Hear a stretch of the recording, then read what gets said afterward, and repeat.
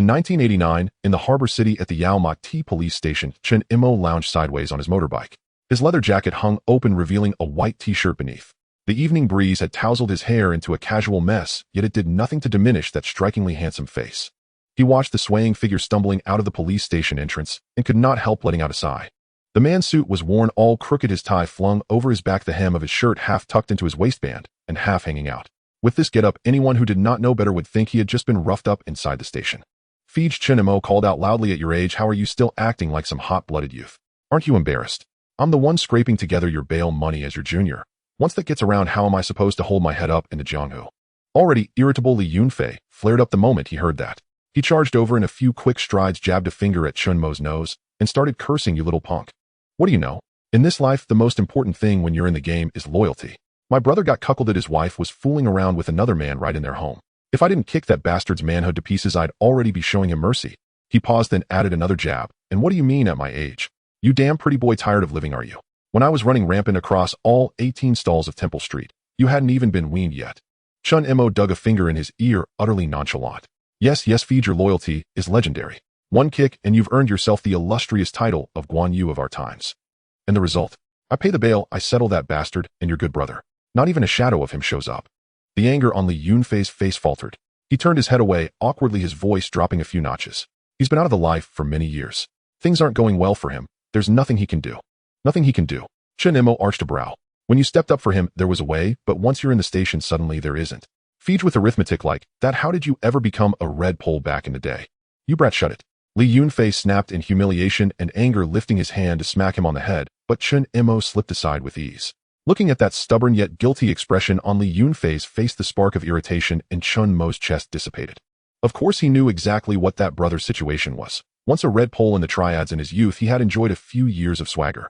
He ran errands for the 4 great families of that era, but later chose the wrong side, got his leg broken, and with it his fighting spirit shattered as well. Now he scraped by running a newsstand, having married a wife 20 years his junior. His money was tightly controlled, and he could only watch eyes wide open as his wife took lovers. If Li Yunfei hadn't happened to catch that pair of dogs in the act at home this time, that man would probably have endured the humiliation all the way into his coffin. Unfortunately, he could endure it, but Li Yunfei could not. That was Fij for you.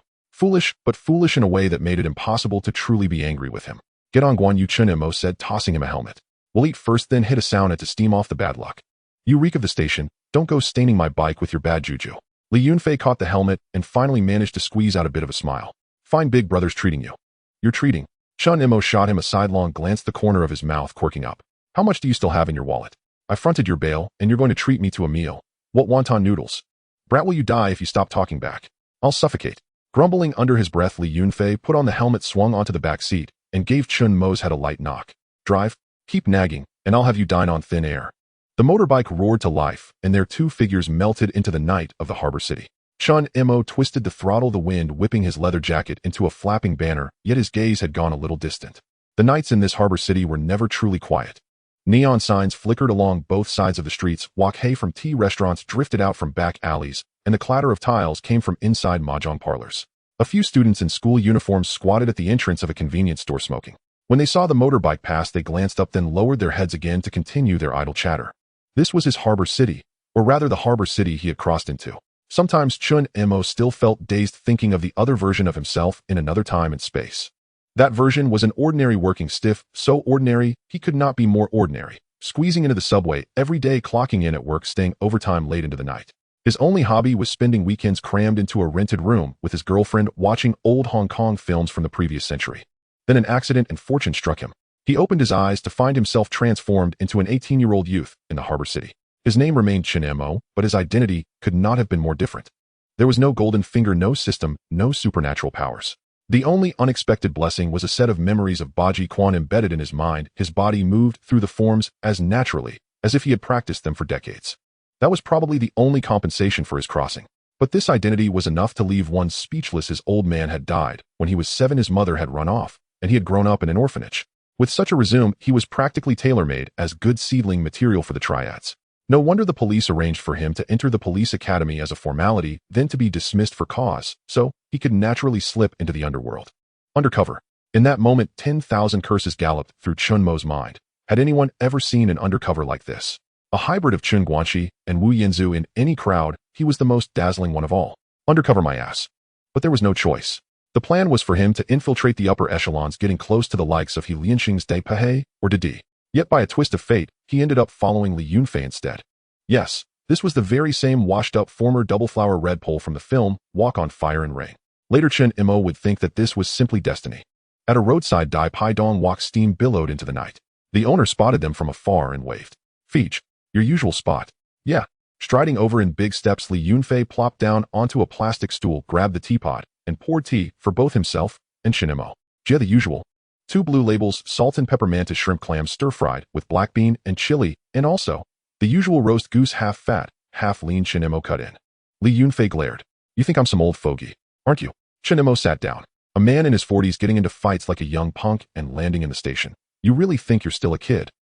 Caught off guard, Li Yunfei downed a cup of tea and refused to respond. Chen Mo chuckled, opened a beer, and filled his glass to the brim. They clinked glasses and drained them in one go. Smacking his lips, Li Yunfei's mood clearly lifted. Looking at Chen Mo as he refilled his beer, his gaze carried a hint of gratification. In this life, he had known glory and downfall, had followed the 4 great families, and done time in Stanley. What storm hadn't he weathered? Yet the best decision he had ever made was taking this kid in. Back then, seeing how handsome Chen Mo was, skin fair, flesh tender, he could only shake his head. In this line of work, what use was good looks? You had to be ruthless. Yet when this kid truly turned ruthless, even he had been startled. Once a cross-river dragon from a major ring came to their turf looking for trouble. Li Yunfei stepped up to smooth things over, but the other side had no intention of giving him face, and had clearly come prepared. With a wave, more than a dozen underlings surged forward with blades raised. Before he could even grab a weapon, Chen Mo had already moved. First a left-right opening of the doors, then a series of brutal elbow strikes. Whoever he hit went down. In less than a minute, 7 or 8 men were sprawled on the floor groaning. Seeing Chen Mo's stance, that cross-river dragon had the sense to realize that 2 decades of hard-earned skill stood before him, something he could not match. He scrambled away in a panicked retreat. From then on, Li Yunfei's gaze toward Chen Mo was never the same. After 4 years together, though people called them big brother and little brother, in his heart, he had long regarded this kid as half a son. Li Yunfei set down his glass. How did you settle that bastard? Chen Mo picked up a piece of roast goose, chewing leisurely, his tone utterly casual. Paid him a hospital visit and brought a gift. So well behaved. Li Yunfei lifted a brow. What did you give him? A bullet. Li Yunfei almost sprayed out his beer. Cough, cough. What did you say? A fruit basket. Under the fruit basket, a 38-round, Chen Mo said, as if remarking on the weather. His family's got money, so he was arrogant at first, afraid of neither the black nor the white, saying he'd sue you into prison. I told him fine. 3 days from now I'll come again. If by then you still insist on pressing charges, then I won't interfere. Hearing that, Li Yunfei barked out a half-law, half-curse. You brat really not going to look out for me. What happened after? After that, I took a stroll around his villa. From the neighbors I heard, he liked walking his wolfhound and rarely used a leash. Quite a few neighbors had been bitten, so that night I slipped in and slaughtered the dog. Chen Mo's tone remained light. While he slept, I tucked the dog's head into his covers. The next morning, he opened his eyes to find he'd spent the night cuddling a dog's head. Once again, Li Yunfei almost spat out his beer. After that, I paid him another visit. Chen Mo continued. While he was in the shower, I swapped all his photos for black and white memorial portraits and added 2 sticks of incense. Chen Mo spread his hands. On the 3rd day, I went to see him again. I asked if he still planned to press charges. He said no, and even asked if I'd like to sit down for tea. I declined, and he ended up forcing 2 cartons of cigarettes on me. Li Yunfei stared at Chen Mo for a long moment, his expression a tangle of emotions. Chen Mo spoke lightly, but as an old hand, how could Li Yunfei not know how troublesome all that had been? Since the man had money, there was no way he didn't have bodyguards. Whether slipping in to plant the dog's head or to change the memorial photos, Chen Mo would have had to deal with those guards first. Bastard. Li Yunfei finally managed forcing out 2 words. You're a real short mule. Chen Mo smiled and raised his glass. That's exactly what I am. Besides, feed, you taught me well. Get lost, I never taught you that. You taught us to be loyal. As for methods, I improvise. Li Yunfei was left speechless. After a while, he suddenly laughed. He raised his glass and clinked it against Chen Mo's, draining it in one gulp. Night wind swept through the Dai Pai Dong, rustling the plastic tarps overhead. Li Yunfei suddenly said, you've been with me more than 4 years now. Chen Mo's hand paused. He looked up at him. Staring at the glass in his hand, Li Yunfei did not lift his head as he spoke, his tone as calm as if discussing the weather. I know you're not just some ordinary kid. You've got skills, you've got brains. Following me, it's a grievance to you. Chen Mo said nothing. If you want to leave to go follow someone else, I won't object. At last, Li Yunfei lifted his head to look at him. The sitting hall boss Chung, I've had tea with him a few times. And Lin Huailo and Jordan, they all remember you. It wouldn't be hard for you to switch over. Chen Mo looked at him, then suddenly smiled. Feej, are you trying to get rid of me? I'm getting rid of your damn mother. Li Yunfei almost swore outright, then swallowed it back. What I'm saying is you deserve a better future. Chen Mo set down his glass and looked at him intently. Fij, let me ask you something. Say it. If I got framed badly someday, would you stand up for me? Li Yunfei didn't even hesitate. What kind of stupid question is that? Of course I would. If I had to throw down with someone, and they had more men, would you stand by my side? Hell, damn it, when have I ever abandoned a brother? If someday I fell on hard times with no money and no face, would you take me in? Li Yunfei glared at him. What nonsense are you spouting? Chen Mo cut him off with a smile. Then I'm not leaving. Li Yunfei froze. After a long moment, he turned his head away and blinked hard, muttering, "You're crazy." Chen Mo smiled as he refilled his glass. Fiji'd up. Roast goose doesn't taste good once it's cold. I know. You think I'm a kid. You're not a kid. You're an old fogey. Damn it, I'll kick you. Kick me out, and you'll have no one left to pay your bail. As the two of them left the food stall, Li Yunfei reached into his pocket to pay, but the boss waved his hand with a smile. Fij, no need. AMO already settled the bill when he went to the toilet just now. Li Yunfei froze for a moment. The boss gave him a thumbs-up, crow's feet crinkling at the corners of his eyes. You're really blessed. That younger brother you took in is not only good-looking but loyal too. Where can you find another like him? Li Yunfei turned his head toward the street. Chen Mo was already straddling his motorbike, helmet on, only half his face showing. Seeing Li Yunfei look over, he raised a hand and made a hurry-up gesture. He said nothing, but the corners of his mouth lifted as he walked over. Get on, old geezer. Call me old geezer one more time and see what happens. Old geezer. Li Yunfei lifted his foot about to kick, but Chen Mo had already twisted the throttle and shot forward half a meter. Glancing back, he jerked his chin. You getting on or not? If you're not, I'll go to the sauna on my own. Cursing under his breath, Li Yunfei climbed on. Steam coiled and heat rolled over them. They had just changed clothes and were about to enter the steam room when they ran straight into a wall of flesh.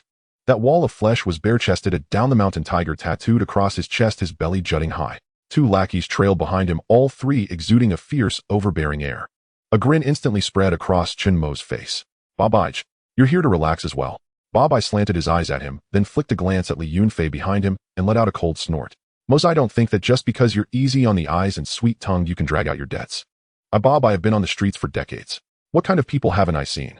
He patted Chen Mo's shoulder, the force far from light. For the sake of us both being men of the Jianghu, and since you're sensible and call me Ji so nicely, next month clear the debt. You hear me? Chen Mo's smile did not fade. He nodded repeatedly. Got it. Don't worry, Babai, I'll settle it next month for sure. Take your time with your bath. Today's on me. As he spoke, he pulled Li Yunfei aside and called out toward the counter, Jia, put Babai's bill on my tab. Babai let out a satisfied grunt and swaggered into the VIP room with his lackeys. Chen Mo dragged Li Yunfei into the steam room. Once the door shut, Li Yunfei finally couldn't hold it in. He shook off Chen Mo's hand. You little punk. What the hell are you doing? Borrowing money from Babai. Do you know what kind of man he is? A loan shark. Compound interest. By the time you're done paying, you'll be selling your blood. Chen Mo sat down on the wooden bench, towel over his shoulders, the heat making him squint. Fij, sit down first. We can talk this through slowly. Talk about what? How much did you borrow? How much do you still owe? Li Yunfei refused to sit, hands on his hips, standing before him like an enraged old rooster with its feathers all fluffed up. Chen Mo was silent for 2 seconds, then held up a few fingers. Not that much, just a few 100,000. A few. Li Yunfei's voice cracked. How much exactly? 300,000. 500,000. You buying a flat? What do you need that much money for? Looking at his expression, Chen Mo actually felt a bit moved, but on the surface he still wore that careless, roguish look. Of course he didn't dare say he had borrowed a full million. How was he supposed to explain it? Big brother Babai is bound to be hacked to death sooner or later, so the money won't have to be repaid. Besides, a loan shark like Babai is no good man to begin with. When they lend you money, they smile all squinty-eyed, but when they come to collect, their hands never tremble. If you borrowed it with your own skills, why bother paying it back? Fij, Chen Mo sighed, his tone for once a little serious. I'm running a club for just a few $1,000s a month. What can that do? It's barely enough to feed myself. I've got a bunch of younger brothers under me. Without money, who's going to follow you? He paused, then added sharply, you think everyone's like me and Desha able to live on fresh air? Li Yunfei was choked speechless. Desha was another of his little brothers who had followed him for 7 or 8 years. Pushing 40, tall and burly, he could fight and carry, but his brain was not exactly quick. Every time they handed out money, Desha never even counted it before stuffing it into his pocket. When asked if it was enough, he would grin. Enough. As long as I can eat with Fij, that's all that matters. Thinking of Desha's silly face, half of the anger in Li Yunfei's chest dissipated, but he still forced himself to hold firm. Even so, you can't borrow that much. Do you know what kind of man Babai is? He's not easy to cover. Big brother Chen Mo spread his hands. I'm already 22. I have to think about the future. The property market in Hong Kong City changes by the day. I want to take a gamble, buy a flat, then sell it before 97 and make a tidy profit. By then you can retire in peace and I'll take care of you. Li Yunfei opened his mouth, wanting to scold him for being crazy, but in the end nothing came out. He just slumped down to one side and tossed a towel over his face. Steam billowed around them, and for a moment they both fell silent. Bored Chen Mo let his gaze wander, then suddenly his eyes sharpened. At the steam room door, a handsome face flashed past. Bronze skin, thick brows, bright eyes, a head of flowing long hair, and a dragon tattoo curling over his shoulder. Chen Mo shot upright. A beautiful picture inked on skin. Applause for a man of the streets. How nange. He stared at the door until that silhouette vanished at the end of the corridor, the corner of his mouth hooking into a meaningful smile. You're right on time, nange. Chen Mo lay back down, pulled the towel over his face again, and ignored Li Yunfei, who had started nagging once more. He focused only on savoring the joy of freeloading a million for this fleeting moment. Soak in the bath, steam in the sauna. How many chances does one get in life? Over an hour later, the two of them stepped out of the sauna center's front door. Chen Mo had his leather jacket slung over his shoulder, his hair still damp, his whole being radiating the lazy air of someone freshly steamed. Li Yunfei followed behind, face grim, mind still churning over where to scrape together money. Then they saw the scene across the street. Several young punks, knives in hand, were hacking furiously at a big man. Blood sprayed several feet, and miserable screams tore through the night.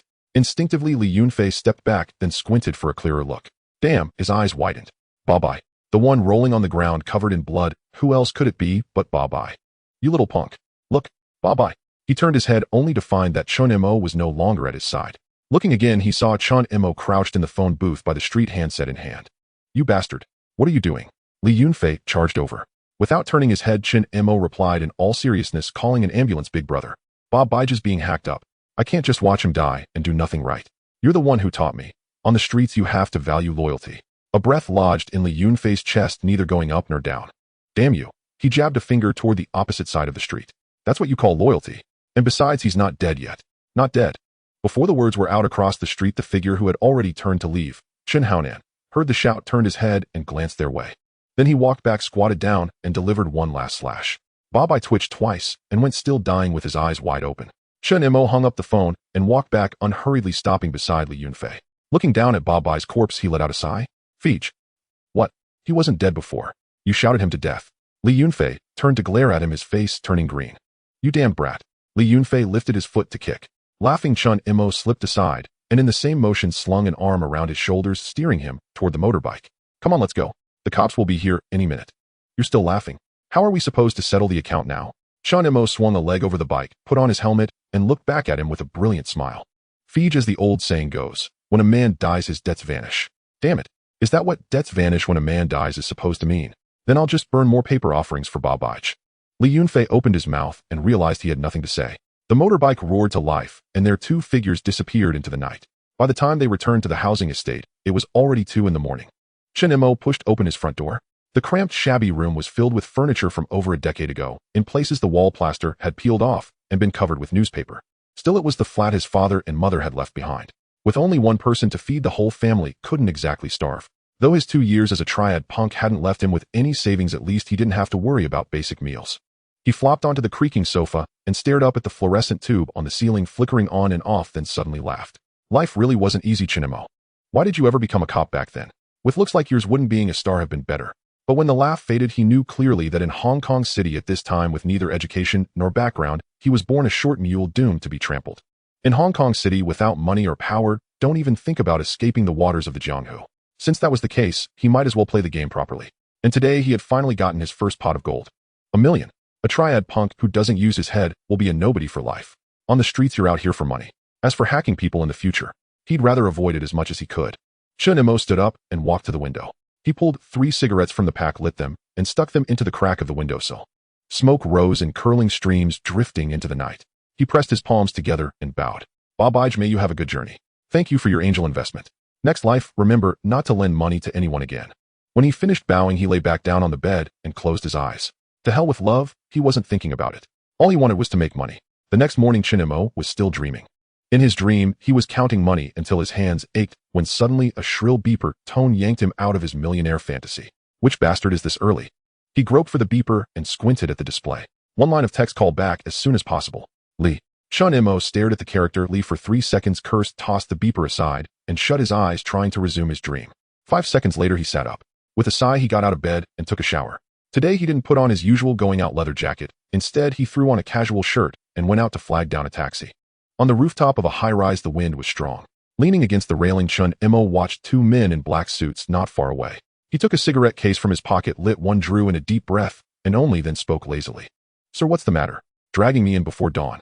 Li Xian gazed at him with a sigh, his eyes heavy with weariness. For years had passed since he'd sent this boy to the police academy, back then earnest and wide-eyed, now slouched and cynical, every word dripping with irreverence. Yet he knew, deep down beneath the swagger and smoke, this was still the same quiet boy from the orphanage gate who'd once accepted his pocket money with a soft, deferential thank you, Uncle Lee. The narcotics unit needs you, Li Xian said, stepping closer. Why didn't you respond last night when I called?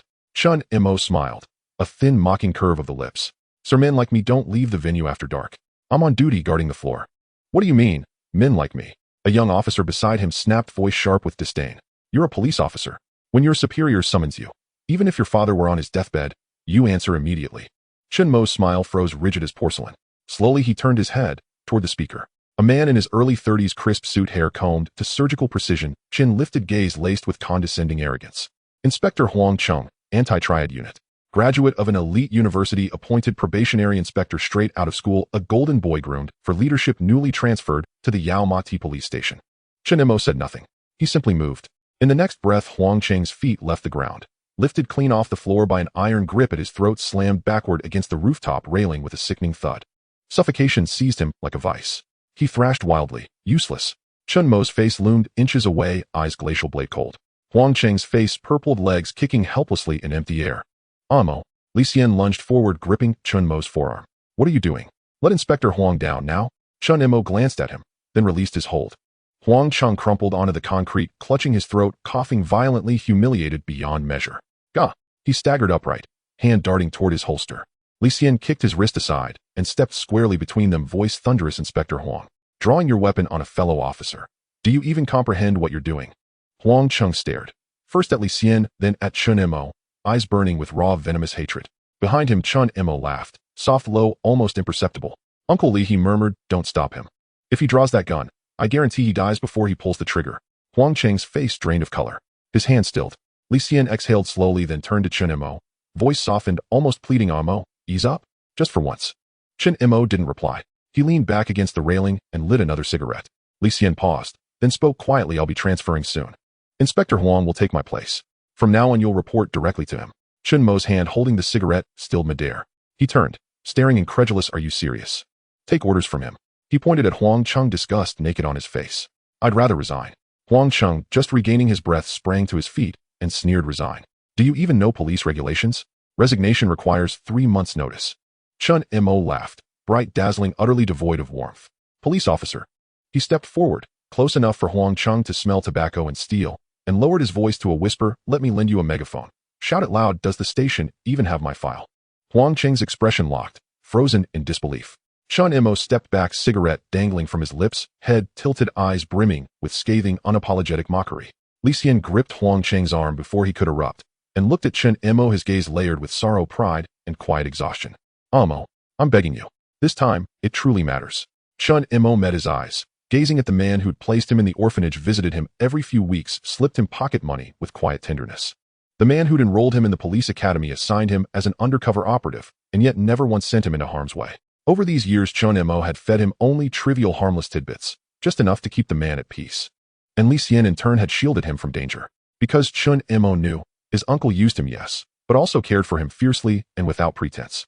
Chen Mo drew deeply on his cigarette, held the smoke, then exhaled slowly, a slow gray veil blurring his features. What is it? Li Xian let out a quiet breath of relief. He glanced at Huang Cheng, then leaned in, voice hushed. A diamond shipment was stolen recently. Over 50 million HKD. Pressure from above is intense. Diamonds. Chen Mo raised an eyebrow, feigning innocence. Uncle Li, our triad doesn't deal in gems. Why ask me? Of course he knew. The Big Circle gang had done it. Rumors had already rippled through the underworld. A crew of ruthless mainlanders had pulled off a major heist in Hong Kong. But what did it matter to him? Li Xian studied him for 2 long seconds, weighing sincerity against performance, then sighed. Thieves steal diamonds. Then they must sell them. Selling means contacting triads. You're a 4th-generation member of the Wu Wen Sheng Society. Your senior brother Li Yunfei served under Elder Deng. No great reputation perhaps, but his connections remain intact. Find out what you can. He steered Chen Mo aside, voice dropping to a murmur. Crack this case, and I'll likely be promoted. And I swear, I'll get you transferred back. Let me be frank, I'll arrange for you to re-enroll at the police academy. After graduation, I'll secure your appointment as a probationary inspector. Just bear with it, for now. Chen Mo remained silent, staring down at his cigarette as the wind scattered its smoke into nothingness. Re-enrollment. Probationary inspector. The words circled in his mind. Had Li Xian merely promised a transfer or promotion, it would have been empty rhetoric, a hollow promise. But re-enrollment at the police academy, that rang true. Undercover work left scars no one saw, especially academic ones. The longer he stayed outside the system, the harder it became to return. Without formal credentials, he'd cap out as a sergeant, never touch the rank of inspector. Li Xian's offer wasn't flattery. It was calculation and care. Chen Mo finished the cigarette, crushed the butt against the railing, and waved dismissively. I'll contact you if anything surfaces. Without looking back, he strode toward the stairwell. The rooftop wind roared, billowing his shirt like a sail. From behind, Huang Cheng's voice cut through the gust, low, venomous, carried clear on the air. He's addicted to being a gangster. Look at how he carries himself. In my view, disobedience warrants handcuffs, and if he resists, expose his cover. Let the underworld tear him apart. Chen Mo paused, just for a heartbeat. Then Li Xian's voice followed, cold, precise, lethal. A hand clamped hard across Huang Cheng's cheek. Let me make this perfectly clear. I have 1 month left before my transfer. Until then, I am still your superior. I granted you courtesy to introduce you to our undercover asset, because I respect the commissioner. That was my limit. Do not overstep. No matter how powerful your backers, or how prestigious your degree, I will bury you. Permanently. Chen Mo kept walking, downward, unwavering. A faint, knowing smile touched his lips. Uncle Li was still Uncle Li. A taxi idled on Nathan Road, stalled in traffic. Chen Mo slumped into the rear seat, watching neon signs flicker past the window, blurred, transient, indifferent. Li Xian's words echoed in his skull. Truth be told, he was tempted. He'd assumed this was all there was. Triad life. Running venues, collecting debts, wielding blades, or waiting for one to find him first.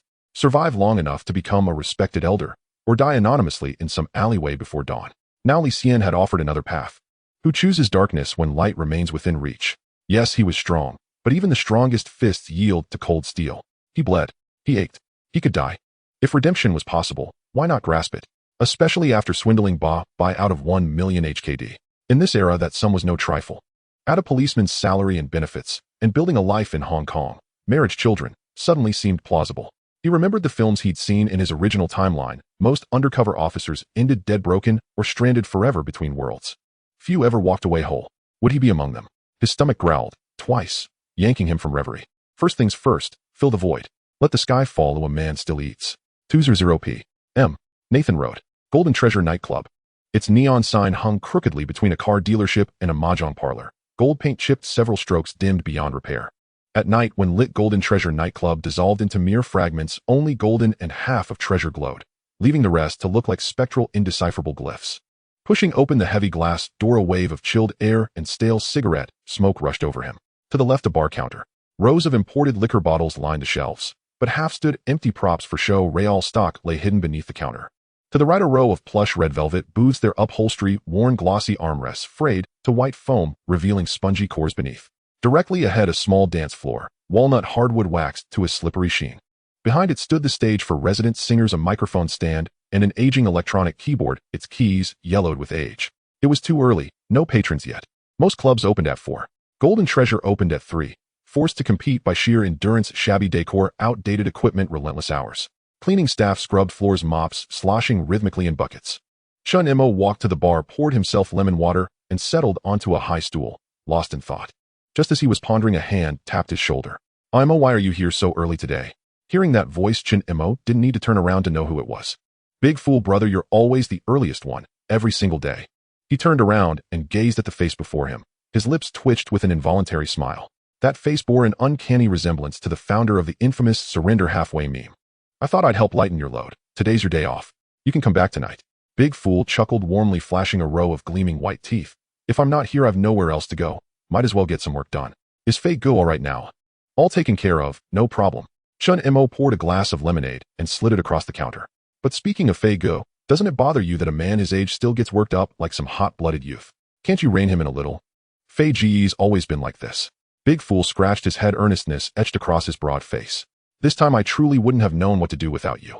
If it comes to swinging a blade, I'll step forward without hesitation. But anything requiring real thinking, I'm utterly lost. Big fool, brother. How is it that after all these years with Fei Gu you've never risen through the ranks? With your skill, becoming a red pole would be effortless. He meant every word. Even before Chen Mo joined Fei Ge's circle, Big Fool had already been the most formidable fighter under Fei Ge's command.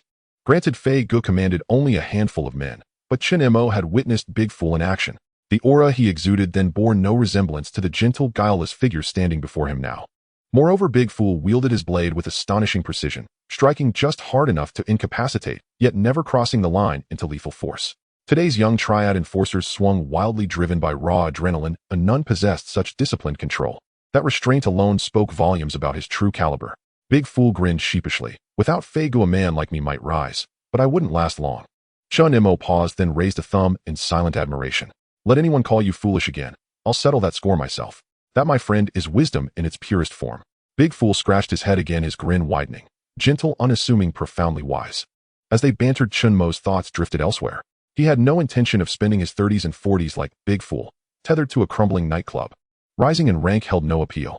The Walin Sheng Triad was riven by internal strife. The new generation strained to ascend, while the old guard clung stubbornly to power. And all lucrative territories had long since been seized by upstarts like the Sun Yi on the Hing and the Tung Sing. So what would promotion even mean? No territory, no involvement in gambling, drugs, or prostitution. How much could one possibly earn? To claim land, one had to seize it, blade in hand, from someone else's grasp. Take Lin Huai Lu, the Jordan branch leader, outwardly prosperous, inwardly perpetually on edge. His turf bordered both the Sun Yan and the Hing, and every day brought fresh dread of invasion. Thus, rather than climbing higher, he preferred to step ashore. As the two exchanged light talk, a voice cut through from the entrance. "Moz, where's your boss?" Chen Mo looked up, instinctively reaching for a helmet. The man before him wore a plain jacket and wore a placid, ever-smiling face. Lin Huai Lu, the Walin Sheng Triad's Jordan branch leader. "Brother Lu, so early." Chen Mo rose promptly. "Fei Gu hasn't arrived yet. Anything you need, just say the word." Lin Huai Lu waved dismissively and settled onto a bar stool. "Is your boss fully recovered?" "All resolved. Thank you for your concern, Brother Lu." Chen Mo poured him a glass of lemonade. "Brother Shao, would you mind stepping outside for a moment? Keep everyone out. I need a quiet word with Moz." Big Fool glanced at Chen Mo, who gave a slight nod. He rose and moved toward the entrance. A subtle shift stirred within Chen Mo, but his expression remained calm and unreadable. "Brother Lu, what's happened? Have you heard the rumor? A shipment of diamonds was recently stolen." "Yes, I heard it was the Daquan gang." "Correct." Lin Huai Lu studied him, his smile unwavering. "But do you know who owned that shipment?" Chen Mo shook his head. "Truly, I have no idea." He genuinely didn't know. Though he recalled certain films from his original timeline, none had revealed the owner. Only that the gems were priceless, their origins unquestionably powerful. Lin Huai Lu lowered his voice.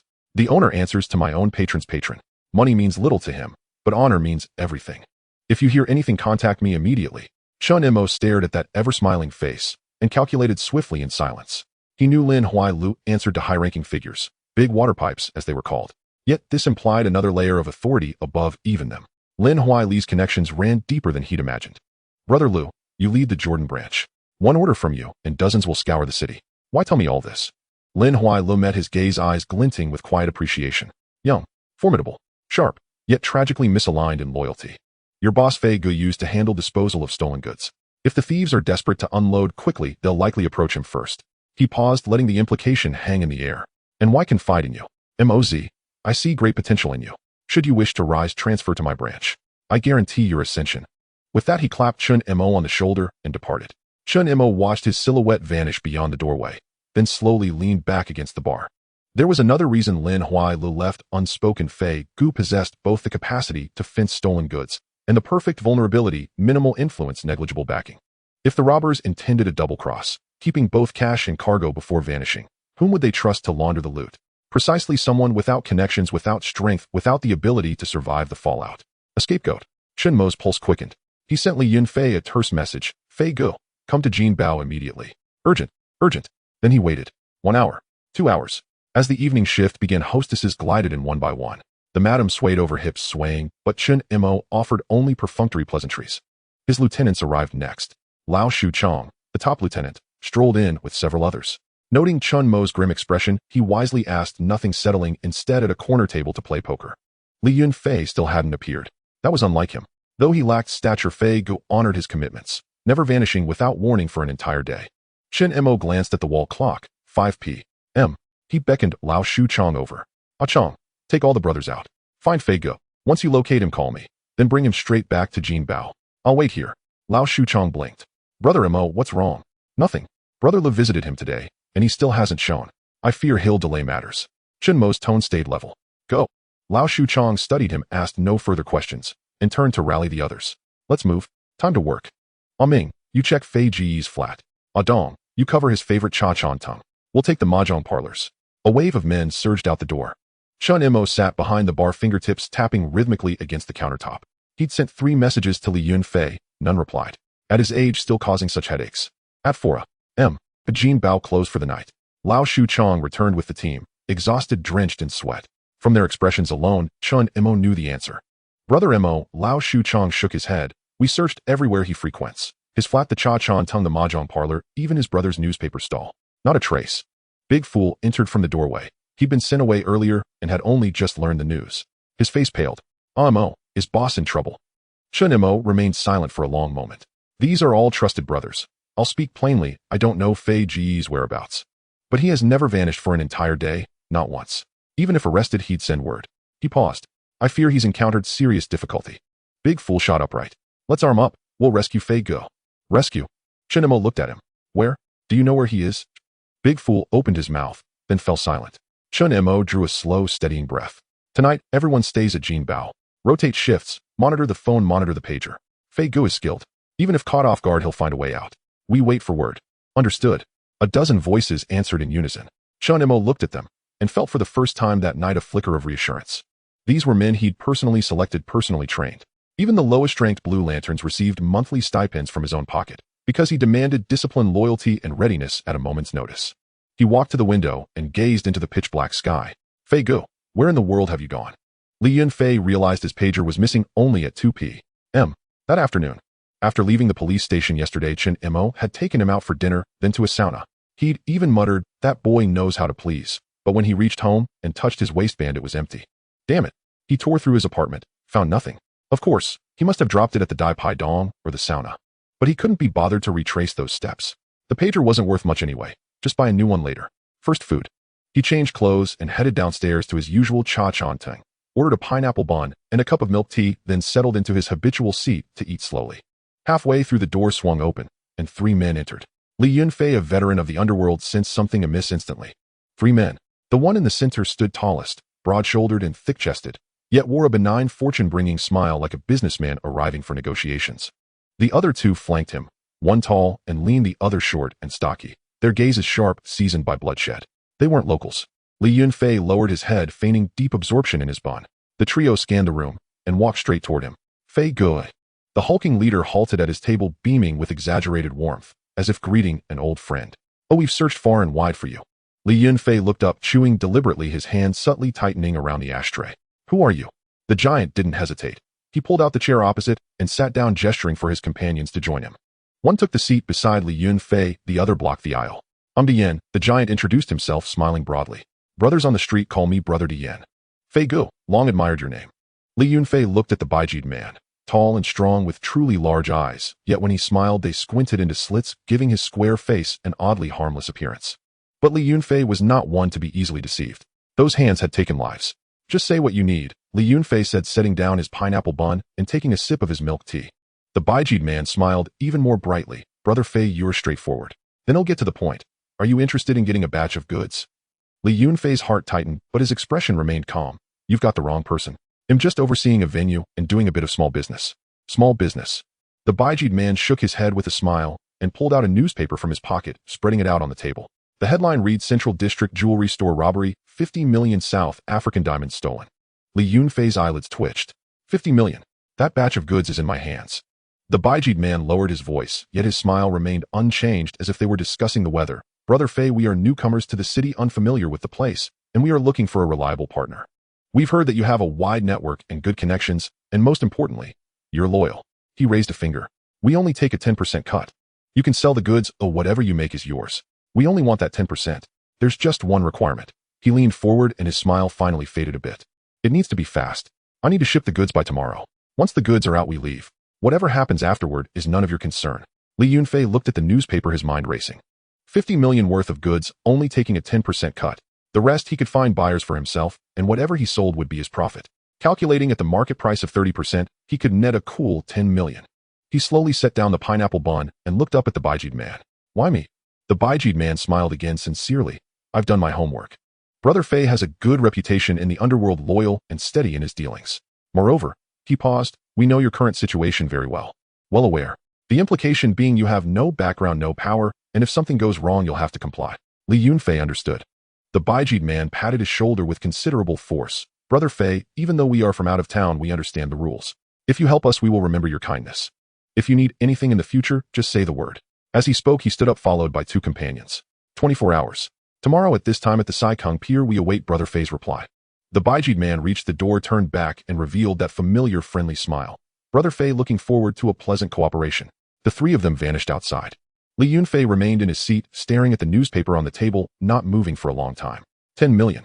He had been in the underworld for 30 years, experiencing both glory and downfall, spending time in prison and enduring knife wounds. But he had never seen 10 million. If he had this money, he could take Chen Mo and Desha away from here. That kid always complained about making no money overseeing the venue, always wanting to take risks. With money, what was there to risk? Just immigrate, go to Canada, go to Australia, anywhere would do. Desha had followed him for 10 years from a naive kid to now, without a single complaint. With money, he could open a shop for him, do legitimate business, and no longer need to harm others. And for himself, Li Yunfei let out a bitter smile. He was already in his 40s, how many more years could he fight?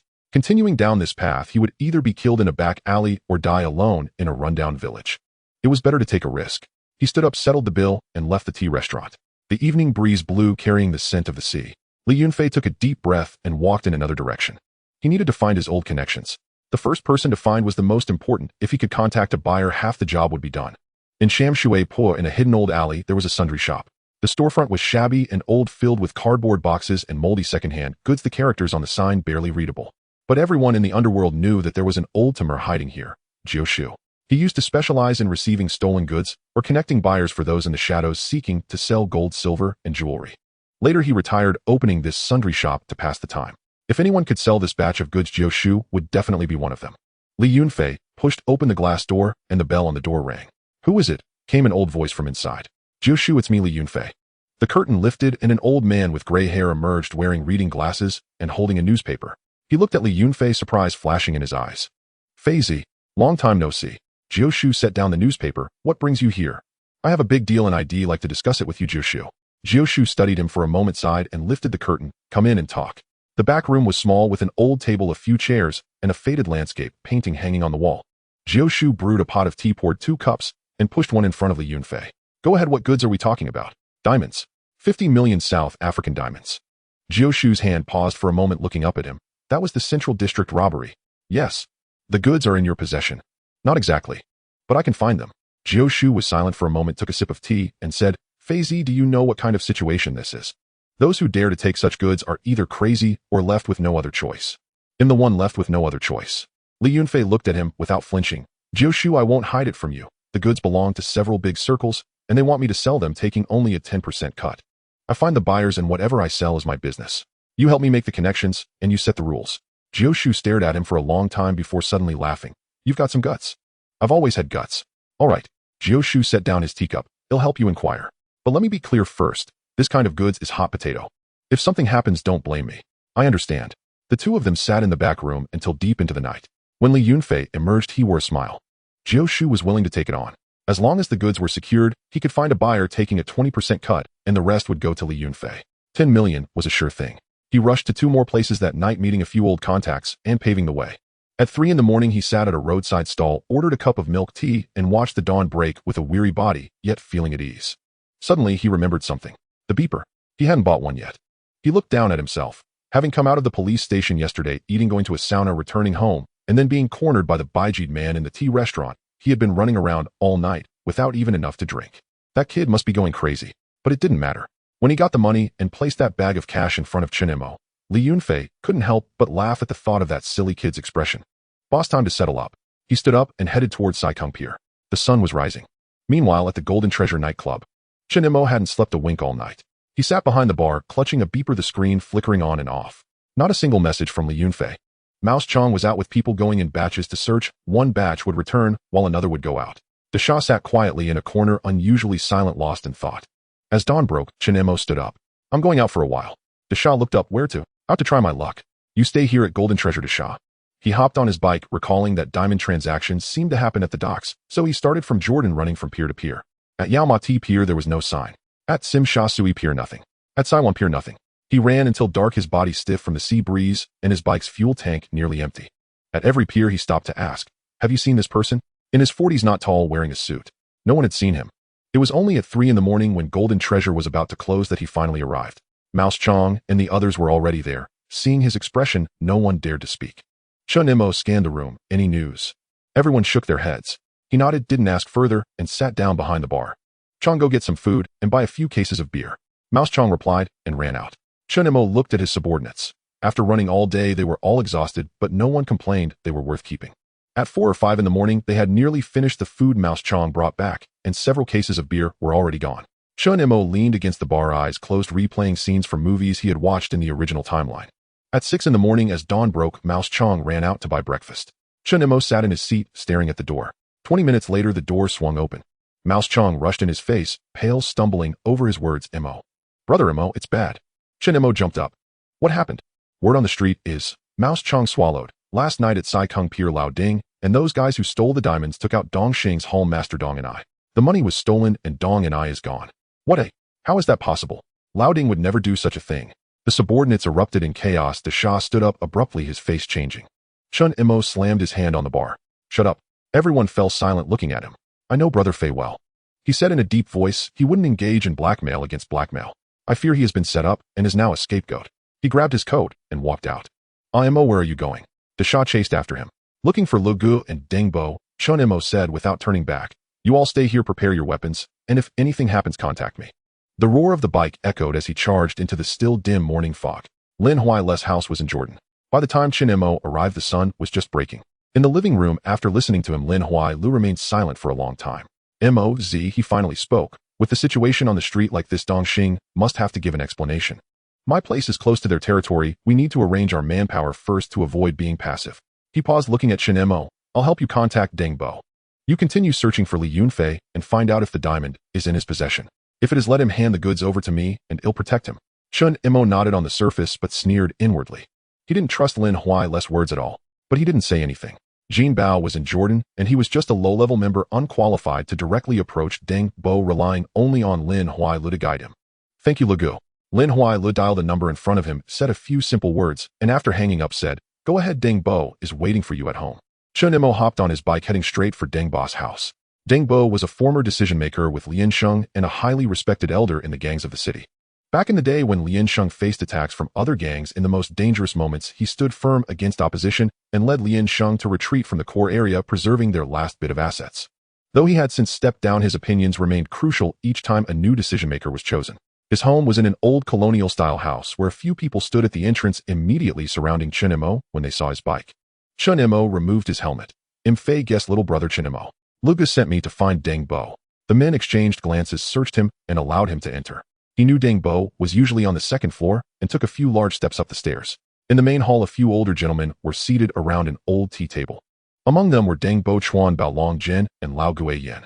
Chen Mo greeted each one. Deng Bo leisurely poured a cup of tea and looked up at him. How much do you know about Fei's situation? Uncle Deng poured a cup of tea with unhurried grace, then lifted his eyes toward Chen Mo. How much do you know about Fei's affair? Chen Mo stood before the tea table, too wary to sit. The men before him were the last pillars of Lin Sheng, the old guard who had preserved the Triads' very foundation. Years ago, Uncle Deng had defied all opposition and led the organization out of the bustling Yao Ma Ti and Sim Sha Sui districts, safeguarding its core strength. Chuan Bao was notorious for his explosive temper. His words always sounded like shouting, but no one in the underworld dared provoke him. Long Jin wore a perpetual smile, yet his heart was the blackest of all. Lao Gui Ong remained silent, but the moment his gaze swept across the room, it cut like a blade. Uncle Deng, Brother Fei has been missing since yesterday afternoon. Chen Mo steadied his voice as best he could. I heard today that he was at Sai Kung Pier with members of the Daquan, and that they killed Dong and I of the Dongxing Triad. I don't believe it. Don't believe it. Chuan Bao's voice boomed like thunder. The whole city is talking. What good does disbelief do? Dongxing lost a branch leader. Do you think they'll pause to ask whether you believe it or not? Long Jin spoke slowly. Mo, is that your name? I know you. You're the fiercest fighter under Brother Fei. You say he wouldn't commit such an act, but on what grounds? Chen Mo met his gaze, each word deliberate. Brother Fei has walked the underworld for nearly 30 years, and loyalty has always been his creed. Betrayal among brothers. That is beyond him. Loyalty. Chuan Bao sneered. Does loyalty fill your belly? Try standing before $1 million, and see how firm your principles hold. He never saw the money. Chen Mo replied the goods weren't in his hands. Lao Guiong finally spoke, his voice hoarse. How do you know? Chen Mo paused. He couldn't reveal he'd seen the original timeline unfold in film. He knew Brother Fei had been framed by the Daquan. I've served him for 4 years, he said. If he were capable of this, he wouldn't have lasted this long. He had once been a dual-flower red pole, a top enforcer, but these past few years his standing had dwindled. The uncles knew his situation well. They exchanged glances and nodded silently.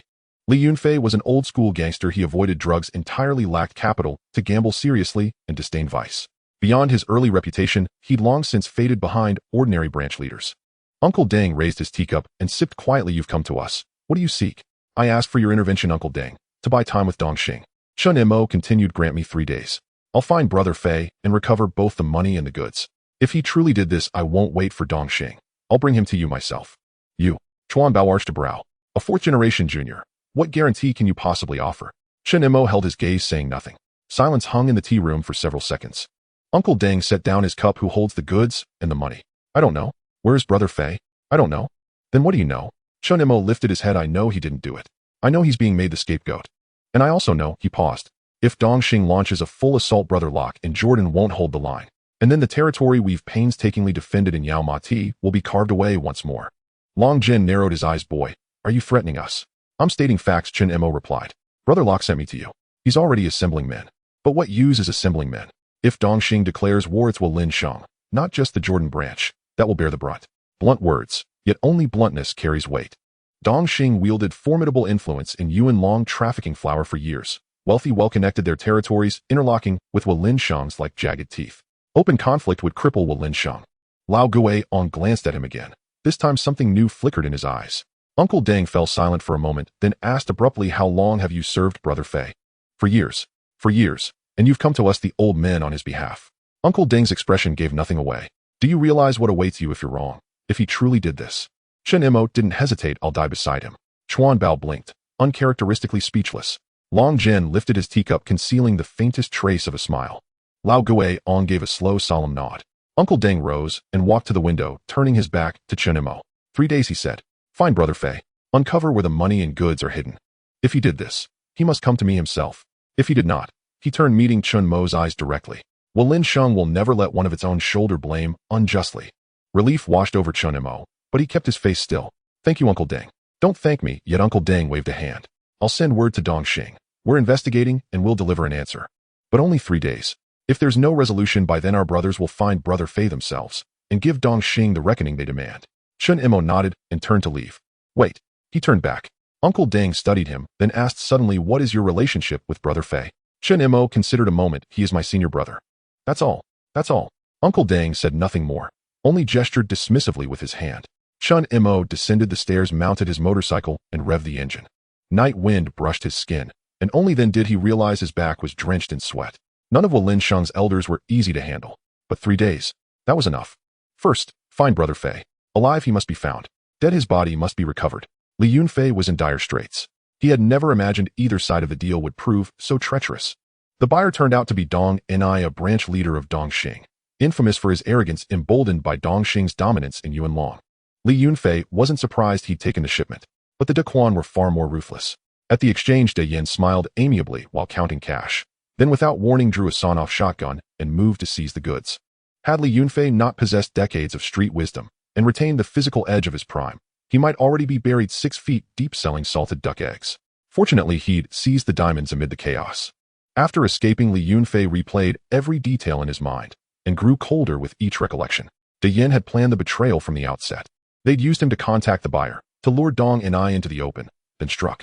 Now Dong Ni was dead, the money stolen, the goods vanished, and he, the intermediary, was the perfect scapegoat. Dongxing would hunt him relentlessly. The police would pursue him without mercy. Even Lin Shang, in self-preservation, might hand him over. Li Yunfei let out a wry laugh. 40-odd years of life, and for the first time he felt truly valuable. Yet he held the goods.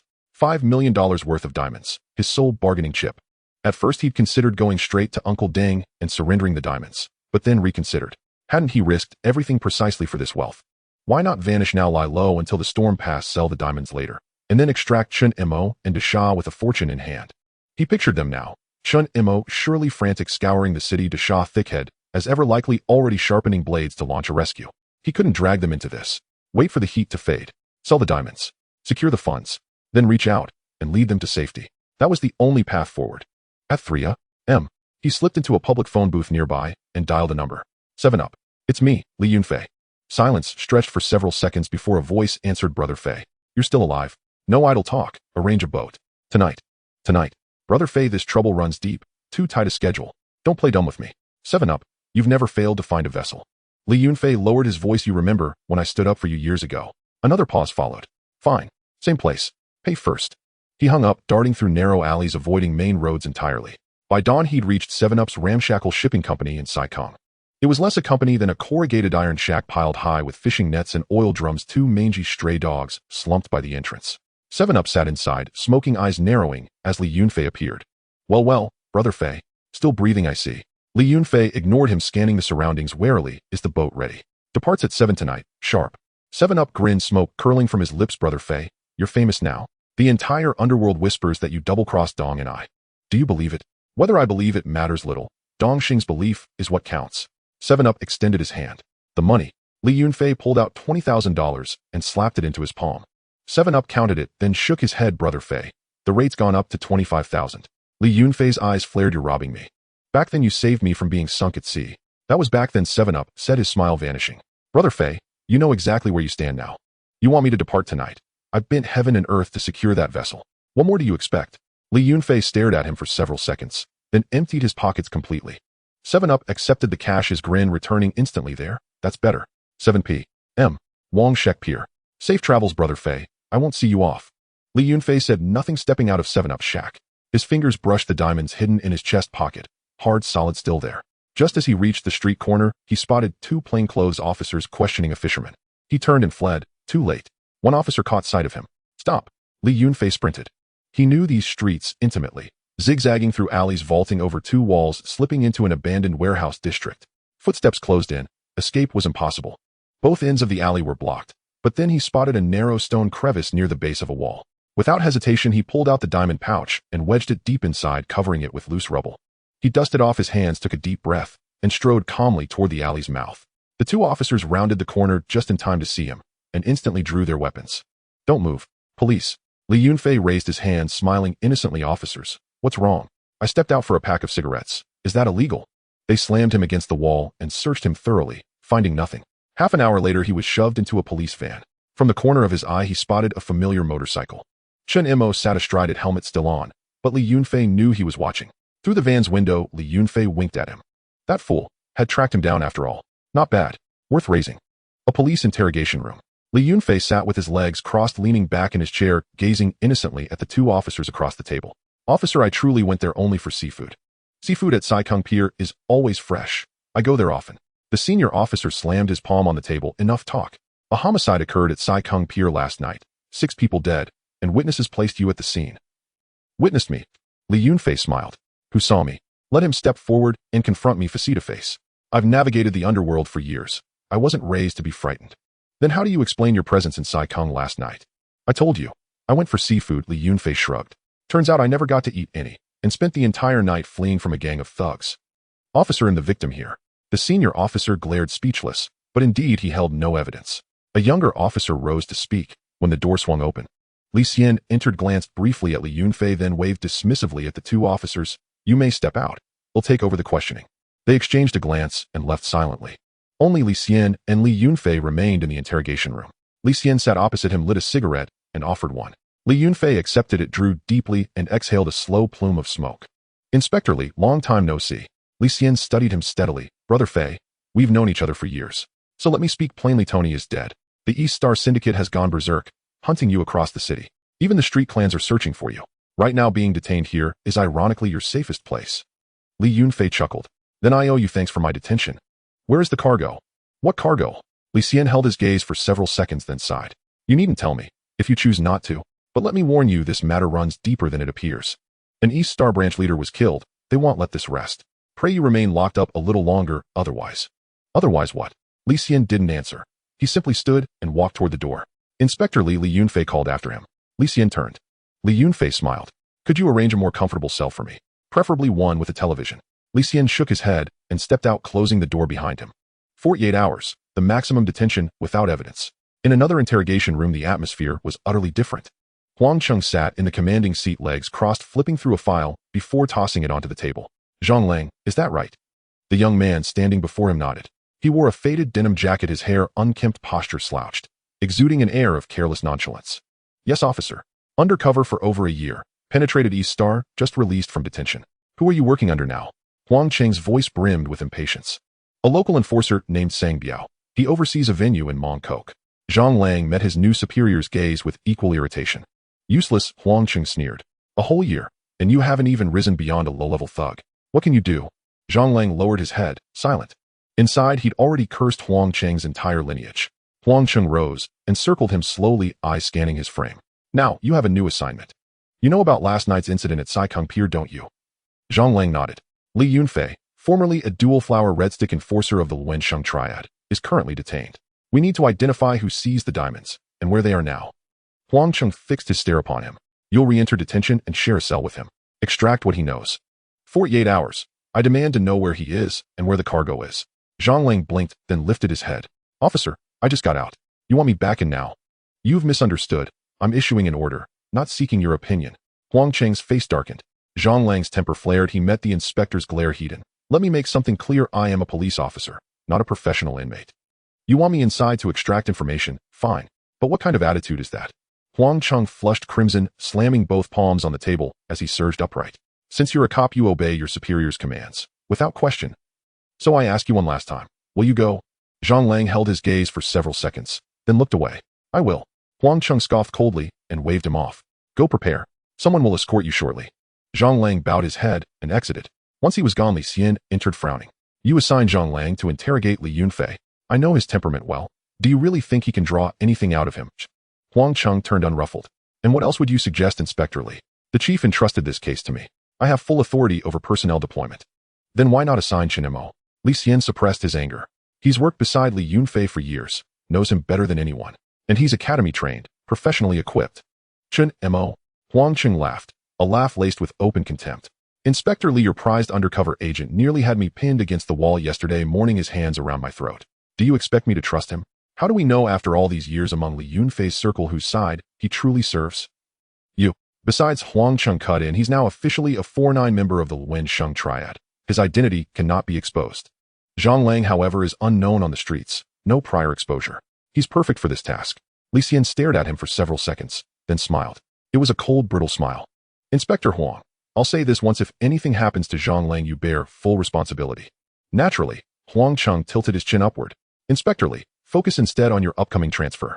This case, I'll handle it myself. Li Xian said nothing more. He turned and walked out. Outside Yaomati police station, Chen Mo leaned against a public telephone booth, staring at the station's entrance for a long while. Li Yunfei wouldn't be released tonight. He crushed his cigarette, stepped into the booth, and left a pager message for Li Xian. An hour later, in a narrow alley near the station, Chen Mo met Li Xian. Li Xian stood leaning against the wall, smoking, his expression heavy with worry. At Chen Mo's approach, he extinguished his cigarette and straightened up.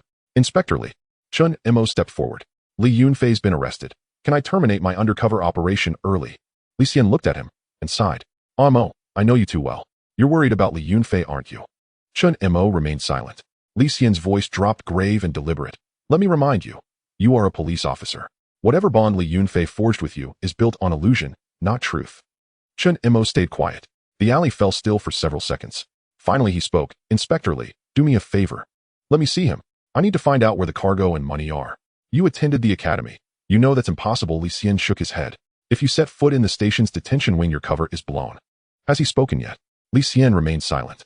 Chen Mo continued. In 48 hours you'll have to release him. If the Daquan or East Star syndicates reach him first, he won't survive. Then how do you solve the case? Li Xian hesitated, then said, don't worry. We've made arrangements. Arrangements? Chen Mo smiled, a smile edged with unmistakable irony. Another mole planted beside him, perhaps. Li Xian jerked upright, stunned, staring at him. Chen Mo offered no explanation, only asked, this case is under Inspector Huang's command now, isn't it? Li Xian paused, then nodded. Who did he send in? Someone you don't know. Chen Mo held his gaze and asked quietly, Inspector Li, do you trust Huang Cheng? Li Xian didn't answer, but his silence said everything. I may be transferred to West Kowloon. Li Xian finally said, weariness thick in his voice. I'm sorry, I can't help you with this. But, he paused then added, once this is resolved, I'll secure your future, even if I'm no longer on the force. Chen Mo's expression softened slightly. He knew Li Xian was stubborn, but unshakably honorable. Inspector Li, I'll leave you with one warning, Chen Mo said, locking eyes with him. Ensure Li Yunfei's safety at all costs. The Daquan syndicate carries firearms. They'll stop at nothing. If you detain him, keep him only in Yao Mati's detention wing. Do not transfer him elsewhere. I'll inform Inspector Huang. Chen Mo nodded and walked deeper into the alley. After a few steps he stopped and glanced back. Li Xian still stood rooted in place, his figure swallowed by shadow, his expression unreadable. Chen Mo said nothing more. He vanished into the night. Li Xian watched the spot where he'd disappeared and exhaled a long weary sigh. Jinbao nightclub. When Chen Mo pushed open the door, only a few scattered patrons occupied the tables. A lounge singer performed Cantonese classics on stage, voice thin and listless. Lao Shuchong hurried over, lowering his voice. Brother Mo, tonight feels wrong. Half our usual guests are missing. Chen Mo scanned the room and nodded. He strode to the bar and summoned Mama Xia. Close up tonight. Send everyone home. Pay them in full. Mama Xia hesitated, but seeing his expression, she said nothing, turning immediately to carry out his orders. Guests filtered out. The singer packed up his mic. The doors shut. Only Chen Mo, Da Sha, Lao Shuchong, and a dozen loyal lieutenants remained. Chen Mo settled onto a bar stool, poured himself a drink, but didn't sip it. He simply turned the glass slowly in his hand. Brother Fei is safe, for now, in police custody. But trouble is coming fast, he continued. Lao Shuchong glanced at Da Sha, who remained silent, so he ventured. Right, Brother Mo. Words spread across the underworld. Wensheng and East Star are on the brink of war. No one came in tonight. At this rate, Jinbao will shutter its doors. Chen Mo shook his head. Closing shop is trivial. There are two far greater threats. All eyes turned to him. Uncle Deng gave me 3 days to uncover the truth. But Brother Fei will spend 2 of them in custody. Today alone has cost us 1 day. He set the glass down. Once he's released, if we haven't located the money and cargo, East Star won't spare him, nor will our own organization. Da Sha finally spoke, his voice low and resonant. And the second threat. The Daquan Syndicate, the masterminds behind the setup, Chen Mo replied, meeting his gaze. Brother Fei knows too much. They'll kill him to seal their secret. Da Sha fell silent for a moment, then rose. He walked to the corner, lifted an old leather suitcase, opened it briefly, then snapped it shut again. Chen Mo had never seen what lay inside. Da Sha hoisted the case and headed for the exit. Brother Da Sha, Chen Mo called out. Da Sha turned. Chen Mo paused, then said, be careful. Da Sha nodded and stepped out, disappearing into the night. The door clicked shut. Silence returned. Lao Shuchong edged closer, voice hushed. Brother Mo, can Brother Da Sha really handle this alone? Chen Mo didn't reply. He lifted the glass and drank it in one swallow. Whether he could or couldn't, someone had to go. He rose and walked to the window, gazing out at the blackened street. Brother Fei, where did you hide it? Upon hearing these words, Li Xian shook his head. Exchanging the goods for your junior brother's life is useless. Li Yunfei froze in astonishment. What do you mean? It means. Li Xian fixed his gaze on the black sedan receding into the distance, speaking rapidly. The underworld is already abuzz with rumors that you colluded with the Daquan gang to betray them. Even if you hand over the goods now, Dongxing will not believe you just recovered them. They'll only assume you surrendered them out of desperation. He paused briefly. Only by capturing Da Yin can you clear yourself of suspicion regarding collusion with the Daquan gang. Only then can your triad step forward publicly and legitimately on behalf of your junior brother. Li Yunfei opened his mouth, but remained speechless. Da Sha, seated in the rear, listened in bewildered confusion and couldn't help asking, Brother Fei, what's really going on? What happened to Mose? Li Yunfei fell silent for several seconds before replying. He briefly recounted last night's negotiation. Chen Mo had taken full responsibility for him, alone confronting an entire street controlled by Dongxing. Midnight tonight, in Yao Tsimong. Da Sha's face gradually paled. Midnight tonight, he murmured. So what time is it now? Nearly 8 o'clock, Li Xian said, glancing at the dashboard. Da Sha stiffened in the back seat, his eyes glazed and unblinking. So all those things he said last night. He whispered, he truly walked out prepared to die. Li Yunfei whirled around sharply. What did he say? Da Sha hesitated, then repeated verbatim what Chen Mo had told him the previous night. He said, once Brother Fei is free, you must protect him at all costs. If Hong Kong becomes untenable, help him flee, anywhere, no matter where. He also said you're no longer young. Stop causing trouble. If you land in trouble again, no one will bail you out. As Li Yunfei listened, his head sank lower and lower. Finally, he shrank into the passenger seat, arms wrapped tightly around his head, motionless. After a long silence, he suddenly raised his hand and struck himself twice, hard. Slap, slap. The sharp, crisp sounds rang jarringly inside the car.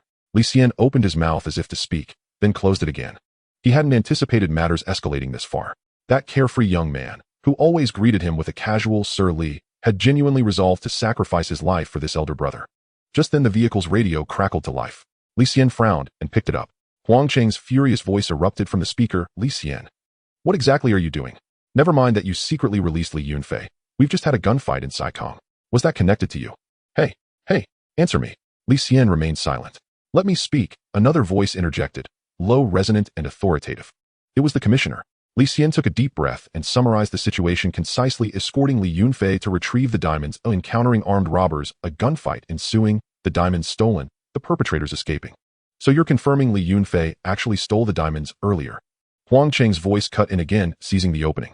A heavy silence followed over the radio. Then the commissioner's voice returned, this time colder, sharper. Li Xian returned to headquarters immediately. The police station is issuing a warrant for Li Yunfei's arrest. Li Yunfei's expression changed instantly. De Sha froze. Both turned to Li Xian simultaneously. His knuckles whitened as he gripped the radio. He clenched his teeth and spoke. Commissioner. His voice boomed so loudly it startled both men on the other end. Li Yunfei has nothing to do with the diamond robbery. The shipment was seized by the Daquan gang. He was merely manipulated.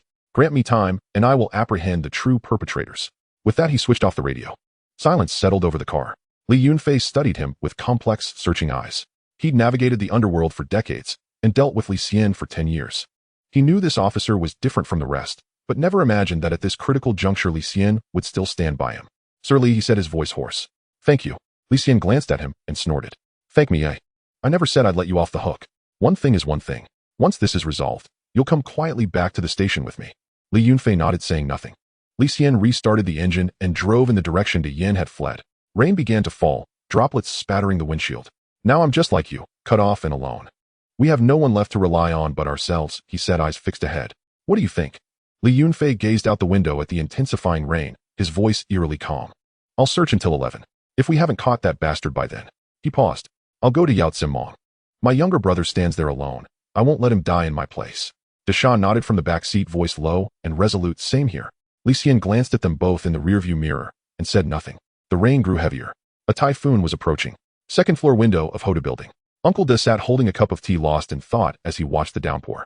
Ai leaned closer, following his line of sight, only seeing dense curtains of rain and the occasional passing car. Dad, what are you looking at? Ai, do you know why Yao Mong is called Yao Mong? Ai blinked. Oil Street, Sim Sha Sui Mong Kok. It's common knowledge even for primary schoolers. Do you know what's happening in each of those places right now, eh?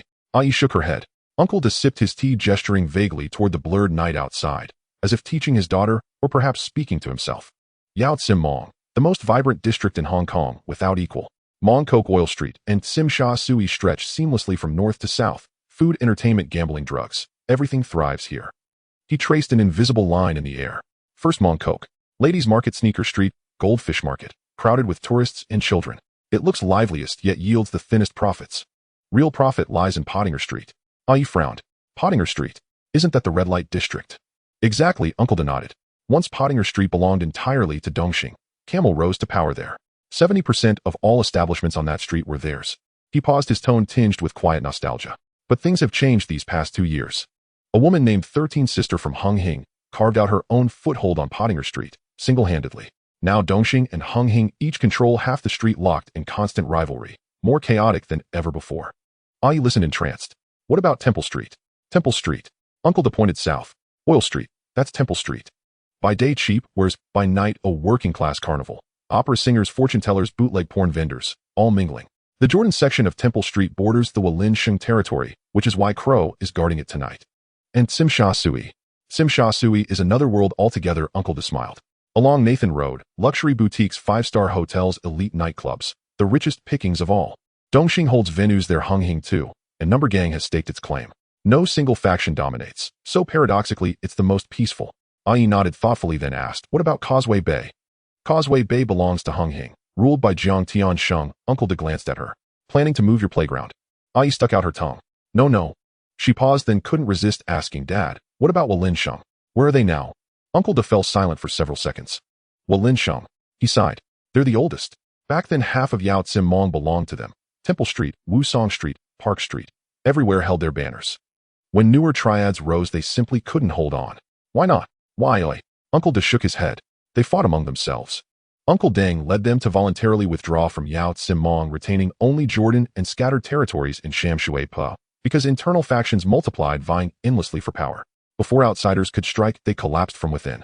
For years, Walin-Sheng's 9 major branches pursued separate agendas, united in appearance, divided in intent. Were it not for Uncle Deng's authority, chaos would have erupted long ago.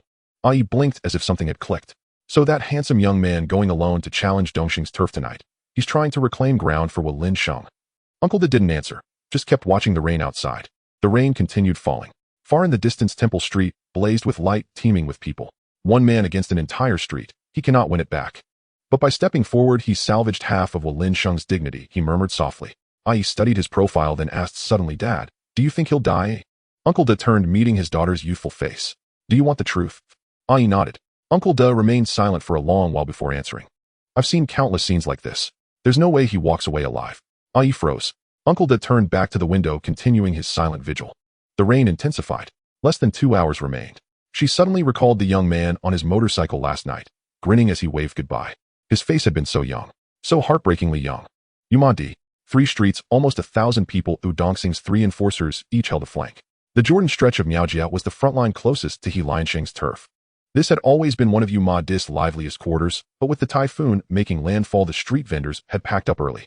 Even so, the eaves along the street were crowded with people as cigarette butts glowed and guttered in the rain. Machetes wrapped in newspaper leaned against the walls. Wu Ya stood beneath the awning of a tea restaurant at the corner, a cigarette between his teeth, eyes narrowed as he watched the dark street opposite. That was toward He Liansheng's Jordan side. Brother Wu Ya, the men are almost ready, an underling ran over. We have 300 on our side, positions arranged. Wu Ya nodded and exhaled a plume of smoke. If that kid comes through here, I'll make sure he can't take 3 steps. The underlings laughed.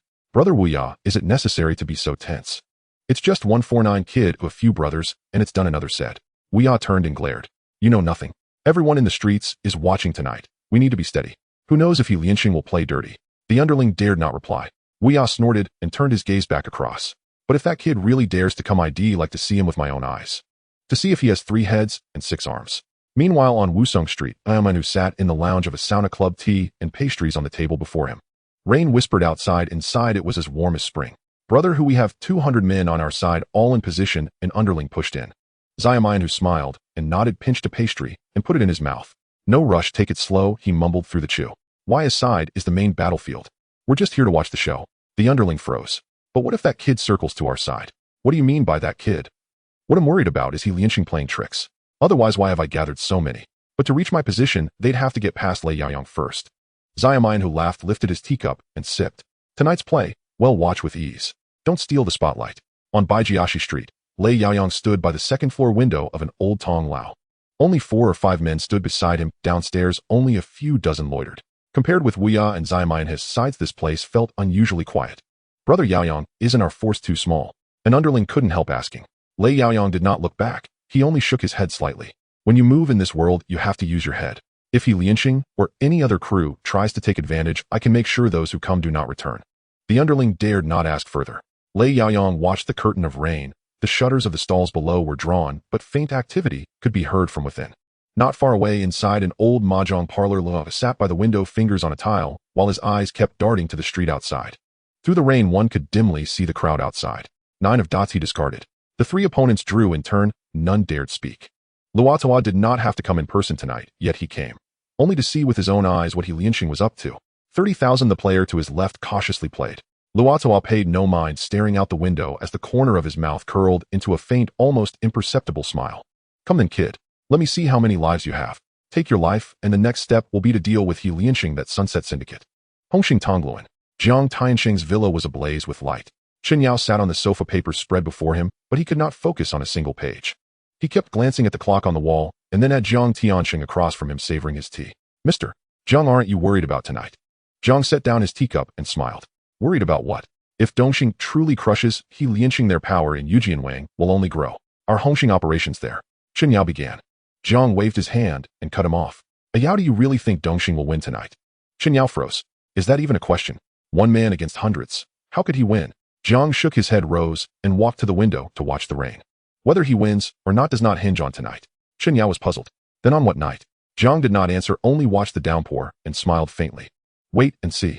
At the other end of Tongluan, Dubby sat in his venue, a table of dishes before him, though his chopsticks barely moved.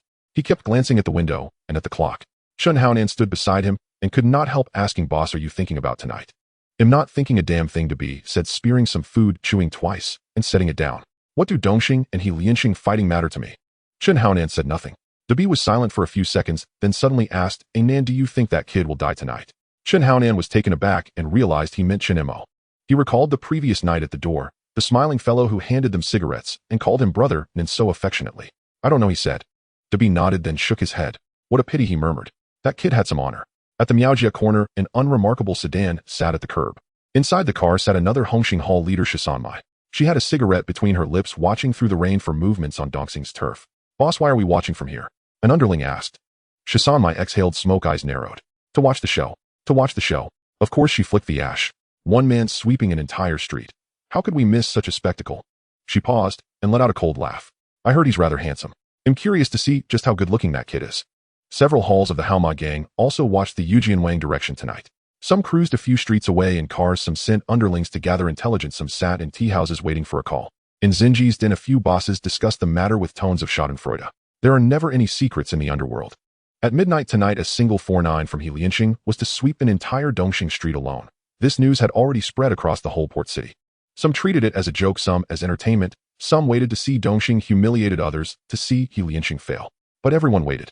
Waiting until midnight. Lianqing Jordan. Outside Linwale's territory, a black mass of people stood at the gate. Rain ran down their hair and dripped from their hems, but no one went inside to take shelter. Over 300 stood silently in the rain, staring toward the street that led to Yujianwang. That was Dongxing's turf. Lin Huila stood at the front, flanked by Huanyo Guanzin and several hall leaders. Beside Guanzin stood a young man in his early 20s, gentle and very handsome, looking like a student, Jimmy Zai. He held an umbrella but kept his gaze fixed on the distant junction. "Brother Sin, will they really fight tonight?" he asked in a low voice. Guanzin yawned and shook his head lightly. "I don't know." Jimmy Zai did not ask further.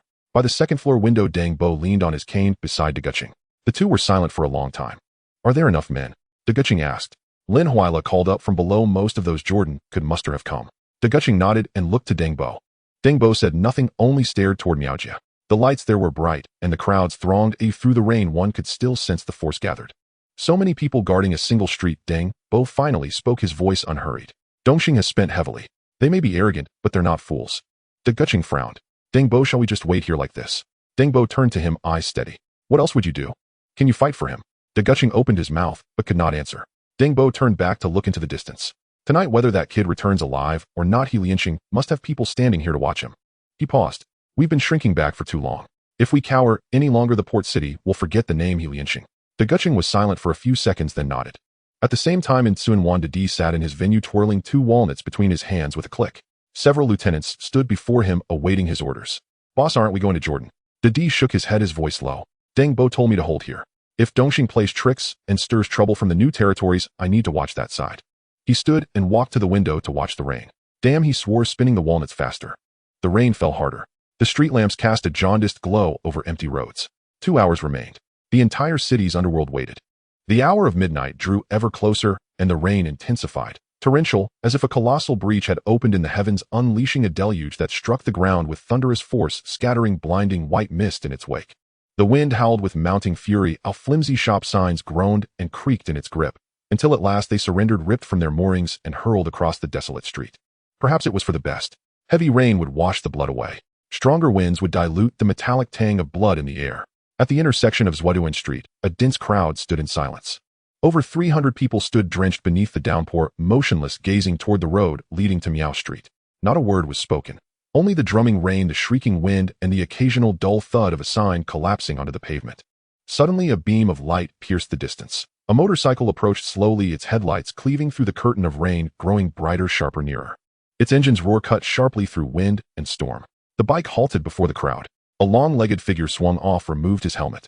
Chen Mo wore a faint smile, rainwater traced paths down his temples and along his jawline. He shook his hair back, swept his gaze across the sea of silent figures, and then spoke. "Whoa, what an impressive turnout." He turned to Lin Huila at the front, voice laced with familiar teasing. "Brother Lu, are you planning to storm Tsim Shui with us?" "Should have told me earlier. I'd have changed into something more dashing." Lin Huila stared at him, face utterly devoid of mirth. "Mosey, is this really the time for jokes?" Relax, relax, he said, pulling a cigarette pack from his chest pocket, tapping one free, lighting it, inhaling deeply, and exhaling a slow, curling plume of smoke. "Honestly," he continued, tone as light as dinner conversation, "it's me who's walking into death, not you. If I'm not afraid, why so grim-faced?" "Here." He tossed the pack carelessly toward Jimizzi in the crowd. "Jimmy, long time no see. Be a good lad and pass these around." Jimizzi caught it, watching Chen Mo lean against the motorcycle, smoke coiling from his lips. Something tightened in his chest. Within the entire triad, Chen Mo was the only one he truly respected. Others dismissed Chen Mo as frivolous, but Jimizzi knew better. This man saw everything clearly. He simply chose not to dwell on it. Stepping forward, he met Chen Mo's eyes and spoke. Mosey, remember that fine horse in my stable last time? You refused to ride it. Chen Mo raised an eyebrow. Jimizi added quietly, afraid you'll never get the chance again. Chen Mo paused, then burst into laughter, eyes crinkling shut.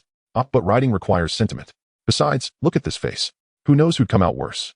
Jimizi studied him, words rising, then swallowed them back.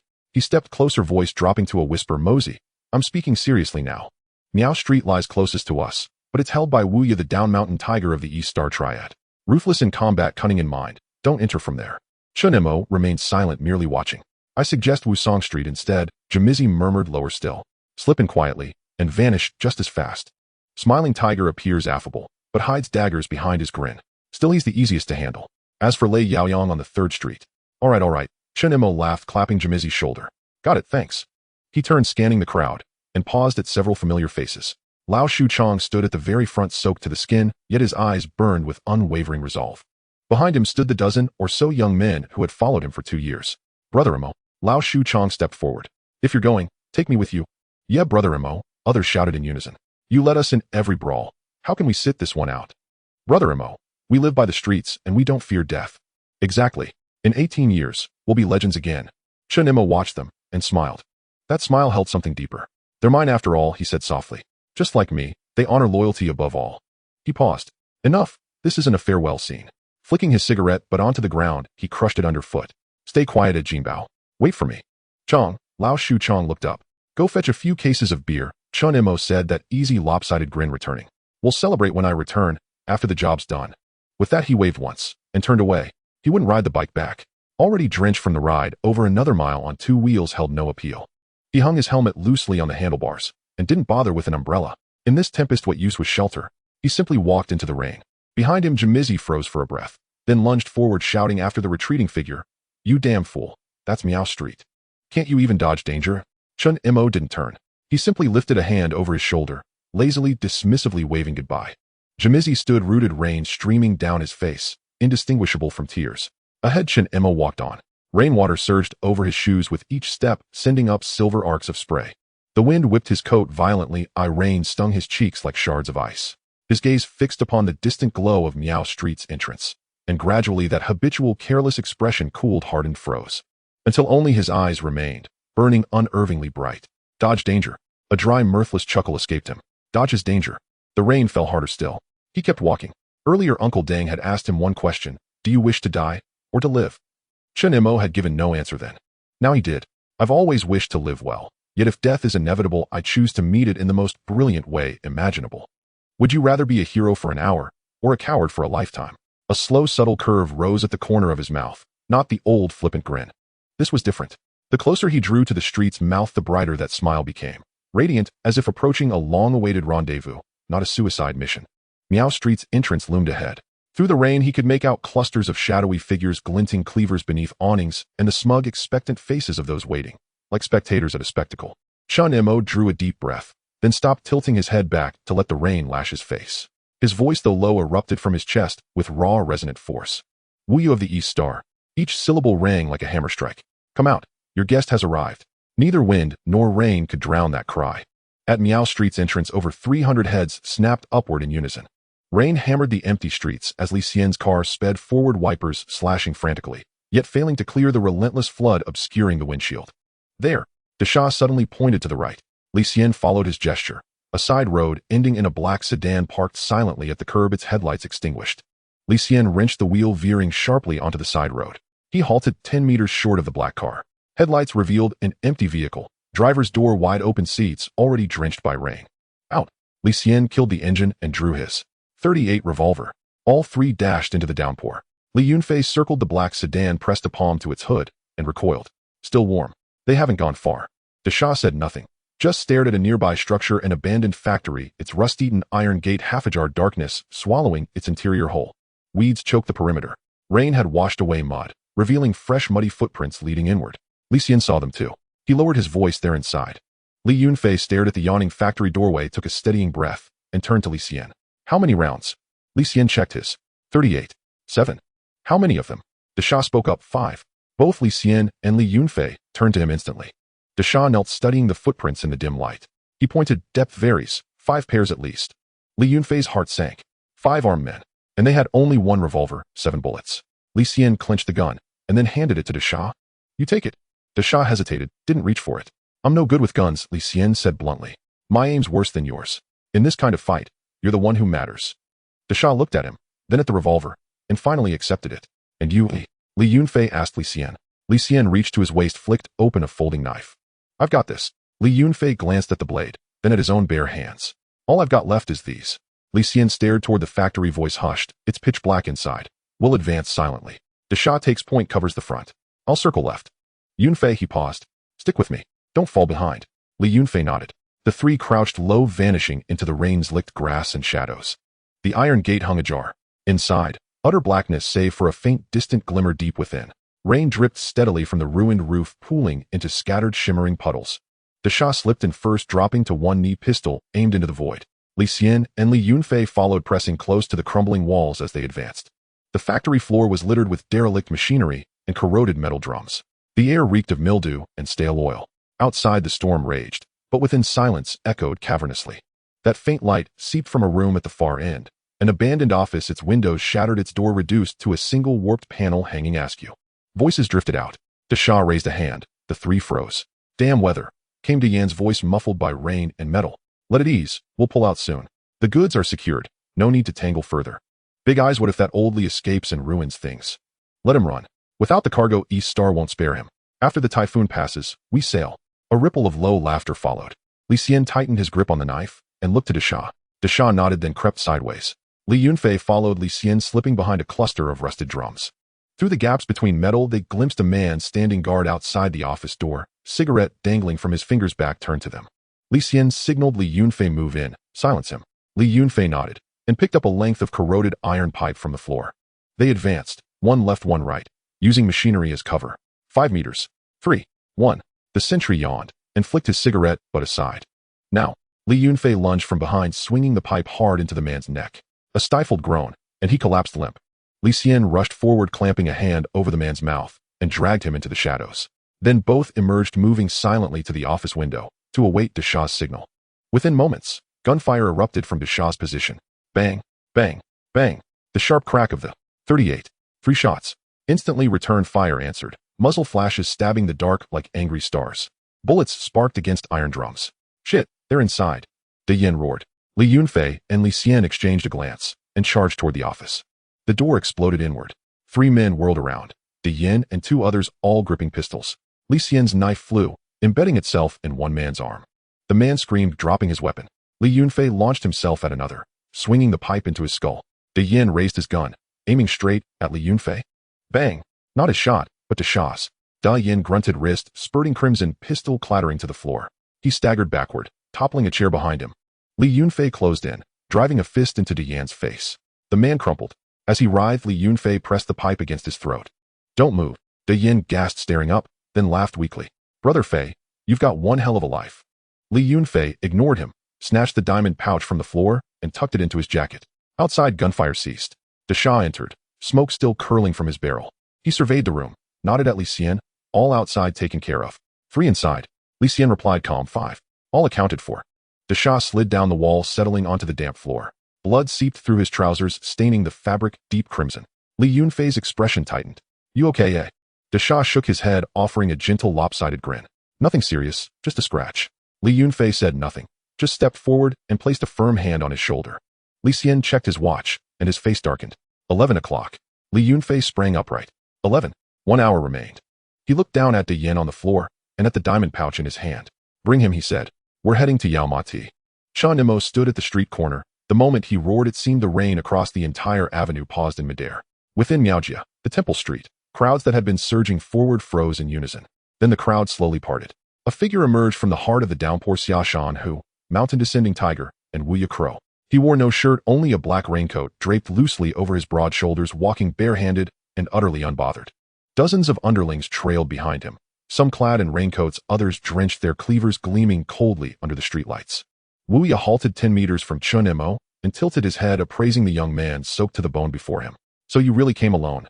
Did Ho Lin Sheng truly send you here to die? His tone dripped with undisguised contempt. Chen Mo remained silent. Wu Ye swept his gaze up and down, then suddenly laughed. That laugh held pure, chilling amusement. He turned back toward his men and shouted, "Brothers, look! This is the one Ho Lin Xing sent." One man, challenging my entire street. Roars of laughter erupted behind him. "Brother Wu Ye, is this pretty boy filming a movie?" "A movie? What kind of film?" "A duck's debut." "Oh, such fine looks. Ashamed to slash him to pieces. Why not join us? We'll make him a star for sure." "What star?" "Rich widows would pay top dollar for him." Laughter swelled like waves. Still Chen Mo said nothing.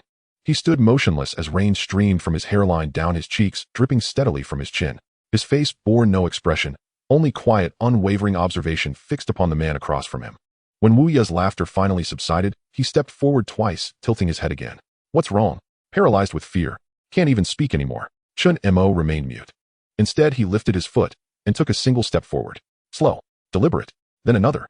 He began walking, not rushing, not retreating, strolling calmly through the rain. Each footfall sent rainwater splashing upward, falling, splashing again. Wu Ye narrowed his eyes. Something felt off. It was the man's gaze. He'd seen countless gazes, fearful, furious, desperate, bravado masked in bluster. But this one, he'd never seen anything like it. It was calm, like stagnant water. Yet beneath that stillness something churned, coiled, surged. Chen Mo kept walking, his pace quickening. From a slow walk to a brisk stride to a sprint. Wu Ye snapped awake. Stop him. But it was too late. Chen Mo had already launched himself forward, like a leopard exploding from ambush. 10 meters vanished in an instant. The East Star underling standing at the front hadn't even blinked before a flying knee slammed into his chest. Boom. A muffled impact drowned beneath the drumming rain. The man flew backward, crashing into two others, all three tumbling together in a tangle. Chen Mo landed without breaking stride, charging straight for Wu Ye. Wu Ye's face paled instinctively. He raised both arms, crossing them hard across his chest. His reflexes were swift, but Chen Mo was swifter. First strike the opening cannon, not a palm, but an elbow. Crack. A sharp whip-like report, like firecrackers bursting in the rain. 1,000 gold coins couldn't buy such a sound. Where it rang, force followed. Elder Deng had hoped to hear Chen Mo ignite this chain of thunder, and now he did. Chen Mo's elbow struck Wu Ye's crossed forearms with crushing force. Wu Ye felt as though iron rods had smashed both arms. Numbness and searing pain flared, and his entire upper limbs went slack for a breath. Before he could recover, Chen Mo's second strike landed, a rising elbow driving upward with brutal precision into Wu Ye's jaw. Snap! Wu Ye's head snapped violently backward. Blood sprayed from his mouth. His jaw felt unhinged, his skull throbbed with a deafening hollow ring. But it wasn't over. Chen Mo's left hand seized Wu Ye's right arm and wrenched it outward, while his right elbow drove sideways into Wu Ye's chest, coiling arm elbow strike. Boom! The impact crushed Wu Ye's chest inward. He gasped breath, failing ribs, screaming as if fractured. At that instant, a recovering underling lunged from the side, cleaver aimed at Chen Mo's skull. Without turning, Chen Mo kicked backward. Reverse heel kick. The blade never fell. The man took the blow full in the abdomen and rocketed backward, slamming into two others and sending all three sprawling. Chen Mo's left hand still gripped Wu Ye's arm, his right retracted hips and stance locking. Tiger forcing its way up the mountain. His palm crashed down from above onto Wu Ye's temple. Pooh! Wu Ye flew sideways, hitting the ground hard, face down, submerged in rainwater. Crimson bled from his mouth, mixing with rain, spreading slowly across the wet pavement like ink in water. He lay utterly still. For one heartbeat, the whole street held its breath. Then a youth rushed forward, knelt, and rolled Wu Ye over. The face was deathly pale, eyes shut, blood still welling from the corner of his mouth. "W Ye Go." The youth's voice trembled as he reached for a pulse. His fingers froze midair. "Wu Ye Go is dead." A shriek tore through the rain-drenched night. Panic erupted. Dead. Wu Ye Go was killed by him. Impossible. Chen Mo settled into the air-laying Danshan stance, his heart as still as deep water. This Bajiquan, the sole divine gift he'd brought across dimensions, had always remained mysterious to him. Since his arrival, he'd sparred only with minor thugs or fought once in a large-scale brawl with Hong Tai. He'd never unleashed its full power. Tiger forcing its way up the mountain, the ultimate killing technique of Bajiquan, was his first true use of it. He knew Wu Ye would not survive, or if he did, he'd be crippled beyond recovery. Just then, two underlings charged him from left and right, cleavers slashing in tandem. Chen Mo didn't retreat. He advanced. He twisted aside, evading the left blade, then drove his body straight into the right attacker's chest. Close-range body crash. Boom. The man flew backward as if struck by a freight train, colliding with 3 or 4 others behind him. Chen Mo didn't pause. He dropped into horse stance, fists drawn tight to his waist, inhaling deeply. Every ounce of strength channeled downward into his feet, up through his waist, and focused into his fists. Earth-rooted, heaven-piercing cannon. Both fists exploded forward, striking the second underling square in the chest. Pooh! Blood erupted from his mouth. He shot backward like a cannonball, flattening 7 or 8 more in his wake. Bodies tumbled, cries overlapping in chaos. No one rushed forward again. From the crowd, a trembling voice whispered, "Is he even human. Wu Yagu is really dead. Run! Someone recoiled. Then, shattering the panic, a thunderous roar silenced everything. All of you, stop right there. The crowd parted. A bald giant strode forth, Sheng Wu Ya's chief lieutenant. In his hand gleamed a broad-bladed mountain cleaver. His eyes locked onto Chen Mo unblinking. He's alone. What's there to fear? 300 men can't kill one. If you call yourself a man, step up now. The crowd hesitated, then surged forward again. Blades glinted, forming a tightening circle. Kill him. Go. The East Star underlings, emboldened by numbers, roared forward, cleavers flashing like silver lightning through the curtain of rain. Chen Mo did not flee. He stood rooted, letting rain wash over his face, exhaling slowly, a long, heavy breath of impurity. The first attacker reached him, cleaver descending in a lethal arc. Chen Mo pivoted, evading the blade, and simultaneously struck the man's armpit with a palm strike. Crack! Another sharp percussive snap. The man screamed. His arm went limp, the cleaver clattering to the ground. Bajiquin taught inch-by-inch control, inch-by-inch seizure, hard strikes, hard openings. No flowery flourishes like southern boxing, no yielding softness like Tai Chi. Only raw, direct truth. Touch meant injury, contact meant annihilation. Chen Mo slipped into the crowd like an eel, slick, elusive. Yet his blows were anything but slippery. Each landed with absolute, unflinching finality. Crack, crack, crack. The crisp reports echoed through the downpour. One man struck in the shoulder, dropped, his arm paralyzed. Another hit by an elbow to the ribs, crumpled instantly. A third kneed in the abdomen, collapsed, vomiting.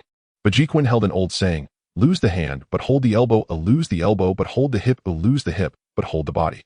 Meaning, even if your hands falter, drive your elbows forward. If elbows fail, press your hips. If hips fail, crash your entire body into the fight. Chen Mo had become a living engine. Every limb a weapon, hands, elbows, shoulders, hips, knees, feet. Each moving, each striking. Someone lunged from behind to grapple him. Without looking back, Chen Mo drove his rear elbow backward, straight into the man's stomach. The man vomited on the spot and collapsed, unable to rise.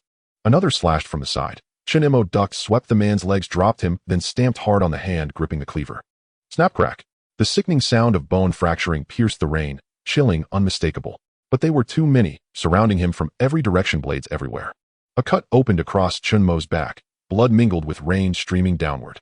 He ignored the pain, whirled, and smashed his elbow into the attacker's nose, collapsing the bridge instantly. Another rushed in, blade thrusting for his abdomen. Chen Mo sidestepped, seized the wrist, twisted, and shoved. The attacker impaled himself on his comrade's cleaver.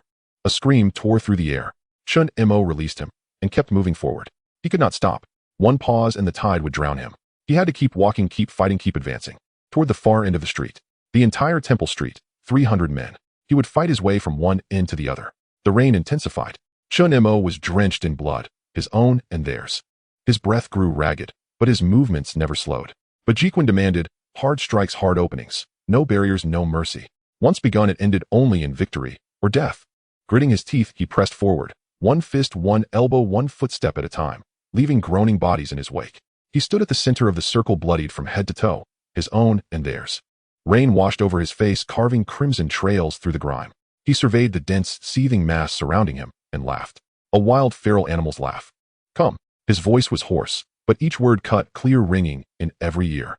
Far away at the street's entrance, East Star underlings watched the blood-soaked figure charging ever forward, and their expression shifted. It was no longer the look one gave a man. It was the look one gave a ghost. Hongxing's 13th sister had come tonight purely for the spectacle. After all, Bolin Street was just a few blocks away from Miao Street. The commotion here was too great for her to sit still. If Dongxing and Walin Sheng clashed and spilled over into her territory, she needed to know, immediately.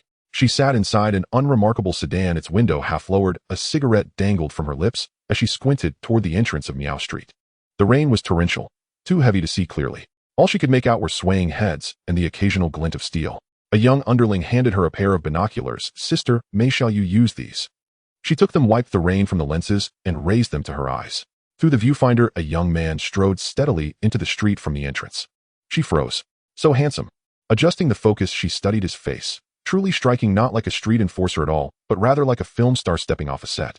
What a pity, she murmured, exhaling a slow plume of smoke. If he came to Bolin Street, every other boy would be out of work. Her underling hadn't caught it. Sister May, what did you say? Nothing. She lowered the binoculars and frowned. What on earth is Walin Sheng thinking, sending such a junior brother to certain death? From afar, a burst of mocking laughter echoed. Even through the downpour, it carried unmistakably. It was Dongxing's men jeering. 13th sister shook her head and flicked the cigarette, but out the window. Let's go. There's nothing more to see. Just as she reached to roll up the window, a sharp, crisp sound cut through the air. Pack. Pack. The noise was peculiar. Not gunfire, but something snapping clean and brittle, piercing even the curtain of rain. 13 Sisters' hand paused mid-motion. Then the crowd erupted, panic surging in waves. Screams rose one after another, raw and ragged, muffled by rain, yet chillingly distinct. What's happening? She lifted the binoculars again. Through the lens the crowd parted like cloth torn by an unseen blade. Men flew backward, others tumbled across the wet pavement, clutching wounds and shrieking. And there, right in the thick of it, stood the very youth who'd just been mocked. Fighting. A fist. An elbow. A shoulder charge. A hip thrust. Each movement felled another man. 13 Sisters' mouth slowly fell open. Her cigarette slipped unnoticed from her fingers. Bloody hell. Her underling stared dumbfounded. Sister May. Can this even be human? She didn't answer. Then, a scream tore through the night, raw and desperate. Brother Wu Ye is dead. What? Her hand jerked, nearly dropping the binoculars. Who died? Wu Ye? How? Struck by lightning. Surely, not slain by that handsome youth. She pressed her gaze into the lens, searching desperately for truth amid the chaos. But the rain was too thick, the crowd too dense. All she saw was a blood-smeared figure advancing, step by step, while Dong Xing's men astonishingly began to retreat. 13 Sister drew a sharp breath and turned to her stunned underling. What are you waiting for? Her voice tightened. Call Mr. Jiang now. At that same moment, in several other sedans hidden nearby, spies from rival Triads snapped back to awareness. Some dropped their cigarettes, others knocked over drinks, a few slammed their accelerators, heedless of whether Dong Xing would spot them. The news spread like wings through the storm-drenched night, racing across Hong Kong. Hongxing Causeway Bay. Mr. Jiang Tiansheng's phone rang. He answered, listened, and his expression shifted from calm to shock, then to disbelief. What did you say? His voice, rarely raised, climbed in pitch. Wu Ye is dead. Slain by that Walin Sheng Jr. a Si Gao Jai. On the line, 13 Sisters' voice came rapid and urgent. Mr. Jiang, I saw it with my own eyes. That boy charged in alone. 3 punches, 2 kicks, and Wu Ye fell. Now he's fighting his way from the street entrance toward the center. Dong Xing's ranks are already crumbling. Jiang Tiansheng fell silent for several seconds before gently placing the receiver down. Chen Yao watched him, unable to hold back. Mr. Jiang, what's wrong? Jiang Tiansheng lifted his gaze, complex, unreadable. Wu Ye is dead, he said quietly. Slain by a youth named Chen Mo, alone in broad daylight in front of his own men, on Miao Street. Chen Yao froze. Impossible. Jiang Tiansheng gave no reply, only walked to the window and stared into the lashing rain. After a long pause, he murmured, Hongxing's most formidable red pole is Tai Zi. Could Tai Zi have done this? Chen Yao opened his mouth, then closed it, speechless. Dongxing, a mahjong parlor near Miao Street. Luo Tua had just drawn a tile when the door crashed open. An underling tumbled in, face ashen. Boss. Something's wrong, Brother Wu Ye. Luo Tuo's hand locked midair. What's happened to him? The underling's voice trembled. Brother Wu Ye. He's been killed. What a... Luo Tuo's tiles scattered across the table. He sprang upright, eyes wide with disbelief. By whom? How many came? One man. Luo Tua seized the youth's collar. Have you been drinking? One man killed Wu Ye. Did he fire a gun? The underling stammered. Truly. He used no firearm. Just Chen Mo that Walin Sheng Si Gao Jai. He struck Wu Ye down the moment he entered. Now he's still pushing deeper into the street. Luo Tua released him and overturned the entire mahjong table with a roar. Crash. Tiles scattered across the floor. Laughing Tiger. Where's Laughing Tiger? Someone scrambled to dial. In Wusong Street, Laughing Tiger set down the phone. His ever-present smile vanished for the first time. He stood, then barked outward. Everyone, arm yourselves. His men hesitated. Brother, who isn't the boy entering from Miao Street? We're here. Miao Street has fallen. Laughing Tiger cut in, his smile gone entirely. Wu Ye is dead. Silence hung for a single suspended second. Then chaos erupted. Blades flashed, boots pounded, bodies surged forward. Laughing Tiger strode to the window, gazing toward Miao Street. His eyes dark, his jaw rigid. Wu Ye's death changed everything. In Baikashi Street, Lei Yao Yang received the same report. He listened without speaking, then poured himself a glass of wine and swirled it slowly. His underling ventured, Brother Yao Yang, shall we send reinforcements? Lei Yao Yang shook his head. No. The underling blinked, confused. Lei Yao Yang gazed out at the rain, his voice eerily placid, devoid of inflection. Dongxing has lost 2 senior leaders tonight. This won't be settled before dawn. Outwardly serene, his knuckles whitened around the glass, tense, unyielding. Jordan Walin Sheng's territory. On Lin Huai Li's turf, over 300 men stood motionless in the rain. Uncle Deng leaned on his cane beside a second-floor window. From here, the distant lights of Miao Street shimmered faintly. A sporadic clamor drifted over, muffled by distance, indistinct in words, yet unmistakably charged with turmoil. It's begun, Lin Huai Lu murmured from behind him, voice low and grave.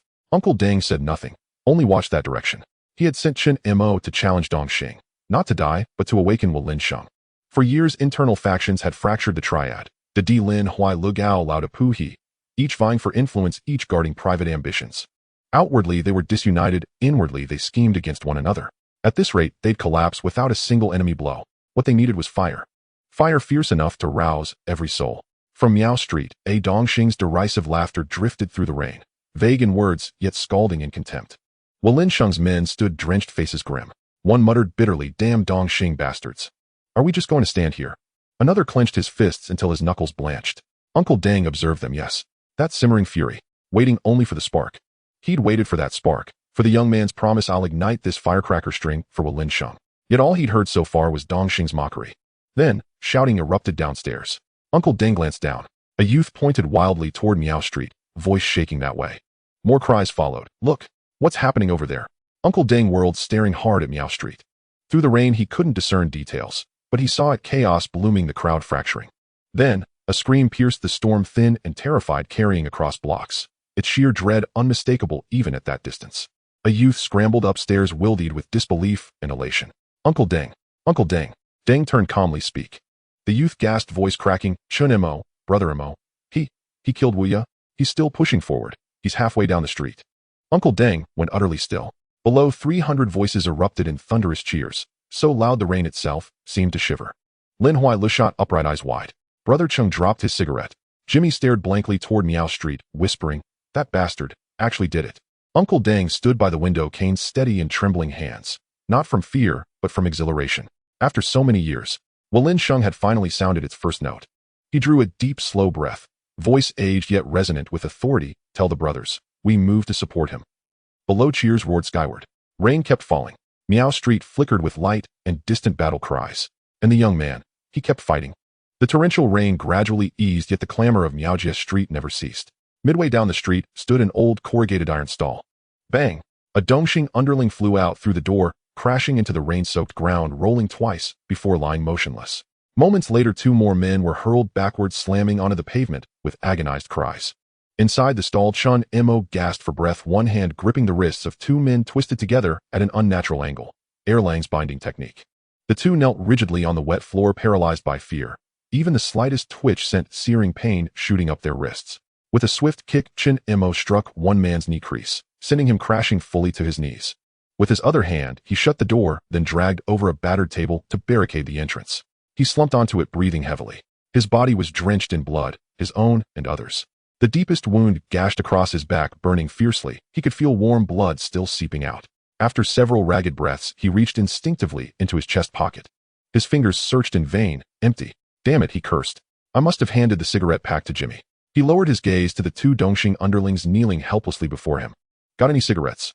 They lifted their heads, eyes wide with terror laced with absurd disbelief. They had come to slash him down only to be immobilized instead, and now he was asking them for smokes. One of them, using his free hand, tremulously fished a cigarette pack from his pocket and extended it. Chen Mo took it, placed a cigarette between his lips, and fixed his gaze upon the man. "What are you staring at?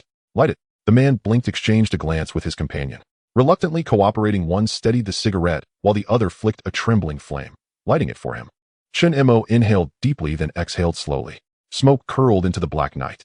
He had no idea how many men he'd struck, or whether any were dead. He only recalled fighting his way from the street's entrance to its center, darting through Miaojie's labyrinthine alleys, striking and vanishing.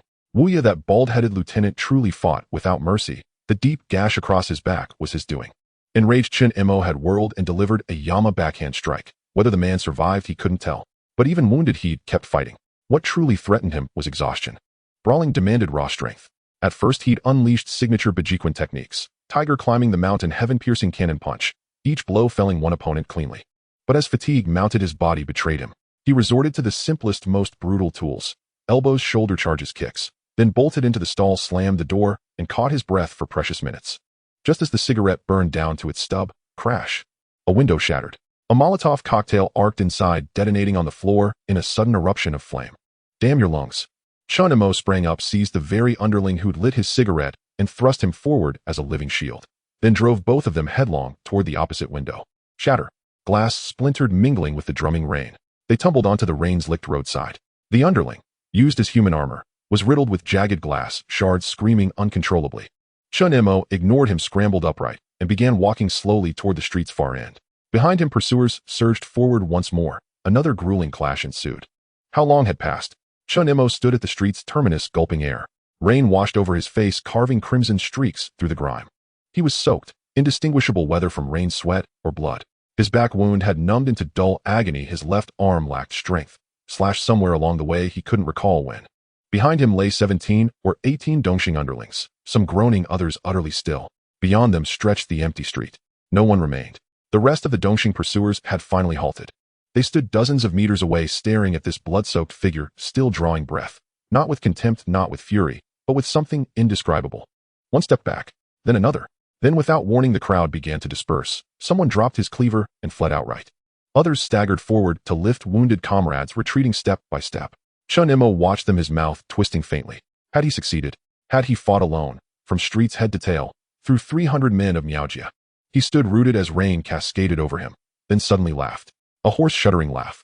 Slowly he sank down, bracing his hands on his knees, gasping hard. Utterly spent, truly beyond measure. Then, footsteps. Not fleeing footsteps. The heavy, rhythmic advance of a large force. Steady, weighty, ominous. Chen Mo snapped his head up. From the far end of the street, silhouettes flooded in, dense dark filling the entire thoroughfare. Cleavers gleamed coldly through the rain. Boots stamped into puddles, sending up shimmering arcs of water. At their vanguard stood a round-faced man, smiling faintly, eerily serene beneath the downpour. Xiao Mianhu, the smiling tiger. Behind him marched at least 200 men. Chen Mo rose slowly. As he faced the advancing tide, he smiled. A bitter smile. Xiao Mianhu halted 20 meters away, his men fanned out in a crescent sealing off the entire street's exit. He stared at Chen Mo, mind churning. One man had broken through Miaojia. 300 men could not stop him. Wu Ye was dead, his lieutenant's fate unknown. Bodies lined the path all the way. This man, Xiao Mianhu, drew a slow, chilling breath. His eyes turned glacial. He could not be spared. Absolutely not. If this man walked away tonight, Dongxing would never know peace again. His trademark smile reappeared, warm, benign, as he regarded Chen Mo. Chen Mo, is it? His voice, neither loud nor soft, drifted through the rain. Impressive skill. Remarkable prowess. One man breaks through Miaojia. Starting today, every Triad elder in Hong Kong will remember your name. He paused, his smile deepening. Pity, it'll do you no good. Because, he raised a hand, pointing first at Chen Mo, then at the 200 men behind him. Your life ends here, tonight. Chen Mo said nothing. Neither did Xiao Mianhu move. He merely gave a slight, deliberate wave. From the ranks stepped a scarred giant, Atian Xiao Mianhu's top lieutenant, gripping a broad-bladed cleaver that gleamed wickedly in the rain. He glanced at Chen Mo, then at the Dongxing underlings strewn across the ground behind him. Flickers of wariness flashed in his eyes. Yet he kept walking forward. A few hot-blooded youths followed close behind. Atian cursed inwardly, damn it. If you want him dead, why don't you go yourself? But retreat was impossible. Over 200 pairs of eyes watched. One step back and his standing would vanish forever. He tightened his grip on the blade, locking eyes with Chen Mo. That blood-drenched man stood motionless. Atian advanced a few paces, his nerves steadying slightly. He assessed Chen Mo's state instantly. Wounded everywhere, breathing labored, left arm useless, stance unsteady. Could he possibly lose to such a man? His pace quickened, so did the youths behind him. Chen Mo watched them approach. He looked down at his hands, trembling, at his legs, shaking, wounded, exhausted, spent. 200 men. How could he fight them? He lifted his gaze toward the encroaching figures, then closed his eyes. Enough. It was enough. He'd slain Xia Shan, who shattered Miaojia Street. More than enough. But the moment his eyes shut, no, not yet. His eyes snapped open, sharp as lightning, piercing the rain curtain, fixing unflinchingly on Xiao Mianhu. 200 I cannot beat, but you, I'll take you down. If he must die, he dragged down someone worthy. Xiao Mianhu watched, smiling faintly, anticipating the moment Chen Mo collapsed. Then their gazes met. That look held no fear, no despair, only something unnerving, primal. Xiao Mianhu's heart lurched violently. Instinctively he stepped back, then another. Chen Mo watched him retreat, his mouth slowly widening into a grin. He settled into a stance, single ram elbow thrust. His eyes swept the battlefield, radiating lethal intent, his body angled slightly, taut as a drawn bow. There was no artifice, only sheer defiant presence. Even in death, he would fall magnificently. Atian had closed to 5 meters, hesitating mid-stride at the sheer intensity of Chen Mo's bearing, when Mozi, a guttural roar tore through the rain-lashed night, raw, shredded as if torn from his very soul. Chen Mo whirled sharply. From the street's opposite end, 3 figures burst forth. Leading them was Li Yunfei, drenched left arm bleeding through soaked bandages, eyes blazing red with murderous fury. Li Yunfei. Behind him lumbered De Sha, this simple, steadfast man caked in mud, leg bound with blood-soaked rags, yet dragging a limp, mud-caked figure behind him like a sack of grain. Chen Mo froze. Li Yunfei charged up, seized his shoulders, hands trembling violently. His whole frame shook. He scanned Chen Mo head to toe, bloodied from head to foot, the oozing gash across his back, his wobbling legs barely holding him upright. His eyes welled instantly. You're actually alive. His voice cracked with tremors. Chen Mo looked at him and smiled. That smile held exhaustion, quiet relief, and the familiar, easygoing swagger. Fei Gu, he rasped, voice nearly inaudible. If you'd arrived any later, I really would have died. Li Yunfei slammed a hard, affectionate punch against his shoulder, then turned. Facing Xiao Mian, whose 200 men, he yanked Yin from Desha's grip and kicked him hard in the knee crease. Yin crumpled into the muddy water face down, shivering uncontrollably. Dragged all the way here, he'd glimpsed the fallen Dongxing underlings, overheard fragmented whispers. One man did this. Brother Wu Ye is dead. That man isn't human. Now kneeling in the rain, staring at the bloodied young man, still smiling. His sole thought was, why didn't you tell me your brother was this terrifying? Had you told me, I'd have chosen anyone else to blame. Not you. Li Yunfei lifted his head, meeting Xiao Mian, whose gaze directly. Rain streamed down his face, the bandage on his left arm was saturated crimson, but he stood rooted, immovable as a pillar driven into earth. His voice, though hoarse, rang with crystalline clarity, cutting through the downpour, striking every ear present. Let anyone dare touch him. Tonight. Then he roared. You Dongxing accuse me, Li Yunfei, of orchestrating a setup, killing your senior officer, seizing your cargo. He wrenched Yan's hair back, exposing his terrified, rain-lashed face. Now, the big circle gang who stole your goods stands right here. Yin trembled violently, face ashen. Where's the cargo? Li Yunfei bellowed. Yan's lips quivered. No sound emerged. Li Yunfei slapped him hard across the face. Speak. Yan's head snapped sideways, blood welling at the corner of his mouth. Collapsed in the muck, he stammered, the cargo. The cargo was seized by the police. Li Yunfei raised his eyes to Xiao Mian, who. Did you hear that? Rain hammered down. Silence reigned. Li Yunfei continued, voice ringing clear. Tomorrow the station will release the official statement. From start to finish. This was the big circle's doing. Nothing to do with me, Li Yunfei, or our Walin Sheng Triad. For the first time, Xiao Mian, whose smile froze, utterly, completely. He stared, first at Yin kneeling in the mud, then at Chen Mo bloodied but breathing, then at Li Yunfei standing defiantly at the front line. His mind raced. The big circle is in my hands. The cargo is with the police. Tomorrow's news will break. So what was tonight's battle for? His gaze shifted, to Chen Mo, to the bodies littering the street, to Miaojia itself, broken by a single man. A single unsettling thought surfaced. Damn it. Who the hell do I complain to about this? The rain fell steadily. On Miaojia Street, over 200 men stood frozen in the downpour. Li Yunfei locked eyes with Xiao Mian, who, and spoke each word precise, deliberate. Dongxing, you have anything left to say? Just as the smiling tiger opened his mouth, a cold, ominous voice suddenly cut in from behind him. What do we have left to say? Let me tell you. This isn't over. The smiling tiger exhaled inwardly, a faint smile returning to his lips. The crowd behind him parted instinctively, clearing a path. Luo Ta strode forward from the heart of the throng, his face ashen and grim. Beneath the rain-soaked sky, his expression was even darker than the clouds above. Two men followed closely in his wake. One was Lei Yaoyang, raindrops clinging to his hair, his face impassive. The other stood tall and broad-shouldered, radiating an aura of raw menace. His gaze swept across the opposing group like a blade drawn across skin. Those who knew recognized him instantly. Situ Haonan, the dragon-capturing tiger of Dongxing. Behind them, a fresh wave surged forth, dense, unbroken, flooding the entire street. Cleavers, iron pipes, and baseball bats gleamed with cold, wet light beneath the downpour. The smiling tiger's men seamlessly merged into the mass, swelling their numbers in an instant, to 500 or 600. The entire Miaojia Street, from end to end, was now occupied by Dongxing men. The rain began to ease, soft, persistent, as if heaven itself were watching this drama unfold. Li Yunfei helped Chen Mo sit down on the steps beside a roadside stall. Mosey, the rest is mine. His voice was low, yet each word struck like a nail driven deep into stone. Chen Mo looked at him and smiled. That smile held exhaustion, quiet relief, and a familiar, effortless nonchalance. Fij, keep your spirits up, don't lose face. Li Yunfei met his gaze, and for a fleeting moment his eyes reddened again. He said nothing, only clapped Chen Mo hard on the shoulder before turning away. He walked back to the center of the street. Dasha stood there drenched in mud, his leg wrapped in cloth now soaked entirely crimson. Yet his hand remained steady, gripping the military knife, its blade glinting coldly in the rainy night. Li Yunfei bent down and picked up two cleavers from the ground. He hefted one in his palm, testing its weight, then gripped the second firmly. Then he raised his head and fixed his gaze upon the dense black wall of men facing him. I've been in this world for years, his voice rasped, yet every syllable rang clear. The title, Double Flower Red Pole, wasn't bestowed by flattery, it was earned. He raised his blade high. Tonight my junior brother fought his way through your entire street, alone. The tip of the knife, pointed straight at the enemy, rain streaming steadily down its edge. Who still dares defy us? I'll take them on, right now. Two men stood alone, Empty space behind them, 500 or 600 looming ahead.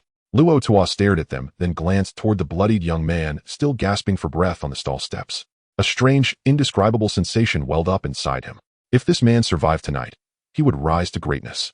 The smiling tiger broke his reverie with a derisive snort.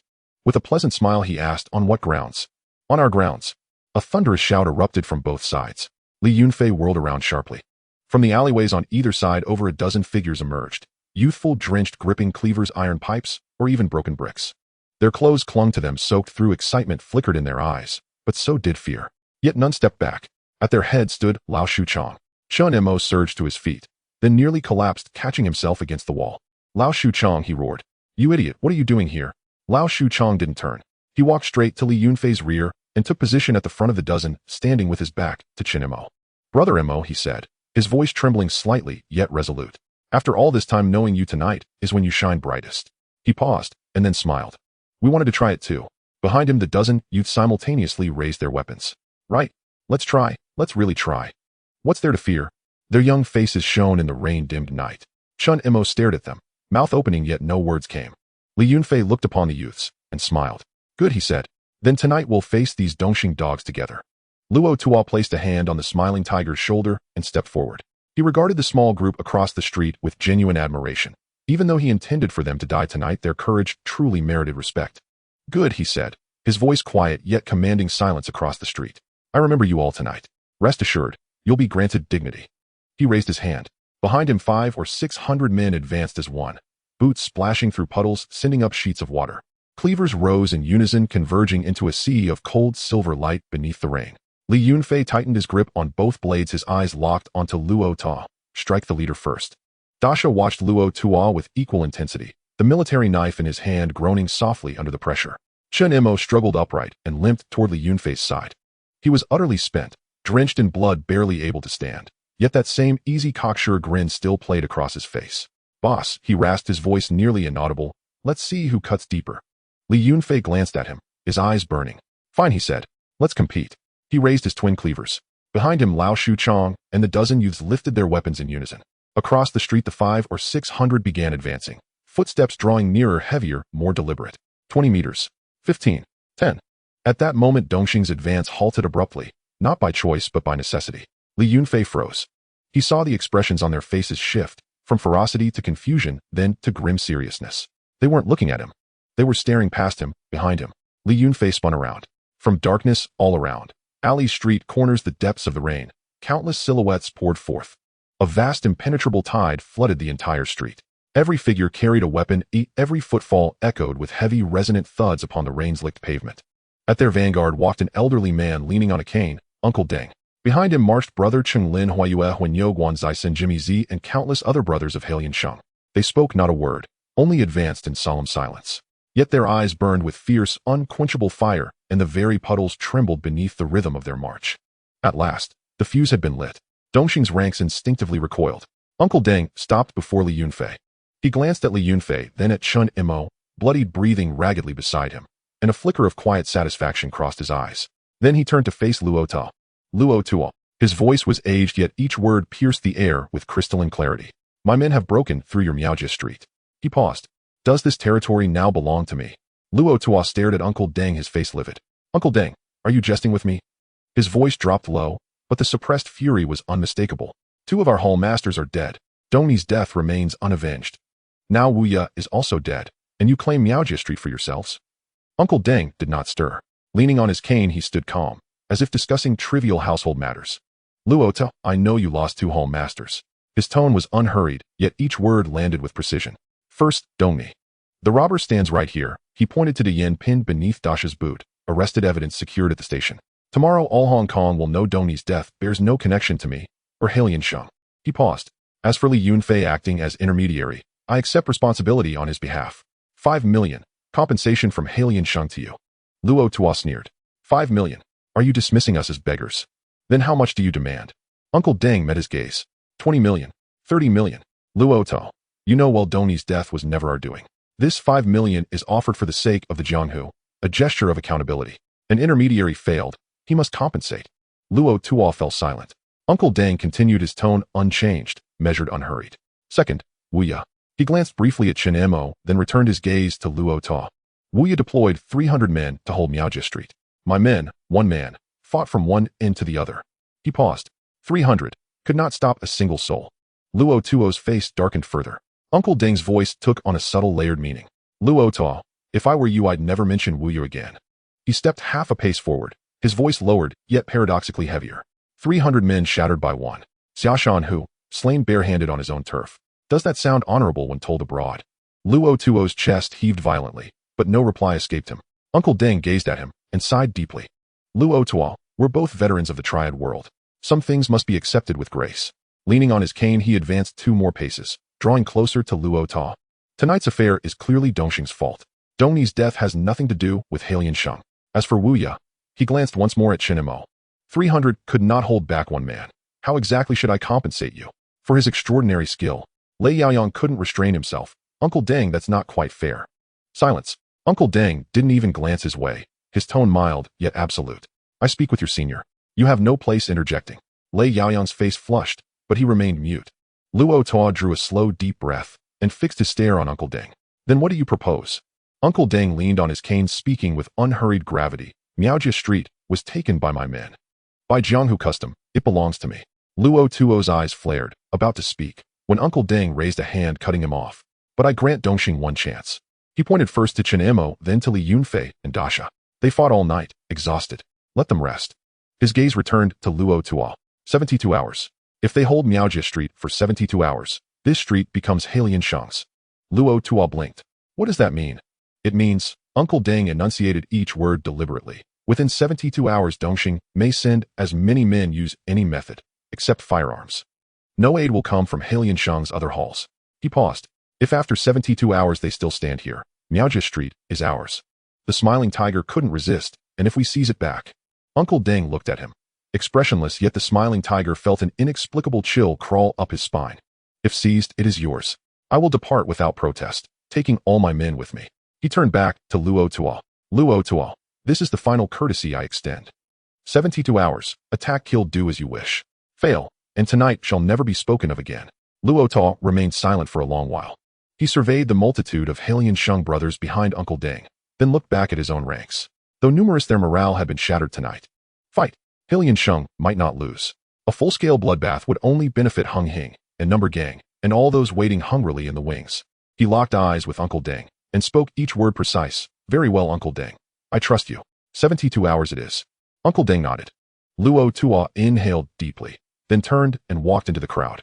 After several steps he halted, without turning back, and said, within 72 hours I will return. Dongxing's forces withdrew like a receding tide. At last, the rain ceased. Just as the members of Halian Sheng exhaled in relief, C2 Haonan of Dongxing approached. His pace was unhurried, yet his aura was overwhelming. Dasha instinctively tightened his grip on the combat knife, stepping forward to shield Chen Mo and Li Yunfei. C2 Haonan halted 3 meters away, his gaze sweeping past the crowd to settle upon Dian, lying motionless beneath Dasha's boot. This man murdered our Dongxing sect master. Should he not be handed over to us for judgment? Dengbo glanced at him, then at Dian sprawled on the ground, and shrugged indifferently. Whether Dian lived or died held no concern for Halian Sheng. All Dengbo sought was to cast off responsibility cleanly. How Dongxing chose to deal with this reckless instigator was entirely their affair. At that moment, a voice cut through the crowd from beyond its edge. Wow, what a lively scene. All turned toward the sound. Li Xian pushed aside the onlookers and strolled forward unhurried and unflustered. He held a .38 revolver in hand. His usually immaculate suit was now rumpled like pickled cabbage, his tie askew and mud clung to his hair. Chen Mo blinked in surprise. This disheveled appearance made him look as though he'd just crawled out of a foul sewer. Li Yunfei, Li Xian raised his gun barrel, pointing it squarely at him. You assaulted an officer moments ago and seized the principal suspect in the Central District jewelry heist. I must take him back to the station immediately. Li Yunfei's eyes flickered and a broad smile instantly spread across his face. Inspector Li, a misunderstanding. No, a colossal misunderstanding. He spread his palms wide, feigning utter innocence. It was you who were knocked unconscious by that mainland thug, and he fled in the chaos. As a law-abiding citizen, I naturally pursued the fugitive. He gestured toward Da Yin, still pinned beneath Dasha's foot. I've recaptured him for you. Citizen police cooperation. Only natural, only natural. Li Xian ignored him entirely. He walked straight up to C2 Haonan. Brother Haonan. C2 Haonan narrowed his eyes, studying him in silence. Li Xian smiled faintly. So, shall we say you intend to wrest this man from the police? C2 Haonan held his gaze for several long seconds, then broke into a quiet laugh. Inspector Lee, how could you think such a thing? He took a deliberate step backward. I merely feared the suspect might escape. Now that the police have assumed custody, I am fully at ease. Turning away, he paused briefly and cast one deep lingering look at Chen Mo. Chen Mo did not flinch. He met that gaze heat unwavering. C2 Haonan withdrew his eyes and strode off without another word. Li Xian pivoted toward Deng Bo, lowering the muzzle of his revolver slightly. Fat Deng, still enjoying your late-night snack? Deng Bo smiled gently. One grows old. Rarely dines so late these days, he said slowly, leaning on his cane. Another time I'll treat you to tea, Inspector Lee. He stepped before Chen Mo and pressed reassuringly on his shoulder, gesturing for him to remain seated. Moz, you've lit this firecracker with exceptional force. Well done. Chen Mo looked up at him.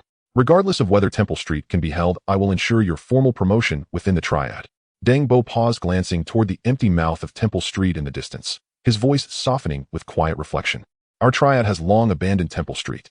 That you succeeded in breaking back in. This victory is yours alone. He turned back, locking eyes with Chen Mo once more.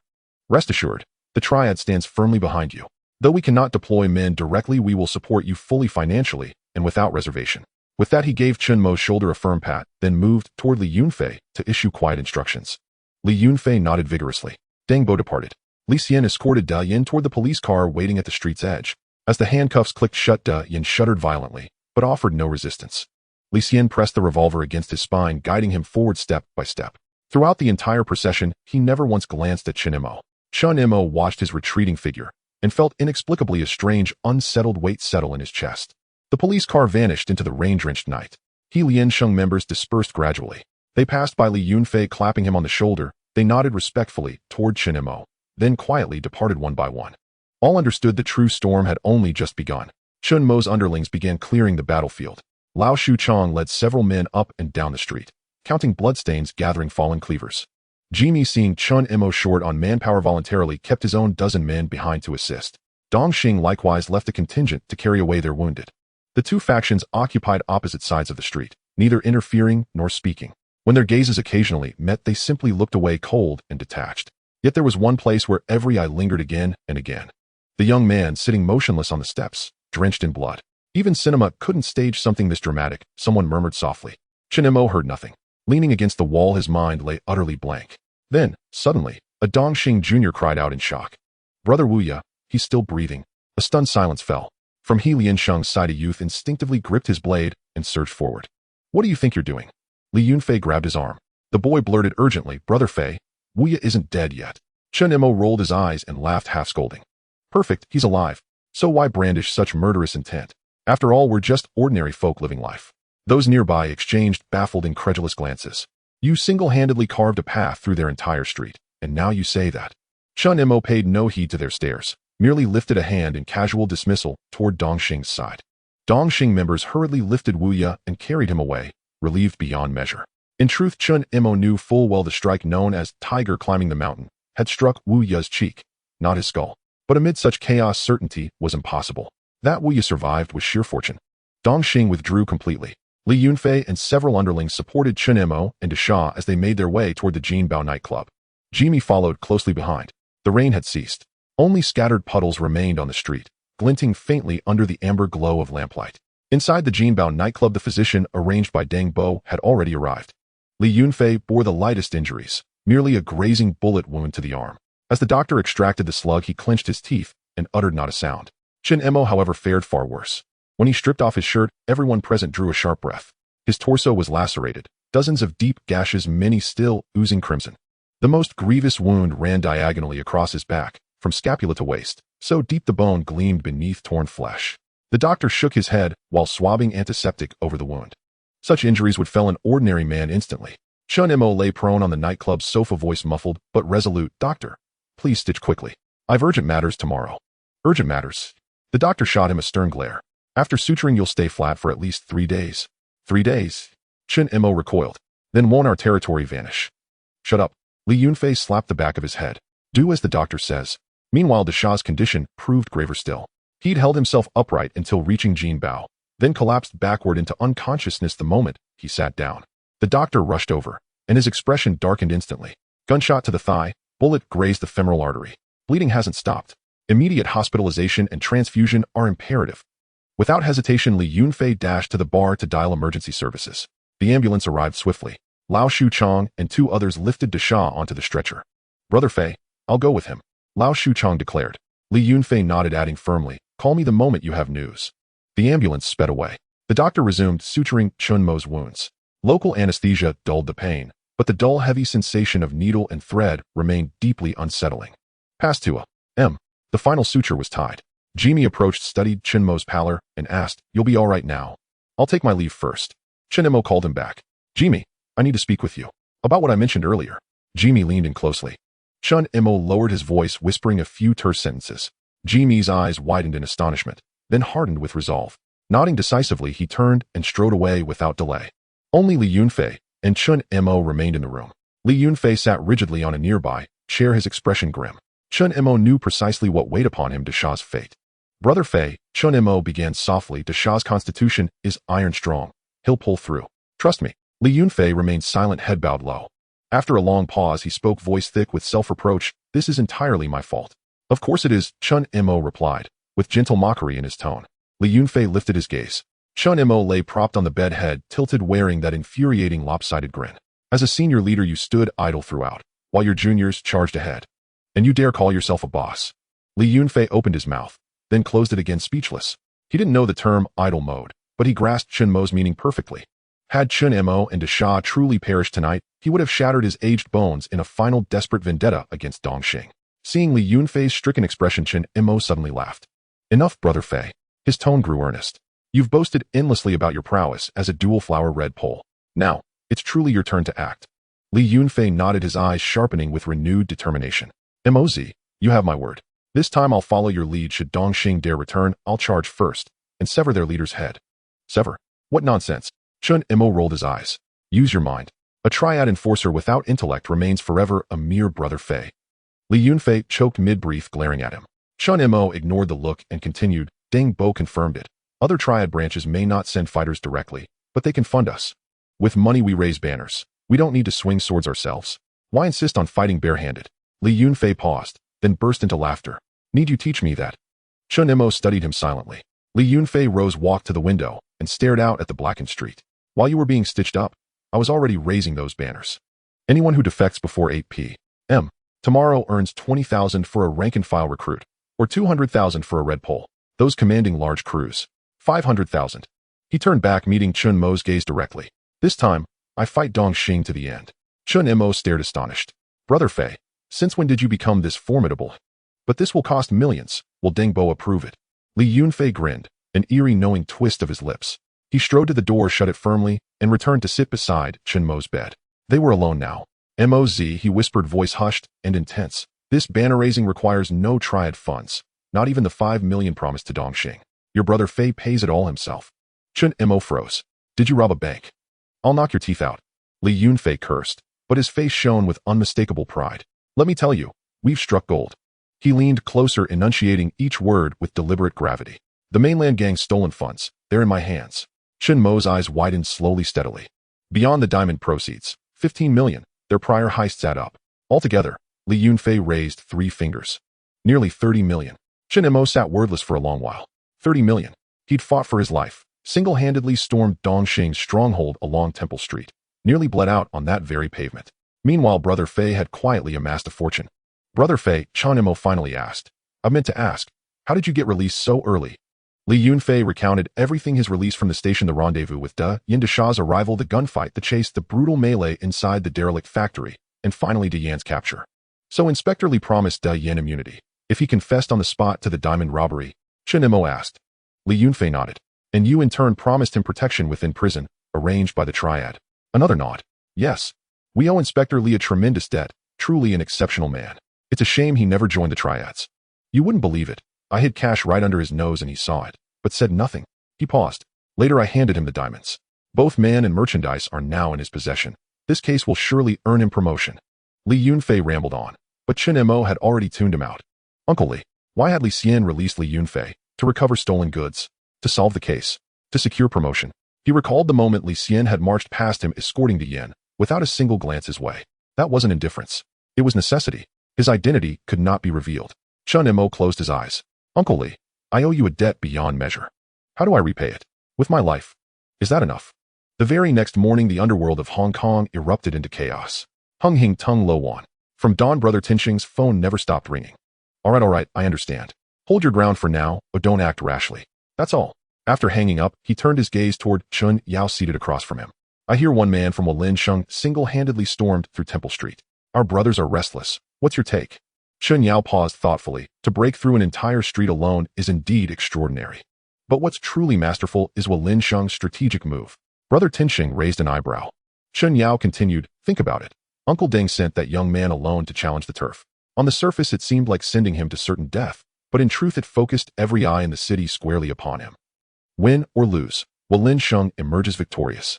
How so? If he loses, they can declare, we send a man, honorable, fearless, preserving face, and perhaps even leverage his sacrifice to ignite collective outrage beyond their ranks. After all, had they not fractured internally, they would never have declined so far. If he wins, Chen Yao paused. Then this is precisely what has unfolded. Overnight, Walin Sheng reclaimed its reputation and reasserted dominance over the core districts of Yao Tsimong. After all, compared to the barren, profitless streets of Jordan Temple Street, was an entirely different realm. Brother Tinshing nodded and sipped his tea. What was that young man's name again? Chen Mo. The Triad circles have already dubbed him Yin Wang Mo, Lord of Hell Mo. Setting down his cup, Brother Tinsheng gazed out the window and suddenly smiled. That alias fits perfectly. Remember this name. From now on, Chen Mo will hold a place among Hong Kong's underworld elite. Nuji Tsim Sha Sui branch. Several young underlings squatted outside a Cha Chan Tung smoking and eating breakfast while exchanging idle chatter. Did you catch what happened on Temple Street last night? What? I was asleep at home. Asleep? You missed the spectacle. My cousin works as a runner for Dong Sing. He was there last night. He said that Walin Sheng kid charged straight in and dropped Crow with just 3 punches and 2 kicks. You're bluffing, single-handedly taking on 300 men. It's true. My cousin saw it with his own eyes. That lad moved like a cinematic hero, fighting his way down the street, and every Dong Sing man who touched him crumpled or flew backward. He fought the length of the entire street, and every Dong Sing man backed down too terrified to step forward. An older underling scoffed, if your cousin were half that fierce, why hasn't he taken Crow down and claimed his position? The younger underling flushed red. I'm telling the truth. The group burst into laughter. Yet as their mirth lingered, one suddenly remarked, still, let's be honest. Walin Sheng has truly regained its pride tonight. One man breaking through an entire Dong Sing-controlled street. No hyperbole could possibly exaggerate that feat. The others fell silent. Indeed, one man, breaking through an entire street. No exaggeration could ever suffice. Hama Bang Mongkok branch. Several senior figures sat huddled together, the tea before them long gone cold, forgotten in their intensity. Have you heard? That Walin Sheng kid stormed Temple Street, alone. Of course, we all know. My runners came rushing in at dawn recounting it, as if they'd witnessed it themselves. Do you believe it? Believe it or not, Crow is genuinely hospitalized. A brother of mine in Dong Sing saw him carried away with his own eyes. They say he nearly died. So this kid is that formidable. Formidable. Far more. According to what I've heard, he fought from one end of the street to the other. Dong Sing men couldn't even graze his sleeve. In the end, Laughing Tiger himself led 200 men to ambush him, and still got broken through. Reinforcements from both sides rushed in, nearly sparking open war. And then, they negotiated a truce 72 hours.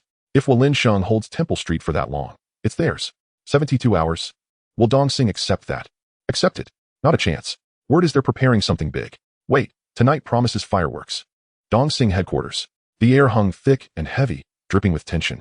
Luo Tua sat at the head of the long table, his face ashen. Around him sat Dong Sing's inner circle. Bai Tu Wang reclined in his chair, eyes closed, as though asleep, but everyone knew he was listening intently. Sha Meng sat to Luo Tuo's right, his face dark as iron, fingers spinning 2 steel orbs with a grating rhythmic clack.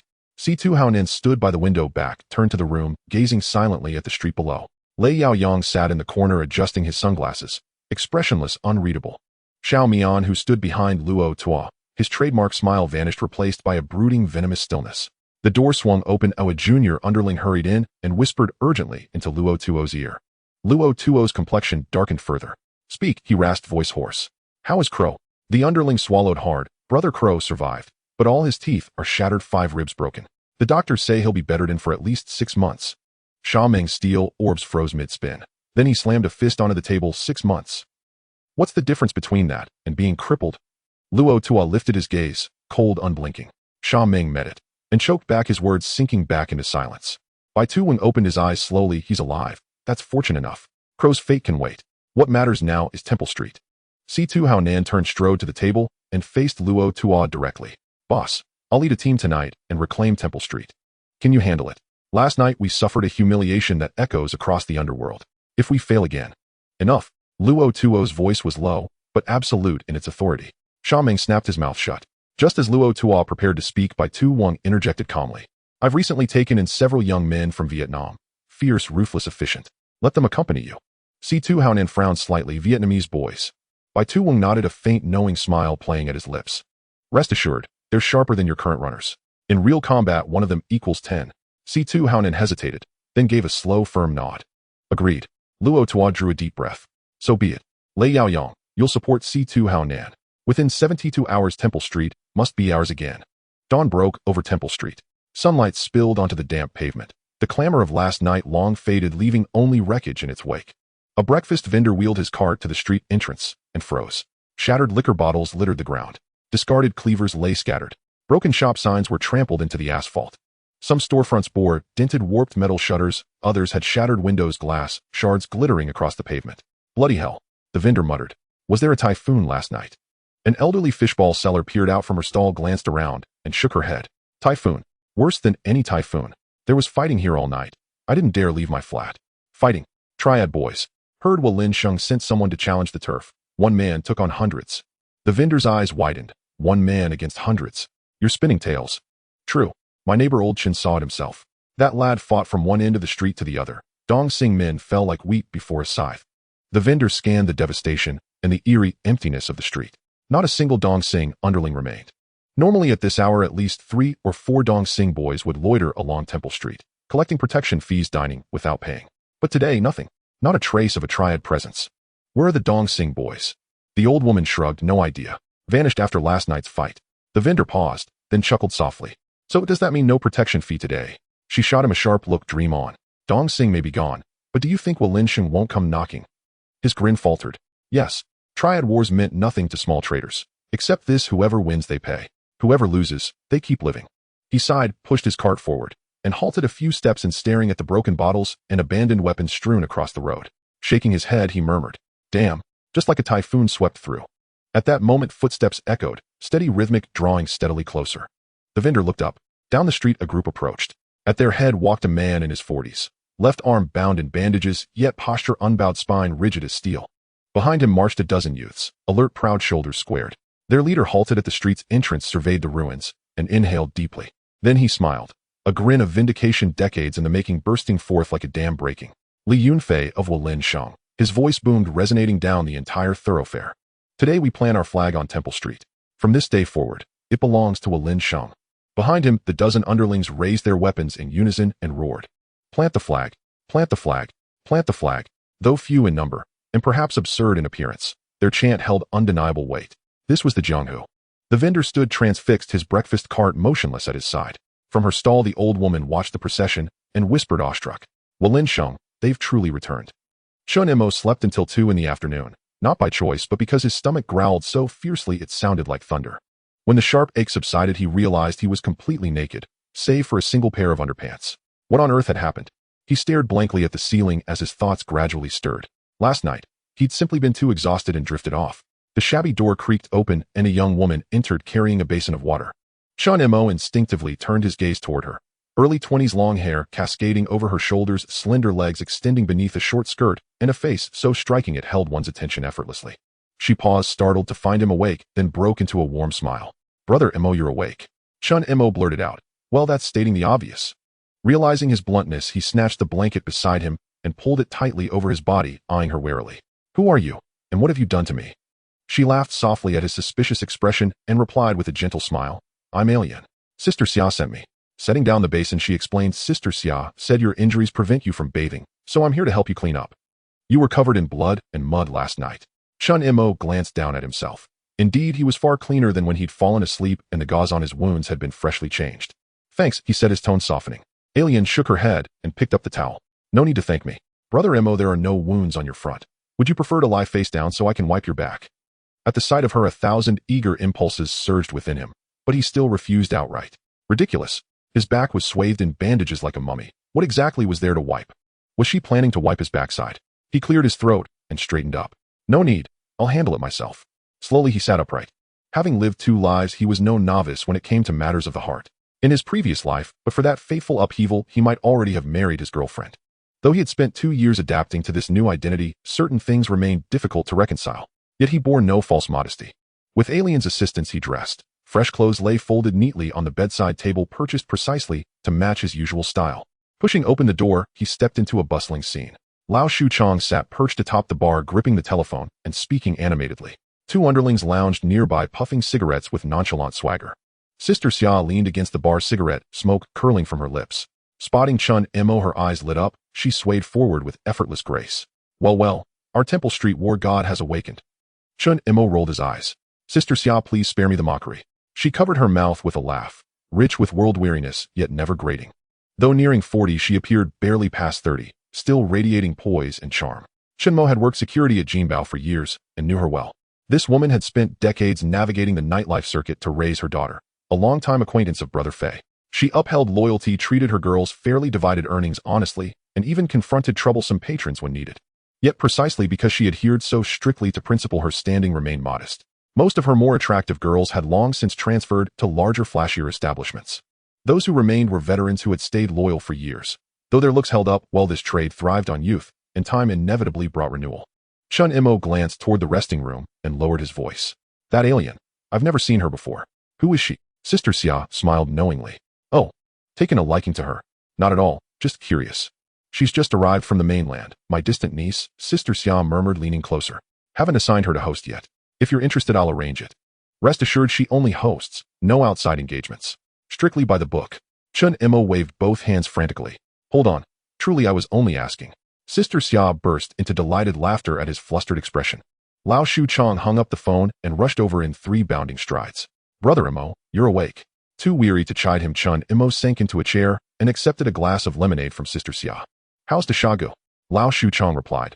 Thankfully, he was rushed to the hospital in time. When I left this morning, he was already out of danger. Sister Xia would know better. She even brought him soup. You talk too much. Brother Mo, don't worry. Desha is fine now. Sister Xia's expression flickered, subtly uneasy. Chen Mo knew Sister Xia and Desha had known each other for years, but he had no appetite for gossip today. He pressed on. Did you finish the calls? What's the situation? Lao Shuchong's eyes gleamed with excitement, his jowls quivering. Brother Mo, since this morning Jinbao's phone hasn't stopped ringing. Everyone who heard about last night wants to join your ranks. Chen Mo nodded calmly. Who's coming? I won't bother listing the ordinary 4 nines. The names alone would take a full incense stick to recite. Leaning in, Lao Shuchong lowered his voice. 3 men bring substantial manpower. He hesitated, slightly embarrassed. Or rather, we simply can't compare to them. Chen Mo smiled faintly. Given Brother Fei's influence among all the established Triad leaders across Hong Kong, who can we truly rival? Just name them. Lao Shuchong grinned and began counting off on his fingers. First, Wei Jixiong of Hong Tai. 50-odd men under him, mostly working valet parking. He's willing to switch sides, but demands 300,000. Chen Mo frowned. Wasn't it 20,000? He says it's not greed. He needs to give Hong Tai a proper explanation. Chen Mo extended his hand. Call him. I'll speak directly. The line connected. Wei Jixiong. This is Chen Mo. Before last night, such a call would likely have drawn a furious retort. Who the hell do you think you are? But now, there was a beat of silence followed by a cautious, respectful voice. Brother Mo. This is Xiong. Chen Mo cut straight to the point. Why consider switching sides? A pause lingered on the line, 2 seconds thick with hesitation. Brother Mo, I won't hide it from you. Wei Jixiong's voice dropped, tinged with quiet embarrassment. My wife is newly pregnant. We urgently need funds. Hong Tai's share is too meager. I simply... Chen Mo interrupted. No need to justify the money. The transfer fee remains 20,000, but I'll personally add a bonus of 100,000. You may collect it immediately. He paused, his voice calm, yet unyielding. One condition only. You and your men must be stationed on Temple Street by 4 o'clock this afternoon. Wei Jixiong faltered. Then his voice rose, brimming with gratitude. Thank you, Brother Mo. Hanging up, Chen Mo turned to Lao Shuchong. Who else? Next is Yao Wen of the Haoma Gang's Hongzi division. Lao Shuchong flipped through his notebook. He commands over 100 men. Chen Mo's brows lifted slightly. Yao Wen. The name rang faintly familiar, but where had he heard it before? He picked up the phone again and dialed. Yao Wen of Hongzi. This is Chen Mo. A low, gravelly voice answered. Brother Mo. I've long admired you. Chen Mo dispensed with pleasantries. Why consider switching sides? Yao Wen fell silent for several seconds, carefully choosing his words. Brother Mo's battle last night was legendary, he said. In all my years observing the Underworld, I've never witnessed anything like it. Is that all? Not entirely. Another pause. Chen Mo waited patiently, saying nothing. Then came a soft, self-deprecating chuckle. I've served in Hangzhi for nearly 10 years. Over 100 brothers under me, plenty of profit. So what? He paused again. Still no path to leadership. Every day feels hollow, yet your world seems infinitely more alive. Chen Mo's brow twitched. It clicked. Yao Wen, the chief street sweeper. A decent man, always sweeping entire blocks without complaint. Yet fate denied him ascent. A trusted brother stole both his lover and his position, leaving him stranded in Kowloon watching others rise while he stagnated. No wonder he sought change. A slow smile spread across Chen Mo's face. Yao Wen, do you believe in fate? A pause. What do you mean? Chen Mo continued. Last night, everyone thought I was walking to my death. Who could have imagined I'd seize Temple Street? And now prepare to offer 500,000 to bring you brother Yao Wen into my fold. He slowed his voice deliberately. Yao Wen, if you believe in fate, stay in Hangzhi. With your strength, you'll survive comfortably enough.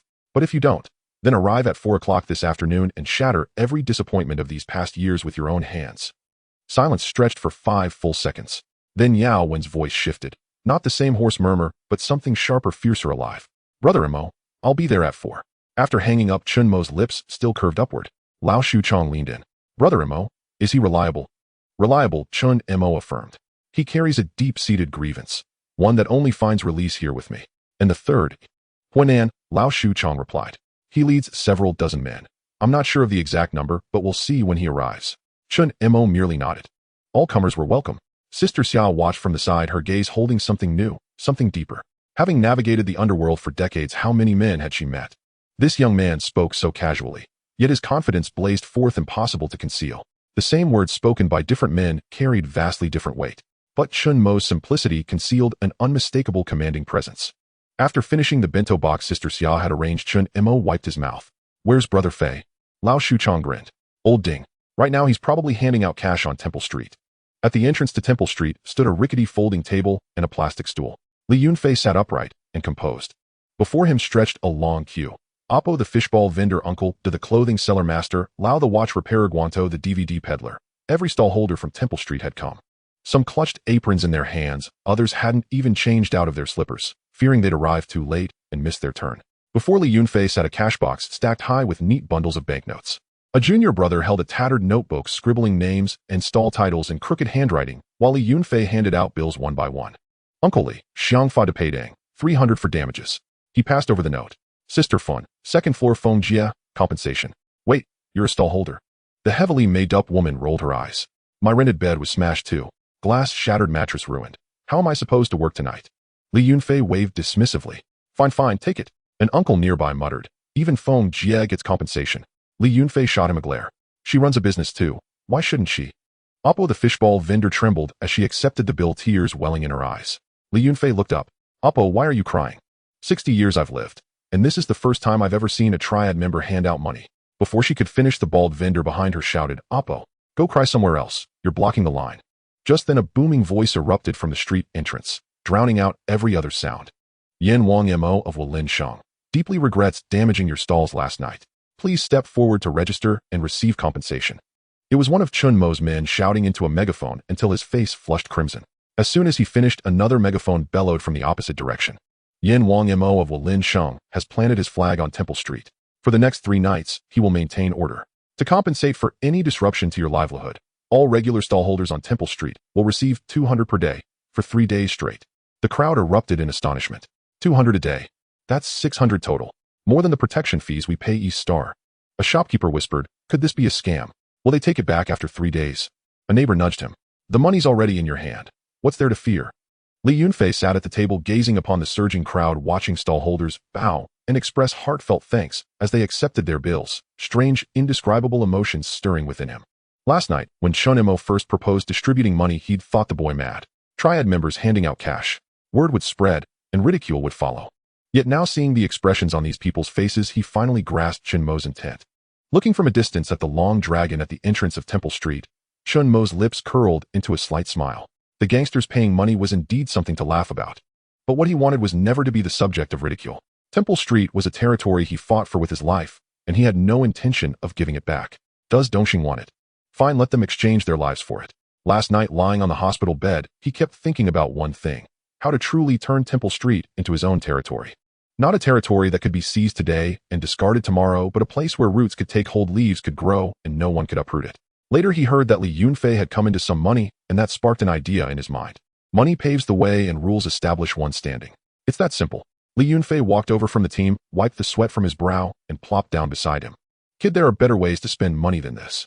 He lit a cigarette and gestured towards the long dragon. Are you counting on these people to help you kill?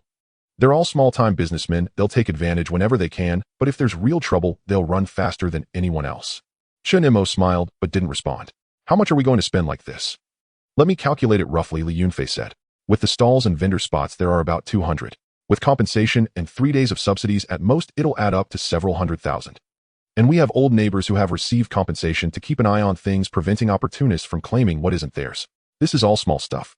Chen Mo turned to look at him. Brother Fei, don't you think spending several 100,000 to establish credibility is a good deal? Li Yunfei was stunned. Chen Mo continued, today I say I'll pay, and I will pay. Tomorrow when I say I want to make Temple Street better, even if they don't fully believe it, they will at least be somewhat convinced, right? Li Yunfei stared at him, finally managing to squeeze out a sentence. You brat, are you trying to run for office? And make Temple Street better? Chen Mo stroked his chin, muttering to himself, this could be a way out. Li Yunfei gave him a light slap on the back of the head, not hard, but with a smile. Enough dreaming, go take care of your business. Deepwater Port.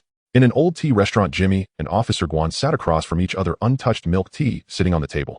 Jimmy, you've been with me since you were a teenager. It's been quite a few years now. Officer Guan looked serious, holding his ground. Now you just say you're leaving, don't you think you're looking down on me? Jimmy bowed his head, saying nothing. He felt bitter inside. Over the years with Officer Guan, how many messes had he cleaned up? When debts were being chased, he was the one who filled the gaps with money. When trouble came knocking, he was the one who smoothed things over. Now this boss was starting to put on airs.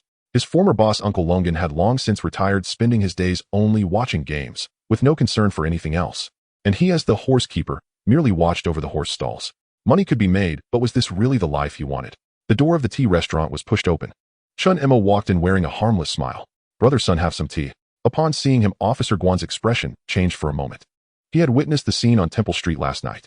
This young man fought from one end of the street to the other, covered in blood, exuding a killing intent that he could never forget. Mo. His tone involuntarily softened a bit. You were impressive last night, but to pry my little brother away without even a word, isn't that a bit disrespectful? Chen Mo smiled as he sat down, placing his bulging backpack on the table. Brother, son, didn't I come personally to apologize to you? You know, we just took Temple Street, and we're really short on people. You live nearby, and Jimmy and his crew are familiar with Yao Ma Ti. I had some connections with him before. He paused. That's why I put on a bold face to ask for your kindness. This favor both I and my boss will remember. Officer Guan's expression improved slightly. Now the streets were buzzing with news that Chen Mo was righteous and loyal, a modern-day Guan Yu. Capable and loyal, he bore the brunt of challenges without flinching. His boss Li Yunfei was also brought up, described as a Liu Bei figure, both of them facing off against hundreds from Dongxing without batting an eye. Promises made by such a person were worth far more than those of an average gangster. However, Officer Guan still held his ground. This isn't following the rules. I can't explain it to Uncle Longjian. Chen Mo waved his hand. Brother Sin, we're all just trying to make a living under the same banner. Following the rules of fees doesn't sound good when spoken out loud. He opened his backpack and pushed it towards Officer Guan. Stacks of cash were neatly arranged, some new, some old. This is the red envelope I prepared for you on behalf of Jimmy. 880,000, Chen Mo said. Jimmy can make up the difference. 888,800, a good omen too. Consider it a thank you for the care you and Uncle Longjin have shown Jimmy over the years. Officer Guan's eyes widened. 880,000. In this day and age, a decent apartment could be bought for that amount. Li Yunfei offered 20,000 for the transfer, and people rushed in.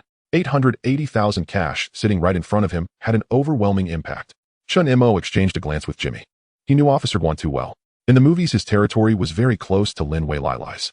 If Lin Huailai brought his gang into Tsim Sha Sui, he would have benefited as well. But for 20,000, he chose to help Big D. In the end, not only did he cause trouble for his boss Longan, but he also got caught in an uncontrollable whirlwind. People like Officer Guan forget loyalty for profit, insatiable greed. Once the money is out, everything will be settled. After all, even though Jimmy was already showing signs of being capable, he was still not the most important underling under Jimmy. 880,000 was already an astronomical sum. But Chen Mo didn't rush to pull the net. Brother Sen, how about you call Uncle Deng? He said with a smile. Let the elder do a witness, and this matter will be clear. No one will be able to gossip about it. Officer Guan paused for a moment, then picked up the phone. After the call, Uncle Deng agreed, and Dage Chung nodded as well. Jimmy's name was officially crossed out from Officer Guan's list and marked under Li Yunfei. Officer Guan hung up the phone, looking at the pile of money, unable to suppress the smile on his face. Let's keep in touch more often. Chen Mo smiled. and nodded, leading Jimmy away. After walking a short distance, Jimmy hesitated and said, "You gave too much. From what I know of him, you could have given him 10 or 20,000, and he would have let him go." Chen Mo chuckled. 10 or 20,000 doesn't match your worth, Jimmy. Others may not understand your value, but I certainly do. It would be an injustice to measure you with money. Jimmy laughed and scolded, "You're all talk, that's your strongest asset." Although he said this, he felt even more determined inside. At 4 in the afternoon, when Chen Mo brought Jimmy and over 30 of his loyal subordinates to Jinbao, there was already a large crowd gathered at the door. Mousetrap saw Chen Mo arriving drenched in sweat, squeezing through the crowd with 3 men behind him. "Brother Mo," he ran over, pointing at the first person, Wei Jixiang from Hongtai. Then he pointed at the second one, Yao Wen from Hengzi. Finally, he lowered his voice for the younger one, Kowloon, also from Hezi. Chen Mo examined the 3 men before him. Wei Jixiang looked a bit shy, wearing an awkward smile. Yao Wen stood there showing no expression, but his eyes were always sizing up Chen Mo. Kowloon was the youngest, looking to be in his early 20s with a buzz cut. When he saw Chen Mo staring at him, he grinned wide, revealing a set of white teeth. Chen Mo smiled. "Let's talk inside." In the Jinbao nightclub, the lighting was dim. Chen Mo pulled out a bag from the storeroom and tossed it onto the table. Thud. The muffled sound was heavy. He opened the bag, revealing stacks of cash. "People and money are both here." He raised his head, looking at the 3 men before him. "We are all brothers from the home, and from now on follow Brother Fei." Just as he finished speaking, a voice came from the entrance. "What do you mean follow Brother Fei? From now on you follow me." Li Yunfei strode in, his face beaming, sweat glistening on his forehead. Chen Mo was taken aback for a moment. "Brother Fei, this isn't following the rules." "My rank my ass." Li Yunfei interrupted him, his smile wide. "Uncle Deng said to give you a position in 3 days. Everyone in the room was stunned. Li Yunfei walked up to Chen Mo and patted him on the shoulder. "Moreover, Jiang Tianxing from Hongxing has nodded too. On the day you get your position, Hongxing will send you a red flower."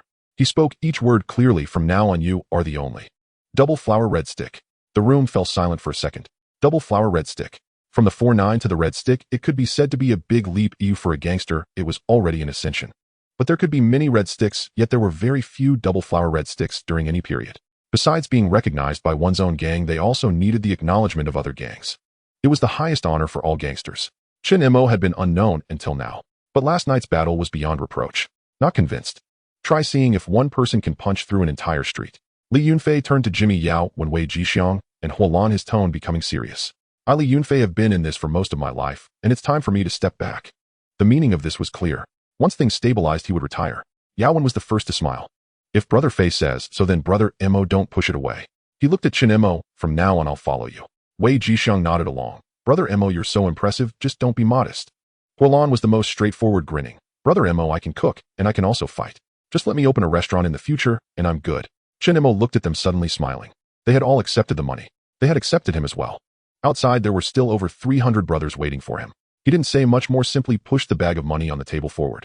"The money is ready for you all. From now on," he paused, "it will only be more." He pulled out another stack from the bag and tossed it to the 3 men. "Let the brothers eat well first." At the entrance of Jinbao nightclub, a large crowd had gathered. Some were smoking, some were chatting, and some were squatting on the steps in a daze. Upon seeing Chen Mo emerge, everyone stopped their actions, all eyes fixed on him. Yao Wen was the first to step forward, standing beside Chen Mo, and shouted to the crowd. "What are you all standing there for? Shout for the boss." The crowd fell silent for a second. Then, "Boss." The voices of over 300 people merged together, shaking the street. "Boss! Boss! Boss!" Chen Mo stood on the steps, looking at the throng of people before him. Some were excited, some calm, some scrutinizing. But everyone was looking at him.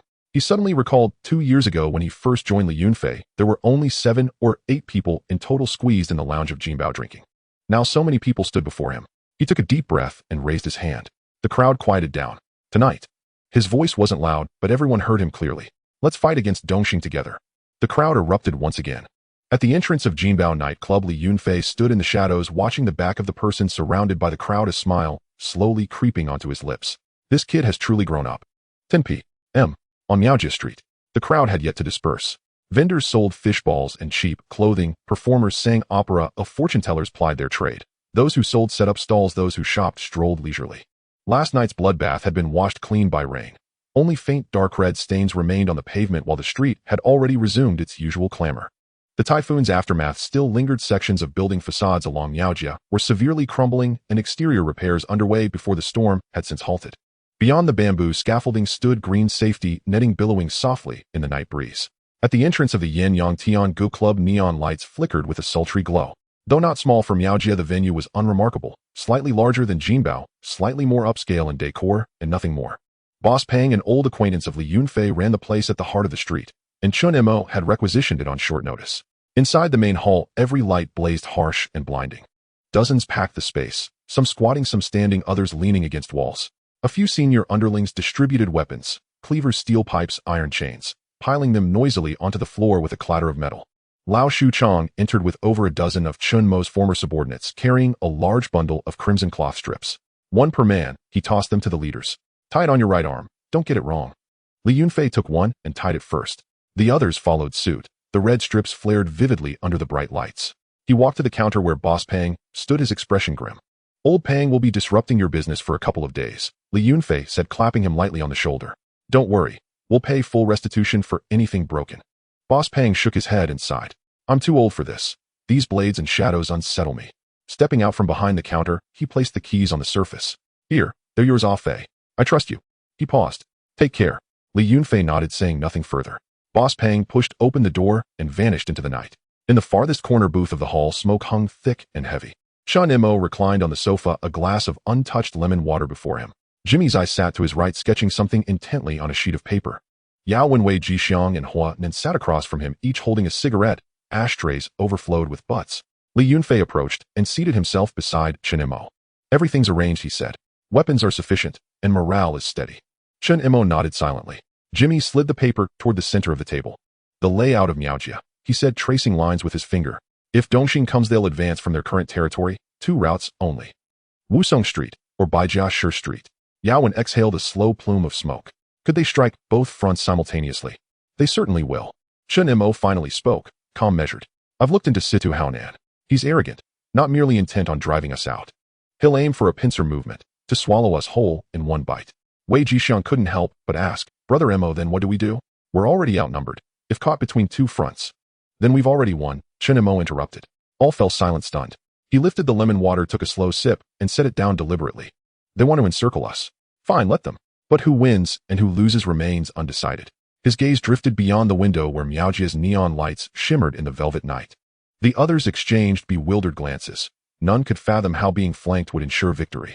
Meanwhile, in Yaomati, on the second floor of an aging Tong Lao building, a window stood half open, distant lights of Miaojia visible beyond. Situ Haonan stood there, cigarette between his fingers, eyes fixed on that direction. Lei Yaoyang sat on the sofa, cradling a cup of tea, sipping slowly. Have you confirmed their numbers? Situ Haonan didn't turn around. Lei Yaoyang set down his cup. Li Yunfei has raised the banner, offering generous pay, no restrictions on background. Wei Jixiang of Hong Tai joined first. He used to work as a valet and brought men immediately. Situ Haonan scoffed. Wei Jixiang. Never heard of him. Turning, he smirked with disdain. Spending hundreds of thousands on an unknown name. Lei Yaoyang continued. Also Hung Zi's Yaowen. Over 100 men. Yaowen. Situ Haonan frowned. That fruit market operator from Hongzi. Yes. Situ Haonan laughed openly. He spent years in Hongzi and never rose to speak for the clan. Now he comes here to reinvent himself. How far can he possibly go? He returned to the sofa, sat, and crossed his legs. Anyone else? Lei Yaoyang hesitated. Also a man named Huanan, unknown, plus scattered others. Altogether they muster nearly 300. Situ Haonan burst into laughter. 300? Is that all they're relying on? He crushed his cigarette into the ashtray, voice tinged with regret. That Chen Mo, last night he truly was formidable. He carved straight through Miaojia alone. Crow's defeat was no disgrace. Lifting his gaze to Lei Yaoyang, he added, pity he's wounded. I'd have liked to test him myself. Lei Yaoyang remained silent. After a pause, Situ Haonan suddenly asked, what about the White-Head Heron group? They're next door.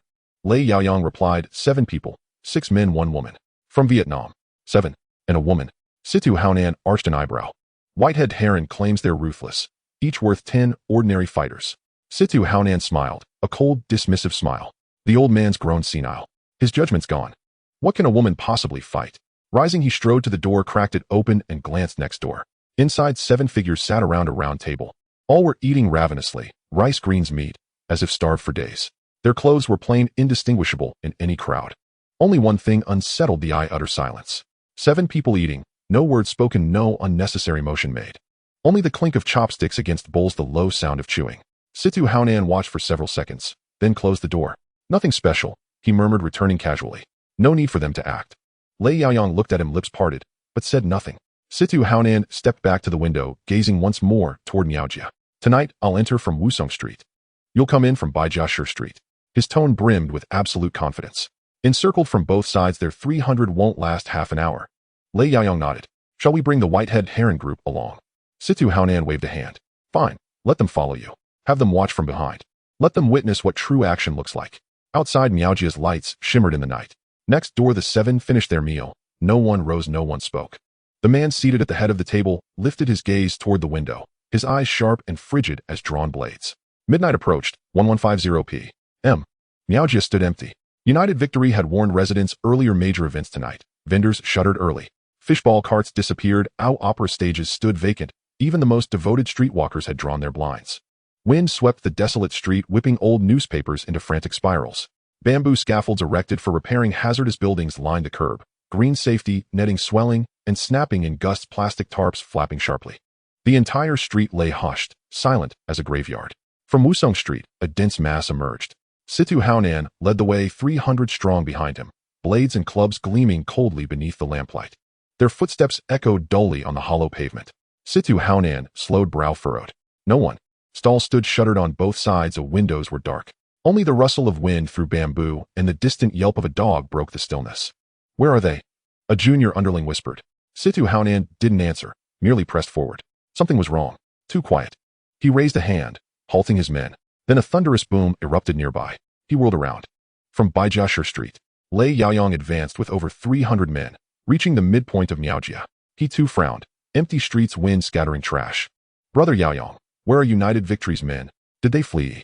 Lei Yaoyang said nothing, only scanned the surroundings warily. Then from behind came a chaotic rush of footsteps. He spun. Hundreds surged from alleyways at the rear, sealing off retreat. Crimson cloth strips bound their right arms, cleavers gleamed in their hands. At their front stood Huanan. In one hand he held a cleaver, in the other a pineapple bun, his logic utterly inscrutable. Lei Yaoyang's heart sank. Before he could react, movement stirred ahead. At the far end of the street, Li Yunfei emerged from shadow, Yao Wen and the main force at his side, blocking the path forward. They were trapped, squeezed between two fronts. Lei Yaoyang. Li Yunfei's voice rang clear across the hollow street. We've waited long enough. Lei Yaoyang's face paled, then steadied instantly. He glanced ahead, then behind, then laughed aloud. Li Yunfei, what good is blocking me? Situ Haonan arrives any moment. Your main force is all here. What will you use to stop him? He paused, his smile deepened. When he strikes from behind, not a single one of you escapes. Li Yunfei stared, then threw back his head and laughed. The sound echoed across the empty street, unsettling Lei Yaoyang to his core. Situ Haonan. Li Yunfei's mirth vanished. His eyes locked onto Lei Yaoyang, unblinking. He won't make it. As the words left his lips, a deep, muffled explosion reverberated in the distance. Then, fire erupted skyward, blazing crimson against the night. Situ Haonan slowed his pace and furrowed his brow. The street lay eerily empty, not a single soul in sight. Where is everyone? One of his underlings whispered nervously. Situ Haonan said nothing, only scanned the surroundings with sharp vigilance. At that very moment, a thunderous explosion echoed from afar. Boom. He whirled around sharply. At the entrance he'd just passed, rows of bamboo scaffolding erected to shore up crumbling buildings had suddenly snapped, toppling haphazardly across the street, sealing off all retreat. Before he could react, the same deafening crash resounded ahead. Boom. The path forward was now likewise blocked by a chaotic heap of fallen bamboo. A cold weight settled deep in Situ Haonan's chest. Trapped between two mounds of wreckage, front and back, he and his 300 men were confined to this narrow stretch of street like prey in a killing ground. Ambush! Cried one of his underlings in panic. What are you flustered about? Just bamboo, climb over it. Situ Haonan barked, but even as he shouted, his hand instinctively tightened around the hilt of his blade. At that instant, dozens of figures burst from the alleyways on both sides. Leading them was Wei Jixiang, wielding a gasoline canister while his men carried identical cans or Molotov cocktails. They rushed to the piles of bamboo at either end and doused them thoroughly. Gasoline, kerosene, alcohol, soaking the desiccated stalks until they glistened darkly. Wei Jixiang stepped back several paces, flicked open a lighter, and hurled it toward the front pile. Whoosh! Flames erupted instantly, racing along the fuel-soaked bamboo. Within seconds, a roaring wall of fire rose skyward. Behind him, the second pile ignited in turn. Two towering walls of flame, one before, one behind, encircled Situ Haonan's 300 men like an infernal cage. Fire roared heavenward, radiating waves of blistering heat that forced men stumbling backward. Bamboo crackled and spat embers. Thick black smoke billowed upward in churning plumes. A few underlings bolted for side alleys, only to be met mid-stride by shattering Molotovs. Crash! Crash! Flames detonated at their feet. Screaming, they beat frantically at their burning clothes and scrambled back in disarray. Others tried smashing through shop doors, but something unseen held them fast, resisting every blow. Situ Haonan stood motionless between the twin walls of fire, his face ashen with fury. He stared at the ever-rising blaze ahead, then turned to the one behind. His fists clenched so tightly his knuckles cracked. "Brother Haonan, what do we do?" His underling's voice trembled with rising hysteria. What indeed? To charge forward. The flames towered too high, burned too fiercely. His gaze remained locked on the firewall, ears straining against the distant clamor of battle cries, his chest constricting as if crushed beneath a boulder. From the alley mouth, Wei Jixiang shouted across the inferno, "Situ Haonan, stay put. Once we finish off, Lei Yaoyang will come for you." Situ Haonan snarled through gritted teeth, "Chen Mo, you little bastard. Dare you set fire to Miao Street? Do you want to rot in prison for life?" Only the crackle of burning bamboo and panicked shouts answered him. No voice replied. Before the entrance of Yenyang Tiangu Club, Chen Mo stood atop the stone steps, still wrapped in bandages. Remarkably, his constitution was extraordinary despite grievous wound scabs had already formed over his injuries today. Though he insisted he could fight, Li Yunfei had insisted he remain at Yenyang Tian to command operations. Gazing toward the pillar of fire rising from Situ Haonan's position and hearing the distant shrieks, he betrayed no emotion. Lao Shuchong dashed out of a nearby alley breathless. "Brother Mo, we're ready." Chen Mo turned calmly. "Is everything prepared?" Lao Shuchong nodded and wiped sweat from his brow. Exactly as instructed, the residents of the buildings flanking those streets were evacuated well in advance. Shop owners were warned, valuables removed. I double-checked, personally walked each unit with our most trusted men. Not a soul remains. He paused, then added, and the neighborhood firefighting team, organized by locals, stands ready with extinguishers and pre-connected hydrants, ensuring the fire won't spread. Chen Mo smiled faintly. When he first proposed this plan, everyone thought him mad, not because it lacked merit, but because its implications were vast. In Hong Kong's underworld, survival followed an unspoken code, whether wielding blades or running gray market enterprises, one never crossed certain lines. Thus, unless bound by blood feud, few fought to kill outright, and firearms were avoided whenever possible, lest the police clamped down on every triad. Let alone deploying Molotovs to ignite massive blazes in bustling districts like Miao Street, where civilian casualties were not merely possible, but inevitable should the flames escape containment. Yet Chen Mo persisted. Though his method pushed boundaries, he ensured every precaution was taken. Lao Shuchong, he asked quietly, "Do you know why the neighbors agreed to evacuate? Why did they accept payment to help us control the fire?" Lao Shuchong blinked, momentarily stunned. Chen Mo watched the distant flames, voice measured. "Yesterday, when we distributed money, some called me a fool. A triad enforcer handing out cash. It's humiliating, even scandalous." He paused. "So why today do these same neighbors stand with us?" Lao Shuchong scratched his head. "Because they got paid." Chen Mo shook his head. "Money secures loyalty only briefly. But they saw us keep our word. They saw us treat their lives as sacred. That is what endures." He turned, locking eyes with Lao Shuchong. "Who says giving money is throwing it away? Without it, how would they trust us? How could they cooperate so seamlessly?" Lao Shuchong offered a wry smile. "Brother Mo, if we keep distributing funds like this between compensation subsidies and today's relocation costs, I estimate we'll spend 1 to 2 million. Chen Mo said nothing, only watched the firelight dance across the horizon. There the roar of combat swelled louder. A slow, quiet smile touched his lips. 2 million. He paused. To claim Miao Street. Worth every cent. Chen Mo knew if Situ Haonan remained trapped, even for 20 minutes, Huanan Yao Wen and his elder brother Li Yunfei's combined strength would seal Lei Yaoyang's fate. Then, riding the momentum of victory, they could regroup and confront Situ Haonan hidden without fear. Suddenly, a young underling sprinted up, face drained of color. "Brother Mo, terrible news. Brother Fei can't hold the line." Chen Mo spun around, his eyes sharpening into icy daggers. "Impossible." His voice dropped low and dangerous. "Lei Yaoyang may be skilled, but he cannot withstand both Brother Fei and Yao Wen together." The underling gasped for air, stammering, "That's how it started. East Star was caught between our pincers, collapsing under our assault. Brother Fei and Yao Wen nearly cut Lei Yaoyang down. Then," he swallowed hard. Suddenly, several figures charged in, including a woman. She struck with terrifying speed, kicked Yao Wen flying and Brother Fei. Chen Mo's expression darkened. The tide had turned at Lei Yaoyang's position. Yao Wen flew backward, crashing into several underlings behind him. Clutching his abdomen, he curled on the ground, unable to rise. Li Yunfei gripped his cleaver tighter, staring at the newcomers, his heart sinking. 7 figures stood before him. 6 men, 1 woman, immovable as glacial monoliths. Dressed plainly, yet their aura betrayed them, cold, lethal eyes devoid of hesitation or mercy. The lead man lowered his foot, regarding Li Yunfei as one might regard a chicken awaiting slaughter. "Who are you? Which gang do you run with?"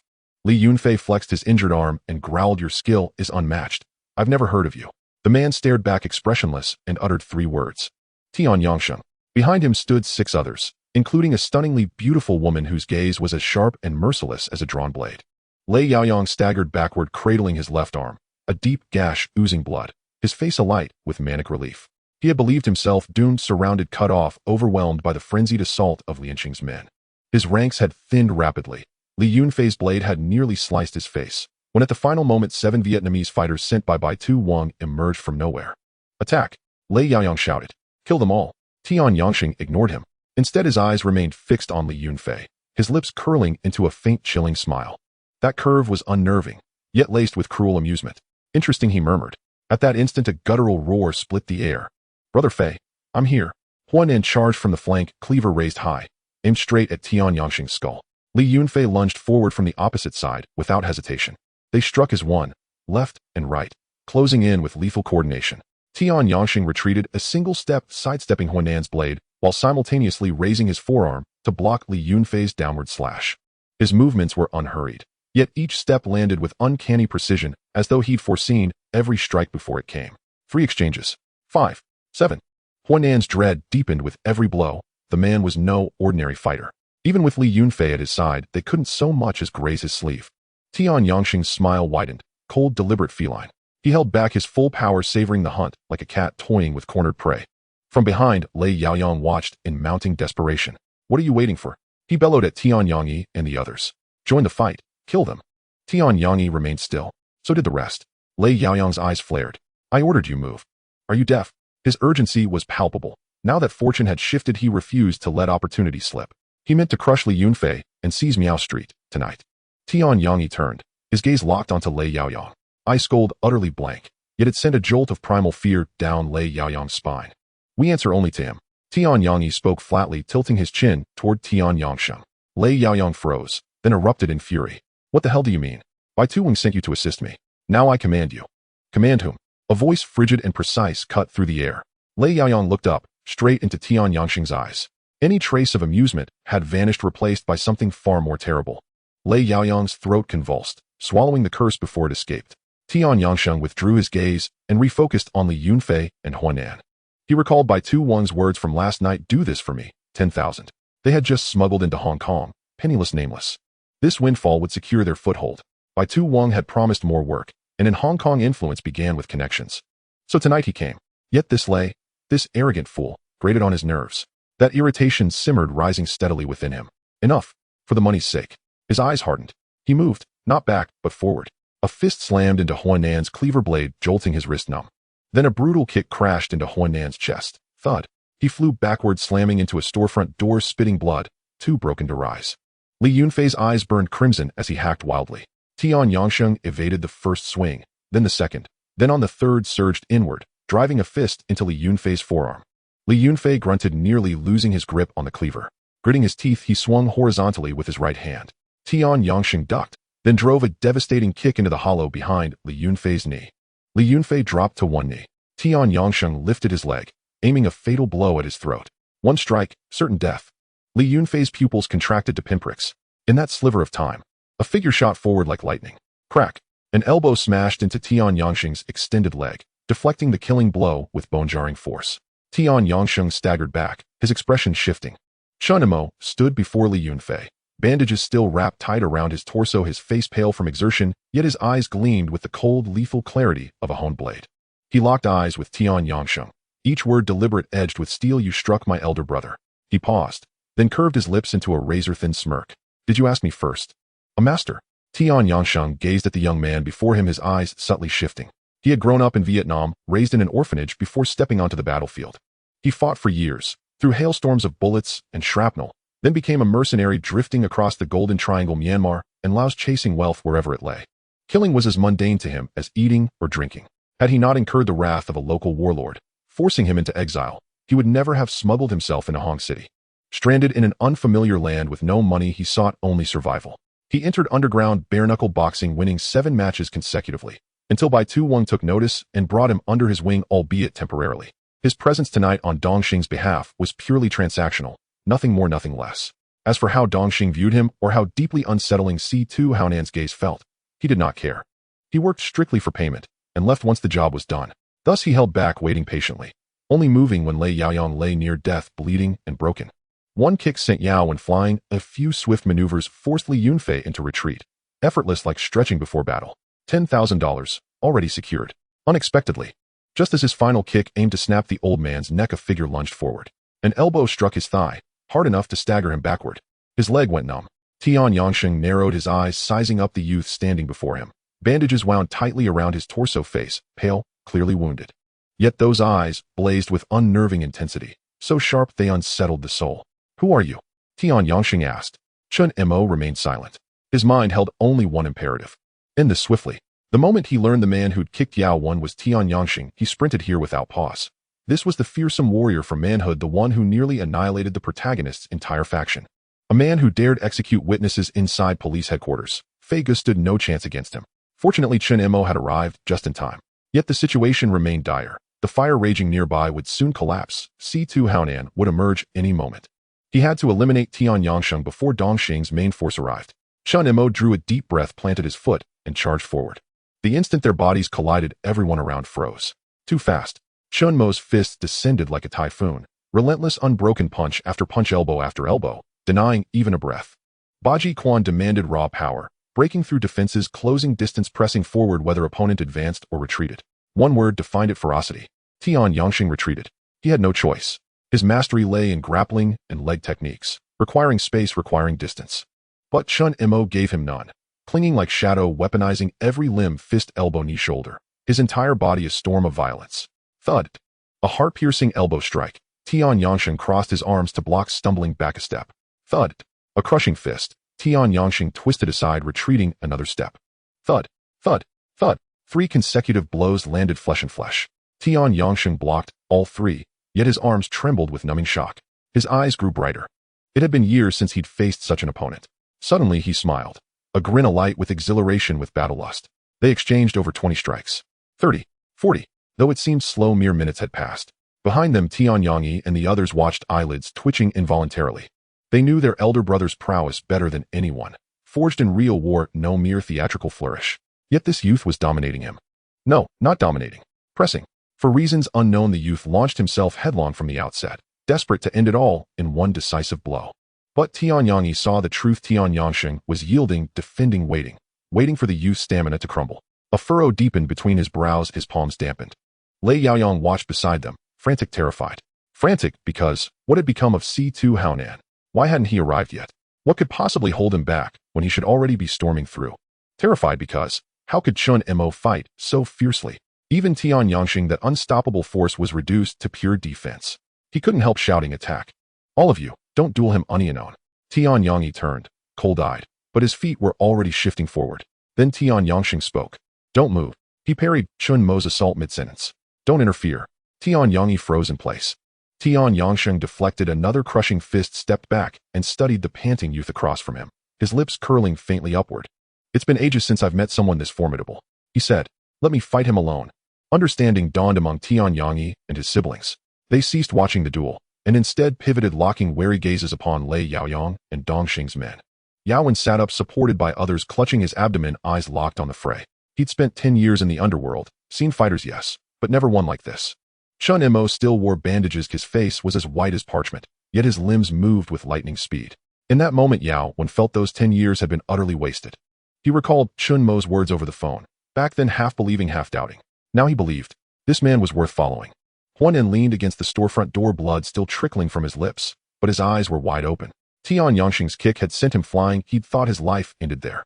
Yet Chen Mo had burst forth and fought that merciless warrior to a standstill. A bloody grin split his face. Brother Mo, truly awe-inspiring. Li Yunfei stood apart, watching the figure in the center. His eyes glistened faintly. Last night, this boy had single-handedly stormed an entire street, bearing over 20 knife wounds, and today he rushed forth again to shield him with his own life. Yet the enemy refrained from surrounding him. Li Yunfei too held his ground, biding his time. Indeed, Tian Yangsheng was formidable. Chen Mo knew his wounds had reopened. Blood seeped steadily, but pain only sharpened his ferocity. Deadly techniques poured from him. So relentless, even Tian Yangsheng began to buckle. Barely blocking another heart-piercing elbow, Tian Yangsheng staggered back 2 steps and cried out, "Wait."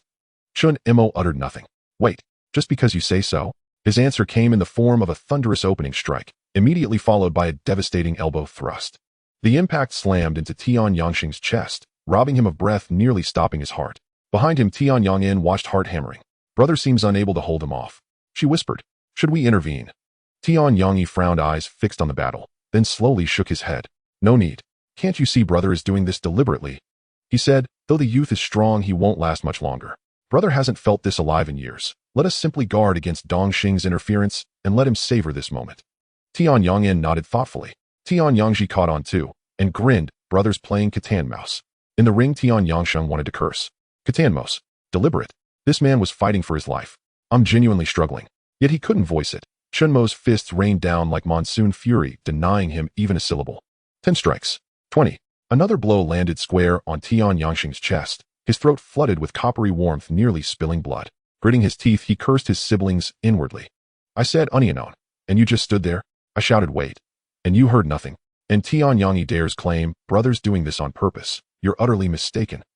But he couldn't speak. Chen Mo's elbow struck again. Thud. A perfect heart-piercing strike landing squarely on his sternum. Tian Yangsheng flew backward, crashing hard onto the ground, and coughed up a gout of crimson. Tian Yangyi whirled around, eyes wide with shock. "Brother." Their faces paled, they surged forward. Only for Chen Mo to suddenly lower his stance, standing motionless, gazing down at the fallen Tian Yangsheng. "You asked me to wait. Now speak." At those words, Tian Yangsheng nearly spat blood again. Never had he encountered such brazen audacity. To beat a man until he bled, then demand. He continued speaking. You damn." He pointed at Chen Mo, laughing even as blood flecked his lips. "I said wait. You ignored me. Now you ask me to speak." Chen Mo looked down, expressionless. "On the battlefield, who waits for you?" Tian Yangsheng paused, then laughed harder still. Tian Yangyi and the others rushed over, lifting him up. Tian Yangji glared fiercely at Chen Mo and snarled, "You're courting death." Chen Mo didn't glance his way. His gaze remained fixed solely on Tian Yangsheng. Tian Yangsheng waved them off, signaling he was unharmed. He rose, wiped blood from his mouth, and studied the widening pool beneath Chen Mo's feet and the ghostly pallor of his face. His expression turned complex. "You're wagering your life against mine," he said. "If I fall, you perish too." Chen Mo stayed silent. Blood continued to flow. Yet he stood unwavering. Then Chen Mo sensed something amiss. That earlier look in Tian Yangsheng's eyes, it hadn't been the gaze of a man seeking mortal combat. His ferocity in battle was undeniable, but different. It was the cold precision of mission execution, not the blind, all-consuming rage of final confrontation. "You aren't Dongxing's men?" Chen Mo asked abruptly. Tian Yangsheng's brow lifted slightly. "Bai Tuwing hired us," he replied. 100,000. Chen Mo's pulse quickened.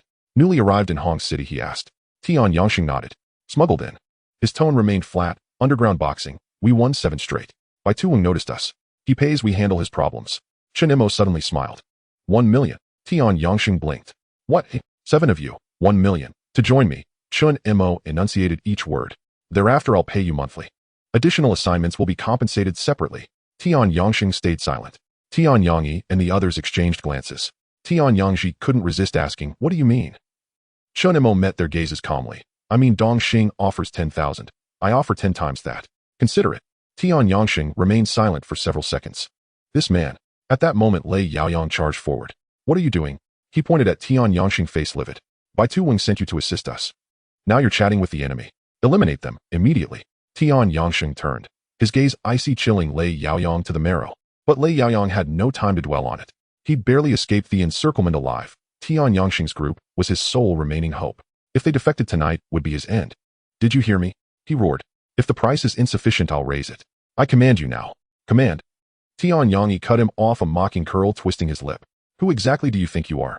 Lei Yaoyang's face flushed crimson, his chest heaved violently. He glanced behind him. His trusted lieutenant, Ah Chong, stood nearby, watching silently. Lei Yaoyang flicked his eyes meaningfully. Ah Chong nodded faintly and began to sidle away. His target, Tian Yangyan, the sole woman among the 7 Vietnamese, strikingly beautiful, seemingly the most vulnerable. Sees her as leverage, and these men would dare not act rashly. Lei Yaoyang kept shouting at Tian Yangsheng, diverting attention. "Name your price. I'll match it." Tian Yangsheng ignored him entirely.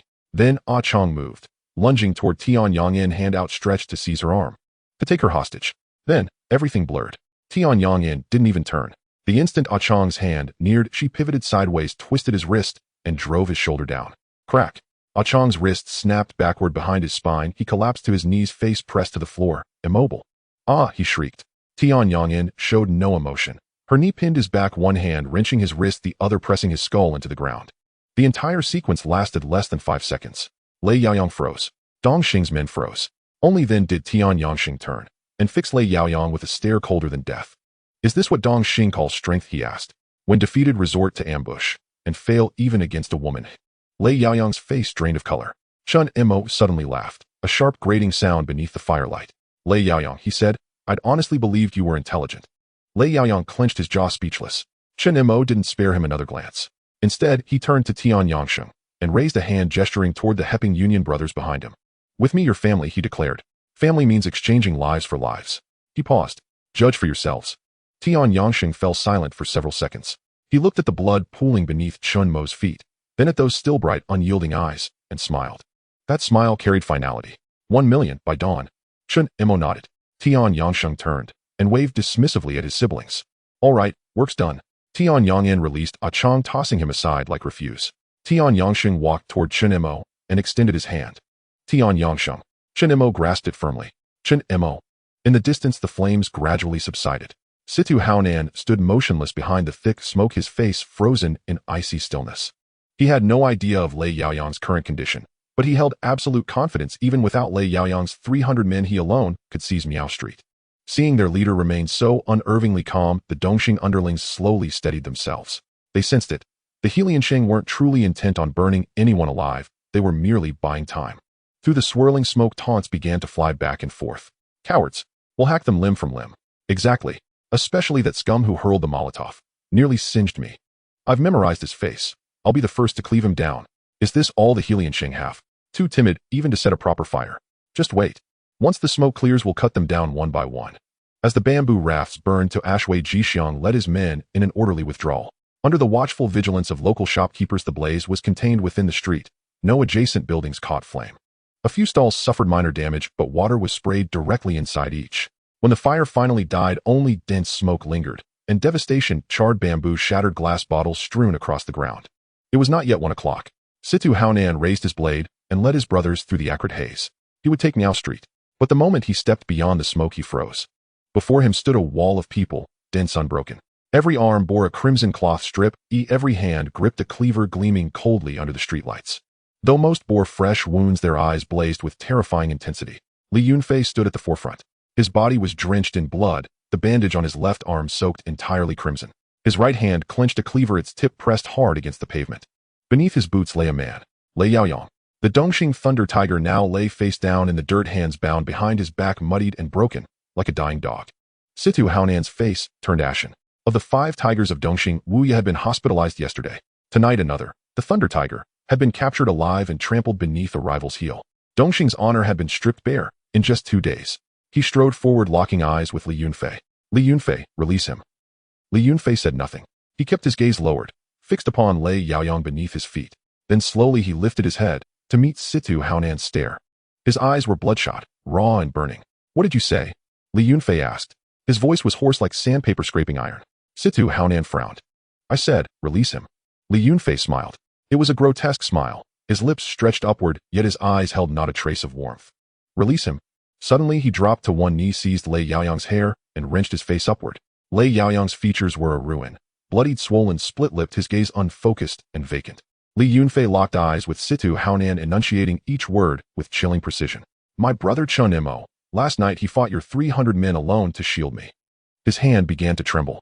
He bore over 20 slash wounds. On his back 1 gash ran so deep bone gleamed beneath the flesh. His voice rose raw and ragged. Tonight he should have been resting, yet he came anyway. Why? He released Lei Yaoyang's hair and rose to his full height. Because he knew you were coming. He pointed to the crimson-saturated bandage wrapped around his left arm. This arm took a stray bullet yesterday. I can barely lift it. He feared I'd die, so he dragged his broken body here. His voice cracked. Just now, I nearly died. Silence fell. It was Chen Mo, my brother. Li Yunfei roared, the sound echoing hollowly down the empty street. His wounds tore open. He's bleeding out, nearly drained dry. Tears spilled at last, mingling with blood as they traced paths down his cheeks. He gambled his life for me. Now you demand I let him go. Li Yunfei's voice had become something inhuman. Situ Haonan drew a slow, deep breath. He studied Li Yunfei, the blood-red eyes, the trembling hands, the left arm, soaked utterly crimson. He knew precisely what state this man was in, teetering on the edge of reason, ready to detonate at any instant. He took one deliberate step forward, softening his tone. Li Yunfei, you've walked this path long enough. This is the way of our Jianghu. Every man meets his reckoning. He advanced another step. But release him, and tonight's affair ends here. Dongxing concedes defeat. From this day forward the matter is closed, forgotten. Li Yunfei remained silent. His head stayed bowed, eyes fixed on Lei Yaoyang beneath his boots. Situ Haonan moved forward again. Release him, and I withdraw my men this very moment. You hold Miao Street. I return to report. From now on, we remain Jianghu brothers. Before the final syllable escaped his lips he lunged, not walked, but charged. His speed was feline, blurring toward Li Yunfei, arm outstretched to seize him, to snatch the hostage.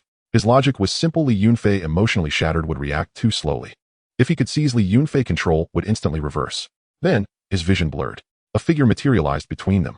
Without hesitation, Situ Haonan slashed downward.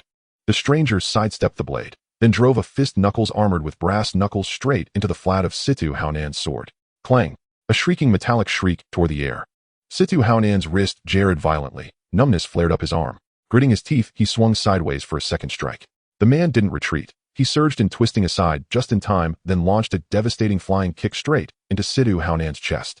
Situ Haonan was Dongxing's elite enforcer, formidable in combat, but against that kick he could only deflect the worst.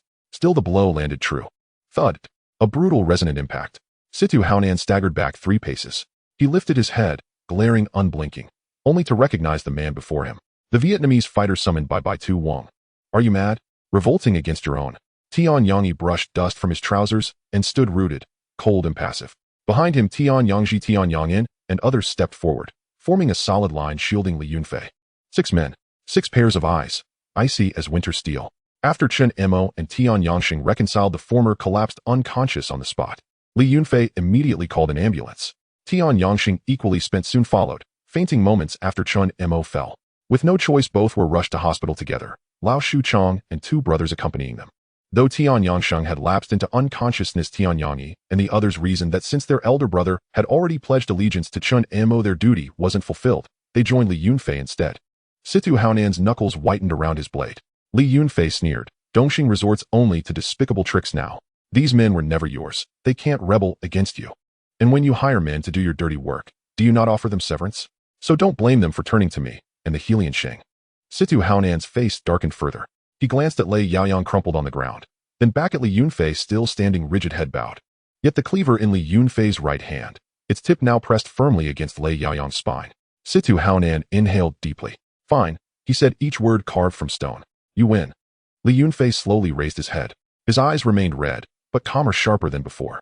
Win. He glanced down at Lei Yaoyang, then back at Situ Haonan.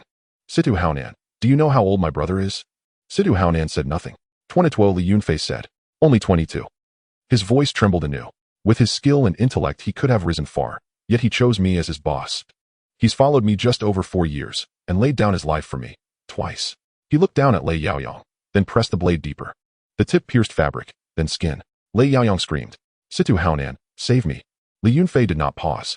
The blade sank deeper still. Blood welled, trickling down Lei Yaoyang's back. Li Yunfei. Situ Haonan bellowed. Li Yunfei lifted his gaze. His eyes held no tears now, only something unbearable to behold. I won't kill him, not yet. Each word fell like a hammer. I await word of my brother. Situ Haonan stood stunned. Li Yunfei continued, voice ragged yet each syllable crystalline. If Chen Mo lives, Lei Yaoyang lives. The blade sank deeper. Lei Yaoyang's scream rose in pitch and terror. If he dies. Li Yunfei's eyes burned crimson, as if about to bleed. Lei Yaoyang will join him in death. Situ Haonan's grip on his blade shook, not with fear. With fury. He scanned Li Yunfei, then Tian Yangyi and his men blocking the way, then the hundreds of Helian Sheng underlings arrayed behind Li Yunfei. Fight! Lei Yaoyang was a hostage, blade already embedded 2 inches deep. One more move and he'd perish. Force a confrontation. These Vietnamese fighters were lethal. Tian Yangyi's earlier blows had proven that. Add to that the sheer number of Helian Sheng men, victory was impossible. And Lei Yaoyang. He glanced once more at the man writhing on the ground, then clenched his jaw. He lifted his gaze, locking onto Li Yunfei. Fine, he said, each word weighted with ice. Li Yunfei, you'll wait. He turned, waving sharply to his men behind him. Withdraw. Dongxing's men receded like a tide, vanishing into the night. Footsteps faded, until only wind remained, and in the distance the wail of approaching sirens. Li Yunfei stood rooted, blade still pressed against Lei Yaoyang's back. Then, suddenly, he released it. Clatter. The cleaver struck the ground. His body went slack, as if every sinew had snapped. He staggered backward. 2 underlings rushed to catch him. Brother Fei. Li Yunfei waved weakly, signaling he was unharmed. Jimmy, Take charge here. I'm going to the hospital.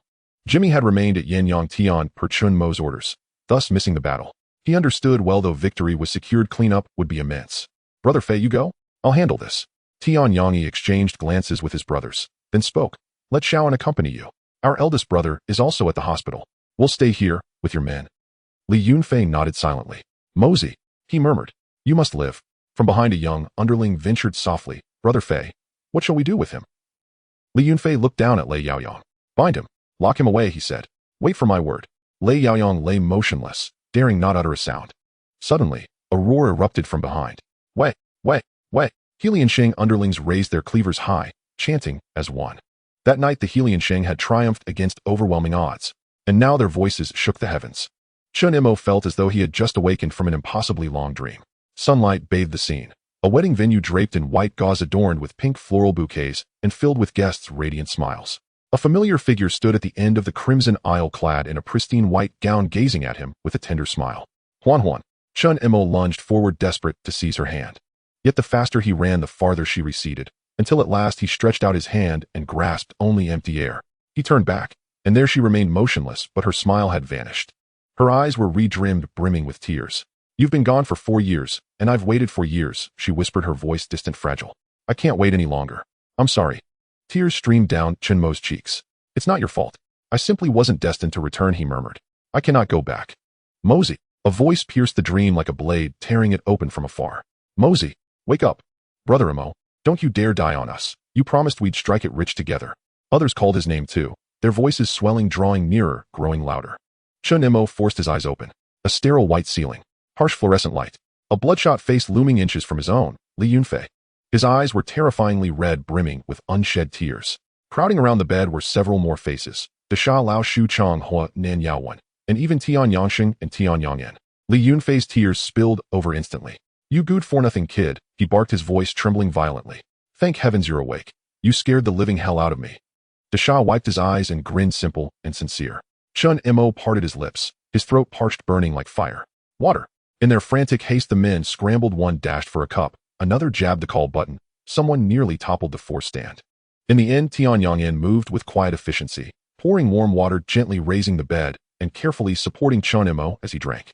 The door swung open. A doctor strode in, briskly shooing the crowd aside to begin his examination. After 15 minutes of checks and adjustments, the doctor finally smiled. He's awake. That's the best sign. Vital signs are stable. Continue observation. Don't let him drink too much at once, and give him nothing but plain congee for now. Li Yunfei thanked the doctor profusely, escorted him to the door, and slipped him a discreet red envelope. Yaowen was the first to lean in, beaming ear to ear. Brother Mo, this time, we truly made waves. Lao Shuchong danced on the spot, babbling breathlessly about everything that had unfolded after Chen Mo collapsed. Only then did Chen Mo learn he'd lain unconscious for 3 full days. In that span, Hong Kong's underworld had erupted. After C2 Haonan's retreat, the news spread like wildfire across the city. One man, Chen Mo, had seized Miao Street alone, then led 200 or 300 men to rout over 600 Eastern Star fighters, captured Lei Yaoyang alive, and forced C2 Haonan into retreat. Overnight, Chen Mo's name became legend. All who had doubted him fell silent. But Eastern Star could not swallow such humiliation. The very next day, they mobilized over 1,000 men, vowing to wash Miao Street in blood. Uncle Deng immediately dispatched reinforcements from other branches under the pretext of transferring allegiance. Li Yunfei too raised the banner anew, this time drawing even greater numbers. On Miao Street, 700 or 800 men rallied, standing firm against Eastern Star in open confrontation. For 2 more days the two sides clashed, no firearms drawn, yet every other weapon deployed, blow for blow, blood for blood. Yet Eastern Star could not break through. At the 7 Titwohor mark by Triad custom, Miao Street officially fell under the jurisdiction of Ho Lin Sheng. Eastern Star refused to accept it. Camel himself issued the order, full-scale war. Ho Lin Sheng, however, had been ignited by Chen Mo's feat, its bloodlust rekindled. D of Tsuanwan struck first, leading men deep into Eastern Star's new territory. Jordan's Lin Huila joined forces with Kowloon Tong's Huanyo, launching a direct assault on Eastern Star's Sim Sha Sui stronghold. On the first day of war, Ho Lin Sheng drove Eastern Star into full retreat. But the scale of violence grew too vast. Hong Kong police could no longer stand idle. The city wailed with sirens as officers began mass arrests, indiscriminate and relentless. Yet the conflict only intensified. At last, Zhang Tiansheng of Hung stepped in to mediate. A temporary ceasefire was declared. That night, both sides would reconvene at the Sheng building in Wanchai for negotiations. Chen Mo listened, his heart heavy with complex emotion. He had never imagined that the faintest flutter of his wings, a single insignificant act, could summon so vast a storm. Tian Yangsheng lay lazily on the adjacent bed and spoke up. Boss, my brothers pulled no punches this time. Don't forget your promise. Huan En cast a wary glance at Tian Yangsheng before saying, Brother Mo, we owe this victory entirely to Tian Yangsheng's crew. Yao Wen and I sustained injuries. Fij and Wei Jixiang couldn't hold the line alone. These past few days it was all Tian Yangyi and his men holding the fort. Chen Mo looked toward Tian Yangsheng and Tian Yangyan. Did anyone get hurt? Tian Yangyan replied coolly, aside from my elder brother having 3 ribs broken by you. No one else was injured. Tian Yangsheng shot her a fierce glare. Once you're healed, we'll settle this properly, he growled at Chen Mo. Chen Mo smiled. Anytime, he said. And rest assured, the money won't be an issue. We're not petty men. He paused, then turned his gaze to Tian Yangyan. From now on, follow me, and you'll earn well while living in peace. Far better than drifting aimlessly from place to place. Tian Yangsheng and Tian Yangyan exchanged a silent glance. Neither spoke, yet their eyes said everything. That very night, upon returning from the hospital, Li Yunfei handed Tian Yangyi 2 million Hong Kong dollars. The excess is an advance. Tian Yangyi froze mid-motion. Tian Yangji stared dumbstruck. From that moment onward, Tian Yangji transformed utterly, charging ahead in every fight, swinging his blade with unmatched ferocity. Even Ho Lin Sheng's youngest members bowed deeply before him, calling him respectfully Brother Ji, jostling to light his cigarette. By contrast, Tian Yangyi, the most skilled of them all, remained deliberately low-key, stepping in only when Eastern Star's elite emerged, then swiftly disabling them. Li Yunfei pushed the door open. All right. Everyone out, he waved dismissively. Mosey just woke up, he needs rest. Lao Shu Chong stays to assist. Everyone else returns to Miao Street to support Jimmy. Negotiations aren't finalized yet. Don't let your guard down. Chen Mo exhaled softly in relief. Jimmy was holding the fort in his stead. With Jimmy's sharp mind and the Tian brothers' formidable strength, Eastern Star would never breach Miao Street. Desha rose to his feet. Fij, I'll go help too. Tian Yangsheng sat up as well. Lying here has rusted my bones. I need to stretch my legs. Li Yunfei glared at them. Stay put. Desha, your leg nearly got amputated. The doctor ordered 3 months of strict bed rest. As for you, Sheng, 3 broken ribs. You think you can still swing a blade? If the 3 of you would just spare me some worry, I'd consider it a blessing. Tian Yangsheng paused, stunned. He'd grown up in an orphanage in Vietnam, witnessing cruelty and indifference from childhood. Later, as a soldier and mercenary, he'd learned only one truth: money mattered, people did not. No one had ever spoken to him like this before. Was that concern? He glanced at Li Yunfei, then said nothing. After all, he'd nearly kicked Li Yunfei to death. Chen Mo watched it all unfold. That was Fij, old-fashioned, unsuccessful by worldly standards, so fiercely loyal that others mocked him for it. Yet he possessed humanity. Within this team, if Chen Mo was the spark, Fij was the kindling. Li Yunfei shifted under their collective gaze and offered a small, awkward smile. All right, I've got to visit Uncle Deng next. Rest well. Chen Mo called after him. You're covered in wounds. Why push yourself? Doubting me, Li Yunfei lifted his bandaged arm. Just a mosquito bite. And I won't lift a finger, just do the talking. He reached the doorway, then paused and turned back. Rest well. When you're fully recovered, we'll have a proper drink. Yao Ma Ti Police Station Conference Room. Smoke hung thick in the air, ashtrays overflowed. A long table seated over a dozen mid-ranking officers. At its head, Commissioner He Dingbang sat, stone-faced, fingers tapping rhythmically on the polished surface. Speak up, he said, voice low yet charged with suppressed fury. Eastern Star and Ho Lin Sheng are tearing the city apart. The police department has called 3 times today, demanding action. If this continues, my tenure as commissioner ends here. Silence settled heavily. He Dingbang's gaze swept the room, then lingered on the officer seated to his left. Li Xian, you begin. Li Xian rose and approached the whiteboard. He picked up a marker and wrote 2 names. Eastern Star, Ho Lin Sheng. 3 days ago, a Ho Lin Sheng foot soldier named Chen Mo seized Miao Street single-handedly and gravely wounded Wuya Eastern Star's Douth Mountain Tiger. As he spoke, he wrote further, 2 days ago, Eastern Star counterattacked and was repelled. Lei Yaoyang, their Thunderbolt Tiger, was captured alive.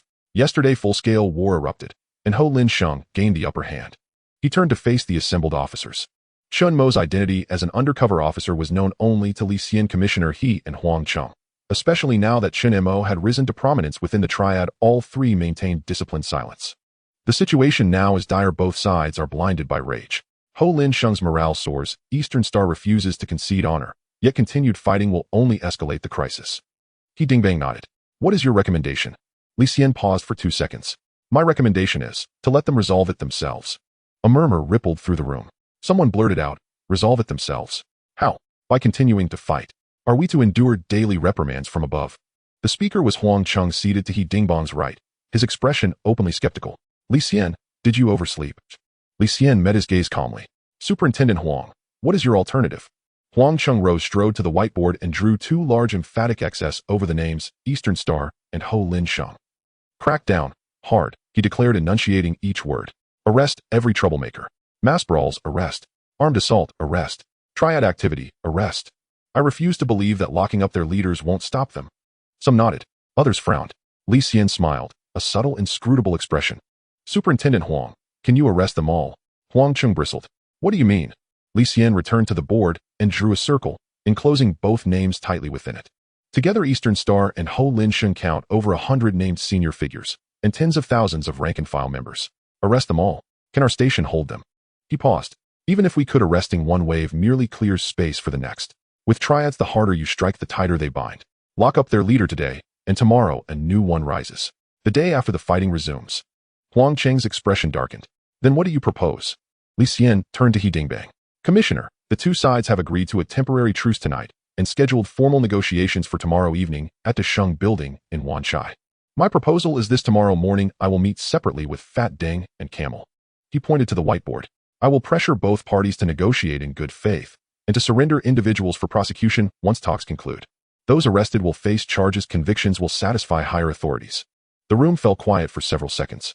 He Dingbang's fingers continued tapping, but slower, now measured. And after, he asked. Li Xian set down the marker. Once calm returns, our work becomes manageable. From then on, we watch, we wait. Opportunities will arise in due time. Huang Cheng, assigned as the lead investigator for the Central District jewelry heist, had accomplished nothing. Instead, both the stolen goods and the perpetrators had been retrieved by Li Xian. Consequently, he had been in an exceptionally foul mood these past few days. He had originally been transferred to Yao Ma Ti precisely to polish his credentials. He was on the verge of replacing Li Xian and assuming command of the Yao Ma Ti police station's organized crime Triad Bureau O branch. Now with this incident, he naturally sought to obstruct Li Xian at every turn. He snorted disdainfully. You're just smoothing things over, letting triads settle matters among themselves. What will it sound like when word gets out that the police are doing nothing? Li Xian gazed at him and suddenly smiled. Superintendent Huang, you've only recently been posted to Yao Ma Ti and may not yet grasp the local realities. He gestured toward the window. Those street thugs outside. You arrest 10 today and 20 more surface tomorrow. You clear one street tonight, and by dawn they've shifted operations to another, continuing their extortion as before. Our manpower is finite. We cannot imprison them all nor patrol every alleyway. His smile vanished.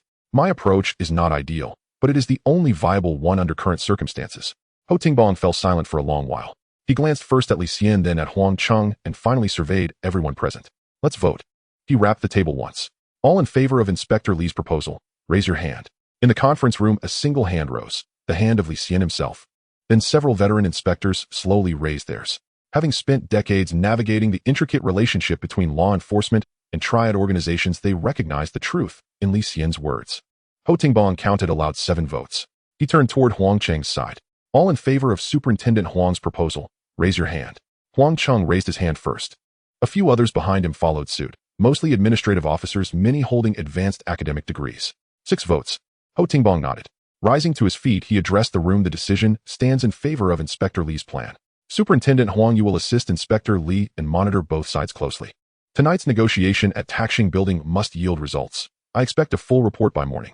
Huang Cheng's face darkened, yet he gave a terse nod. As Ho Tingbang reached the doorway, he paused abruptly. Li Xian. Yes, sir. The Central District jewelry heist was handled masterfully. You've earned high commendation from above. He paused briefly. Once this matter is resolved, I will personally approve your promotion dossier. Li Xian was momentarily stunned. By then Ho Tingbang had already stepped out. In the conference room, Huang Cheng shot Li Xian a venomous glare before departing with his team. Li Xian remained motionless, his gaze fixed upon 2 names circled together on the whiteboard. One unassuming name in particular arresting his thoughts, Chen Mo. He said nothing. Silently, he lit a cigarette. Headquarters of the Walin Sheng Triad.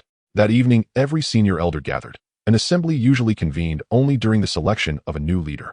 Aside from the elders, only the incumbent leader Brother Cheng and Li Yunfei were present. Brother Cheng observed Elder Deng calmly brewing tea, then spoke. Tonight's meeting centers on our conflict with the Tung Sing gang. Shall we continue hostilities or seek a truce? Before he finished, Chen Pao leapt to his feet. Of course we press on. We hold the advantage. Now is the time to seize more territory. Lao Lao chimed in. What is Tung Sing worth? When we ruled supreme, they were still farming in Yuan Long. These two had long served as the faction's hardliners. Their remarks prompted several other elders to nod in agreement. Long Jin Shu, seated nearby and smoking quietly, interjected. The police are applying pressure now. If we persist, who shall we fight next? The Tung Sing or the police themselves? His words left Chen Pao speechless. Nearby Mao Duan and others remained silent, stealing glances toward Elder Deng.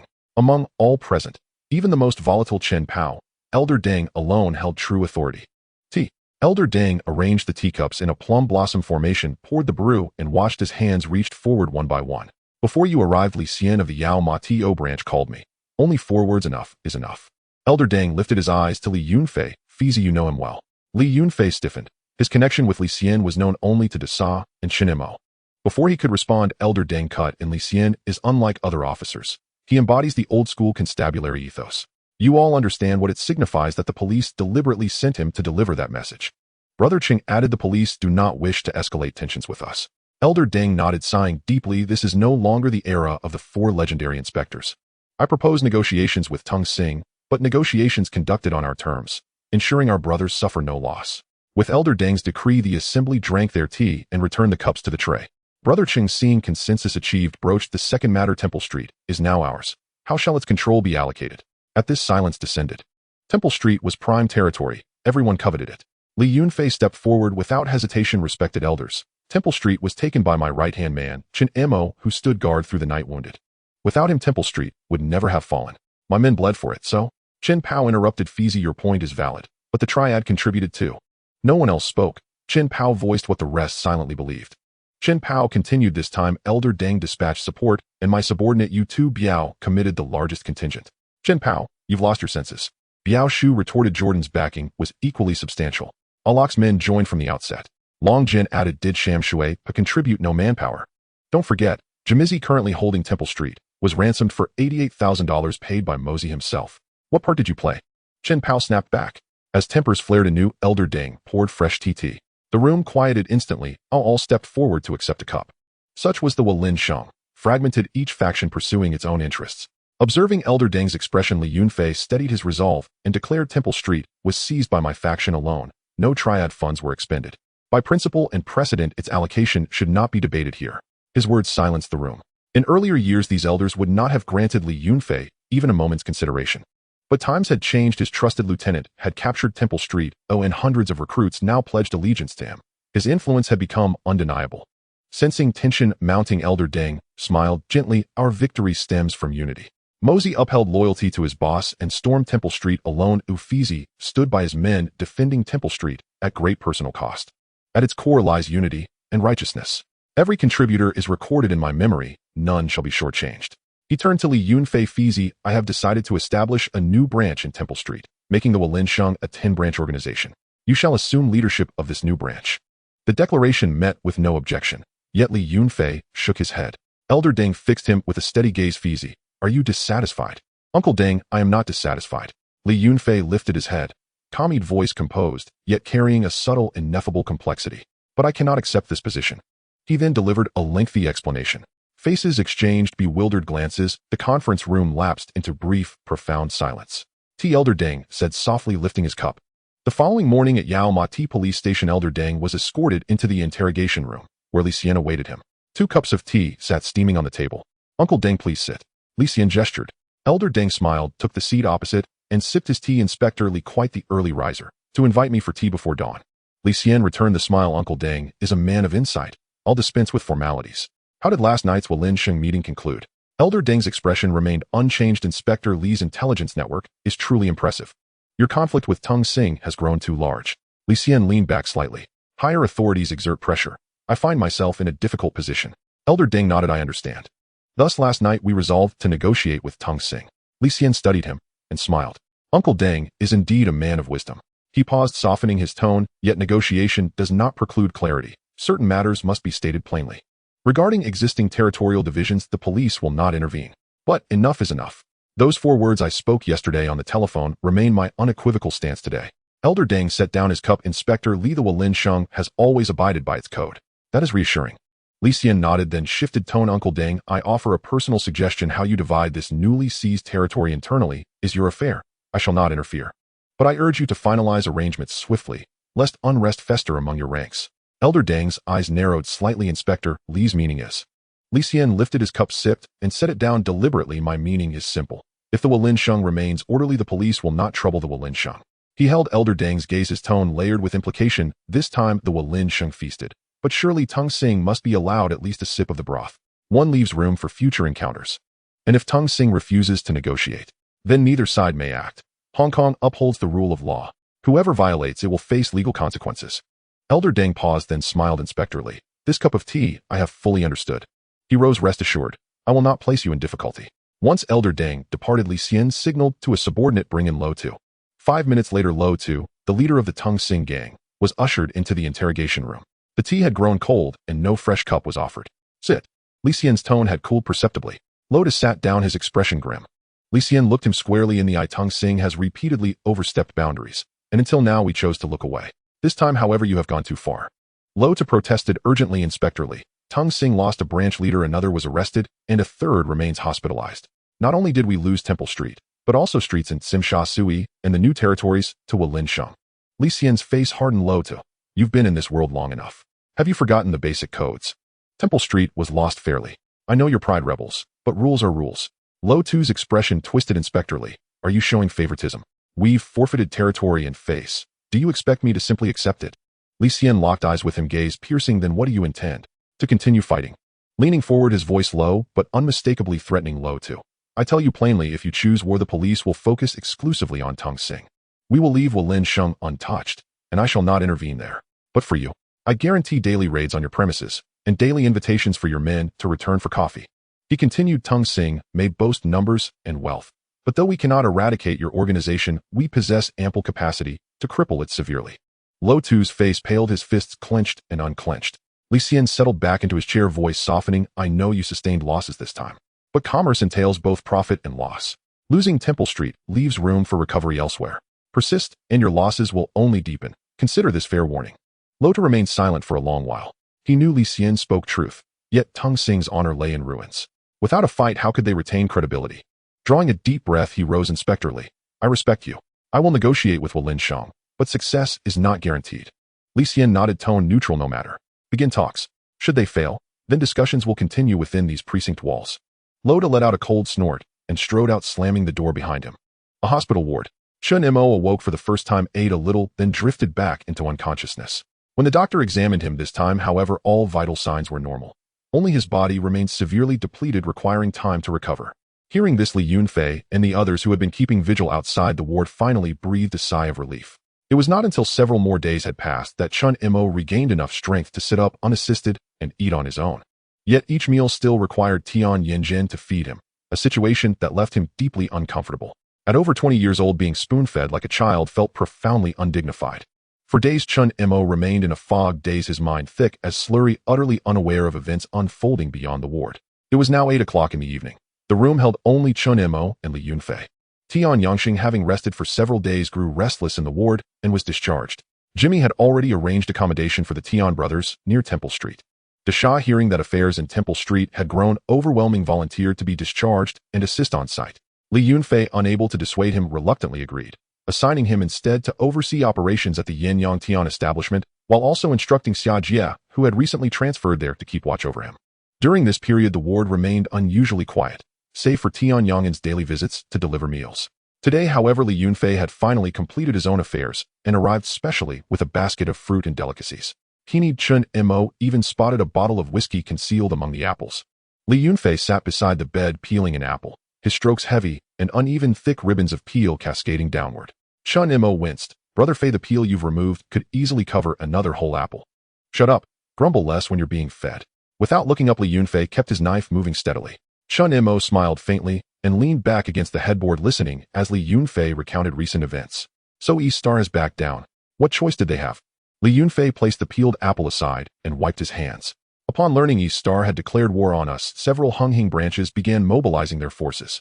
Especially Liang Quan and Prince. They've already dispatched underlings to provoke skirmishes, testing East Star's resolve. If East Star dared continue fighting us at this juncture, Hing would tear off at least 2 ounces of their flesh. But East Star suffered such a humiliating defeat. Accustomed as they are to arrogance, can they truly swallow their pride? Swallow it or not they must. Li Yunfei pulled out a cigarette, not lighting it inside the ward, but twirled it idly between his fingers. You should have seen Camel's face that day at Desheng Lu when negotiations concluded. It looked as if his father had just died. In the end, he gritted his teeth and drank the reconciliation tea, so hard that the cup nearly shattered in his grip. He paused, then sighed softly. A pity though, we forced new territories out of their territory and Lin Huayus seized 2 streets in Simsha Sui, demanding an extra $10 million to relinquish them. Buy them back. Yes, buy them back, Li Yunfei replied with a wry smile. Times have changed. In the past, territory belonged to whoever seized it by force. No one ever paid for land. It's a shame about Lei Yaoyang. I'd planned to ransom him for 1 or 2 million, but East Star offered only 500,000. Uncle Deng instructed me to calculate the balance. Capturing Temple Street means we've re-established our banner in Yao Mati alongside Wenxing, already a considerable gain. One must leave room for future paths. At last we'll have territory truly our own, Chen Mo said, eyes gleaming. Li Yunfei met his gaze and smiled in return. He picked up the apple again and extended it. Here, take it. It'll brown if you wait any longer. Chen Mo accepted it, yet held it motionless in his palm, gazing at it silently. After a moment's silence, he asked quietly, how long might this last? Li Yunfei blinked, momentarily caught off guard. Then he laughed, a self-deprecating quiet laugh. Still can't fool you, can I? He leaned back, the chair legs scraped faintly across the floor. I'd intended to enter custody first, then let them inform you afterward. Chen Mo lifted his eyes to meet his gaze, saying nothing. Li Yunfei held his stare, until his smile slowly faded. Brother Fei, Chen Mo murmured, voice barely above a whisper, what if we go to Canada? I'll speak to Uncle Deng. Didn't you once consider emigrating? Li Yunfei looked at him, long and steadily. Then he reached out and patted Chen Mo's shoulder. Moz, he said, and stopped. A car passed outside, its headlights swept across the ceiling in a fleeting arc before vanishing into darkness. I've spent half my life fighting, killing, surviving. Never amounted to much, really. Li Yunfei withdrew his hand and studied his palm, callous, scarred by blades. I used to think sell the jewels, make some money, and the 3 of us could start a decent life abroad. But things are different now. He raised his eyes to Chen Mo, his expression holding something Chen Mo had never seen before. You've risen, Moz. You're only 22. Your future is boundless. And I've already settled terms with Uncle Deng. Once you're formally initiated, Temple Street will fall under your command. I mean you. Chen Mo cut in, voice suddenly sharp. Li Yunfei froze, stunned by the sudden outburst. Chen Mo drew ragged breaths, chest rising and falling. His knuckles whitened around the apple. Li Yunfei watched him, then broke into a quiet laugh. Me. He shook his head, calm and resolute. I decided long ago. Rising from the chair, he walked to the window and stood with his back to Chen Mo. I've lived my entire life in Hong Kong, cutting, collecting debts, guarding venues, even served time in prison. This time may be longer, but at least I remain in Hong Kong. I consulted the Triads lawyer. He confirmed that with proper maneuvering, I'll serve no more than 10 years. He turned, leaning against the windowsill, a faint smile on his face. Moz, incarceration isn't misfortune for me. At Stanley Prison, many brothers belong to our society. With my seniority and current standing, it'll be no harder than a vacation. I truly have no desire to flee. Chen Mo remained silent, head bowed, staring at the apple in his hand. Li Yunfei returned and sat beside his bed. Brat, do you really hate seeing me that much? He teased, voice hoarse. We'll meet once a month right here in Hong Kong. If I truly fled, we might not see each other for years. Chen Mo looked up into Li Yunfei's face. There were fine lines at the corners of his eyes now, of strands of silver threaded through his temples. Chen Mo had never noticed before. Suddenly he laughed, a deep, unrestrained laugh. Truthfully, I don't want to see you, he said, voice muffled, you old scoundrel. Li Yunfei paused, then slapped the back of Chen Mo's head lightly. Brat. Both burst into laughter. That night they spoke until very late. Chen Mo, injured and forbidden alcohol, drank water in solidarity, making 2 trips to the restroom before midnight. Li Yunfei finished the entire bottle of whiskey himself, growing increasingly talkative, reminiscing about youth, then drifting toward dreams of the future. By the end, he slumped in his chair, eyes half closed, seemingly on the verge of sleep. Chen Mo watched him, saying nothing. Long moments passed, then Li Yunfei's eyes snapped open. Time to go, Moz. He rose, swayed slightly, and steadied himself against the table. Chen Mo tried to get out of bed to see him off, but Li Yunfei raised a hand to stop him. Stay lying down. He walked to the door and opened it. The corridor light blazed in, casting a long solitary shadow across the floor. Goodbye, big brother, Chen Mo said softly from behind. Li Yunfei paused in the doorway, back still turned. He didn't look back, only lifted his hand and waved once wordlessly into the air. The door closed. After that night, Li Yunfei never returned. Chen Mo lay awake on the hospital bed, staring at the ceiling all through the night. Not until noon the next day did Desha arrive.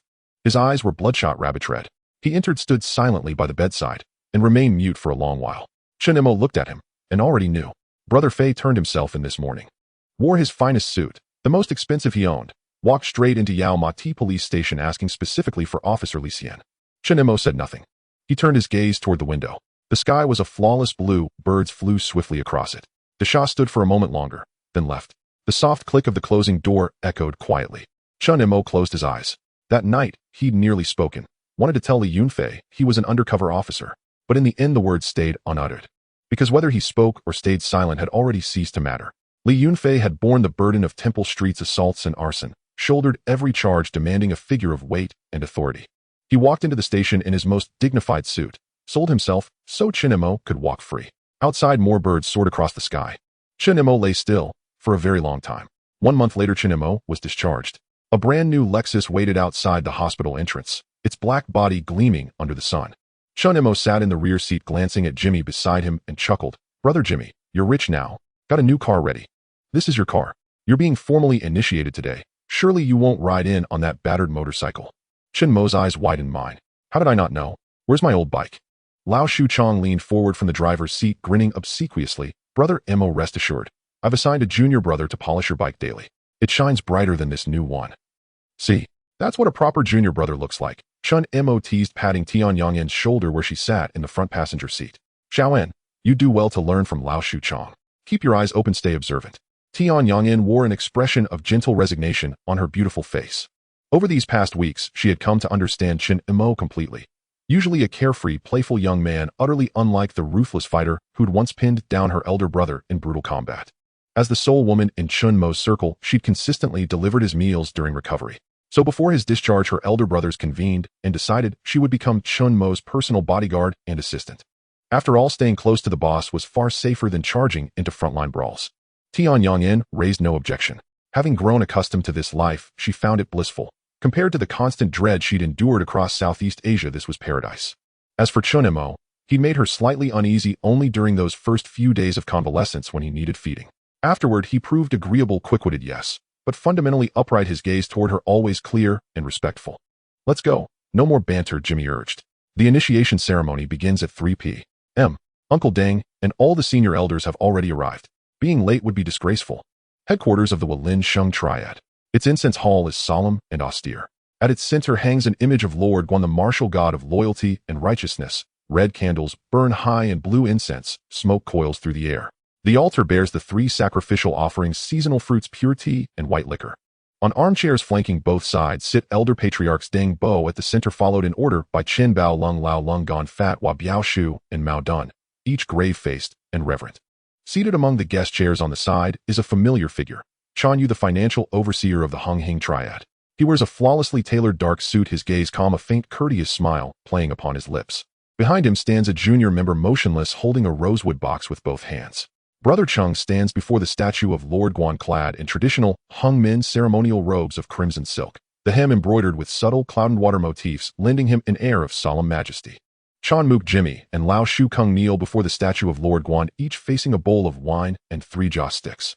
Walin Sheng is a branch of the Hung Min, tracing its lineage back to the late Qing dynasty, over a century of unbroken tradition. Brother Ching's voice is low, yet resonates throughout the incense hall. Today, 3 brothers are being formally initiated. By ancient rite, we open the incense hall, undergo the 3 trials, recite the 36 oaths, and uphold the 72 regulations. He pauses, his gaze settling upon Jimmy. "Li Kaiyuan, you are today initiated as a white paper fan. This rank oversees documents, manages accounts, and devises strategy, the Triad's chief strategist and counsel. Do you know the first oath of the Hung Min's 36 oaths?" Jimmy kneels upright, his voice steady and deep. "From the moment I enter the Hung Min, your parents become my parents, your brothers my brothers, your wife my elder sister-in-law, your sons my own sons. Should I ever betray this bond or deny my sworn brothers, may thunder strike me down." Brother Chung nods, burns 3 sticks of incense, bows thrice, then offers them to Jimmy. Jimmy receives them with both hands, raises them above his head, bows 3 times before Lord Guan, and places them reverently into the censer. Next comes Lao Shu Kong. "Chung Zi Kong, you are initiated as a grass shoe. This rank serves as messenger and liaison, connecting our branches across the city, the Triad's eyes and ears. Tell me, what is the gravest transgression for a grass shoe?" Lao Shu Kong sheds his usual nonchalance, his expression now resolute. To misdeliver a message, to omit vital intelligence. For if brothers distrust one another, chaos will consume the Triad. Brother Chung nods again, performs the same ritual of burning and bowing, then hands the incense to him. Lao Shu Kung mimics the gesture precisely. 3 bows, 3 sticks placed in the censer. Finally, Brother Chung turns toward Chan Mook. A sudden hush falls over the incense hall. The candlelight flickers, casting shifting light and shadow across Lord Guan's stern visage. At the side, Chan Yu sits a little straighter, his eyes fixed intently upon Chan Mook. "Chan Mook," Brother Chung calls his name, his tone weightier than before. "How long have you been with the Triad?" Chen Mo lifts his head for years. In those 4 years you seized Temple Street, single-handedly defeated 2 East Star lieutenants, held our territory against their counteroffensive, and shielded your brothers with unwavering resolve. Courage and wisdom, truly a prodigy of youth. He pauses. By precedent, your initiation today should be as a Red Pole, the enforcer who administers discipline and commands the Triads fighters its supreme martial authority. Chen Mo remains silent, waiting patiently. Brother Ching suddenly smiles, but your case is exceptional. At Temple Street, your mastery of Bajiquan allowed you to stand alone against 300 men, earning you the epithet, Yin Wang Mook, the Grim Reaper which swept through Hong Kong's underworld in a single night. His voice rises with quiet triumph. You are thus worthy of the double flower Red Pole. At that instant, a junior member steps forward from behind Chen Yu and opens the rosewood box he carries. Inside rests a single flower crafted from crimson silk, its heart adorned with a gleaming gold leaf that catches the candlelight like molten fire. Chen Yu rises, takes the box, and walks deliberately toward Chen Mo. Brother Chen Mo. His voice is gentle, yet carries effortlessly to every corner of the hall. Master Chang of Hing has sent me with a message. In 30 years of Hong Kong's underworld, few have earned the title of double flower Red Pole. Hing presents you with one of these flowers, and you bear the honor without question. He pauses, a subtle lift at the corner of his mouth. Master Chang also says he would welcome you anytime for tea in Causeway Bay. He places the crimson flower upon the altar before Chen Mo, then steps back, not returning to his seat, but standing aside to observe the ceremony. A soft murmur ripples through the hall. That Hing itself delivered the flower, and left a representative to witness the rite, was no small gesture of respect. Deng Bo slowly rises and approaches Chen Mo. From his sleeve, he produces another crimson flower, identical in material and gilded heart, yet larger in form, its layered petals conveying greater weight and dignity. Few within Wulinsheng have been honored as double flower Red Poles. Deng Bo says, his voice aged, but piercingly clear, each word striking like a chime upon the hearts of all present. The last was your senior brother Li Wanfei. He was 28 then, wielding twin blades amid dozens of enemies, cutting down 3 rival Red Poles before his own initiation as a double flower Red Pole. Chen Mo's spine stiffens almost imperceptibly. Deng Bo watches him, something luminous flickering in his gaze. Now you have taken up this legacy, not by inheritance, but by your own merit, wresting it from the hands of your senior brother. Master and disciple, succession flowing as one unbroken current, forging a new legend in Hong Kong's underworld. He places the second flower beside the first upon the altar. The 2 crimson flowers lie side by side, vivid, blazing, unforgettable. Chen Mo, from this day forth you are the double flower Red Pole of Wulinsheng. Silence fills the incense hall, profound and absolute. Then Deng Bo turns to the assembly, his voice rising with measured authority. One further announcement effective today: Wulinsheng establishes a new branch in Yaomati. Its headquarters shall be Temple Street, and its branch master is. His gaze falls upon Chen Mo still kneeling. The double flower Red Pole Chen Mo. A beat of silence follows. Then, soft applause begins. It is Chen Yu. Standing at the side, he watches the scene unfold with quiet amusement, his hands clapping gently. Deng Bo joins, and then Brother Cheng, then Lung Gan Chen Bao Lung Lao Biao Shu Fat Hua, and Mao Dan. The sound swelling, echoing off the walls, growing stronger, richer, more resonant. Chen Mo rises, palms outstretched, cradling both crimson flowers in his hands. They are light, yet impossibly heavy. Suddenly Li Wanfei comes to mind. That night in the hospital room when his senior brother had clapped him on the shoulder and said, "You've made it, Mukzai. At 22, your future knows no bounds." He lowers his head, gazing at the blossoms in his palms. His lips move, whispering so softly only he can hear. "Senior brother, I've made it." When Chen Mo and the others finally emerge, it is past 7 o'clock in the evening. The sky is fully dark, street lamps glow and neon signs shimmer in the velvet night. Today's initiation, and the formal appointment of Chen Mo as Wulinsheng's 10th branch master, is a landmark event. No ritual could be omitted, no elder patriarch overlooked. Deng Bo holds him in conversation for some time, advising on the management of Temple Street, explaining Wulinsheng's codes, outlining protocols for inter-branch relations, every detail conveyed with meticulous care. Chen Mo listens attentively, nodding, committing each point to memory. Only once they step beyond the headquarters main gate does he exhale, deeply releasing the tension he's held all day. Sliding into the brand new Lexus, his first act is to yank off his tie and toss it aside, sinking back into the seat with a weary sigh.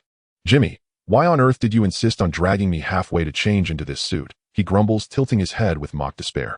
"Look at Brother Cheng in that crimson ceremonial robe, so festive. All the elders wore Tang suits. Only Chen Yu and I wore Western suits. Kneeling felt like torture. You know that, right?" Getting up nearly pulled something important loose. Tin Young, Yin sits in the front passenger seat.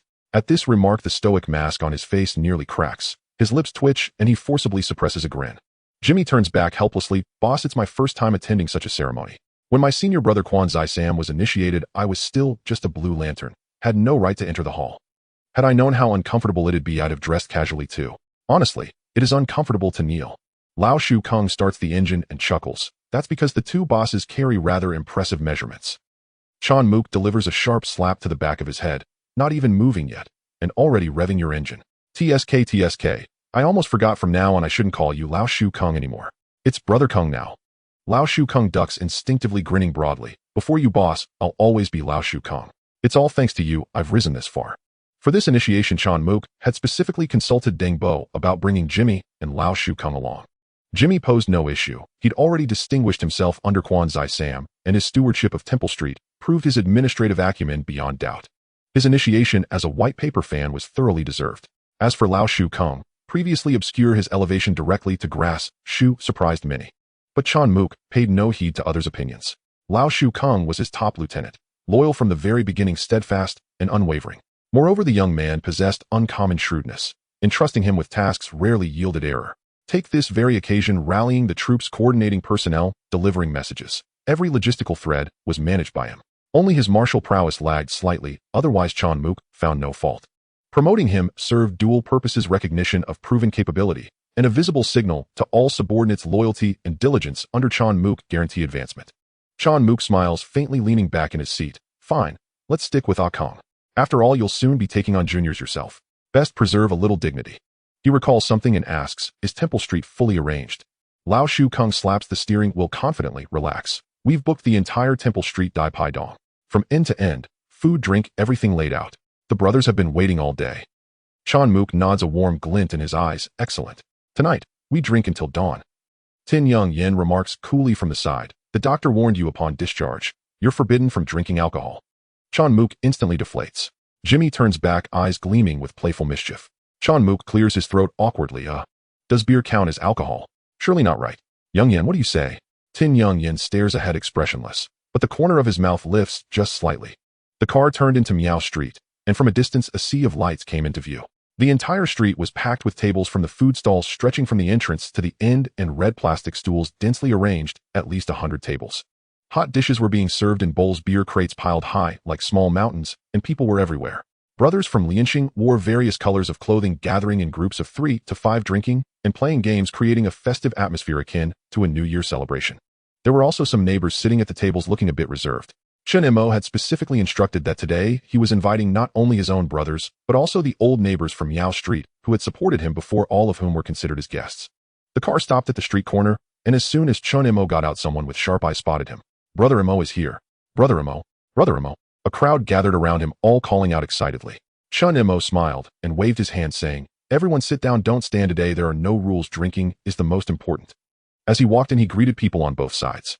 Some called him Brother Mo, some called him Master Mo, and others called him King Yen. This nickname made him feel a bit amused. When he reached the largest table in the middle, the rat had already saved him a spot. Along the way, Tian Yenjin vigilantly watched every person approaching Chen Mo.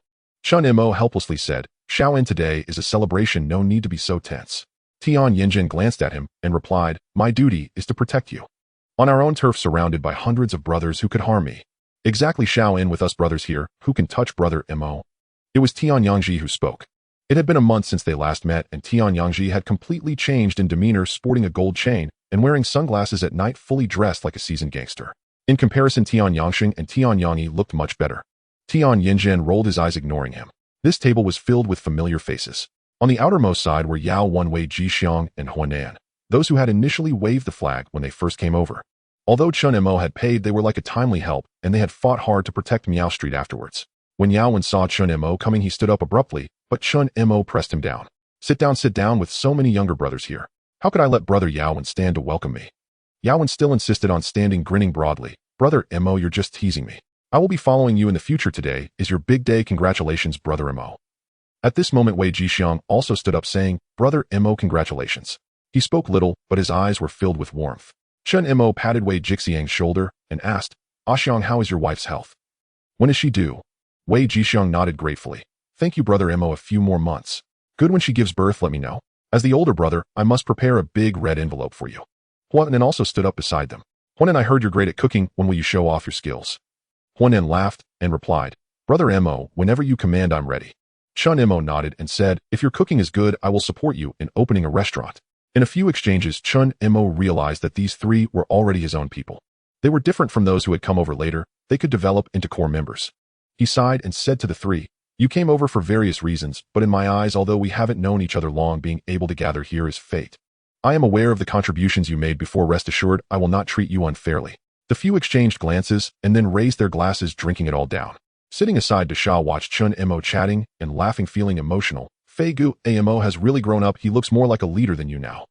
Tian Yangxing, seeing Chen Mo come over, said, "When will your injury be completely healed? Then we can have a competition." Before Chen Mo could respond, Tian Yangyi added, "Yes, Brother Mo, I want to try too." Tian Yangxi chimed in, "Brother Mo, I won't compete, but next time there's a fight you must call me. I'll be the first to charge in." The Tianyang brothers each had their own personalities. Tian Yangxing seemed cold, but in reality he was somewhat similar to Chen Mo. Sometimes his words could be quite irritating, but he was just a bit proud. Tian Yangyi was steadier, while Tian Yangji had a wild personality. After following Lianxing in several fights, he completely let himself go and blended in. The other three were more reserved, focused on work and not saying much. Chen Mo knew their temperaments and smiled, saying, "You said it yourselves, when my injury is healed you all come together." Tian Yangxing pouted, "I'm afraid I'll kill you and no one will pay us." Chen Mo was taken aback and laughed. His gaze shifted to Desha. The two exchanged glances, having an unspoken understanding. Desha raised his glass and drank it all down. Chen Mo lifted his teacup and stood up. The surroundings gradually quieted down and everyone looked at him. "Brothers." Chen Mo's voice was strong and clear, echoing across half the street. "Today we, together with Lianxing Miao Street, officially open our hall. I, Chen Mo, am honored to be appointed as the hall master by Uncle Deng and all the uncles." He paused, scanning the faces before him. Some old brothers who had followed him filled with excitement. There were also new faces who had joined later, their eyes filled with admiration, anticipation, and some ambiguous expressions. The old neighbors were also watching him with scrutiny. "Today I, Chen Mo, set 3 rules with you. First, from now on our goal is just 2 words. Money. Money. Still damn money. As long as I, Chen Mo, eat meat, you all will eat meat too. I will never let you just drink soup." At this, the brothers cheered excitedly, clinking glasses against the table, creating a chaotic yet powerful sound. "Coming out to mix, isn't it all about seeking wealth?" Chen Mo's words resonated with everyone. "Second, we are out here to mix. We must adhere to principles. Every brother and sister who earns a living in Miao Street, as well as the elderly and neighbors, are our food providers. Since we dare to take this protection fee, we must treat them well. We cannot bully them." After this statement, the atmosphere quieted down significantly, but the Miao Street neighbors and the staff and owners of the food stalls brightened up. Chen Mo smiled and continued, "Following me, there will indeed be more rules, but since I dared to make this promise to let you eat meat, there can't be no rules. You chose to come over, so you must be aware of that. As for the third, I want to tell you that if there comes a day when you think I, Chen Mo, can't protect you anymore, or that there is no future, feel free to tell me. I am easy to talk to and won't stop you from making money. But if anyone plays both sides trying to be cunning with me, don't blame me for being ruthless." After saying this, he raised his teacup. "This cup of tea is for the brothers. To Miao Street. Cheers. Cheers." First the brothers at Chen Mo's table and those nearby responded, then it spread to the outer circles. Hundreds of people echoed in unison, clinking glasses, beer foam splattering, and cheers shaking the sky. Chen Mo downed his cup of tea and sat down. At a distance, a few tables were occupied by new leaders. Some had only recently joined Lianxing, while others had transferred from other halls and had yet to meet Chen Mo formally. However, tonight they all showed up. A crew-cut man whispered to the person beside him, "I heard he's only 22 years old. Isn't this the first time someone so young has become a dual flower red stick in the Hong Kong gang?" "Exactly," the person beside him clicked his tongue. Miao Street's battle was fought beautifully. Both East Star Tigers fell at his hands.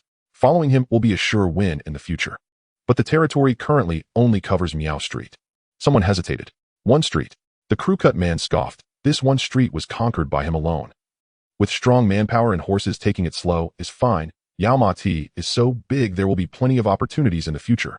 The others nodded in agreement, their gazes toward the main table growing more enthusiastic. As the drinks flowed and the food was served, the atmosphere became increasingly lively. Some began playing games and drinking. Chen Mo went table by table to offer tea, and wherever he went, cheers erupted. When Chen Mo arrived at the tables of the Miao Street neighbors, these tables were occupied by the bosses of the Miao Street stalls and some respected old neighbors. These were also the people who had participated in firefighting and cleanup during the Miao Street incident. Although everyone was compensated, Chen Mo still thanked them for their help. Seeing Chen Mo come over, several tables stood up awkwardly. "Sit down. Uncle Biao, you are a respected elder of Miao Street. How could you let me toast you?" A middle-aged man in his 50s approached with a wine glass. Everyone called him Uncle Biao. Chen Mo had been mingling in the Yao Ma Ti area for the past 2 years and was not unfamiliar with Miao Street. Uncle Biao hesitated for a moment, but still sat down.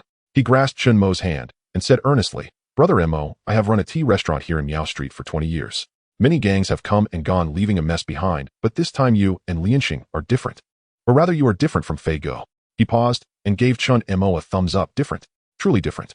During the time your people set up flags in Miao Street, no one dined, and no one caused trouble, and they even paid for their purchases. The neighbors are saying that Miao Street is finally peaceful now." Chen Mo felt a stir in his heart and smiled. "Uncle Biao, this is what we should do. If anything happens in the future, feel free to let us know." Uncle Biao waved his hand. "I just came to thank you all." He patted Chen Mo on the shoulder. "Work hard, young man, the neighbors support you." Chen Mo watched his back, lost in thought. Jimmy leaned over and whispered, "What Uncle Biao said is true." At first a few brothers didn't understand the rules, eating without paying and trying to show off. Fei Gu found out about it. Chen Mo looked at him. Fei Gu personally went to apologize at each place, paid double for the meals, and then chased those few away. Since then no one has dared to act recklessly. Fei Gu said that Miao Street will be our territory in the future, but the territory isn't for bullying people, it's for nurturing them. Chen Mo fell silent for a moment and nodded. It was still Fei Gu. He raised his teacup and took a sip. In the distance someone brought out a speaker and started playing music. It's hard to distinguish between truth and falsehood. Many faces are treacherous. How many can share glory? The eaves drip water without distinction. Chen Mo hummed along for a couple of lines. Suddenly recalling something, he turned to Jimmy and asked, "How many brothers do we have in our hall now?" Jimmy thought for a moment and replied, "There are 500 officially registered. Initially over 800 came to support. Some were sent by other gangs, secretly fought, and then left. Some were filtered out by Fei Gu. Those with bad reputations were paid off and sent away." Chen Mo nodded. "That's quite a few people. We need to manage them well, no room for mistakes." "I understand," Jimmy said. "I will keep an eye on the accounts and personnel." Chen Mo raised his teacup and smiled at Jimmy. "Jimmy, thank you for your help during this time." Jimmy laughed and scolded. "You paid to redeem me. How could I not work hard?" "Haha, don't worry, Jimmy. I already have some ideas. We'll discuss them in the meeting tomorrow."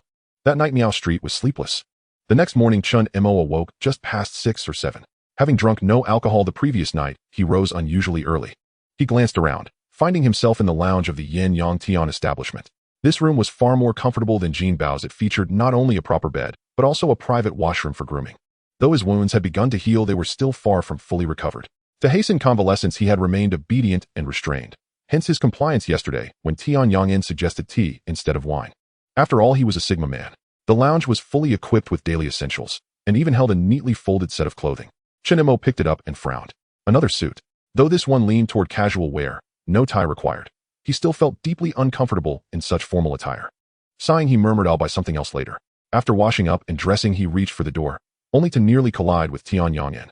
"Good morning," she greeted coolly. Chen Mo had long grown accustomed to her reserved demeanor, outwardly icy, yet inwardly perceptive and thoughtful. Every item in the lounge, from toiletries to the very suit he now wore, had been freshly procured. It was clear she had arranged it all. "Xiaowen, next time you buy me clothes, skip the suits. They're unbearable." He tugged at his collar. "My old leather jacket suited me far better." Tian Yangin remained expressionless. At that moment Jimmy's voice drifted in from the corridor. "You're now a Tongzhu of Liansheng, and young too. Dress more maturely, or people will mistake you for a street thug." Chen Mo turned to see Jimmy standing at the boss's office door, holding a stack of documents. "Oh, what about Debi of Hongxing? He's a Tongzhu too, and flaunts his tattoos daily. Why don't you criticize him?" Chen Mo retorted. "Compare yourself to him." Jimmy scanned him up and down. "You said it yourself, you rely on your mind." Jimmy paused, struck by an odd dissonance. Rumors in Hong Kong's Triad circles had elevated Chen Mo to near-mythic status. Those who'd never met him imagined a 2-meter-tall bulletproof titan. Tian Yangin cast a glance at Jimmy, her eyes silently asking, "Are you certain he uses his mind?" Chen Mo merely smiled deadpan. "Brother Jimmy, you're absolutely right. Perhaps our roles should be swapped, you as the red pole, me as the white paper fan. My arithmetic is impeccable. I can rattle off addition and subtraction within 100 without hesitation." "Rubbish." Jimmy rolled his eyes. "Enough banter. Eat breakfast and get to the meeting. You've been holed up in the hospital for weeks. The Tongzhu has piled up affairs and accounts I need to reconcile with you." With that he disappeared into the office. Chen Mo pointed at Jimmy's retreating back and said to Tian Yangin, "See, he's the real boss." She ignored his jest, lifting a bag instead. "Breakfast." Chen Mo took it and peered inside, several vacuum-sealed sandwiches and bottled lemon tea. He turned toward the main hall where Lao Shuchang and others lay sprawled across banquettes, snoring loudly, drool pooling beneath them. He dropped the breakfast bag onto Lao Shuchang's table. "Is this how we treat breakfast?" Chen Mo declared grandly. "Come on, I'll treat you to authentic Hong Kong-style dim sum." "I've already eaten." Tian Yangin replied flatly. "No, you haven't." She fell silent. Miao Jie Street entrance, the Biao Shu Tea House. Y700M. The tea house bustled with long-time neighborhood patrons. Bamboo steamers billowed fragrant vapor, waiters wove deftly between tables balancing porcelain plates and bowls. A hand-scrawled menu hung on the wall, prices fair and transparent. Chen Mo and Tian Yongyan settled into a secluded booth. Biao Shu stood behind the counter tallying receipts, then spotted Chen Mo and hurried over beaming. Brother Mo, so early. Biao Shu grinned. What do you have today? On the house. Chen Mo waved him off. Uncle Biao, no need for formality. I'm here to eat, not collect debts. Biao Shu chuckled and nodded. Of course, order away. Fresh shrimp dumplings, stew my steamed chicken feet, all ready. 2 baskets of shrimp dumplings, 1 of stew my black bean sauce chicken feet, a mango paste bun, rice noodle rolls. Chen Mo glanced at Tian Yongyan. What would you like? She replied anything. Then add a barbecued pork bun and 2 egg tarts. He handed the menu back. 2 milk teas, 1 light on sugar.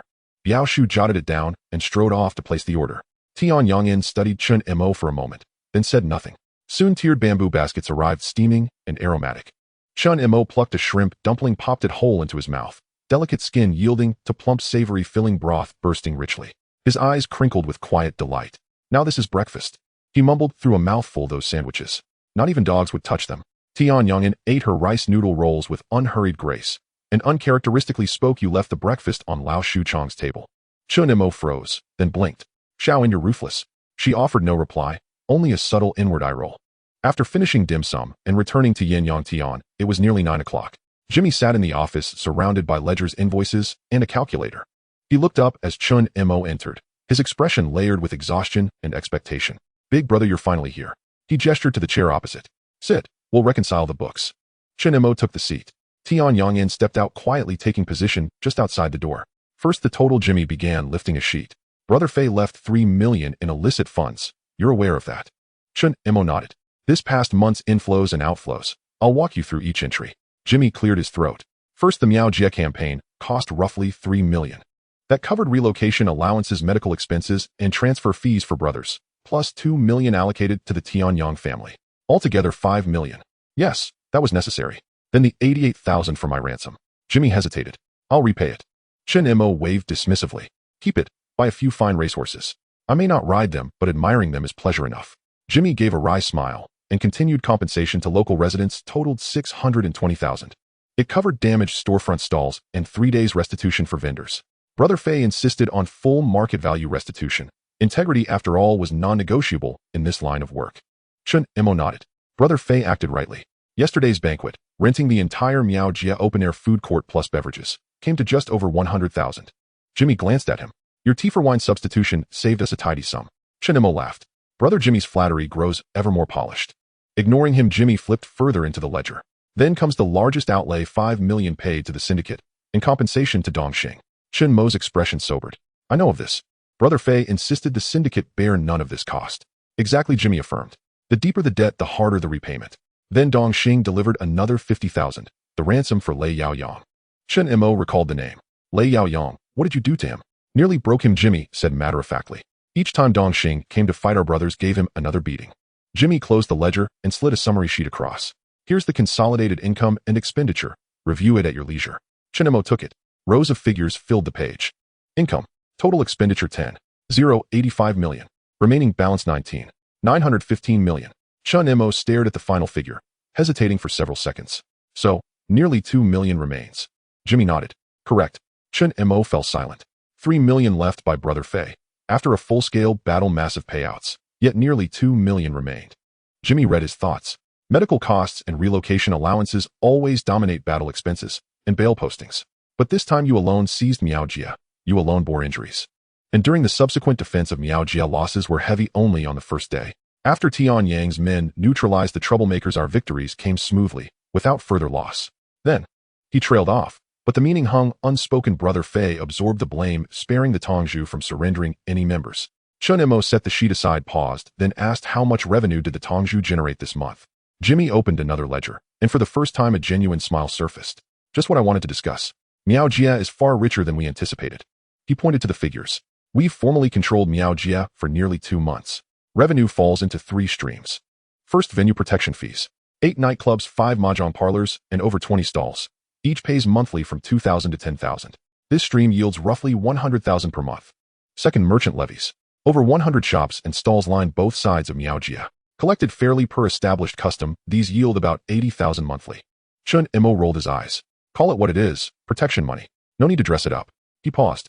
Still small vendors deserve leniency. Don't squeeze them dry. I've little appetite for profiting off the poor. Jimmy nodded. He'd once been a street vendor himself, intimidated into joining He Lian Sheng after relentless extortion. Understood. All instructions are passed down. Third enterprises we operate directly. Jimmy lowered his voice. Several stalls in Miao Jie's rear alley, formerly run by Dong Xing, are now ours. 2 gambling dens and 3 bootleg video outlets, staffed entirely by our own men. All profits flow exclusively to us. Monthly intake 25 to 26,000. He lifted his gaze. Combined, these 3 streams bring Miao Jie's total monthly revenue to approximately 450,000. Chen Mo remained unruffled. Only that much. Only that much. Jimmy laughed. Big brother, this is just the beginning. Miao Jie is called Hong Kong's People's Nightclub for good reason. It's brimming with untapped potential. Dong Xing mismanaged it, focused only on extraction and violence, leaving chaos in their wake. With disciplined stewardship and reputation building, our returns could easily double. Chen Mo nodded thoughtfully. Jimmy added one more matter: syndicate dues. Per He Lian Sheng regulations, new Tongjus may negotiate reduced dues for the first 3 months. I've secured agreement with Elder Deng, payment deferred until the 3rd month, first 2 months waived. Chen Mo casually closed the ledger. These numbers hold little interest, too little money. Chen Mo tossed the ledger aside carelessly, as if discarding an insignificant flyer. Jimmy frowned. You think it's too little? There are still other ventures we haven't launched yet, such as... I know what you're getting at, Chen Mo interrupted. If we only count gatekeeping fees and those grain-come streams, this figure is indeed substantial, just from Temple Street alone. Pity though, he shrugged, leaning back in his chair, the truly lucrative underground trades. I'm reluctant to touch them. Especially something like white powder. It's solar racing. Absolutely off limits. You've got a point, Jimmy conceded with a wry smile. But over the years I've seen enough for Triad members aiming for real wealth. Conscience often has to be the first casualty. Jimmy, I don't fully agree. Jimmy raised an eyebrow, silently urging him to continue. They'd known each other for 3 years. Sometimes during idle moments they'd sit and talk about matters both weighty and trivial. Chen Mo always held unexpected ideas, and that was precisely why among so many in the Triad Jimmy regarded him with singular respect. This man's mind simply worked differently. Chen Mo glanced out the window, then turned his gaze inward again. What you're describing is the primitive accumulation of capital, a process inevitably steeped in bloodshed and ruthlessness. Everyone must pass through that gate. But I'm different. I had a good elder brother. He paused here. Fei Ge was still awaiting trial. Visitation remained prohibited. The Triad's lawyer had relayed word that his physical and mental condition remained stable. That perhaps was the sole bright note in recent days. The money Fei Ge left me has already completed my own primitive capital accumulation at this stage of my life. So I carry no burden, and I'm free to consider what comes next. Jimmy nodded silently, saying nothing. So there you have it. Chen Mo spread his hands. Temple Street's income. For me, it's neither satisfying nor worth abandoning outright. Then what do you intend to do? Jimmy grew serious. Chen Mo turned his gaze toward the window. Morning Temple Street lacked its nocturnal bustle, but life's warm, earthy pulse was already rising. Breakfast stalls exhaled steam. Neighbors hurried past, ferrying children to school. Elders sat along the curb, absorbed in chess. Let Temple Street remain as it is, for now. I'd actually like to cultivate it properly, but we've only just taken root. Time is too short. Rushing won't help. He suddenly swiveled, locking eyes with Jimmy. Jimmy flinched under that stare and snapped. I've seen that look far too often. Back in my old circle, half my clients wore exactly that expression before closing a deal. Haha, Jimmy. Have you ever considered becoming an actor? Filming movies? You're quite the heartthrob. Get serious. Jimmy cut and exasperated. No jokes. I am being serious, Chen Mo replied, all innocence. Filming movies brings profit and proximity to starlets. What could be better? Jimmy studied him for several seconds, then realized he might be sincere. His brow furrowed. You genuinely want to make films? Yes, some succeed, but most lose everything down to their last pair of underwear. Haven't you noticed how even giants like SB are struggling these days? We're outsiders, and our capital is thin. He paused, adding thoughtfully, I believe Triad newcomers shouldn't aim too far ahead just yet. Temple Street offers solid returns. Car parking services, pirated media, plenty of options. We'll avoid white powder, but other avenues can unfold gradually. As Chen Mo watched Jimmy's youthful, handsome face, a quiet melancholy stirred within him. He hadn't yet acquired the film's seasoned composure, the cold, unflinching sharpness. Their stages differed. In the film, Jimmy stood as the pillar of the Longzhen faction, supporting both his sworn elder brother and uncle, the 2 living patriarchs who relied on him. But now he'd only just secured his position. His intellect and drive were unquestionable, yet his vision remained narrow. At least, not yet broad enough to declare, I too can negotiate. Jimmy, you're the sharpest mind I've encountered in the Triad. Chen Mo met his gaze directly. Yet even you remain confined by perspective. Jimmy's expression tightened. He listened intently. It's already 1989. In 8 years Hong Kong will return to China. Have you ever considered where we, and the Lianqing Triad, will stand when that day arrives? Jimmy paused, lost in thought. Naturally we'll be singing The East is Red. Chen Mo broke off mid-lyric, realizing his misstep, and coughed awkwardly. Wrong. I didn't mean that song. He waved dismissively. I mean 1997 will be a watershed. The Triad's very mode of survival will undergo seismic transformation. So transformation is inevitable, and the earlier we begin the better.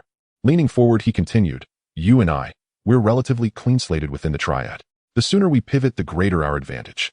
In truth, we're already behind schedule. Look at old Sue of the Shinji Triad. He's already thriving in the film industry. Jimmy still frowned. But I still don't grasp why you want to make films.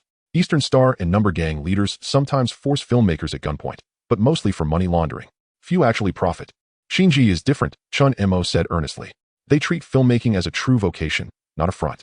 Shinji's film company has operated for years, and recently expanded its talent roster. He couldn't elaborate further. How could he explain he'd watched countless Hong Kong films, knowing exactly which titles would dominate the box office and guarantee profits? How could he admit his mind brimmed with fully fleshed out screenplay outlines, ready to be produced by any competent team? Truthfully, I don't have to make films. But filmmaking is the one venture our current liquid capital can support, and one with reliably high returns. Later, with deeper pockets, we'll expand northward. Mainland China is a land of golden opportunity. If we seize the moment, early retirement by 30 seems plausible. Then, world travel, you to Belgium, me to Hawaii. Jimmy fell silent for a long moment, then finally nodded. He'd never wished to be a gangster. Hong Kong's climate had simply left him no choice. If another path truly existed. One more matter, Chen Mo shifted tone. Recently, too many factions have emerged among our brothers. Distribution of interests has become a critical issue.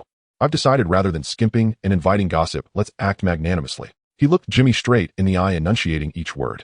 Henceforth, Temple Street's revenue, after dues paid to the Triad, shall go into a common fund used exclusively for housing allowances and subsidies for our brothers below. As for ancillary trades, valet parking, pirated media, assign responsibilities as you see fit. I'll take none for myself, but internal discord must be avoided. Jimmy pondered, then nodded. You're the hall master. You waive your own share. No one else will dare protest. Also consolidate personnel.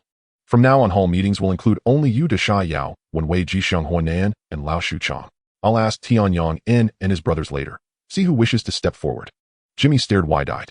Then what will you do? Chen Mo leaned back, serene and unruffled. Me? I'll write screenplays. How else do we make films? Jimmy paused. 2 full seconds of silence. Can you even read? Chen Mo blinked, then snatched up the ledger beside him, feigning a throw. Bastard. Say that again. They finalized details in the office, and when they emerged it was already noon. Beneath the brilliant midday sun, the hall's former sprawl of slumbering figures had stirred. Some rubbed their eyes, others searched for water, still others remained half-conscious, slumped over tables. Chen Mo spotted Lao Shu Chong instantly, perched on a booth seat, devouring a sandwich with rapt concentration. He shot an inexplicable glance at Tianyang In. Lao Shu Chong sensed their gaze, lifted his head, and mumbled, Brother, is there something on my face? No. Lao Shu Chong. Chen Mo suppressed a smile. You look even sharper today than yesterday. Thank you, brother. But who compares to you? Chen Mo patted his shoulder, then halted, remembering. Lao Shu Chong, do me a favor today. Find me a storefront on Temple Street, preferably 2 stories. First floor for office space, second floor for my residence. I'll spend more time there. Need a proper base. Lao Shu Chong gave a thumbs up. Relax, brother. I've got it covered. Chen Mo nodded, then turned to Tianyang In. Xiaoan, what are your brothers up to right now? Tianyang In remained impassive. Igu visits the boxing gym daily. Tianyang, Ji leads the other 3 in guarding your venues. As for my elder brother, she paused, a faint knowing curve touching her lips. He's probably sleeping. Chen Mo teased, your brother's in such fine shape these days. Staying out late, every night. Tianyang In glanced at him, her lips lifting slightly.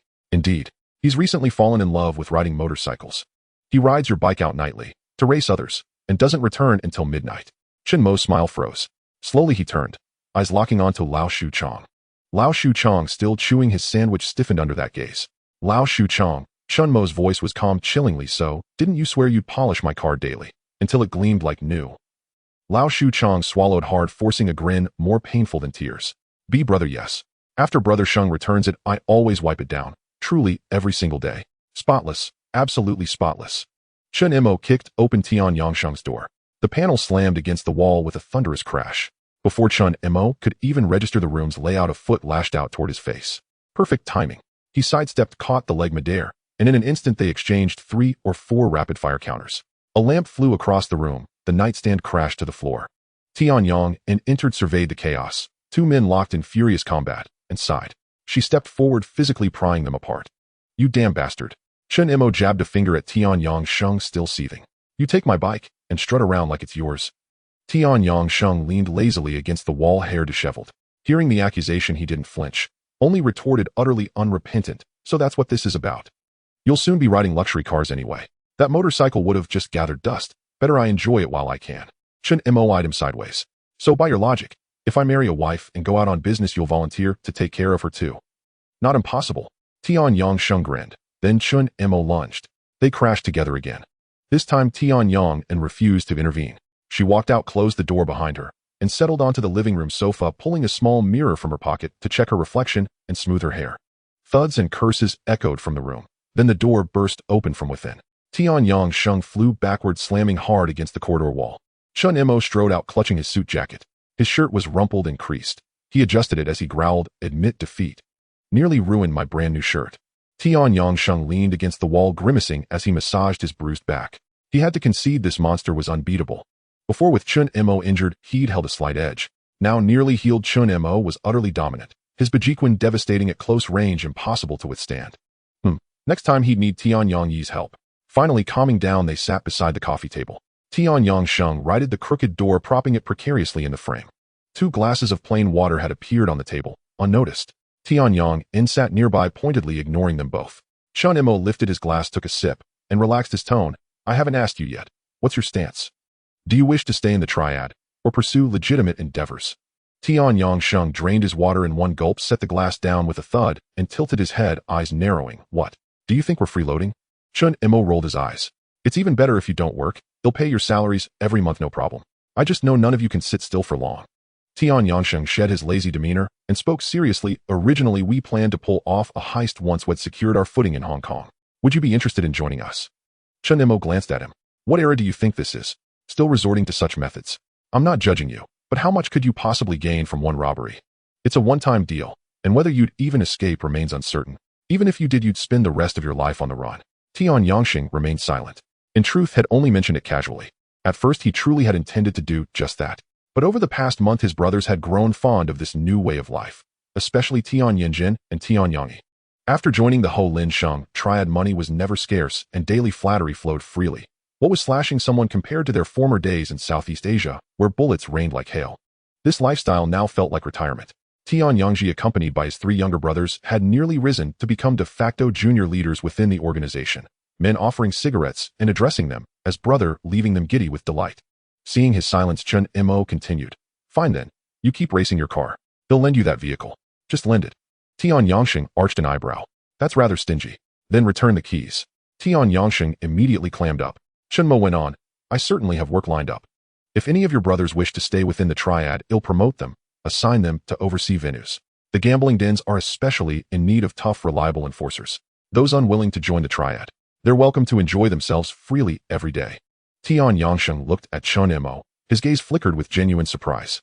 He knew Chen Mo was sincere, yet he couldn't help but be astonished by the breadth of his tolerance. Chen Mo, of course, had his own calculations. Tianyang Sheng and his men were genuinely formidable. Ex-mercenaries hardened in gunfire and chaos. Equipped properly, they would give Chen Mo confidence against any rival force in Hong Kong. Moreover, after spending time together, he'd formed a favorable impression of these brothers, especially Tianyang. Though officially serving as bodyguard and personal assistant, she attended to him with meticulous care, more attentively than a spouse might. Tianyang pondered for a moment. Hey, race, my proposal, Yanzhen will remain with you. As a young woman, she's endured years of gunfire and peril alongside us. She's suffered enough. Let her step away from violence. And given your own martial prowess, I trust her safety completely. Chen Mo stared blankly. That wasn't your stance at all when we first met. Now I've become her bodyguard. Tianyang shot Tianyang a cool, piercing glance. He feigned ignorance. You're still short a driver, aren't you? If you're agreeable, he can accompany you. He's steady, discreet, and speaks little. As for joining the Triad, Ji no longer needs your guidance. His reputation has been rising steadily lately. Chen Mo smiled faintly. Tianyang was indeed born for Triad life. The very cut of his face, the aura he carried, made him appear a natural leader the moment he stood still. No training required. And so it was settled. That noon, the 3 of them invited Tianyang and Tianyang among others to a meal. Nothing serious was discussed, just drinking and feasting. Tian Yangyi said little. After finishing his meal, he silently took position behind Chen Mo, already slipping seamlessly into his role. In the afternoon, the trio strolled through Hong Kong together. Their main purpose was shopping. Chen Mo first outfitted Tian Yanjin and Tian Yangyi with several new ensembles. Though expressionless while trying on clothes, Chen Mo noticed her lingering gaze upon a beige trench coat and promptly instructed the clerk to wrap it up. Tian Yangyi's choices were simple: 2 black suits plus several casual outfits. Already striking in appearance, he stood tall and poised, like a professional male model. Chen Mo then selected several outfits according to his own refined taste, both formal and casual wear. Though he complained daily about the discomfort of wearing suits, he well understood the unspoken rule: the upcoming business negotiations demanded gravitas. Without proper presence, many doors would remain firmly shut. Such as commerce, unless one has already reached a certain stature, appearances must be meticulously curated. A commanding front opens doors. Even banks extend more generous loans when impressions are polished. After finishing their clothing purchases, he deliberately exchanged vehicles. Though Lexus enjoyed wide popularity in Hong Kong, he disliked it. Ultimately, he drove off in a brand new BMW 735i, priced at over HK000, to an ordinary family that some seemed impossibly distant. Yet Chen Mo no longer cared. Money, after all, was meant to be spent, not hoarded. To live too frugally would signal weakness. Why would anyone follow a leader who lacked vision or ambition? A sleek, newly minted black BMW glided on a Hong Kong streets. Tian Yangyi, at the wheel, Chen Mo reclining in the rear, Tian Yanjin seated beside him. Neon lights streaked past the windows as Chen Mo leaned back in the plush seat, suddenly struck by a disorienting sense of unreality. Just over a month ago, he'd been mediating disputes for Brother Fei at streetside Dai Pai Dong, sipping beer beneath the open sky. Now he rode in a car worth nearly $1 million, commanding hundreds of loyal followers. Fate defied prediction. When the three returned to the Yin Yang Tian Club, night had already fallen deep. Seated in a private booth, Chen Mo suddenly recalled something during the earlier negotiation with the Hing Triad. He'd publicly promised to host a banquet for their senior leaders afterward. But he'd been hospitalized soon after and never followed through. Later, upon receiving his formal appointment, Jiang Tiansheng had sent a crimson flower, an elegant gesture that conveyed profound respect. Courtesy demanded reciprocity. He retrieved his newly purchased mobile phone, the first time he'd ever used one, and dialed Jiang Tiansheng's number, which he'd obtained from Uncle Deng. After 2 rings, the call connected. "Mr. Jiang, this is Chen Mo of Ho Lin Shang," he said respectfully. "Thank you sincerely for your kindness." The crimson flower was truly magnificent. A warm, gentle laugh came from the other end. "Ah, Chen Mo, congratulations. A double flower red pole hasn't emerged in Hong Kong for decades. Far from it, far from it. I owe everything to the mentorship of my elders and the steadfast support of my brothers in the Triad. Without them, none of this would have been possible. Modesty suits youth well, but excessive humility borders on absurdity."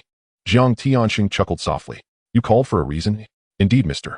Jiang," Chen Mo replied. "Whenever your schedule permits, I'd be honored to host you and the senior leaders of Hing for dinner. Name the venue, you choose. It's a token of gratitude for your past generosity." "Agreed," Jiang Tiansheng replied readily. "The Takxing Lao restaurant, tomorrow evening at 7. I'll have Chan Yu reserve the room." "Excellent. Until tomorrow." After hanging up, Chen Mo looked up, and there stood Jimmy staring at him with helpless exasperation. "I mean, Brother Mo," Jimmy pointed at the mobile phone. "You've spent nearly $1 million today. Even if Brother Fei left you a substantial inheritance, this pace will drain it in no time." Chen Mo gave an awkward smile. "Well, it's been poverty for so long and sudden wealth. Don't worry, I'll cover it myself." "The script?" Jimmy interrupted. Chen Mo pulled a small notebook from his inner pocket and slapped it onto the table. "Here it is." Jimmy blinked. Was it real?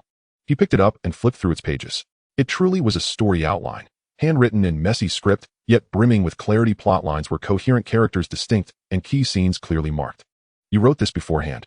Jimmy looked up, his expression complex. Chen Mo grinned. "Of course. Today I returned to my old estate and collected everything I'd written before."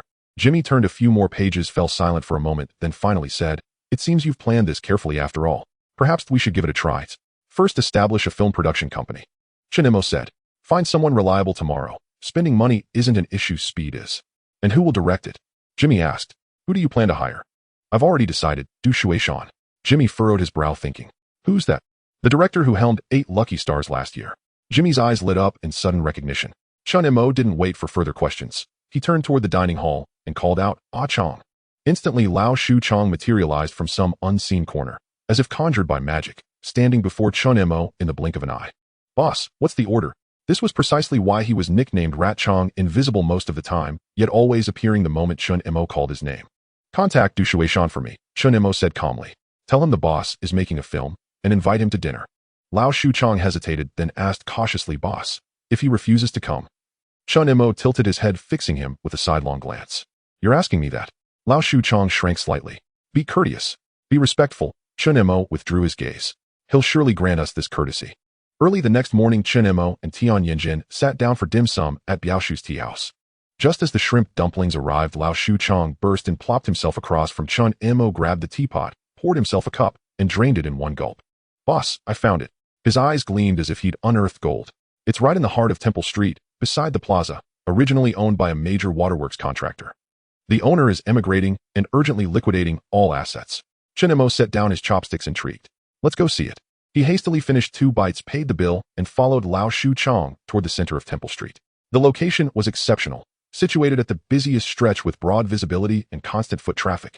Before Chen Mo entered Temple Street, this stall had been occupied by Crow Chong, serving as the East Star, Triads' local stronghold, a freeloading arrangement where not a single cent of rent was paid, and the owner dared not protest. Now that Ho Lin Sheng had taken control, the owner happened to be preparing to emigrate.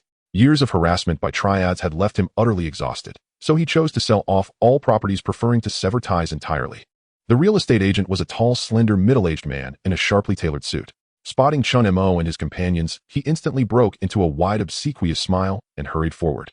Mr. Chen, this way please, this way. He bowed repeatedly.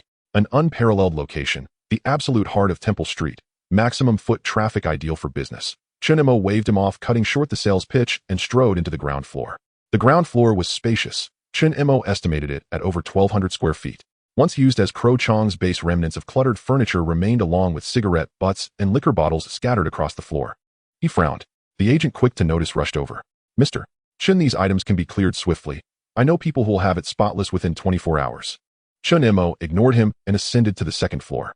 That level was even larger, approximately 2,500 square feet, comprising 2 formerly separate units merged into one. Light flooded in generously, windows faced directly onto Temple Street, offering a panoramic view of the bustling crowds below. Standing by the window, gazing upon the street, he acclaimed Chen Mo, and fell silent for a moment. The location was truly outstanding, prime positioning, ample space. The ground floor could serve as offices, the upper floor as his personal residence, spacious enough to handle affairs of the Miao Tang branch without needing to remain cooped up at Yinyang Tian. Yet a problem lingered. He glanced back at the floor's unsightly stains and grimaced. Crow Chong and his men wreaked havoc here. It's filthy beyond belief. The agent blinked, then quickly recovered, nodding vigorously. Yes, Mr. Chen is absolutely right. Those men were utterly disgraceful. Still, rest assured, these are trivial matters, easily remedied with a bit of cleaning. How much? Chen Mo cut him off. The agent perked up, pulling a calculator from his briefcase and tapping rapidly. Mr. Chen, given the location and size, market value stands at no less than 3 Hong Kong dollars. 5 million. But the owner is emigrating urgently and willing to sell at a discount. He glanced up at Chen Mo, smiling ingratiatingly. Final offer, 2 Hong Kong dollars. 98 million. Chen Mo remained silent, merely gazing at him. The agent felt uneasy under his stare, forcing a couple of dry laughs. Mr. Chen, this price is really quite reasonable. You can inquire about it in this area of Temple Street. For this size, there's nothing lower than 2 million, Chen Mo said. The smile on the agent's face froze. Mr. Chen, this is too low. The owner won't accept. Chen Mo turned and walked downstairs. Mr. Chen, the agent hurriedly chased after him. Please don't leave, the price is negotiable. It can be discussed. Chen Mo didn't look back. You think it over, him, not in a hurry. The agent, sweating profusely, gritted his teeth. Mr. Chen, please wait. They'll call the owner right away. He took out a large mobile phone, hiding to the side and muttering for a long time. Chen Mo remained unhurried, leaning against the doorway, smoking, while Tian Yang stood expressionlessly beside him. 10 minutes later, the agent jogged back, sweat on his face. Mr. Chen, I spoke with the owner. The lowest price is 1 million. If you think that's acceptable, we can sign the contract today. If not, I can't do anything but help you find other properties. Chen Mo raised his eyebrows, somewhat surprised. He was merely accustomed to bargaining. In his heart, saving 100,000 or 80,000 would be good. The agent leaned in closer, lowering his voice. Mr. Chen, to be honest, the owner is also quite fed up. When those guys from Dongxing were around, he not only couldn't collect rent, but was also harassed every day. He said. The agent paused. He said, selling this house at this price to Mr. Chen is also in consideration of putting the crow into the hospital. Chen Mo glanced at him, saying nothing. The agent added, Mr. Chen, if you need anything in Temple Street in the future, just let me know. I've been in real estate in this area for years, so I have connections. If you need anything, just a word will do. Chen Mo nodded, acknowledging the favor. Let's sign. In front of the Dushing building, Chen Mo got out of the car, looking at the familiar restaurant before him, feeling a myriad of emotions. Previously, he had ridden his broken motorcycle dressed in leather, coming here with a sense of determination. At that time, he had smoked with Chun Haonan and the others at the entrance. Isn't this the place where the king of the underworld, Chun, hangs out? A booming voice interrupted his thoughts. Chen Mo turned around to see Dabi getting out of the car with a dozen people marching over in a grand manner. He had a tattooed arm and a face full of flesh, yet smiled with a certain swagger of a man from the underworld. Tianyang tensed his body, stepping in front of Chen Mo. Tianyang also took half a step to the side, expressionless, staring at the newcomers. Seeing this, Dabi halted, then burst into laughter. No need to be nervous, no need to be nervous. We're just here to eat. Chen Mo smiled and patted Tianyang's shoulder, signaling him to relax, then stepped forward. Brother B, it's my treat today at your territory. I hope you'll take good care of me. No need to be polite.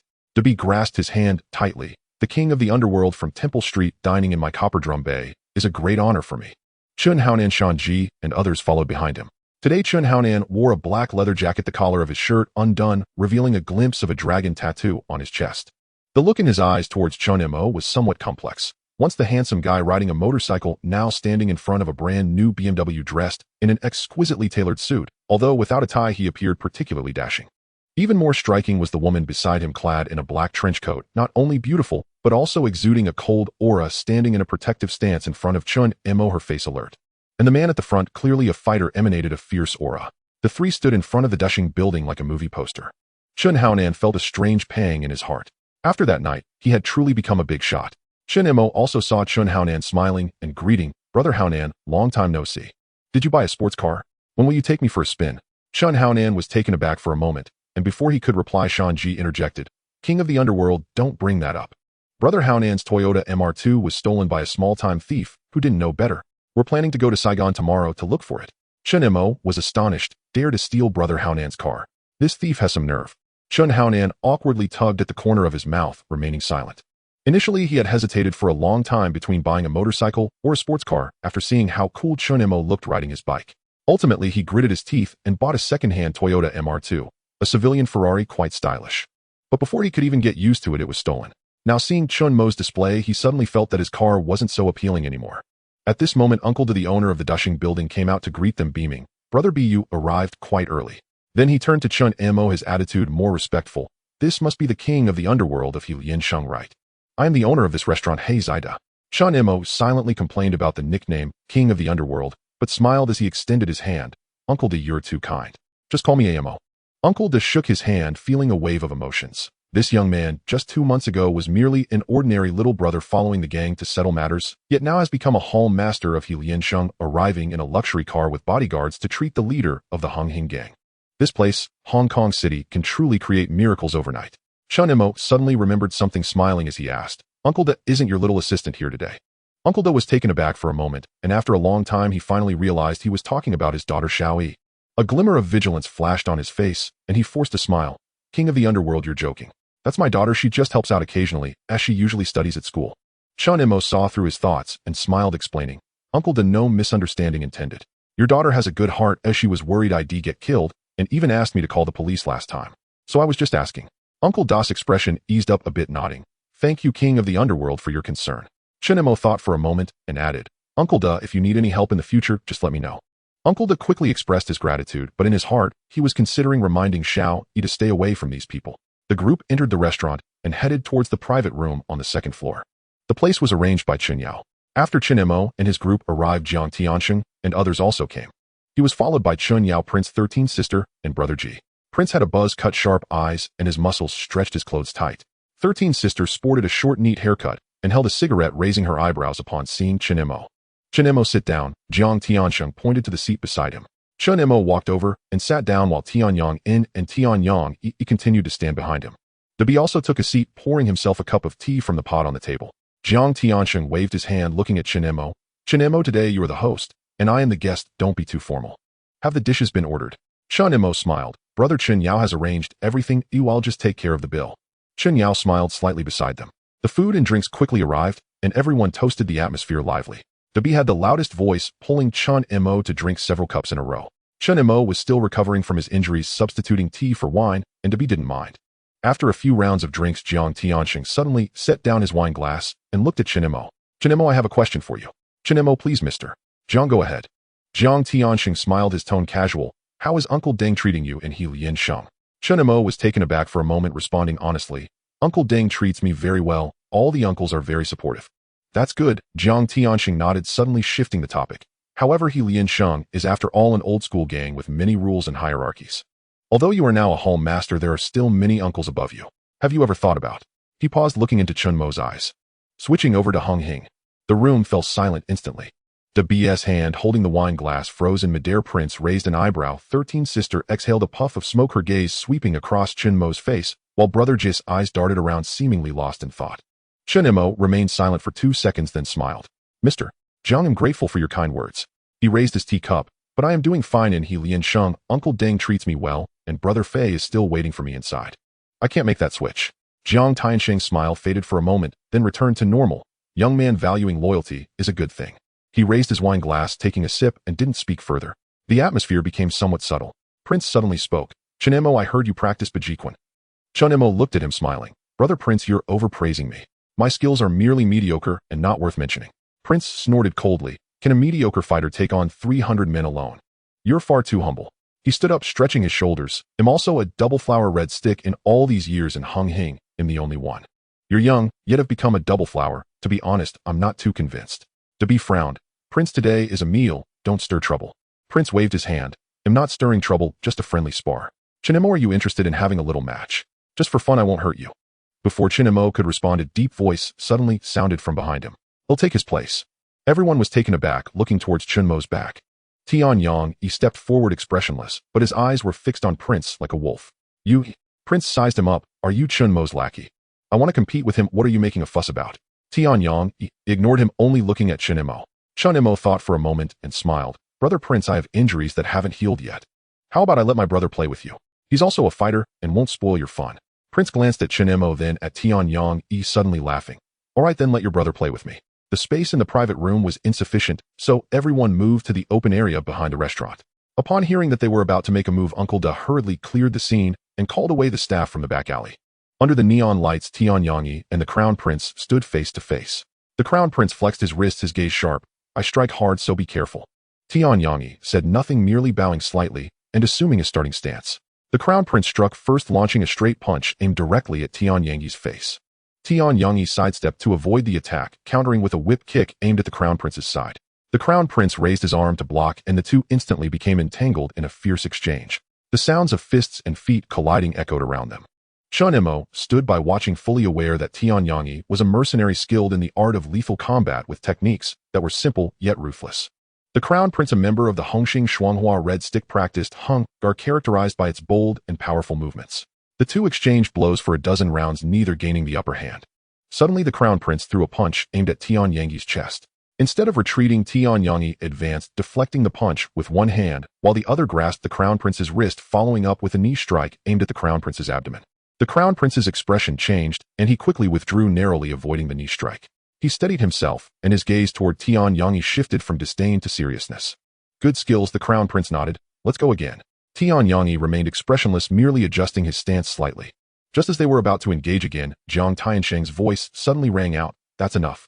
He approached with a smile, saying, a good show from both sides, let's call it a day. The Crown Prince said, you promised to call it a day. He paused for a moment, then nodded and stepped back. He said to Chen Mo seriously, Chen Mo, you have capable men under you. Your title of King, Yan, is well-deserved. Chen Mo smiled and clasped his hands, saying, you're too kind, Crown Prince. My brothers are just lucky. Then he sighed wryly, saying, Crown Prince, let's leave the title of King Yan to others. I would prefer if you called me God of Wealth Mo, as I'm just looking to make some money. Everyone returned to the private room and continued drinking. However, the atmosphere had changed. Jiang Tianxing was still jovial, but there was an added depth in his gaze when he looked at Chen Mo. Chen Mo maintained a calm demeanor, yet internally he remained vigilant. The Crown Prince's provocation was undoubtedly at Jiang Tianxing's behest. The gangs in Hong Kong were intricately intertwined. Today Dongxing was an enemy, but what about tomorrow? While Jiang Tianxing admired Chen Mo, he was also quite wary. This young man was not only skilled himself, but also had a plethora of capable subordinates. Even a driver accompanying him could match the Crown Prince of Hongxing in combat, and he was humble and intelligent. Would it truly be good for Hongxing to have someone like this replace the crow? After the banquet, Jiang Tianxing shook Chen Mo's hand, smiling warmly. Chen Mo, let's keep in touch more often. Hongxing and He Liansheng should be friends. Chen Mo smiled as well. Mr. Jiang is right. The martial world is vast, and we should look out for each other. The two shook hands, both wearing amiable expressions. But both knew that there were no eternal friends, only eternal interests. East Star had suffered a loss, and the landscape of the martial world had already changed. No one knew if Hongxing would become the next rival. Chen Haonan stood at the entrance of Dushing Tower watching as the black BMW slowly drove away, its taillights disappearing around the corner. He took out a cigarette, lit it, and took a deep puff. Dabi walked out from inside and, seeing his state, laughed. What's wrong? Feeling envious. Chen Haonan snapped back to reality, hurriedly shaking his head. Dabi, I didn't. What's wrong with that? Dabi patted his shoulder. If I were as young as you, I would feel envious too. Chen Mo is even younger than you, yet he is already a decision-maker in Helian Shang's Yaomati operations with hundreds of brothers under him driving BMWs and accompanied by bodyguards. Don't worry, you will have your chance. Just now Mr. Jiang told me that there is work to be done in Macau, and I recommend you for it. Chen Haonan's eyes lit up. Great. Brother B. Dabi nodded, cigarette in mouth, and walked away. The joys and sorrows of the world are indeed different. This also included Du Shuishan, who was about to welcome his career's rise. He sat in the director's chair on set, staring at the invitation in his hand, lost in long silence. The invitation was embossed in gold, exquisitely crafted, clearly a legitimate item. But upon opening it, besides a few lines of text, there was also a yellow bullet. The bullet was small but heavy. The invitation was signed by Helian Sheng Yao Ma Ti Chen Mo. The staff member standing next to him noticed his strange expression and leaned over to take a look, also stunned. Brother Sean, this. Du Shuishan said nothing and closed the invitation. The staff hesitated for a moment and quietly said, Brother Sean, I've heard of this Chen Mo. Recently, he has been the hottest topic in the Hong Kong gang scene. At just 20-something, he single-handedly took down an entire street of Dongxing, directly confronting the Shuanghua Red Stick. I've heard that 2 out of the 5 tigers of Dongxing have fallen at his hands. He looked at Du Shuishan's face cautiously, adding, I think it would be best for you to go. It shouldn't be anything serious, just the gang wanting to launder money or perhaps having intentions towards a female star. Du Shuishan remained silent for a long time. He didn't know Chen Mo, but he was aware of the reputation of the 5 tigers of Dongxing. Those individuals could shake the martial world of Hong Kong with a stomp, yet 2 had fallen to a 20-something young man. He sighed and had the staff respond to the person. He would arrive on time. The staff went out to relay the message and returned shortly with a strange expression. Brother Sean, that person is quite polite. He heard that you were willing to go and said he would come to pick you up the next day. Du Shuishan smiled wryly. Is this how one invites someone? Sending a bullet and then claiming to be polite. The next day at noon in Temple Street. Chen Mo chose a hotel next to Temple Street, well-decorated, quiet amidst the hustle. He arrived 10 minutes early with Tian Yanjin and stood at the entrance waiting. Du Shuishan arrived in a business vehicle. When he saw the young man standing at the entrance, he froze for a moment. Is this the infamous King Chen Mo? Too young. Moreover, he looked too handsome, dressed in a suit, tall and slender with a smile on his face. He looked more like a young master from a wealthy family, completely at odds with the title of King Yen. Chen Mo quickly approached and extended his hand. Director, it's a pleasure to meet you. Du Shuishan shook his hand, still pondering, but politely said, You flatter me, Chen. The 3 entered the private room where a young and refined man was already seated. Chen Mo introduced Du Shuishan to Jimmy and Tian Yanjin. Du Shuishan sat down and took out the invitation from his pocket, placing it on the table. If you want to invite me to dinner in the future, just give me a call. His tone was indifferent. No need to be so polite. Chen Mo looked down and saw the bullet. He cursed the mouse in his heart 800 times. Didn't I tell you to be more polite? And this is how you interpret it. He awkwardly smiled and put the invitation away. Sorry, director, my brothers in the gang are rough and misunderstood my intentions. Seeing his sincere attitude, Du Shuishan's expression softened a bit. Your time is precious, Chen. You might as well speak directly. What do you want from me? Chen Mo took a notebook from Jimmy and handed it over. Director, I just established a film company and am preparing to shoot a movie, a martial arts film. He pointed to the notebook. This is the story outline. Please take a look and see if it has potential. Du Shuishan took the notebook, casually opening the first page. There were only 4 large characters on it. If heaven has affection. The name was quite nice. He continued reading. Then he couldn't stop. The story was a tragic romance between a thug and a rich girl. The plot wasn't overly complex, but the characters were vivid and the emotions were rich, with several pivotal scenes written with great passion. As Du Shuishan read, images began to form in his mind. A young handsome man riding a motorcycle with a shy girl, their wedding dress stained with blood, speeding through the night wind. He became so engrossed that he completely lost track of time. Chen Mo didn't rush him, sipping tea, quietly waiting. Jimmy glanced at him, but said nothing. Tian Yanjin stood expressionless beside him like an ice sculpture. An hour passed. Finally, Du Shuishan closed the notebook, lifting his head with a hint of excitement in his eyes. May I ask who wrote this outline? Can I meet him? Chen Mo smiled. You might not believe it, but I wrote this outline myself. But this is just an outline. It's far from a complete script, and I need to find a screenwriter to refine it.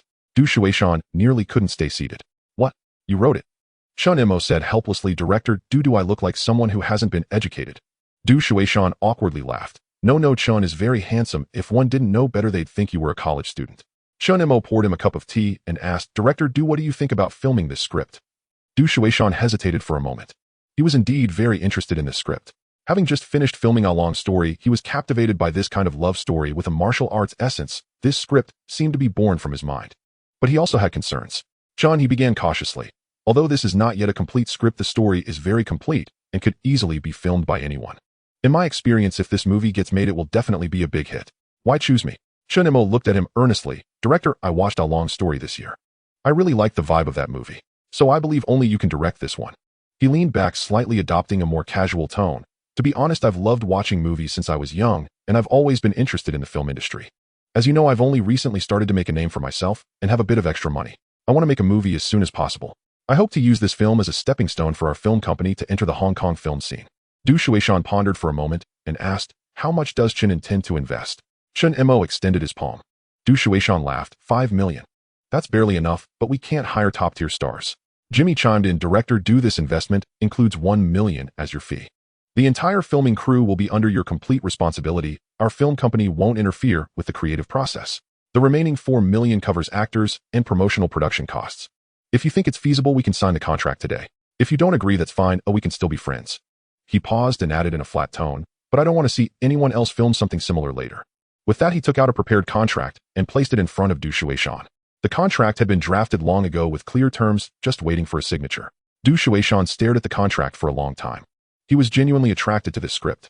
After finishing A Long Story, he had been contemplating his next project. If Heaven Has Affection felt like a gift from heaven. He even thought that given a month he could finish filming it. But the other party was from the underworld. Although Chen Mo was polite and spoke beautifully, the bullet in the invitation and the neatly laid out contract made it clear there was no room for refusal. He lifted his head and glanced at Chen Mo. Chen Mo was calmly sipping tea, his expression tranquil. Du Shueishan lowered his head again and read the contract from beginning to end. The terms were not overly generous, but they were also market price. 1 million in fees, 4 million in production costs, complete freedom in creation. This treatment was far better than being forced to film at gunpoint. After much contemplation, he finally picked up the pen. "I'll sign." Chen Mo set down his teacup and smiled. After Du Shueishan signed his name, he pushed the contract back, suddenly remembering something. "Chen, what is your film company's name?" After signing the contract, the atmosphere in the private room shifted entirely. Chen Mo and Jimmy were both remarkably young and strikingly handsome.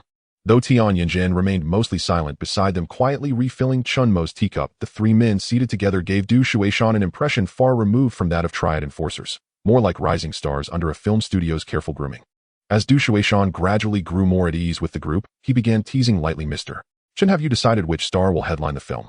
He glanced appreciatively between Chen Mo and Jimmy and chuckled, "Truth be told, all three of you possess screen-ready looks." Chen Mo waved his hand dismissively. "Director Du is too kind. We know our limits. Mastery lies in specialization. This task demands true professionals." He paused, then added earnestly, "To be candid, the protagonist, Wadai, was conceived precisely in the image of Jackie. Thus I intend to invite him personally."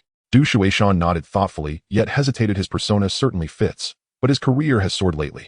I hear his fee this year has risen to 1 million Hong Kong dollars. If we cast him, we'll need to forego top-tier actresses for the female lead. Chen Mo considered it briefly. "I'll negotiate with Jackie directly. I'll see if his fee can be adjusted. As for the heroine," he turned to Du Shueishan, "I actually recommend a newcomer. The character is a sheltered heiress, innocent and unworldly. A fresh face delivering natural, unpolished performance may yield greater authenticity. And for the antagonist, my brothers from the society can step in." Du Shueishan's eyes lit up, and he nodded vigorously. "Mr. Chen makes excellent sense." They continued conversing, exchanging perspectives on cinematic artistry. Du Shueishan sighed. "What you shared just now reveals remarkable insight. I, a professional filmmaker, find myself genuinely impressed." Chen Mo offered an awkward smile. His expertise was no real mastery, merely borrowed wisdom gleaned from decades of future cinema and marketing lore offered as if his own. Jimmy chimed in. "Director Du, rest assured, this is only the beginning. Our collaboration will extend far beyond this project. Mr. Chen has numerous scripts already in development." Du Shueishan, now thoroughly intrigued, raised his glass. "Mr. Chen, once casting is finalized, let's roll cameras. And here's to a fruitful partnership."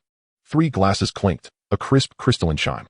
Yet what followed would prove far less smooth than Chen Mo had imagined. The next day, Lao Shu Chong contacted Jackie's agency, only to deliver grim news that darkened Chen Mo's expression. Jackie had been taken by the Number Gang. "The Number Gang?" Chen Mo frowned. "Who's leading this?" "Oh, Zicheng," Lao Shu Chong replied. "A senior member of their Xiao Zdui faction. Originally from the Big Circle, returned from the Netherlands 2 years ago, currently riding high." "What did Jackie's agency say?" Chen Mo lit a cigarette. They maintain ties with the XING syndicate. They've already alerted our society. But negotiations, however earnest, will likely stall things for 1 or 2 months. Lao Shuchong paused, then ventured cautiously, Brother Mo, shall we consider another lead actor? Chen Mo said nothing, only drew deeply on his cigarette. He knew Zicheng well, a man who'd built his fortune trafficking narcotics in the Netherlands, then returned to Hong Kong to launch a film company, an obvious front for money laundering. More troubling still, Chen Mo recalled this very incident, and remembered the film itself was slated for production in the Netherlands. If Jackie remained detained, his own project could grind to a halt indefinitely. Without hesitation, he dialed several branch leaders of his society and secured Zicheng's number. The call connected after a few rings. Hello, who's this? The voice was languid and different. Chen Mo replied politely, Brother Chung. This is Chen Mo of Liansheng. A pause, then laughter erupted on the line. Oh, the legendary Yama Mo. Zicheng drawled, stretching the title out mockingly. To what do I owe this honor? Hearing that tone, Chen Mo's heart sank halfway. This man held him in utter contempt. Negotiation would be arduous. Still, he kept his composure. Brother Chung, I understand you've taken Jackie. Indeed, I invited him to star in my film. Any issue with that? Chen Mo responded evenly, Brother Chung, I'm told your method of invitation was rather unconventional. Coincidentally, I've just launched a film company, and Jackie is essential for our debut production. Since he clearly declined your offer, I respectfully ask you to withdraw gracefully. I'll host you for dinner as a token of gratitude. Respect. Zicheng's voice turned icy. Chen Mo, who the hell are you? What respect do you command? When I was already running the streets, you were still sucking milk. He paused, then sneered, you want to stand up for him? Fine, pay 5 million in breach fees, and I'll release him immediately. No money? Then stay silent, and stop getting in the way. Chen Mo's expression hardened completely. He inhaled deeply, and spoke with eerie calm. Brother Chung, consider carefully. Release him before midnight tonight, and I'll privately present your men with generous red envelopes. They've worked hard. Let this matter vanish as if it never occurred. His voice dropped colder than winter steel. Should I not see Jackie back by midnight, I'll come to you personally. One suggestion, if you wish to avoid that conversation, book a flight back to the Netherlands tonight.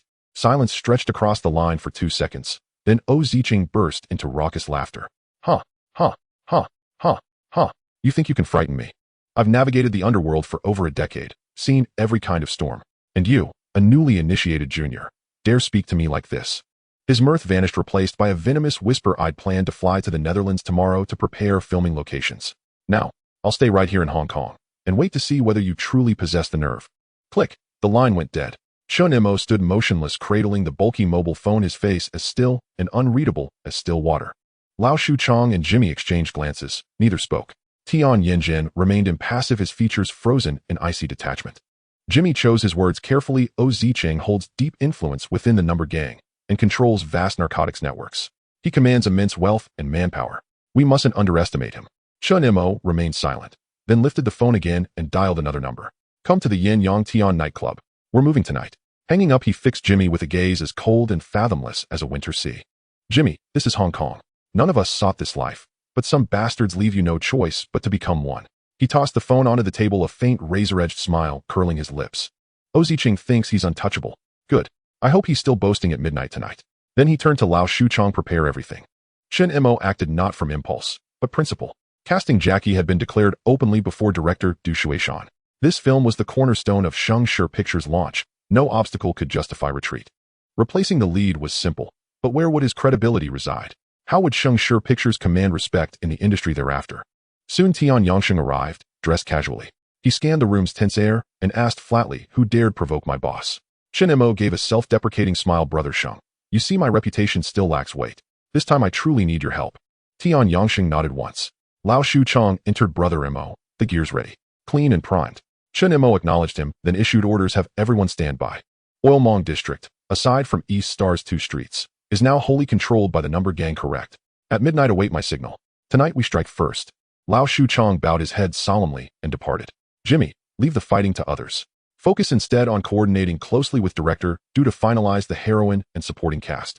Jimmy nodded gravely. Though Chen Mo often joked and bantered, when matters turned grave, he demanded absolute discipline. Orders obeyed without question, without delay. At 9 p.m., the Yin Yang Tian nightclub had not yet opened, but its doors were closed tight, its interior teeming with restless energy. Secure your red sashes. Yaowen barked across the crowd. Wrap knife handles tightly with towels. Tonight only red sashes identify allies. Tonight's a major operation in Oilmong District, ordered by Brother Mo. Stay sharp. Wei Jixiang squatted silently in a corner, wrapping his blade with fierce concentration. Tian Yangji sat cross-legged in a booth with his 3 younger brothers, eyes closed in quiet focus. Huan carefully unwrapped a freshly purchased pineapple bun. Just then the office door swung open, and Chen Mo emerged in a tailored suit, collar loosened, holding his mobile phone. Behind him, Lao Shuchang carried a heavy bulging duffel bag. Chen Mo didn't speak at once. He placed a call and activated speakerphone. It rang twice before a voice answered hello. Chen Mo's tone was cool, detached. Xiaozi Dui saying go. This is Chen Mo. A beat passed. Brother Mo of Liansheng. What brings you to call? Midnight tonight. I'll be operating on Wagar Lao Road in Oilmong District. There was a 2-second silence. Then Sango's voice tightened. Chen Mo, what do you mean? That's our territory. What do I mean? Chen Mo gave a dry chuckle. Ask O Zicheng of your Xiaozi Dui. I've already extended courtesy and delivered my challenge. Whether you accept it is now entirely yours to decide. You fucking what? Chen Mo cut in sharply. I didn't call to negotiate. I called to tell you to mobilize every available man. Summon them all. Don't later claim I bullied you. Oh, and tell O Zicheng don't sleep too soundly tonight. I'll be stopping by for tea at midnight. Click. The call ended. A profound hush fell over the entire hall. Chen Mo tossed the phone onto the sofa, took the duffel bag from Lao Shuchang, and strode to the center of the room, slamming it down onto the coffee table. The bag gaped open, and bundles of banknotes tumbled forth. Crimson $1,000 bills gleamed fiercely beneath the lights. Front row members stared breathless. Chen Mo shrugged off his jacket. Tian Yinjin caught it smoothly. Rolling up his shirt sleeves to reveal taut forearms, he planted his hands on his hips and swept his gaze slowly across every face in the room. Here is the money, 200,000. Your only tasks: fight and execute. Wounded, I cover full medical costs. Killed, I support your families. By dawn, the Xiaozi Dui will be erased from Oilmong District, forever. His words hung in the air. 2 seconds of absolute silence, then erupted into thunderous chaos. Yaowen surged forward. First, Brother Mo, I've just returned to the district. Let me lead the charge. Tian Yangji pushed past defiant Brother Mo. I've barely begun my ascent. Grant this chance to my brothers. Huan stepped forward. Brother Mo, let me go first. Brother Mo, send me. Brother Mo, I'll go. In an instant, the crowd surged forward, desperate to rush into battle. Chen Mo raised a hand, palm down, and the hall stilled instantly. He surveyed the faces before him, novices and veterans alike, burning with fierce, unified resolve. Satisfied, he nodded. There are no hierarchies tonight, only merit. I grant you 1 hour. His voice rose commanding and clear. Whoever captures Sango, Xiaozi Dui's Oilmong District leader, alive earns first honors. He paused, eyes sweeping the room, then allowed himself a subtle, dangerous smile. The victor claims the lion's share of this bag. Everyone else shares the rest. A deafening roar shook the hall, so loud the chandeliers trembled above.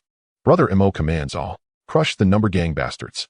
A chilling aura of violence hung thick over Temple Street, and word of the commotion spread swiftly. Upon hearing the news, Sango's palms broke into a cold sweat. After years navigating the underworld, having slashed others and been slashed himself, his instincts screamed one truth: Chen Mo was deadly serious. He snatched up the phone and dialed Hui, the head of the laughing gang. Brother E, something's happened. Hui, sipping tea on his turf and Mong Coke, furrowed his brow the moment he heard Sango's report. Hanging up, he immediately called O Zicheng. Zicheng, where are you? O Zicheng sat in a film company office in Simsha Sui, facing a talent agent across the table. Lei Hua had already been invited. They were now negotiating the lead actress role. Since returning from the Netherlands, O Zicheng carried himself with the air of a king reclaiming his throne. Watching Lao Su of Xing produce films, profiting handsomely while surrounded by starlets, he'd grown envious and thus partnered with Hui to launch this film company. Yet securing stars proved far harder than expected. Though Hong Kong's film industry thrived in that era, its top-tier celebrities were few and tightly held by veteran production houses. Having spent years abroad, O Zicheng remained oblivious to local industry norms. After repeated rejections, it suddenly struck him. I'm a Triad member. What do I need diplomacy for? Refusing our invitation? Fine, then we'll extend a different kind of summons. And so Lei Hua arrived, not by contract, but by coercion. Now only the lead actress remained to be secured before principal photography could begin. This time he intended to shoot an epic gangster saga, a semi-autobiographical film modeled directly on himself, making the project deeply personal and fiercely important to him. His phone rang. Glancing at the caller ID, he raised a hand to silence the agent. Brother E, what is it? Hui's voice was grave. Zicheng, do you have a grudge against Chen Mo of Liansheng? O Zicheng laughed. Oh, did someone file a complaint with you? Not a complaint, Hui paused. A declaration of war. He relayed Sango's account. O Zicheng's smile vanished. He crushed his cigarette, but violently, into the ashtray. That wretched bastard. So he thinks he's been granted face. Then let him have his fight. Seems we've grown soft in the Netherlands. Now even street rats dare strut before us. Hui fell silent for a beat. Zicheng, if you choose to fight, I stand behind you completely. You're connected to Brother Zhong. That gives you full backing. Rest easy. Ziqing's expression eased slightly. Brother E, don't worry. I may lack many things, but not money or firearms. Tomorrow I'll send him off to peddle salted duck eggs. Hui cautioned, be careful. Or better yet, come stay on my turf. Don't underestimate Chen Mo. He fights like a demon. Ziqing scoffed. Brother E saying that only makes me more determined not to hide. I've got 10 guns here. If he dares come, all the better. Saves me the trouble of hunting him down. Fighting skill means nothing. This is a new era. With that he glanced sideways at the agent. A nearby underling caught the cue, lifting his jacket to reveal the grip of a pistol holstered at his waist. The agent swallowed hard, speechless. Ziqing turned back to the phone, exchanged a few terse words, then ended the call. He tossed his mobile onto the table and smiled at the agent. Now, shall we sign the contract? The agent wiped his brow. Brother Cheng, rest assured. I'll take the contract back tonight and deliver the signed copy tomorrow. Ziqing nodded, his smile deepening. That's what I like to hear. Otherwise you'll end up selling salted duck eggs. Hardly a profitable venture. It was 11 p.m. Temple Street bustled as usual, but the atmosphere had shifted. Inside a private room at the Yen Yang Tian nightclub, smoke coiled lazily through the air. Lao Shuchong sat slouched on the sofa, clutching a bulky mobile phone, eyes locked on the wall clock. Surrounding him sat Chen Mo's inner circle, silent, motionless. In the corridor outside, a dense crowd stood shoulder to shoulder, utterly still, waiting. Tian Yangxing, astride Chen Mo's motorcycle, had already reached Sim Sha Sui. He parked across from an office building, removed his helmet, and lit a cigarette.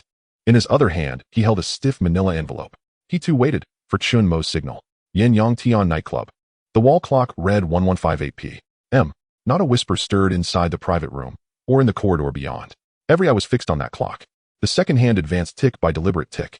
Midnight struck. Lao Shuchong's mobile rang. He answered, listened, nodded once, and hung up. He rose, pushed open the door, and gazed out at the sea of black-clad figures in the corridor. Move out. 2 words. The corridor erupted into motion.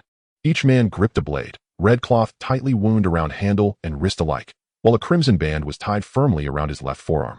They marched in eerie silence down the street. From alleyways others emerged, identically clad, converging like tributaries into a surging river, its calm surface masking violent undercurrents. Stall vendors peered out, then hastily withdrew. Street hawkers packed up and vanished into side lanes. Neon signs flickered on, but pedestrians thinned, rapidly vanishing into the night.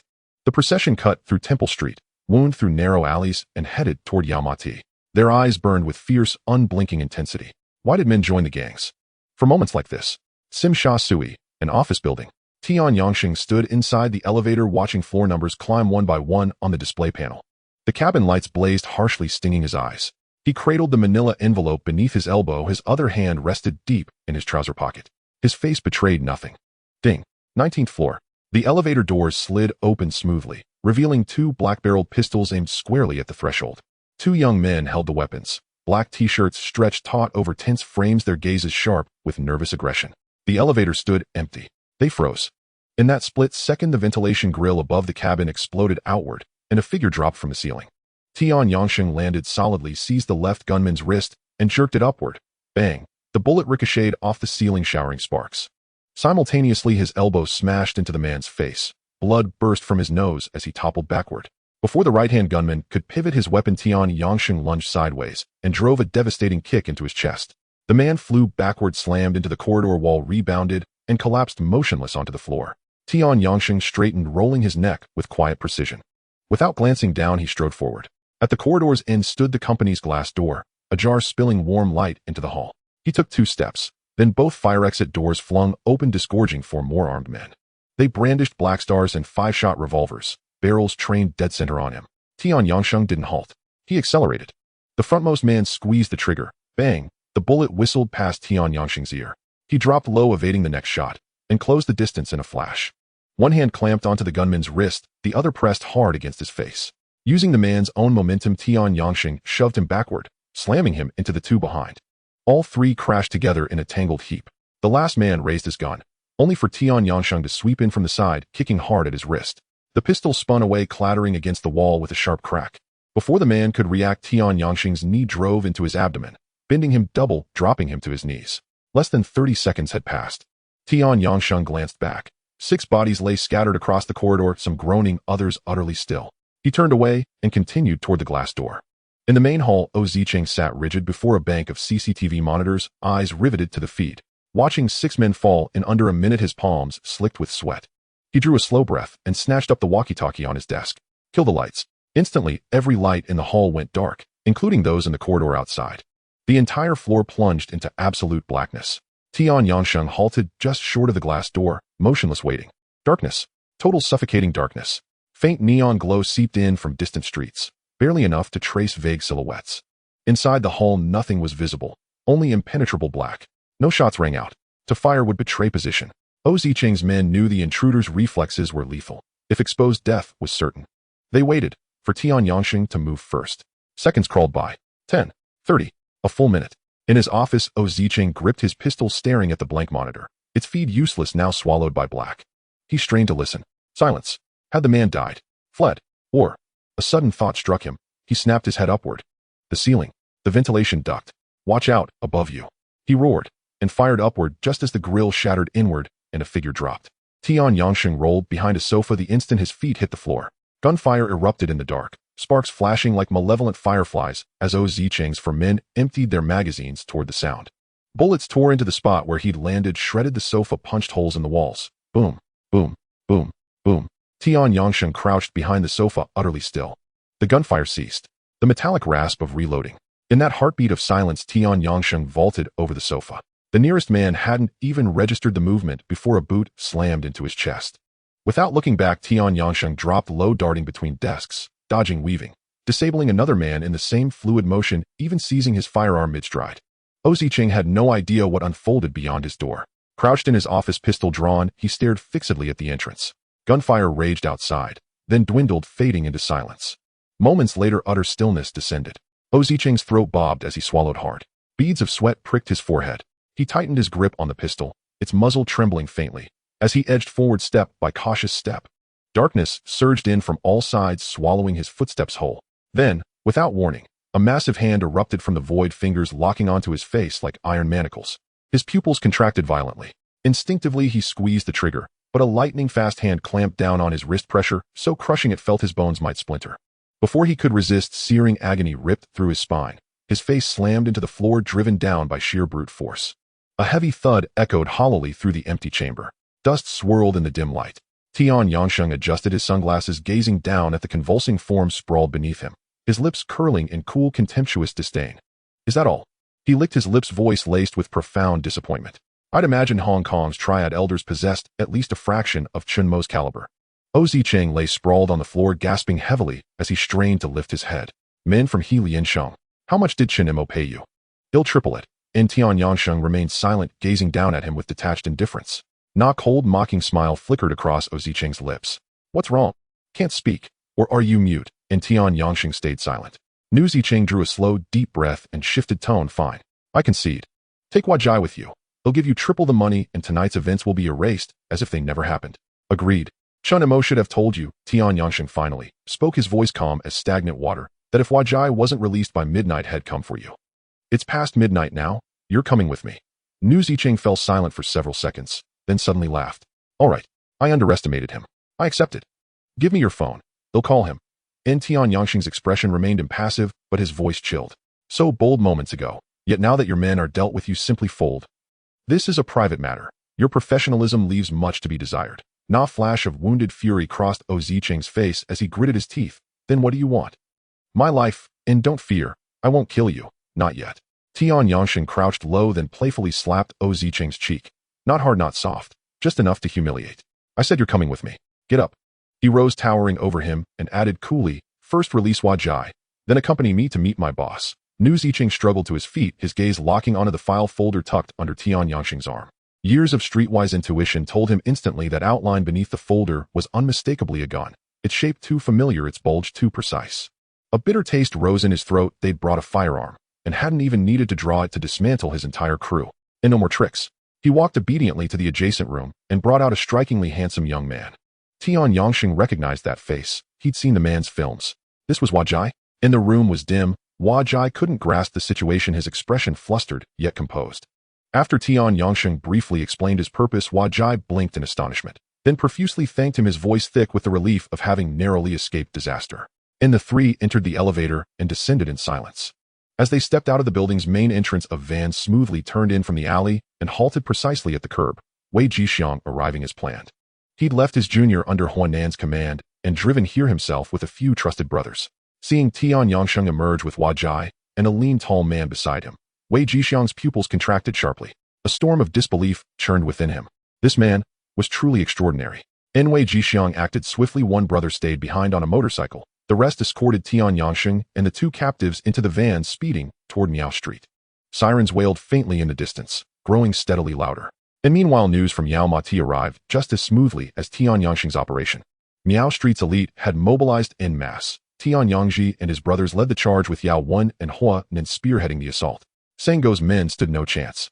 Sango had prepared in advance. Even Hu Yi had dispatched over 200 reinforcements, but still He Liansheng's forces drove them back relentlessly. Wang Chuk, the stronghold of Hu Yi, the leader of the Shaozi Dui faction of the Number Gang. None call after another flooded in. All panic pleas for help from Sango's collapsing front. Hu Yi's expression darkened with each call, until with a furious slam, he ended the last one snarling, useless, and he took a steadying breath and dialed Deng Bo of He Liansheng. Uncle Deng, are He Liansheng and the Number Gang declaring war? On the other end Deng Bo, a man roused from deep sleep, sounded dazed and irate. What are you talking about? When did He Liansheng ever declare war on you? In suppressing his rage, Hu Yi enunciated each word. Your Yao Ma Ti branch is already advancing on Wang Chuk. Are you planning to seize all of Yao Tsim Mong outright? In Deng Bo's mind reeled. When had war ever been declared? And before he could reply, a familiar voice cut in from the background. Who said anything about seizing Yao Tsim Mong? What era is this? Still resorting to brute force? Uncle Deng is elderly. Waking him so late. Is that really polite? Hu Yi jerked his head upward, toward the doorway. A young man in a black leather jacket leaned casually against the frame, a faint knowing smile playing on his lips. Hu Yi slowly lowered his brick-sized mobile phone. In time rewound 1 hour, to precisely 1100 p.m. In while Tian Yangsheng, Lao Shu Chang, and others waited in concealment for the signal to strike, Chen Mo had vanished without a trace. Tian Yangin and Tian Yangyi searched frantically, yet found nothing. At that moment, only one person knew Chen Mo's whereabouts. Outside the housing estate, Chen Mo had shed his crisp white shirt and suit trousers, donning instead a plain white t-shirt, jeans, and a black leather jacket. Just as he swung a leg over the motorcycle borrowed from Wei Jixiang, footsteps echoed behind him. In Chen Mo turned and smiled. Big fool, brother. You've always been sharp. I lost Little N and the others, but you still found me. Nda Shah walked forward, his face unreadable. IMO, things aren't like before. You've got wealth, you've got people. Let others handle it. If absolutely necessary, I'll go myself. Don't risk yourself anymore. Ever since Fei Gu turned himself into Shah had spoken less and less. Nevin stopped going to Yin Yang Tian, handing over his responsibilities to younger men. He'd returned instead to Jean Bao's shabby karaoke bar. When Chen Mo offered him promotion, he refused. Chen Mo tucked the helmet under his arm and met the Shah's gaze earnestly. Big fool, brother. Thank you. But rest easy, the Shaozi DUI thugs don't even register on my radar. As for why I'm doing this myself, he swung onto the motorcycle and revved the engine. I intend to reclaim my lost dignity in the most direct way possible. The Shah asked, how exactly do you plan to do that? Chen Mo smiled, waved lightly, twisted the throttle, and the bike surged forward, its taillight carving a fading streak across the night before vanishing down the alley. How? And like this. Chen Mo watched unblinking as Hu Yi's hand slid subtly toward the drawer, then sighed, Brother E. If I were you, I wouldn't reach for the gun. He strode unhurriedly to Hu Yi's tea table and seated himself. Brother E, relax. If I meant to kill you, you'd already be dead. Be so kind as to brew me a cup of tea. Your men were fiercely loyal. It took considerable effort to subdue them. I'm quite thirsty. Nu Yi's expression shifted between fury and calculation. After a long, tense pause, he sat down. Chen Mo reached across and picked up Hu Yi's bulky mobile phone, speaking into the receiver. Uncle Deng, everything here is under control. Please get some rest. And don't worry, I know exactly where the line is. On the other end, Deng Bo stared at the abruptly disconnected call, stunned into silence. Damn it. How am I supposed to sleep now? Chen Mo placed the phone back on the table, then glanced at Hu Yi, who had begun preparing the tea set, and smiled. Brother E, mind if I borrow your phone? Nu Yi cast him a cold, silent look and resumed brewing tea. Chen Mo dialed a number and waited. Hello? Jimmy. It's Chen Mo. 10 full seconds passed in silence. Then an enraged roar erupted. You good for-nothing bastard. Where the hell have you been? Chen Mo shot Hu Yi an awkward glance and chuckled sheepishly. Brother E, you see how impolite my people can be. Only after Jimmy exhausted his tirade did Chen Mo continue unruffled. I'm currently at Brother Yi's headquarters in Wang Chuk, the Shaozi DUI's main base. Yes, that very one. And what? No need to come. I'm not detained. I'm here to settle matters face-to-face. And what? Oh, Zicheng has already been brought in. And Wajai's at Miao Street too. Excellent. Treat them well. I'll return shortly to sign the contract. Hu Yi's hands paused mid-motion, his eyelid twitched. Nu Zicheng had been captured too. And he looked across the table at Chen Mo, calm, unruffled. and exhaled deeply, forcing down his surging emotions as he slid the freshly brewed tea forward. Chen Mo lifted the cup, sipped thoughtfully, and nodded approvingly.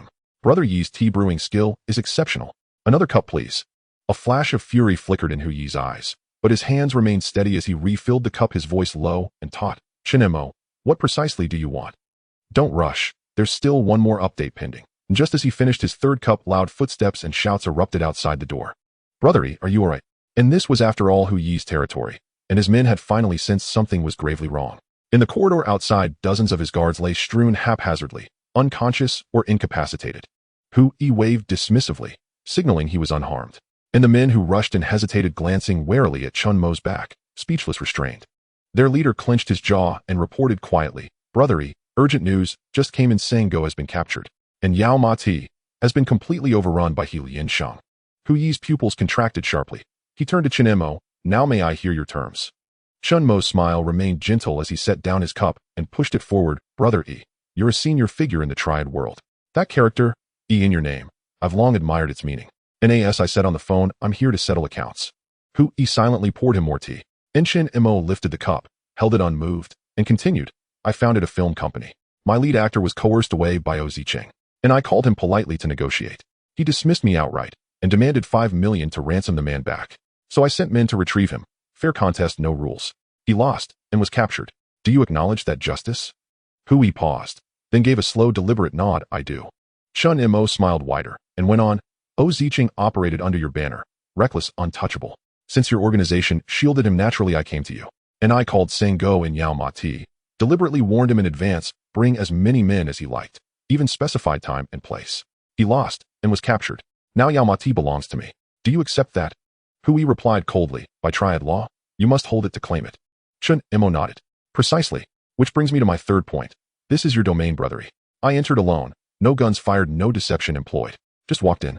And if I'd wanted you dead, you'd already be dead. He spoke each word with quiet finality. Brother Yi, you owe me your life. Do you accept that? Nu Yi's face paled, then flushed with raw humiliation. After decades commanding the underworld, he had never suffered such total utter defeat. And long moments passed. Then he sighed, voice hollow, I accept.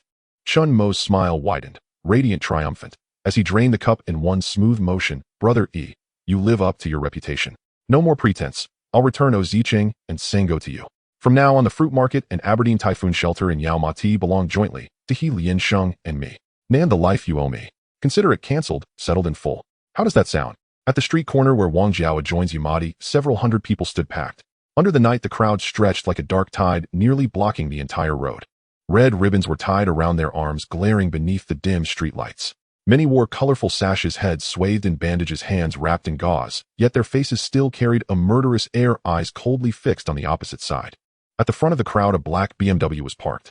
Before the car stood a woman in a beige trench coat. The night wind lifted her hair, revealing a strikingly cold, beautiful face. She said nothing, merely stood there, gaze icy, sweeping across the number gang like a blade.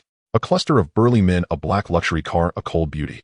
The tableau, though incongruous, possessed a strange beauty. The men from Shaoxi Dui had no leisure to admire it. They stood as if facing a mortal enemy, eyes locked, knuckles white on knife hilts, yet none dared make a rash move. The two factions faced one another, the air at the intersection almost congealing. After a long moment, a commotion rippled through the number gang. Tianyang N and Tianyang E wore solemn expressions, their gazes fixed on the opposing ranks.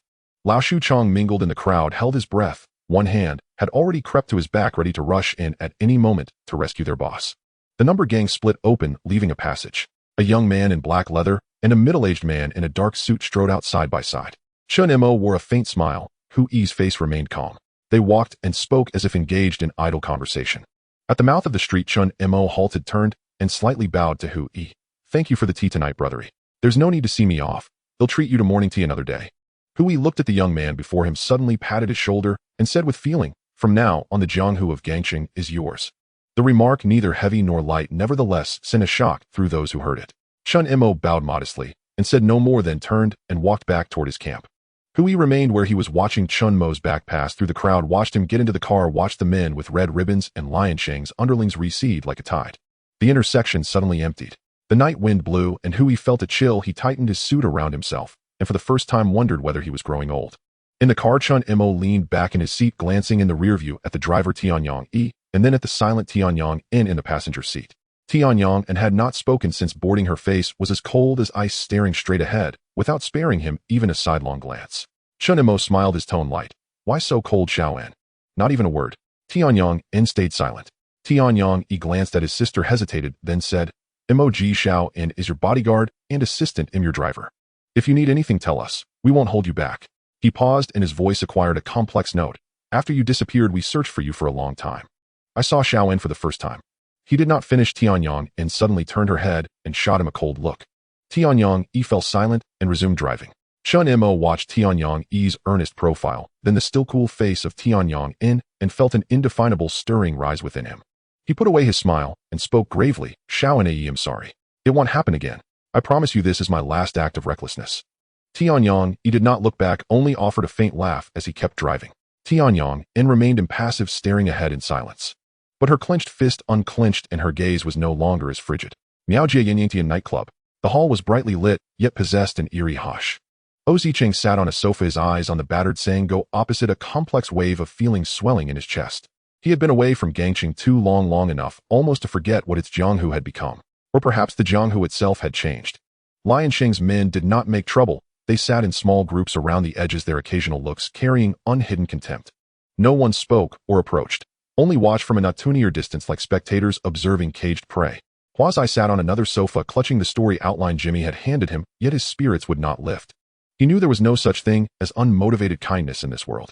At least Liansheng's people had treated him with some courtesy, especially the handsome fellow called Jimmy across from him, who had smiled and spoken pleasantly, and even poured him a cup of hot tea. Directed by Du Shuishan, the story named Tianru, Yuqing the male lead called Hua Di. Frankly, after reading the outline, Hua Zai felt tempted. The role seemed crafted for him. But desire aside, a taut nerve ran through his mind. What would a criminal organization not be capable of? If they made them work for nothing, what could he do?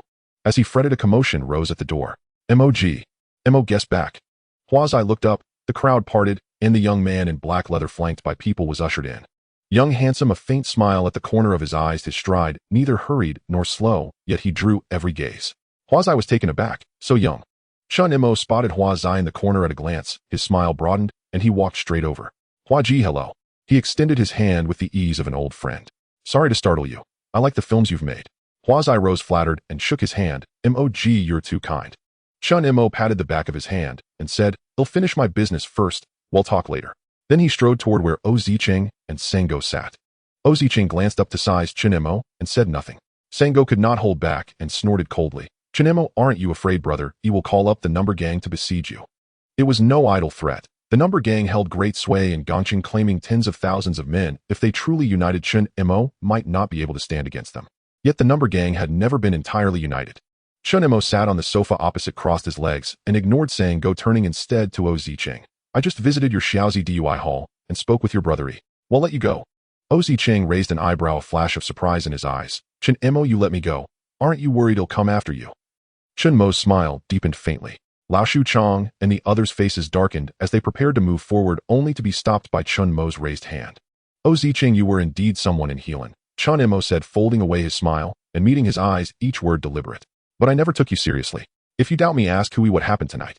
He paused, letting his gaze sweep to Huazai nearby, then added, I take responsibility for Huazai's affairs. Whatever measures you take afterward, I'll face them. Only. He rose and looked down at them from above. This time I spare your life. Next time you will not be so fortunate. Now leave.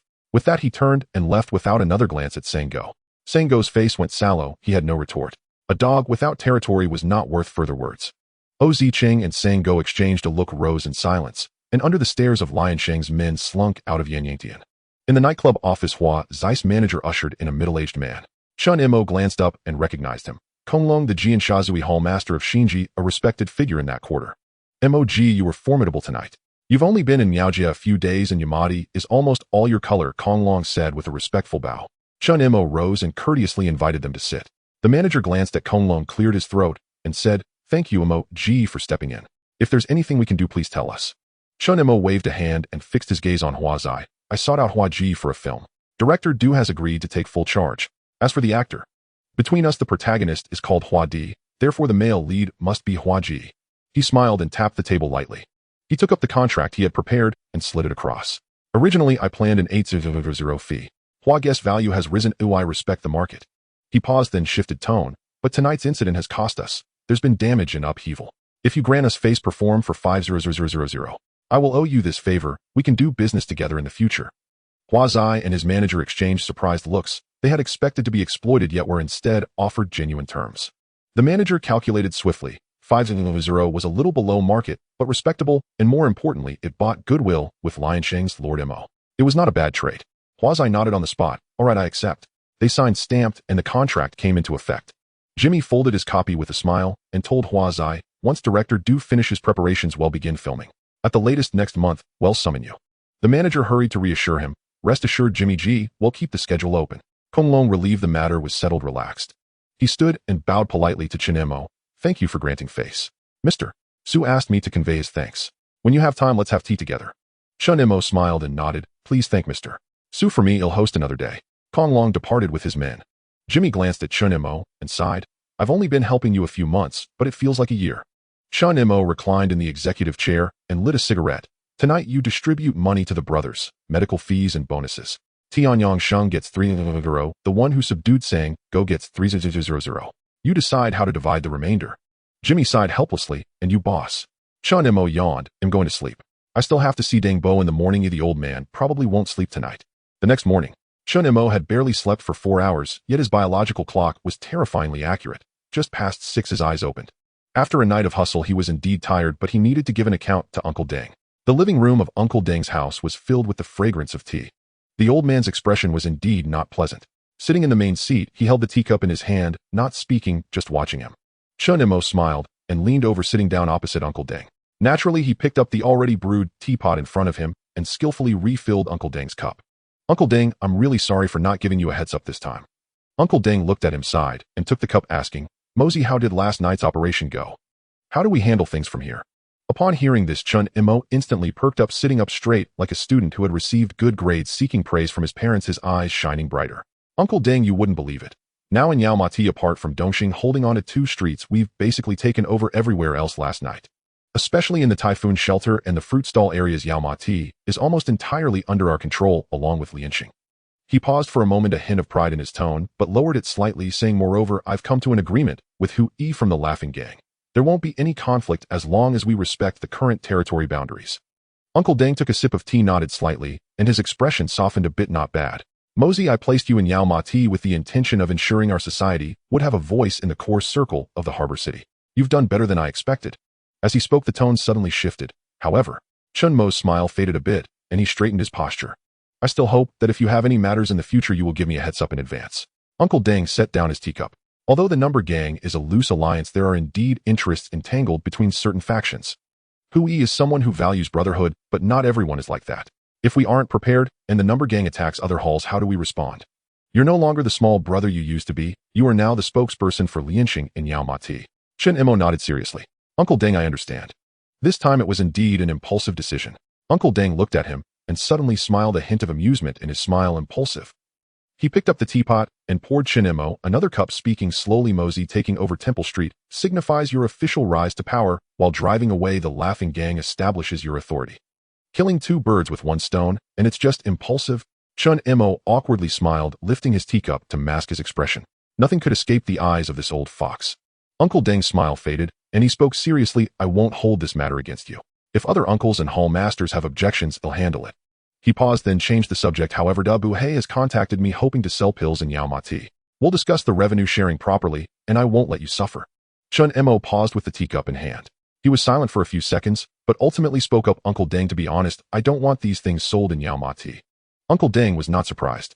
Leaning back in his chair, there was a hint of nostalgia in his tone. Your boss Fei's father died from being addicted to powder, so after he came to power, he also refused to be involved with such things, which led to being ostracized by his brothers. Chen Mo raised an eyebrow, setting down the teacup, and spoke seriously. Uncle Dang, the territory I've taken, I will account for it to the society. I won't shortchange a single cent. Anyone who has objections can come find me. Uncle Dang looked at him, his gaze complex. Mosey, I respect your personal views. But in this society, often you have no choice. He paused. When I was young, there were many things I didn't want to do. But when trouble finds you, you can't hide. Chen Mo was silent. He understood Uncle Dang's meaning. In fact, Jimmy had already told him about this, and even the gangsters had approached Jimmy through Fish Head, and what was worse, they directly demanded to sell powder in his territory. At that time, he had used the excuse of being hospitalized and didn't nod in agreement. But this matter truly could not be avoided. In Yao Ma Ti, especially on Temple Street. You might choose not to do it yourself, but if you stop others from doing it, then it would attract resentment.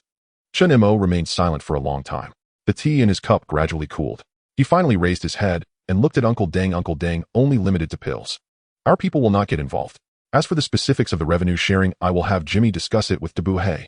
After saying this, he paused and added, his tone suddenly cold, but powder is a no-go, that's the bottom line. If anyone from other societies dares to sell powder in my territory, I will have him sunk in the sea. Even if it's a brother from my own society. He articulated each word, I won't show any mercy. Uncle Deng looked at him, a hint of complex emotion flashing in his eyes, and after a long moment he nodded. Then he sighed, a hint of nostalgia in his tone. Mosey, your boss has really had a big impact on you. Chen Mo shook his head. Uncle Deng, this has nothing to do with Brother Fei. He raised his head, his gaze calm, yet firm. I may not be a good person, and I have done many bad things. But I believe one must uphold their bottom line. Uncle Deng laughed. Mosey, you are still too young and impetuous.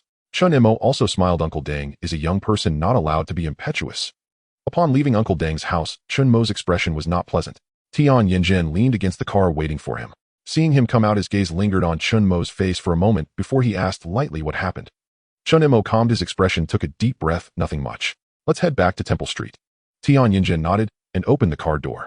The car drove away from the street corner, disappearing into the morning traffic.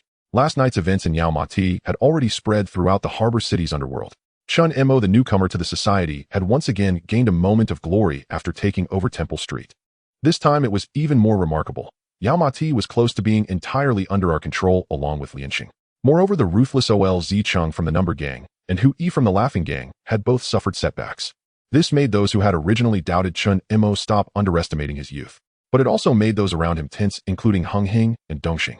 Dongxing needed no introduction. They were originally the strongest force in Yao Ma Ti, controlling the 3 busiest streets.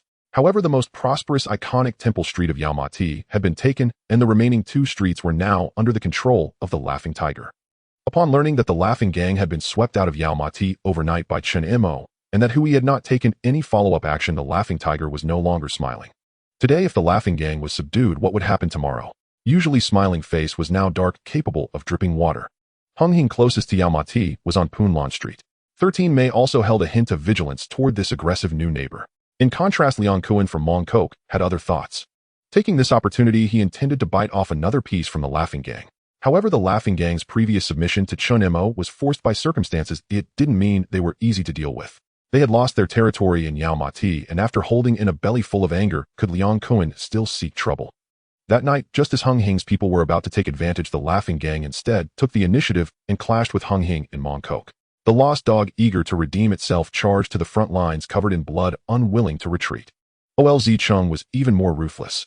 After returning to Mong Kok last night, he learned from Hu Yi about Chen Mo, charging into the headquarters alone, feeling both hatred and fear towards Chen Mo. Eager to regain face, he directly brought 2 brothers to sneak into Hing's territory, using a gun to eliminate Liang Kun's right-hand men.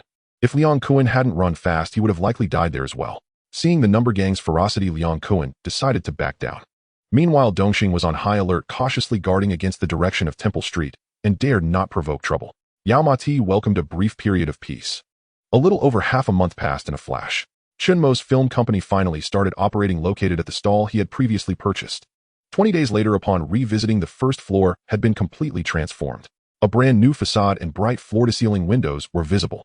Although the interior was not large, it was well planned. Several brand new desks were arranged in the office area, and an office and a tea room were partitioned inside. The decoration was simple and neat, looking quite like a legitimate company. On the day the film company was established, they picked an auspicious day. Coincidentally, the opening ceremony of the new film was also held on the same day. Du Shuishan's attitude towards Chen Mo was entirely different from their first meeting. Since learning that Chen Mo had changed the dynamics of Yao Ma Ti overnight for Hua Jai's film contract, he regarded this young man with more respect. Although he was a gangster, he was young and still adhered to some old-fashioned Hongmen traditions. In a sense, his actions had intimidated those who would take advantage of the entertainment industry. Chen Mo proposed to shoot the main street scenes in Temple Street, and Du Shuishan immediately agreed. The lively atmosphere and street vibe of Temple Street were exactly as he had imagined. Regarding the actors, Du Shuishan was even more satisfied. The male lead Hua Jai, needless to say, was currently in high demand. Although he was not on the level of top-tier stars like Long Wei, he still had a significant fan base. The female lead was a newcomer he had chosen with a pure appearance and a clean aura. When Chen Mo saw her, he directly praised, "She looks like she just walked out of his pen." Acting skill is secondary, what matters is that feeling. That's what Chen Mo said at the time.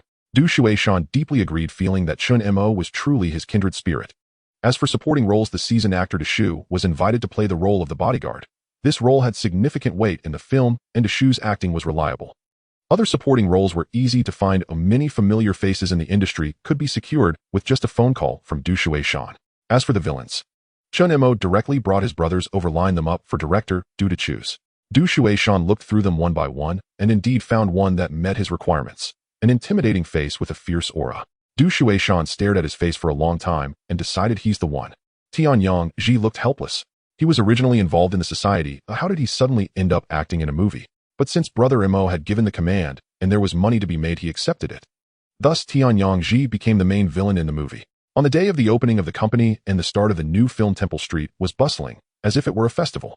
Firecrackers crackled and drums beat loudly. Chen Mo, dressed in a brand new dark suit, stood at the entrance to cut the ribbon. The moment the red silk ribbon was cut, applause and cheers erupted. He had not expected that the congratulatory flower baskets would stretch from one end of the street to the other. His society's big brothers and hall masters were, needless to say, Lin Huai, Lu Huanyo, and Guan Zai-san, as neighbors, all personally came to congratulate him. What was even more surprising was that old Su from New Qi specially sent over a pot of kumquats, showing great respect. Most unexpectedly, the Laughing Tiger from Dongxing also sent congratulatory gifts. He was genuinely afraid of Chen Mo, worrying that he might take over Dongxing's meager territory in Yaomati, thus seeking to curry favor. Chen Mo welcomed everyone, directing the guests as he personally entertained them. Today there were about 20 tables set up in Temple Street, and all guests were to be warmly welcomed. Time flies swiftly and summer arrives in the blink of an eye. The summer vacation period is one of the busiest times of the year in the harbor city. With students on holiday and the weather hot, escaping into an air-conditioned theater to watch a movie has become the most common pastime for the residents. The Lishing Cinema is located on Jordan Road in Mongkok, very close to Chen Mo's territory. This long-established theater has been operating in the harbor city for many years, and the sign at its entrance, faded from the sun and rain, still remains one of the landmarks of Mongkok. Today the Lishing Cinema is much busier than usual. Outside the main entrance, a huge advertising banner hangs down from the second floor, almost covering the entire wall. In the image, Hua Zi is dressed in a white suit, riding a motorcycle with a pure-looking girl in a white wedding dress sitting behind him. In the background, scenes of exploding flames, gang confrontations, narrow alleyways of Temple Street, and blurred images of motorcycles speeding through the night are interspersed. At the top of the screen, a few large characters stand out. If there is love premiere. Below it there is a line in red, watching today gives you a chance to meet the stars face to face. A crowd has already gathered outside the cinema. The most eye-catching are the students holding various supportive banners with phrases like Hua Zi, we will always support you, chattering excitedly at the entrance. Some of the people clearly belong to a gang. Though dressed in white shirts and black pants, their demeanor cannot be disguised. They are there at Chen Mo's request to maintain order, as today's scene is likely to attract some disorder. To Du Shueishan's surprise, more than a dozen reporters from various newspapers have arrived with cameras, and even a few familiar film critics are mingling in the crowd, stretching their necks to look inside. He stands at the cinema entrance wearing a specially prepared light gray suit, turning to Chen Mo beside him and sighs, Chin Sheng, you really have great ideas. I've never seen a promotional method like this before. Chen Mo chuckled, pulling out a cigarette from his pocket, lighting one, and taking a deep drag. Premieres and roadshows have become common practices for film promotion in later years, but in this era they are quite rare. He is merely reaping the benefits of a time traveler, nothing to be proud of. Yet he did not explain, merely squinting at the excited students at the entrance, exhaling a puff of smoke. The film took over a month to shoot, followed by more than 20 days of post-production, just in time to catch the tail end of the summer vacation period. In the harbor city, this efficiency is not surprising and can even be said to be routine. As for the finished film, he has seen it in advance and is very satisfied. In his view, some scenes and effects are even more impressive than in his past life. Because he fully supported it, the fight and car chase scenes were performed directly by his brothers. Director Du, beyond artistic sense, managed to capture a sense of realism. The kind of raw intensity where blades meet flesh and cars scrape sparks, it's not something that can be acted out by mere martial artists. In several distant shots of motorcycle riding, Chen Mo himself acted as a stunt double. Director Du had suggested that he make a cameo in the film, but Chen Mo refused without a second thought. What a joke, I'm not like Xiao Su, I don't have that kind of tendency. Although it is not uncommon for gang leaders in the harbor city to appear in films, and some even star in them. But Chen Mo still adheres to a saying, maintain a low profile in work and be high profile in making money. Choosing Lishing Cinema for the premiere was Director Du's suggestion. The cinema chains in the harbor city have long been monopolized by SB and Jiahe, which fiercely suppress other film companies. Many films are completed but cannot find a venue for release, leading to significant profit losses. It wasn't until the Golden Prince Cinema was established and invested in New Yicheng that the monopoly was broken. Mr.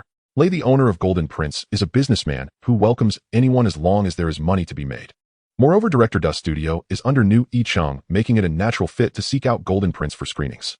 With director Dust's reputation and Chen Mo's recent fame, Golden Prince unusually agreed to this promotional method. The revenue-sharing conditions were discussed by Jimmy. Initially, the other party insisted on a 6,040 split, Golden Prince 60, them 40. Jimmy firmly demanded a 5,050 split, leading to a stalemate for several days. In the end, it was Chen Mo who stepped in and proposed a bet agreement. If the box office is below 20 million, the split will be 3,070, with us taking 30 and you taking 70. If the box office exceeds 20 million, the split changes to 6,040, with us taking 60. The owner of Golden Prince did not personally negotiate the details, but showed interest upon hearing this proposal. He sent word to Chen Mo, Mr. Lei admires your audacity. This is not the era of inflation. A 20 million box office is already quite high, according to last year's rankings that would place it in the top 10 for the year. Moreover, the production cost of If There Is Love can be roughly calculated by those in the industry. Based on this bet, if Chen Mo loses under the 3,070 split, even if the film earns around 18 million, they would only take home over 5 million, and after taxes, it would barely break even. But if the earnings are just over 10 million, or even lower, it would certainly lead to a loss. Therefore, if the box office cannot exceed 20 million, the best outcome would merely be to break even, which means Chen Mo must either be a gambler or have great confidence in himself. Mr. Lei pondered for a moment and ultimately decided to take the bet. He even added a condition. If the box office exceeds 30 million, all films produced by Shengshi Film Company will be screened at Golden Prince at a 5,050 split. 30 million. Last year in the Harbor City, only 3 films crossed the 30 million mark, and 2 of them starred the popular actor Long Wei, while the other was a star-studded film. This is a debut work from a newly established company, and apart from Hua Zi, there are no other big-name stars to support it. It's questionable to even aim for a 20 million box office, let alone 30 million. Mr. Lei does not believe it at all. Nevertheless, he is cooperative. After all, Chen Mo's reputation is quite loud now, and he does not wish to offend him. Thus, this premiere is officially set. Starting today, If There Is Love will be simultaneously released in all theaters under Golden Prince. Chen Mo has put in considerable effort for this bet. Jimmy and his subordinates have been putting up posters and distributing flyers everywhere near the school, on utility poles, at bus stops, and outside tea restaurants with If There Is Love prominently displayed. Those subordinates, dressed in matching t-shirts and carrying bags full of flyers, weave through the streets of Yao Ma Ti, handing out flyers to everyone they meet. Initially, other gangs were cautious, but seeing they were merely distributing flyers without promoting their gang background, they refrained from interfering. Chen Mo has not been idle either. He has good relations in the gang and usually avoids offending anyone. Now he is maximizing these connections. Several leaders from Lianxing received his calls and graciously encouraged their subordinates to support the event. Whether they buy tickets is another matter, but they need to build up the hype. Moreover, since Temple Street is already under his control, who doesn't know Brother Mo among the merchants there? Chen Mo had people greet every store and plaster the movie posters all over the street. In the days to come, visitors to Temple Street will see Hua Zi's face everywhere, as it is a famous consumer street in the Harbor City. Apart from Chen Mo, no one else could have such pervasive advertising. As for the media and reporters, Rat Chong has also been arranged. They will come on premiere day to bolster the momentum. It can be said that even before the film's release, the promotion for If There Is Love is already overwhelming. At 2 o'clock in the afternoon, the entrance of Lianxing Cinema is already packed with people. The cinema manager has never seen such a scene, personally standing at the door directing the crowd, his expression a mix of surprise and anxiety. Several employees in uniforms are frantically pulling up ropes to try to clear a path through the crowd. Chen Mo has already moved to the second floor of the cinema, standing by the window and looking at the sea of heads below, a faint smile on his lips. Tian Yanjin stands behind him, expressionless as he glances down before averting his gaze. What time does it start? Chen Mo asks. 2:30. Hua Zi and the others are already in the lounge and will make an appearance at the cinema entrance shortly. Tian Yanjin pauses. Director, do ask me to ask if you want to greet the actors. Chen Mo thinks for a moment and shakes his head no. Today is their event. Do I want go up to steal the spotlight? Tian Yanjin does not say anything further. At 2:15, a van slowly pulls up at the cinema entrance. The crowd instantly erupts. The sound of screams threatens to overturn the entire street. The students holding banners push desperately forward, but they are firmly blocked by several subordinates in white shirts. The reporters' cameras flash furiously, and the sound of shutters clicking is incessant. The car door opens, and Hua Zi steps out first. Today he is dressed in a white suit identical to that on the poster, his hair impeccably styled and his face adorned with his signature smile. As soon as he stands firm, he waves to the crowd, and the screams rise even higher. Next to exit is the female lead, a newcomer named Jojo. She wears a light-colored dress, her long hair cascading down her shoulders, looking exceptionally pure. Faced with the frenzied crowd and flashing cameras, she appears somewhat nervous, keeping her head down and closely following behind Hua Zi, unsure where to put her hands. However, her demeanor only drives some male fans wild. Following her is Uncle Da wearing a floral shirt and smiling as he waves to the crowd. Behind him is Tian Yangji. Today he is dressed in the black leather outfit of the antagonist, his face serious and cool. Tian Yanjin and Tian Yangyi on the second floor exchange smiles with Chen Mo. Last to step out is Du Shuishan.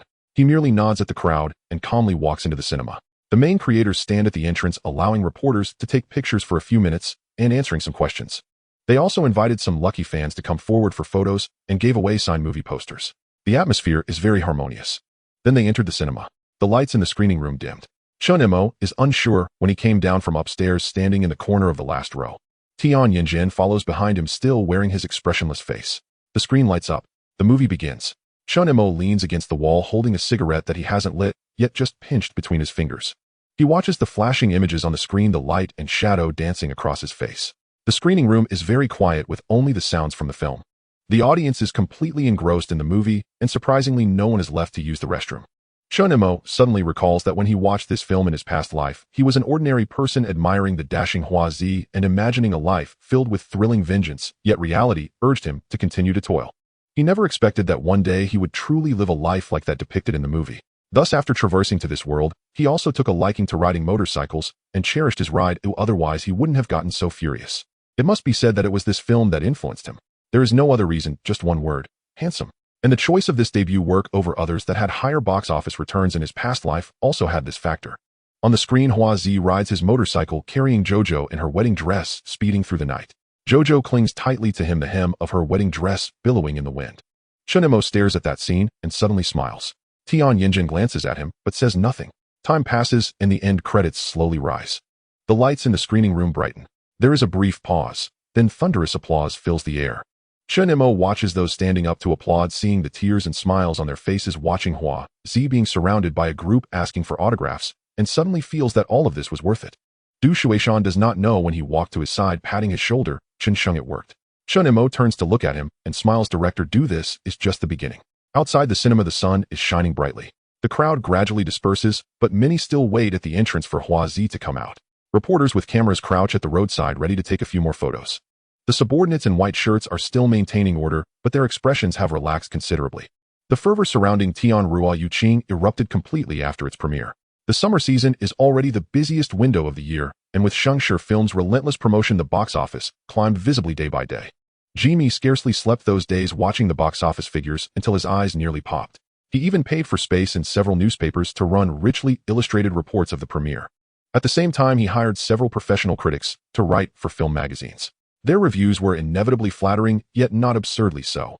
After all, the picture itself was strong, a film that even in its previous life had enjoyed fine word of mouth.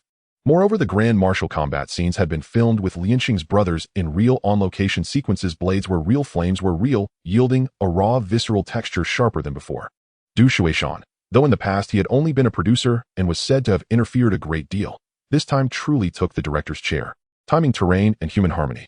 When the first week tally was announced, Chen Mo's hand trembled as Du Shuishan's call came through. Chen Sheng, the first week box office is out. Do you know how much? 5 million. Chen Mo held the phone stunned. This film didn't feel that powerful in its former life, did it? When Jimmy heard the figure, he sprang from his chair, almost losing his balance on impact. In Gangxing at the time, a movie typically ran for 1 to 2 months before being taken down. After all, so many new films are produced in Gangxing every year that few audiences go to see the same picture twice. Judging from the first week, take total gross would conservatively be over 20 million, and at the high end, might even push 30 million. Jimmy's mind raced. He fetched his pocket notebook and began scribbling. After taxes and the theater's share, assuming a total of just over 20 million, they could pocket more than 10 million. After deducting costs, net profit, 10 million. He finished the calculation in a daze. To make that kind of money standing up, who would willingly gamble for smaller slices? Chen Mo laughed at his expression, leaned back in his chair, and lit a cigarette, his tone playfully proud. My brother Jimmy already shaken. And the foreign markets, you forgot those. Wanwan, Dongnanya, Bangzi, Gizi. Those places buy films from Gangxing at high prices every year. Jimmy looked up, his eyes brightening. We're a newly established company with no name. If we weren't just selling pre-sale rights before shooting, could fetch several million, guaranteed profit. Chen Mo exhaled smoke, eyes narrowed. Otherwise, why do you think I wanted to make films? Given this picture's popularity, foreign distribution could easily net another 5 or 6 million. Jimmy widened his eyes. There's that kind of play, Chen Mo nodded. That's how film companies in Gangxing operate now. Especially pictures starring top-tier stars. If investment is controlled, they are almost guaranteed profit. Otherwise, why would Aozicheng go to such lengths to tie up Huazai? Jimmy paused for a few seconds, then his mind began turning again. So there are many avenues in the film business. Of course. Chen Mo stubbed out his cigarette. And videotapes. Those revenues won't be small either. That's why I recently had you acquire a production plant. Once the film is taken down, we'll release videotapes directly. Jimmy remembered this, and his face clouded with some worry. Piracy is rampant. I've already heard rumors that someone plans to covertly record in theaters. Chen Mo looked at him, and suddenly smiled a smile with a hint of meaning. Jimmy, have you forgotten we are Triads? Jimmy was taken aback. I've already put the word out. Chen Mo's tone was even yet cold. Any brother in the society who wants to deal videotapes, we'll offer our tapes to him at a discount when the film is down. But if anyone dares to smash my rice bowl, I will smash the very means by which he eats. After hearing that, Jimmy chastised himself for his earlier foolishness. Having spent so long around Chen Mo sitting in the office doing the ledgers day after day, he had almost forgotten the Triad label still stuck to him. Seeing his look, Chen Mo teased, Jimmy, you're good like this. Let me handle the dirty work. You keep this stall running, and I'll be grateful. Jimmy smiled, feeling a warmth inside. He reopened the accounts and said in a serious tone, by the way, I should report the society's income for this month. Chen Mo was not keen on such trivialities, but since Jimmy wanted to report, he listened. We now control all of Yuma D except 2 streets of Dongxing Yu. After the last war, with Shaozi, Dui Yaowen swept up several small gangs venues, so saying we've unified Yuma D is not an exaggeration. Jimmy paused, then continued, with the territory expanded, income has risen. From gatekeeping, valet parking for patrons, and the fruit market business, according to your previous allocations, the brothers remitted about 4600. He looked up at Chen Mo and added, because you specifically instructed at brothels, and some elderly stallholders had their protection fees waived. Otherwise, it would have been even higher. Chen Mo waved his hand indifferently. Life on the streets is hard. If they make a living on my turf, I can give them some consideration. Jimmy nodded and produced another notebook, plain in appearance, but quite small. He lowered his voice. Those who come to sell pills to the society per your orders, I had to keep watch. They may only sell in night venues, and not to minors. Now that your name carries weight, they behave, yet even so our cut this month was over 300. He turned a page, gambling dens, gambling boats, and some seafood transport businesses. Mixed together, they bring about 1200. Altogether, the society's monthly intake is roughly 900. Jimmy continued, we also pay dues to the society. I negotiated with Deng Bo last week. From now on, we pay 20 of income each month. Deng Bo agreed. This month, we paid 1800 out. Thereafter, the monthly outflow will not be less than 2000. Chen Mo felt some emotion. This was his attempt to distribute benefits downward. One Yuma D tenement building cost about 1 million, meaning the society's monthly income could already buy a building. But Chen Mo would not touch these funds lightly. Compared to the money he made from films, this sum was small. The society needed to feed people, and if war broke out, the demands would be considerable. For example, when he did what he said, after the battle with Shaozi Dui, the wounded brothers received resettlement payments, and each family received a monthly subsidy of 800. Special cases received extra care. One young brother had his legs severed, and still had several younger siblings to support. Chen Mo not only provided the resettlement fee, but arranged him a job as a stagehand on a film crew. His parents were also placed cleaning on Yaojia Street to earn a little each month. With a leader like that, no one among the ranks voiced discontent. Many members of other societies watched and waited ready to switch allegiance when Chen Mo raised his banner. After hearing the report, Chen Mo finished his cigarette. He pressed the butt into the ashtray and said calmly, our turf is a big cake. Rather than ravenously snatching slices from one another, we should make the cake larger. Watch. If we continue like this, the monthly take will only grow. Jimmy agreed wholeheartedly. As predicted, the subsequent developments followed Chen Mo's plan. In the film's second week, distributors from Wanwan and Dongnanya, introduced by Jean Taizi's connections, came knocking. Chen Mo did not haggle. He sold the rights outright at market price, granting them the master copy and foreign distribution rights. The sale brought in 4 million. A month later, summer ended and Tian Rua Yuqing's box office settled at just over 28 million, short of 30 million, but undeniably beyond everyone's expectations. On that day, Mr. Lei of Jean Taizi personally invited Chen Mo to dinner. In a high-end restaurant in Jianshazue, the private room sat at the top floor. Through the floor-to-ceiling windows, one could see the night over Waidolia Gang. Chen Mo arrived at the restaurant entrance accompanied by Du Shuishan. Tian Yangyi parked the car and waited inside. Only Tian Yanjian followed Chen Mo into the elevator expressionless. When the private room door opened, a middle-aged man in an expensive suit rose to greet them, none other than Mr. Lei Jean Taizi's boss. Standing beside him was a tall, thin man wearing gold-rimmed glasses. Chen Mo recognized him as Huang Yiming, one of Xi Niqing's principals. They exchanged pleasantries and sat. After taking his seat, Chen Mo removed his coat, draping it over the chair. He wore only a well-tailored casual shirt. His sleeves were casually rolled twice, revealing a portion of forearm, He looked fresh and composed, carrying an ease that made him seem even more assured than when clad in a suit. Tian Yinjin stood behind him in a black evening dress that outlined a slender waist, her face lightly made up, her brows and eyes carried a chill, beautiful as a blade in the night, stunning, yet unapproachable. The two presented a study in contrast, one relaxed, one icy, and served the scene with quiet presence. Even the waiter pouring tea could not help stealing a glance. Chen Mo glanced at Tian Yongin. Xiaoin, please sit. Standing behind me is putting a lot of pressure on me. Tian Yinjin could only sit resigned. Mr. Leia praised Chen Mo with appreciation. Chen Sheng is truly a man of presence. Rarer still is such literary talent. I asked Director Du several times, and he said this story was your conception. And those endlessly inventive promotional methods. I haven't seen such an outstanding young man in a long time. Du Shueishan chuckled and interjected. At first I didn't believe it. When Chen Sheng first invited me, I thought he wanted to make a body picture. He had spent 3 months with Chen Mo and was comfortable joking like that. Feigning solemnity, Chen Mo considered for a moment, and then said with mock seriousness, well, Director Du, perhaps next we should make an artful erotic film. Even if it doesn't profit, perhaps if we send it abroad it might win an award. Laughter filled the room. Huang Yiming pushed up his glasses and smiled. Chen Sheng's humor is unique. Very different from the gang figures I've met. Who at that table lacked ties to the underworld? Chen Mo was unbothered and self-deprecating. The brothers on the road call me Yanwang Ge. To be honest, I'd rather they call me the god of wealth. Mr. Lei applauded and laughed. Chen Sheng speaks rightly. Our god of wealth is well-deserved. Tian Rua Yuqing's box office has been a huge success. He lifted his glass and stood. Come, let us drink to Chen Sheng. The private room bubbled with warmth and celebration. When the toast subsided, Huang Yiming remarked, aside from congratulating Chen Sheng, we should also congratulate Director Du. Both films have sold extremely well. Within Gongqing's film circles you are already a legend. Director Du replied modestly, Mr. Huang, you flatter me. Thanks to everyone's support I can pursue my artistic aims and make money as well. This is the life I have long hoped for. Mr. Lei spoke mildly. Director Du is humble. This time, Xin Cheng's film was slightly less successful, which only shows how formidable Du's work is. Seeing a flicker of discomfort cross Du Shueishan's face, Chen Mo stepped in to smooth things over. Xin Cheng took Gongqing's box office crown last year, and I heard they have several big releases coming. Surely they will do very well. Mr. Lei gave Chen Mo a meaningful look and raised his glass. Chen Sheng, I salute you and look forward to the opportunity to cooperate with you.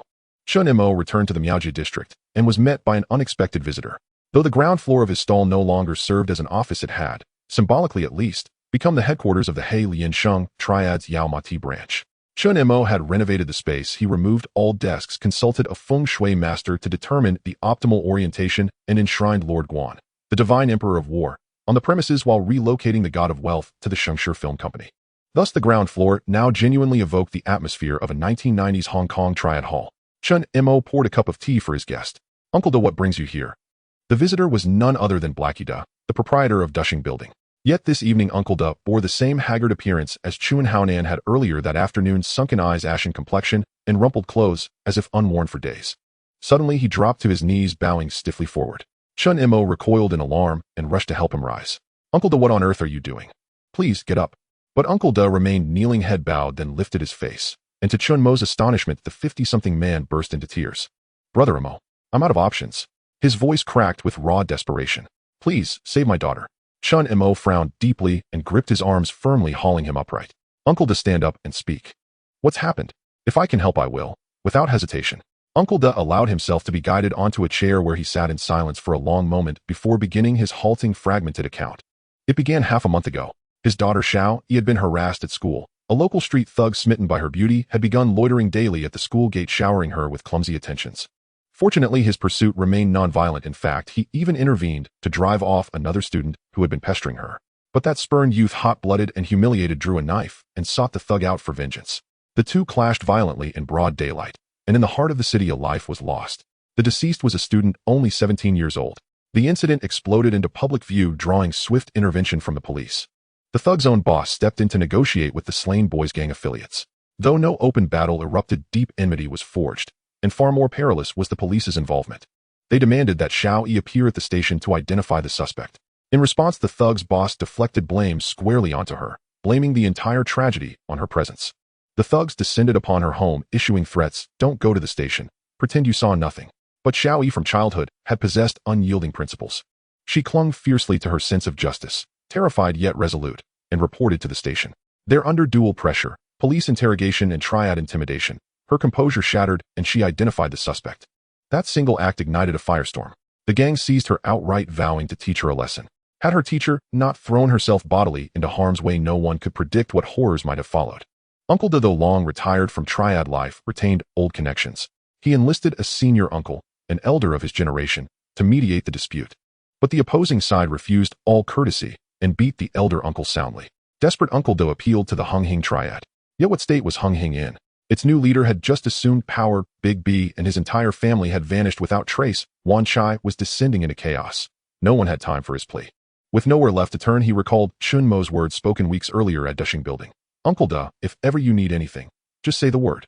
He came now as a last resort, half hopeful, half resigned. As Chen Mo listened, his expression darkened. This is straight out of a campus drama. But why had it befallen Xiaoyi? Was it merely because she resembled someone? Uncle Da, what's their background? Uncle Da answered cautiously, they're from Hung Lok. Their leader goes by the name Brother Xiaosha. Lao Shuchong interjected, I know him. He operates the shadowy enterprises for Hung Lok and has a habit of recruiting students as junior members. His followers are mostly teenagers, unrestrained, reckless, and shielded from criminal liability by their age. Ordinarily, he avoids provoking major triads, but even elders steer clear of him. Youths act impulsively, kill without consequence, and once entangled, they cling like burrs. Chen Mo lit a cigarette and fell silent for several seconds. Uncle Da, he said at last, no more words. I'll handle this. I'll send a few brothers back with you to investigate fully, then settle it decisively. Uncle Da froze, then tried again to kneel. Chen Mo caught his arm firmly. Enough, he said. No more kneeling. Uncle Da's lips trembled as he stammered endless thanks. Chen Mo turned to Lao Shuchong, who among our brothers is free right now and carries enough weight to command respect. Lao Shuchong pondered. Wei Jishang's wife is due any day, and he's indispensable at the valet service. Tian Yangji oversees the gambling den and can't leave. Huanen lacks sufficient reputation. What about Yao Wen? He paused. Yao Wen is a seasoned veteran. He's handled exactly this kind of affair before. And Fruit Market is stable now. Oh, he's been playing mahjong every day. Plenty of free time. Chen Mo nodded. Bring him in. Moments later, Yao Wen arrived. He entered grinning. Brother Mo, haven't heard from you in ages. Chen Mo recounted the situation. Yao Wen's expression hardened instantly. That scoundrel dares harass a student. Don't worry, Brother Mo. I'd intervene, even without your order. Uncle Da thanked him profusely. Yao Wen waved it off and departed with Uncle Da. To Chen Mo, it seemed a minor matter. Yao Wen was a veteran, experienced, measured, and utterly reliable. Even if Brother Xiaosha swaggered with arrogance, Chen Mo held him in contempt. Not just him, but the entire Hung Lok Triad. Merely invoking the He Liansheng name would make him flinch. Yet he never imagined the situation would escalate so catastrophically. That very evening, Lao Shuchong burst in, breathless with panic. Brother Mo, something's happened. Yao Wen's been stabbed. He's in surgery right now. The teacup slipped from Chen Mo's hand and shattered violently on the floor. What a... Outside the ICU, the air hung thick and suffocating. Through the glass, Chen Mo watched Yao Wen lie motionless, tubes snaking across his body. The cardiac monitor emitted its steady hollow beeps, one pulse after another, each sounding like a hammer blow against the chest. The doctor confirmed surgery was ongoing, and the prognosis was grim. Chen Mo stood rigid before the glass, his face iron gray. Yao Wen had been the first to pledge allegiance to Chen Mo, not as a recruit, but as a leader bringing his own forces. At the time, Chen Mo commanded barely a dozen men, while Yao Wen arrived with over 100. Frankly, Yao Wen's men formed the backbone of Chen Mo's hold over Miaojia. Yet after joining, Yao Wen sought neither power nor profit, treating everyone, whether Chen Mo or fellow brothers, with unfailing courtesy and fairness. His experience was vast, his judgment impartial, and his subordinates obeyed him without question. When Fruit Market changed hands, it was Yao Wen who swiftly stabilized operations and set them firmly on course. At times, Chen Mo even mused if he and Jimmy ever fully withdrew from the underworld, Yao Wen alone possessed the stature and capability to succeed him. Now the man he regarded as his heir lay unconscious, his fate hanging in the balance. Yao Wen's lieutenants recounted the events in full. The next day, Yao Wen led dozens of men directly to Xiao Yi's school. He cornered George, the thug's student lieutenant, whose identity had already been confirmed as the instigator harassing Xiao Yi on campus. Yao Wen wasted no words. He ordered his men to trap George and his cronies in an alley. Then, before a crowd of stunned students, struck George across the face again and again. Listen well, you wretched boy, effective tomorrow you withdraw from school, and never again come within sight of Xiao Yi, or next time it won't be slaps you'll receive. Then he turned to the onlookers. All of you, hear this clearly. Anyone who dares trouble that girl again stands in direct opposition to Yao Wen of He Liansheng, and to my leader, Lord Yan Wang Mo. The mere invocation of He Liansheng sent George recoiling in mute fury. Even Xiao Yi's best friend, though pained to see her ex-boyfriend humiliated, felt relief knowing her friend now had a formidable protector. Yao Wen didn't leave. He waited, for Brother Xiaosha to arrive with reinforcements and demand answers. True to form, Xiaosha appeared shortly, flanked by dozens of men, and opened negotiations with cold accusation. Yaowen stepped forward face to face and retorted, "You want answers? First I'll sweep several of your streets clean, and plant our flag deep in your territory, then we'll talk." Xiaosha's face flushed with rage. He knew both He Liansheng and Yao Wen's growing reputation, and Lord Yan Wangmo's fearsome moniker. But to back down before so many witnesses, his authority would crumble overnight. He signaled sharply, and the two sides collided. Yao Wen fought with precision, pinning Xiaosha to the ground. But at that instant, a student lunged unseen and flung a handful of chili powder straight into Yao Wen's eyes. Xiaosha scrambled upright and counterattacked, while Yao Wen, blinded, could only fend off blows instinctively. Amid the chaos, George seized his chance. He drew a blade and stabbed Yao Wen repeatedly. By the time Xiaosha registered what had happened, Yao Wen lay collapsed in a widening pool of blood, staring blankly at the crimson stains spreading beneath him. He'd only wanted a brawl, to salvage face. That was his usual method. If opponents were weak, he pressed his advantage. If strong, he fought, briefly negotiated, and walked away, never intending mortal consequences. For without restraint, how could one survive the underworld? The police arrived swiftly. Yao Wen was rushed to the hospital. That was how it ended. Chen Mo closed his eyes in silence. Footsteps approached behind him. Uncle De arrived with Xiao Yi. His face was ashen. He stared toward the ICU door, lips trembling, unable to utter a word. Xiao Yi, eyes redrimmed, stepped quietly to Chen Mo's side. "Brother Mo." Her voice shook. "I'm so sorry. I never meant to drag so many people into this." Chen Mo opened his eyes and looked at her. The girl was terrified, her face pale, tears brimming but stubbornly unshed. He forced a gentle smile.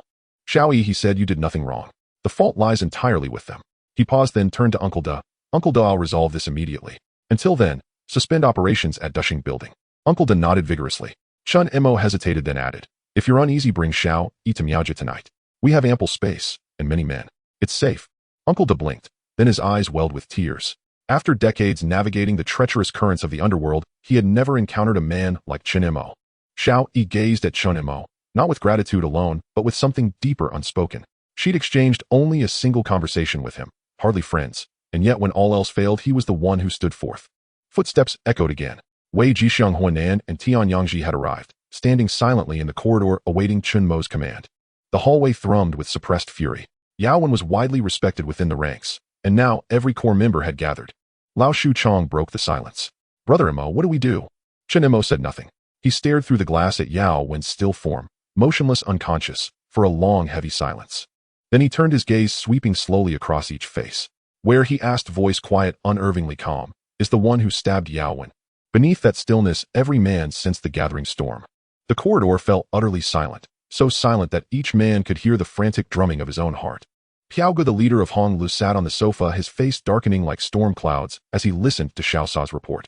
"Where is that student?" he demanded. Xiaosha lowered his head and stammered, "He's hiding inside the school. Right now officers are stationed at the gate. We can't get in." Piaoge fell silent for several seconds. Did the other side declare they were from He Liansheng? Xiaosha hesitated, then nodded reluctantly.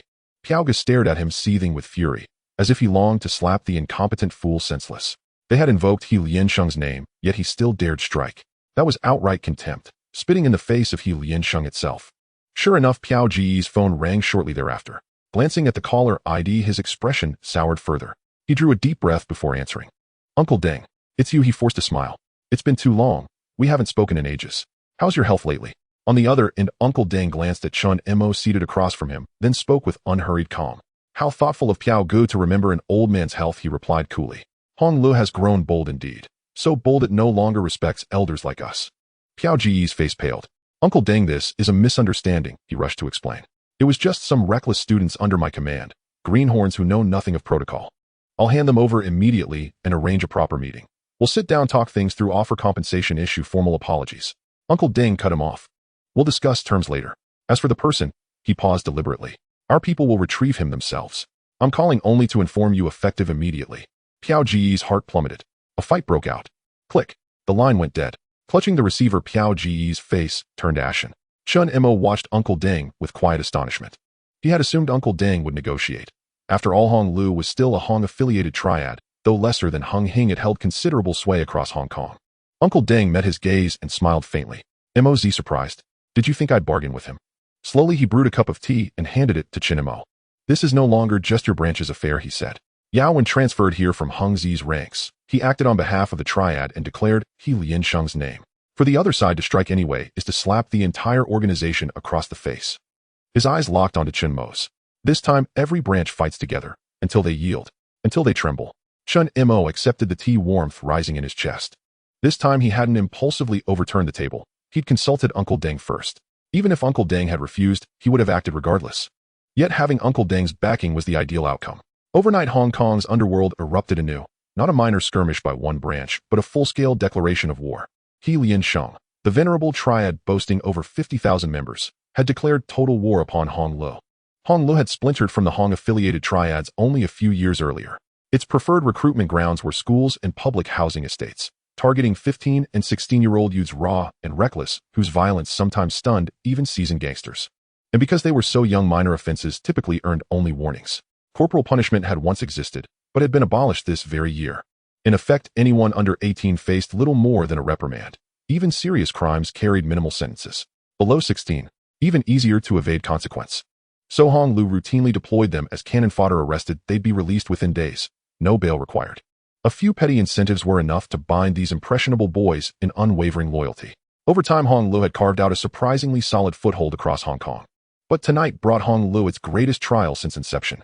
Every He Liansheng branch bordering Hong Li's territory launched coordinated offensives without hesitation. In Sunwan, Di dispatched his top enforcer Chen Mo, who swept clean every Hong Lu stronghold near the district, issuing an ultimatum: no Hong Lu member, not even for a meal, would ever set foot in Sunwan again. Even De Pu He, normally absorbed solely in his pharmaceutical trade and holding no grudge against Hong Lu, broke precedent and struck. This time, however, the spark came from Chen Mo's camp. Since De Pu He relied on Yao Mati's turf to distribute his pills, he sought to curry favor and sent his trusted lieutenant Deng Wanzi with dozens of elite fighters straight into Sha Tin, where they executed Hong Li's local branch leader on the spot. Deng Wanzi even brazenly placed the corpse at the branch's main entrance, a chilling warning etched in blood. And for once, He Liansheng's branches stood united. Those lacking strength paired up, two neighboring branches jointly deploying their best fighters toward the nearest Hong Lu strongholds. Some even seized the opportunity to crush smaller rival gangs. Sham Shui Pa saw the fiercest fighting. For years, Hong Lu had sought to infiltrate Yao Tsimong, especially Sham Shui Pa, gradually squeezing out competitors through attrition, leaving only scraps for others. Guanzai, nominally a branch master, ruled over little more than hollow prestige. But in a single night, it all turned to ash. Chen Mo's Yao Mati branch committed its full force. Fo Nan Tianyang Ji and Wei Ji Xiang led 400 men, reinforced by Lin Huai Lu, who dispatched a Zhe with over 100 additional fighters, storming directly into Sham Shui Pa. They clashed on sight. Fo Nan's team was prepared, half engaged Hedon, while the other half flanked from behind. Their opponent, the branch master famed for martial prowess, fell under Fo Nan's lifer-risking, allure-nothing assault. Yao Wen's men fought with suicidal ferocity. Their leader had always treated them like brothers, and now lay unconscious in the ICU, fate uncertain. How could they swallow such humiliation? As for Hong Li's youths, those who swaggered daily brandishing knives to extort protection money, they'd never imagined resistance. To them, defiance was unthinkable. Some even preyed upon shopkeepers' daughters, former classmates, even former school beauties, savoring fleeting vulgar thrills.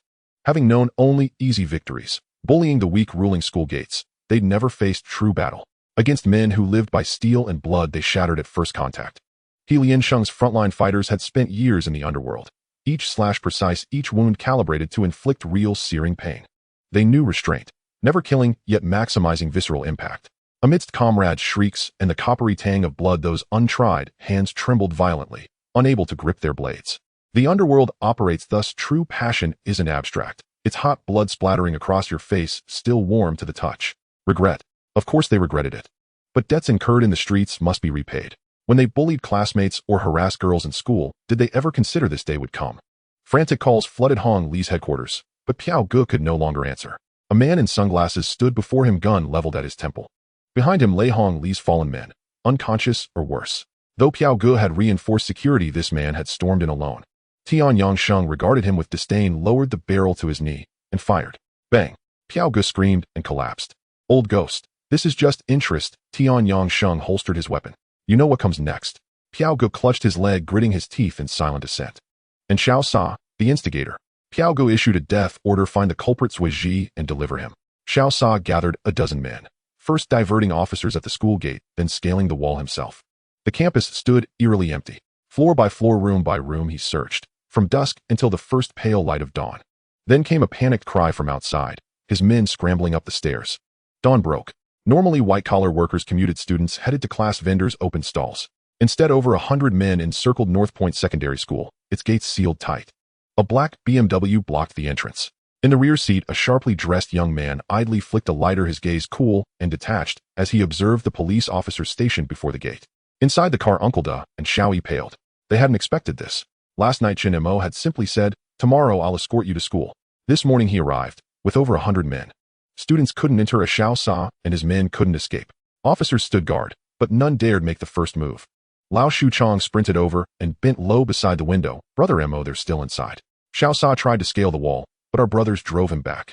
"As instructed, we've only blockaded. No one entered." Chen Mo nodded. Last night's full-scale offensive had overwhelmed Hong Lu completely. Tian Yangsheng's visit to Piaoge hadn't aimed to kill. Between Triads, annihilation wasn't customary unless blood feud ran deep. If Piaoge possessed any wisdom, he'd appoint a mediator for negotiations. Once settled, Hong Li's lost territories would naturally fall under He Liansheng's control.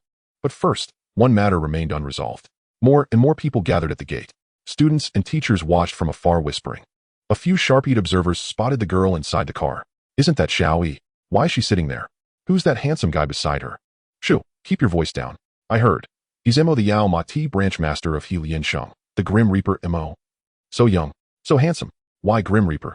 Don't you know? He crushed both East Star and Number Gang. Yao Ma Ti's nearly purged of rivals, all conquered by sheer force." A murmur rippled through the crowd. At its edge stood a bespectacled, mild-mannered man, hesitating, watching the car. Xiao Yi spotted him and whispered urgently to Chen Mo, "Brother Mo, that's my homeroom teacher, Mr. 1. Chen Mo glanced up and nodded. A nearby brother stepped aside, allowing Mr. 1 to approach the window.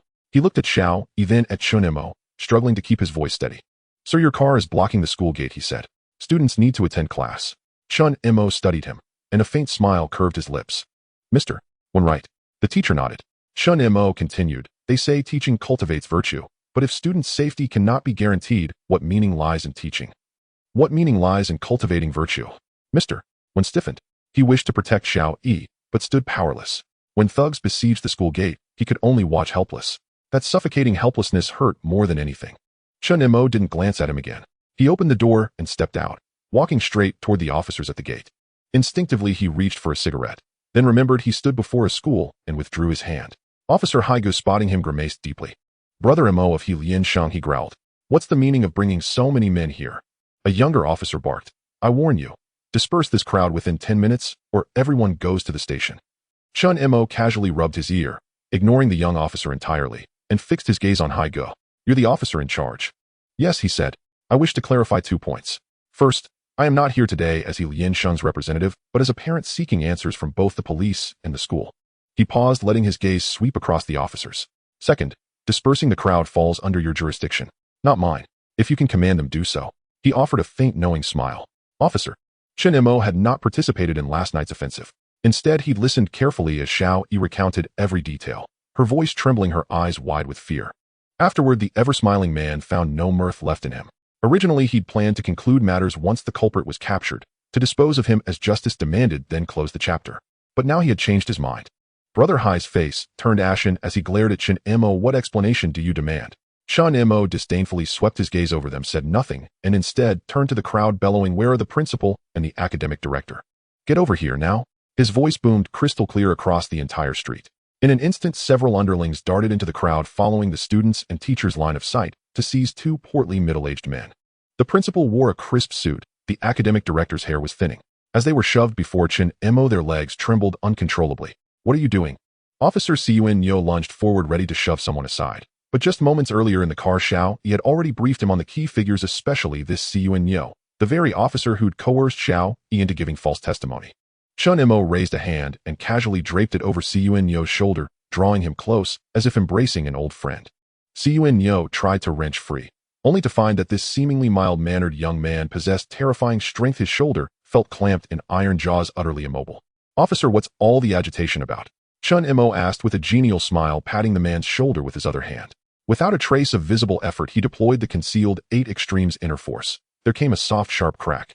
Siyuan Yo screamed in agony, collapsing slightly, sweat instantly beading on his forehead. He felt his shoulder dislocate. Brother Hai's expression contorted violently. He drew his gun in a flash. "Chen Mo, what do you think you're doing? Let him go." Chen Mo gazed at him with feigned innocence and released his grip. What on earth is this about? I merely greeted this officer like an old friend, and you draw your weapon. Siyuan Yo clutched his shoulder, his face flushed crimson with pain, cursing wildly. You wretched bastard. You assaulted an officer. Assaulted an officer. Chen Mo spread his hands wide and scanned the crowd. There are dozens of witnesses here. I only tapped him twice, gently. So how exactly did that constitute assault? What has the era of the 4 great inspectors truly passed? And yet you still wish to revive the dark arts of framing innocence. The students and parents surrounding them murmured among themselves. To outsiders, Chen Mo had indeed done no more than affectionately pat a friend's shoulder. Only Siyuan Yo knew the lethal precision behind those 2 light taps. Brother Hai, a seasoned veteran of the underworld, knew instinctively that Chen Mo had struck with hidden force, yet he had no recourse. Gritting his teeth, he holstered his gun and spoke grimly. Brother Mo, let's discuss this at the station. No need to stir up a citywide storm here. You wouldn't want this to escalate, would you? Chen Mo shook his head. I've made it clear. I'm here today solely as a parent demanding accountability. Once I settle matters with the school, I'll speak with you. He turned toward the principal and academic director. Both stood drenched in cold sweat, faces pale as parchment. Which of you is the principal, and which the academic director? The academic director hastily interjected. I'm the academic director. He's the principal. Chen Mo stared at them expressionless. Do you know that students at your school have been harassed by gang members? The academic director shot a quick glance at the principal and blurted, I had no knowledge of it. The principal certainly didn't either.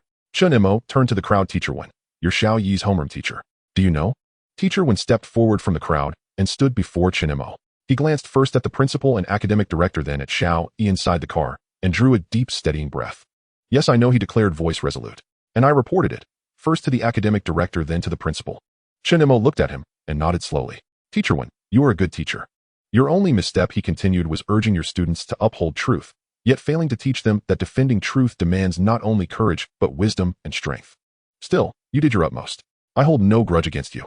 Teacher Wen lowered his head, eyes fixed on the girl inside the car, his expression heavy with remorse. Chen Mo turned back, his gaze hardening as it locked onto the principal and academic director. As educators, you lie openly before every student present. Truly, I grieve for your students. With people like you at the helm, is it any wonder chaos reigns? The principal's face darkened. He bristled defiantly. Who gave you the right to lecture us? Don't think I fear you just because you're a gang leader. I know lawmakers. I know the police commissioner. Chen Mo smiled. Faint. Yet that smile sent a jolt of dread straight through the principal's chest. And what right do I have? Chen Mo took a single step forward, almost pressing his face to the principal's. I told you already. I'm here today as a parent. Xiao Yi is my sister. Uncle Da is my uncle. His eyes bored into the principal's. I ask you, do I as a parent possess the right to hold you accountable for your flawed pedagogy, for the grave consequences it has wrought, for your abdication of duty? His voice rose sharply. Answer me. Answer me. Hundreds of underlings roared in unison, the thunderous cry shaking the air. The principal's knees buckled. He nearly collapsed. His mouth opened and closed, but only a silent nod emerged. Chen Mo held his stare, enunciating each word. Good. Then tell me, when Xiao Yi was harassed by a fellow student, triggering outside gang involvement, even threats within your school grounds, what precisely was your institution doing? You claim to know lawmakers, know the police commissioner, yet you sit there like fools who've spent their lives eating excrement. The principal and academic director hung their heads speechless under the torrent. Chen Mo grew angrier still, railing for 7 or 8 full minutes, unleashing every scathing vitriolic phrase he'd ever known across both lifetimes.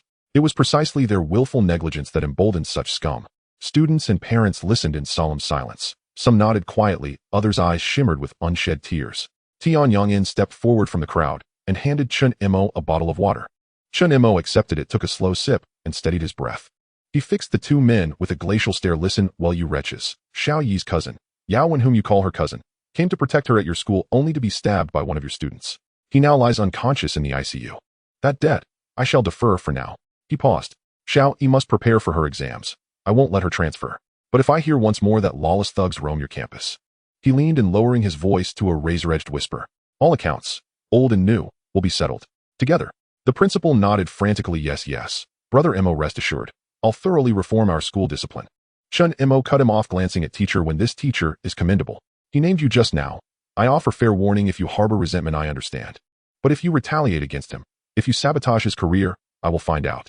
The principal forced a smile, grimacing more than grinning. Brother Mo, please. Men like teacher Wen are rare treasures. I'd promote him instantly. Why would I ever marginalize him? He hesitated, then lowered his voice further. Yet some students. I wish I could control them, but their parents belong to gangs or wield power and influence in North Point. I simply cannot afford to offend them. Chen Mo studied him for several long seconds.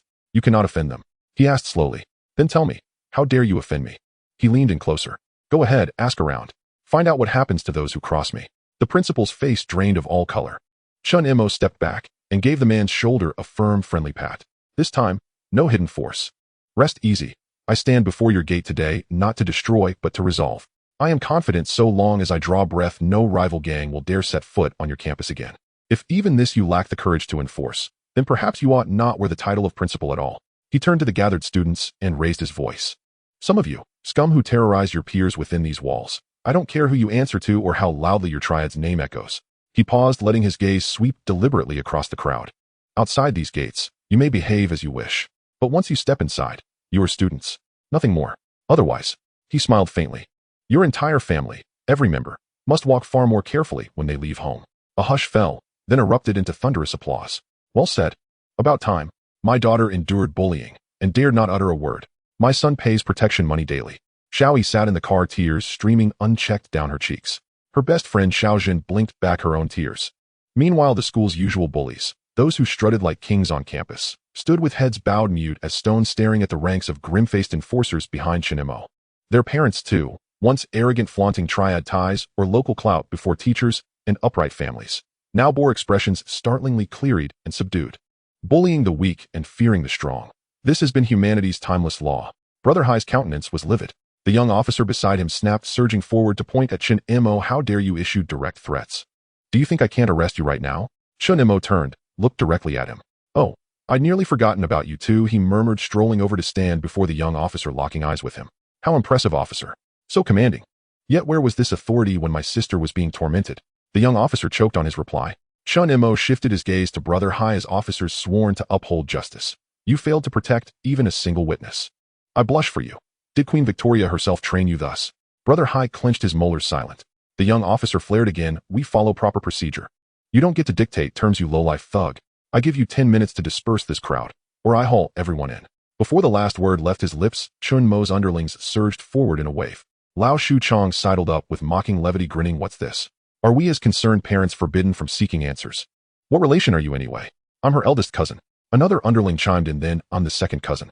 And I'm the third cousin naturally. Then I'm the fourth cousin. Members of the Walin Sheng triad bantered light-heartedly, encircling the young officer in a tightening ring of jest and menace. The officer's face burned crimson, his hand already gripping his holster. Chen Mo ignored him entirely, fixing his gaze solely on Brother Hai. Officer, arrest us all.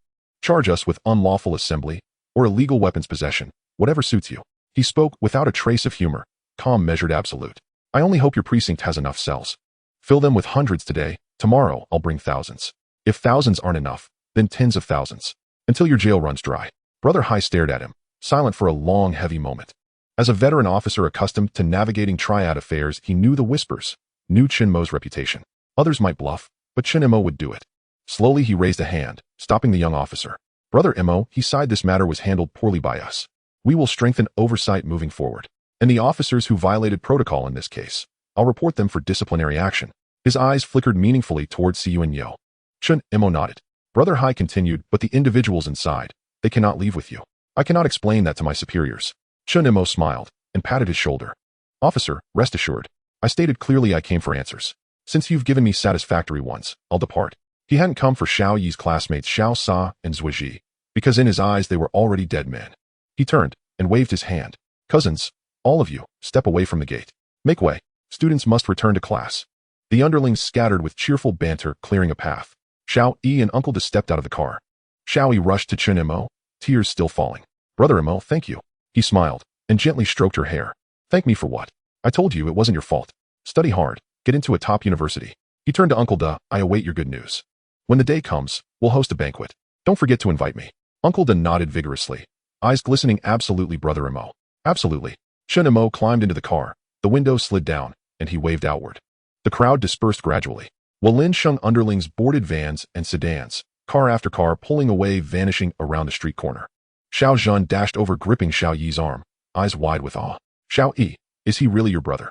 That's Yin Wang Mo of Walin Sheng, the most feared man in all Hong Kong right now. How come you never mentioned him? Xiao Yi shook her head, watching the black BMW disappear around the corner, and offered a quiet, tender smile, saying nothing. Inside the car, Tian Yong'an sat in the front passenger seat, gazing out the window, then spoke suddenly. You rarely seek attention. You seldom involve yourself in others' affairs. Why break proceeding today? Chen Mo reclined in his seat watching the city blur past the window. He remained silent for a long while before speaking.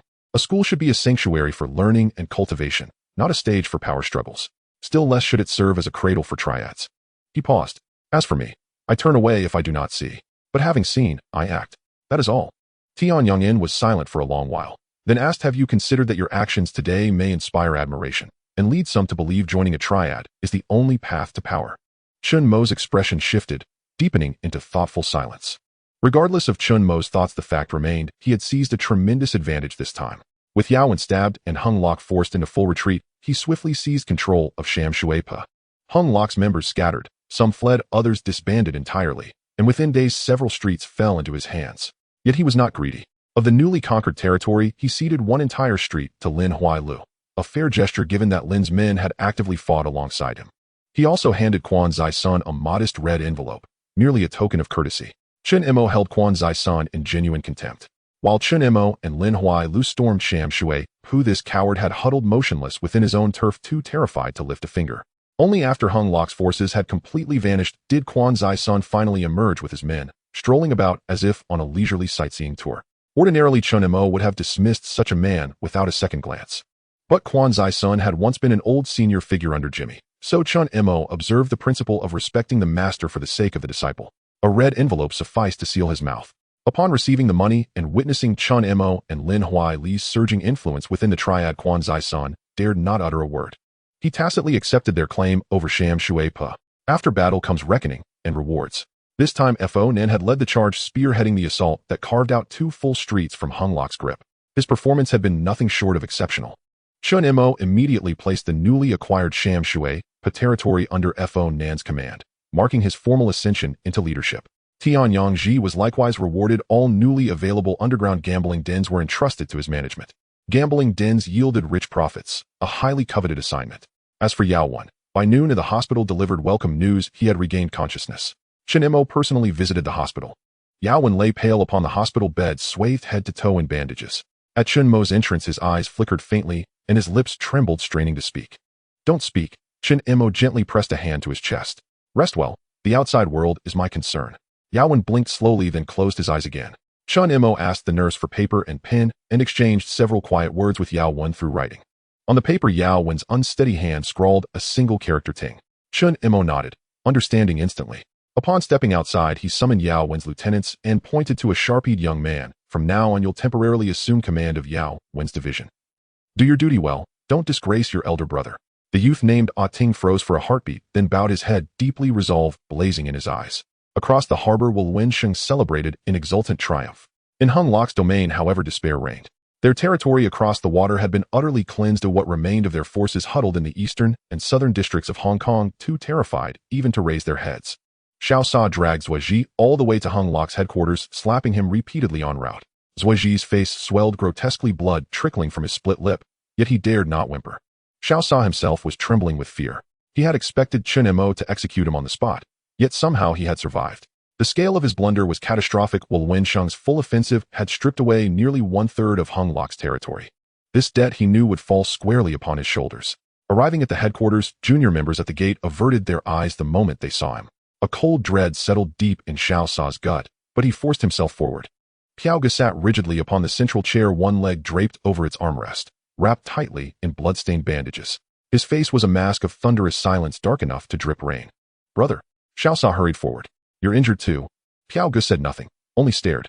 Xiao Sa swallowed hard, shoved Zuoji forward. Brother, I admit my fault. Here is the man. I deliver him to you. Before the words left his mouth, dozens of figures emerged silently from the shadows surrounding the room, youths each gripping a gleaming blade. Cold steel flashed under the lights. Before Xiao Sa could react, he and Zuoji were engulfed by the tide of bodies. The dull, wet thud of blades biting flesh echoed sharply. Screams tore through the air. Blood splattered across the floor, spattered the walls, sprayed across the faces of those wielding the knives. Piao Ge remained seated, motionless, expressionless, watching it all unfold. After several minutes, the screams ceased. 2 mangled heaps of flesh and cloth lay bleeding upon the floor. Piao Ge rose, stiffly limping past the carnage toward the door. At the threshold he paused, and turned back. Outside, leaden clouds hung low over the sea, where a few vessels drifted listlessly upon the waves. Wensheng, He ground out each syllable sharp as shattered glass. Chen Mo. A voice cut through the silence behind him. Piao Gu. Piao Gu turned. From the crowd stepped a young man, face streaked with blood, yet his eyes burned with terrifying brilliance. He strode up to Piao Gu and flashed a grin revealing teeth startlingly white against the crimson. It's done. Piao Gu studied him for several long seconds. What's your name? The youth wiped blood from his cheek with the back of his hand and smiled wider still. Fei Quan. As night descended, Uncle Deng's telephone rang. It was Hung Lok issuing a formal summons for a negotiation. The elderly man listened quietly, his brow furrowing slightly. He had intended to send Chen Mo and Lin Huailu along with Brother Cheng. But no sooner had he set down the receiver than news arrived. Chen Mo had been summoned to Yaomati police station for questioning. Uncle Deng let out a dry, humorless laugh. After decades navigating the underworld, he recognized the pattern instantly. The police had taken notice of Wu Wensheng's recent maneuvers. More precisely, they had fixed their gaze squarely upon Chen Mo. He dispatched the Triads' legal counsel to handle the matter while assigning Lin Huailu and Brother Cheng to attend the negotiation in Chen Mo's stead. Inside the interrogation room, the fluorescent light glared with sterile intensity. Chen Mo sat relaxed in his chair, a cup of coffee resting before him, bored, almost languid, glancing idly at the wall clock every few moments. The door opened. Huang Qing entered and took the seat opposite him. Chen Mo met his gaze and smiled. Superintendent Huang, I confess I hadn't expected you to come for me so late. Huang Qing appeared more composed than months earlier, yet the incisive edge in his eyes remained unchanged. He sighed, his tone layered with complexity. What? Are you angry I didn't reinstate you? Chen Mo declined to engage. He lifted the cup and sipped. I'm afraid I don't follow, sir.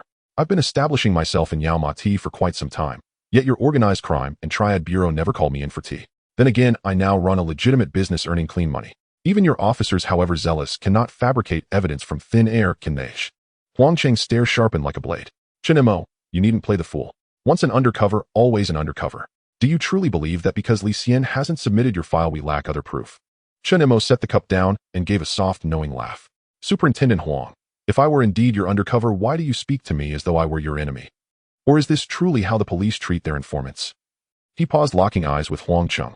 If so, I feel only sorrow for those who risk their lives in your service. A muscle twitched near Huang Qing's eye as he suppressed his anger. Your denial changes nothing. Chen Mo, I suspect your involvement in multiple assault cases. Please cooperate fully with our investigation. Who exactly did I harm? Chen Mo tilted his head, feigning innocence. Huang Qing flipped open his dossier, speaking with deliberate gravity. Chan Tin Hung of Dongsing Society, alias Crow. He remains hospitalized. Chen Mo rolled his eyes and cut in. Superintendent, if you possess witnesses or physical evidence, arrest me outright. Spare us both the wasted time. Huang Qing barked a bitter laugh. This man, brash in appearance yet flawlessly meticulous in action.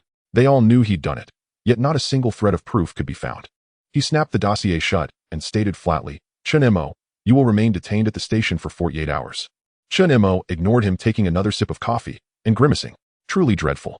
He set the cup down with a soft clink and raised his eyes, a faint knowing smile playing at his lips. Superintendent, do you believe me when I say that in 20 minutes an officer will summon you away? And your commissioner will tell you, Mr. Chen, though formerly affiliated with Triad circles, now conducts lawful business, and thus enjoys full protection under Hong Kong law. In the absence of concrete evidence, he must be released immediately. Huang Qing's face darkened. Before he could retort, a sharp knock sounded at the door. A uniformed officer peeked and casting a wary glance between the two men before signaling discreetly to Huang Qing. Huang Qing held Chen Mo's gaze for a final searing moment, then gathered his files and walked out. Commissioner's office. Sir, are we truly letting him go? The newly appointed commissioner lead away. A British-educated ethnic Chinese in his 40s, sat impeccably dressed, his speech measured and unhurried. He lifted his gaze toward Huang Qing, voice calm and detached. Officer Huang, if you possess evidence, I will authorize his arrest immediately. Sir, Chen Mo is Wu Wensheng's Yaomati boss. By unwritten custom, we ought to issue a warning. Detain him for 48 hours as a show of authority. Unwritten custom. Lead away interrupted, a faint condescending smile touching his lips. Such customs hold no currency in my office, Officer Huang. I've never understood your Han people, so fond of sentiment, of hidden rules. He paused, his tone shifting subtly into something colder, more imperial. But remember, you stand on British soil. Here we abide by British law. Huang Qing inwardly cursed, damn fool. Aren't you yourself Chinese? Think donning that uniform makes you superior. Lead away, seemingly oblivious to his subordinate's expression, continued smoothly. Mr. Chen is an upright and generous man. Just now his film production company donated 1 million Hong Kong dollars to our force, explicitly to support the police in combating organized crime. He looked directly at Huang Qing, voice firm and unyielding, Therefore, absent any verifiable evidence linking him to criminal activity, we are obligated to uphold his fundamental human rights. Outside the station, night cloaked the city in deep, silent velvet. Chen Mo stepped into the cool air and saw Huang Cheng standing on the steps, jaw clenched, face tight with frustration. He approached, halted beside him, and glanced back at the brightly lit police building. "Superintendent, why bother?" Huang Cheng remained silent. Chen Mo's voice was light, almost conversational. "Who truly governs Hong Kong today? Not us, not even the local elite. Only the foreign masters and their local proxies. Their sole aim is maintaining control, so they may continue draining this city dry. What you hold sacred, what you fight for, it holds less value to them than a single banknote." Huang Cheng gritted his teeth, each word precise and venomous. "Don't celebrate too soon. I will eradicate every last Triad scum like you." Chen Mo turned fully to face him. Street light washed over his features, obscuring his expression, but his eyes were grave, unwavering. "How many Triads exist in Hong Kong isn't decided by us. It's decided by you."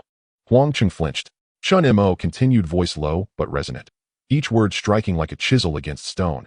"If your force truly upheld justice, if you punished evil and protected the innocent, if Hong Kong's citizens lived in peace and prosperity, why would any decent person ever join a Triad? Or do you truly believe Hong Kong is overflowing with born criminals?" With that, he turned and walked away, his silhouette dissolving into the night. Huang Cheng stood frozen, his face ashen. A cold wind swept across the street. For the first time in years, he felt a chill deep in his bones.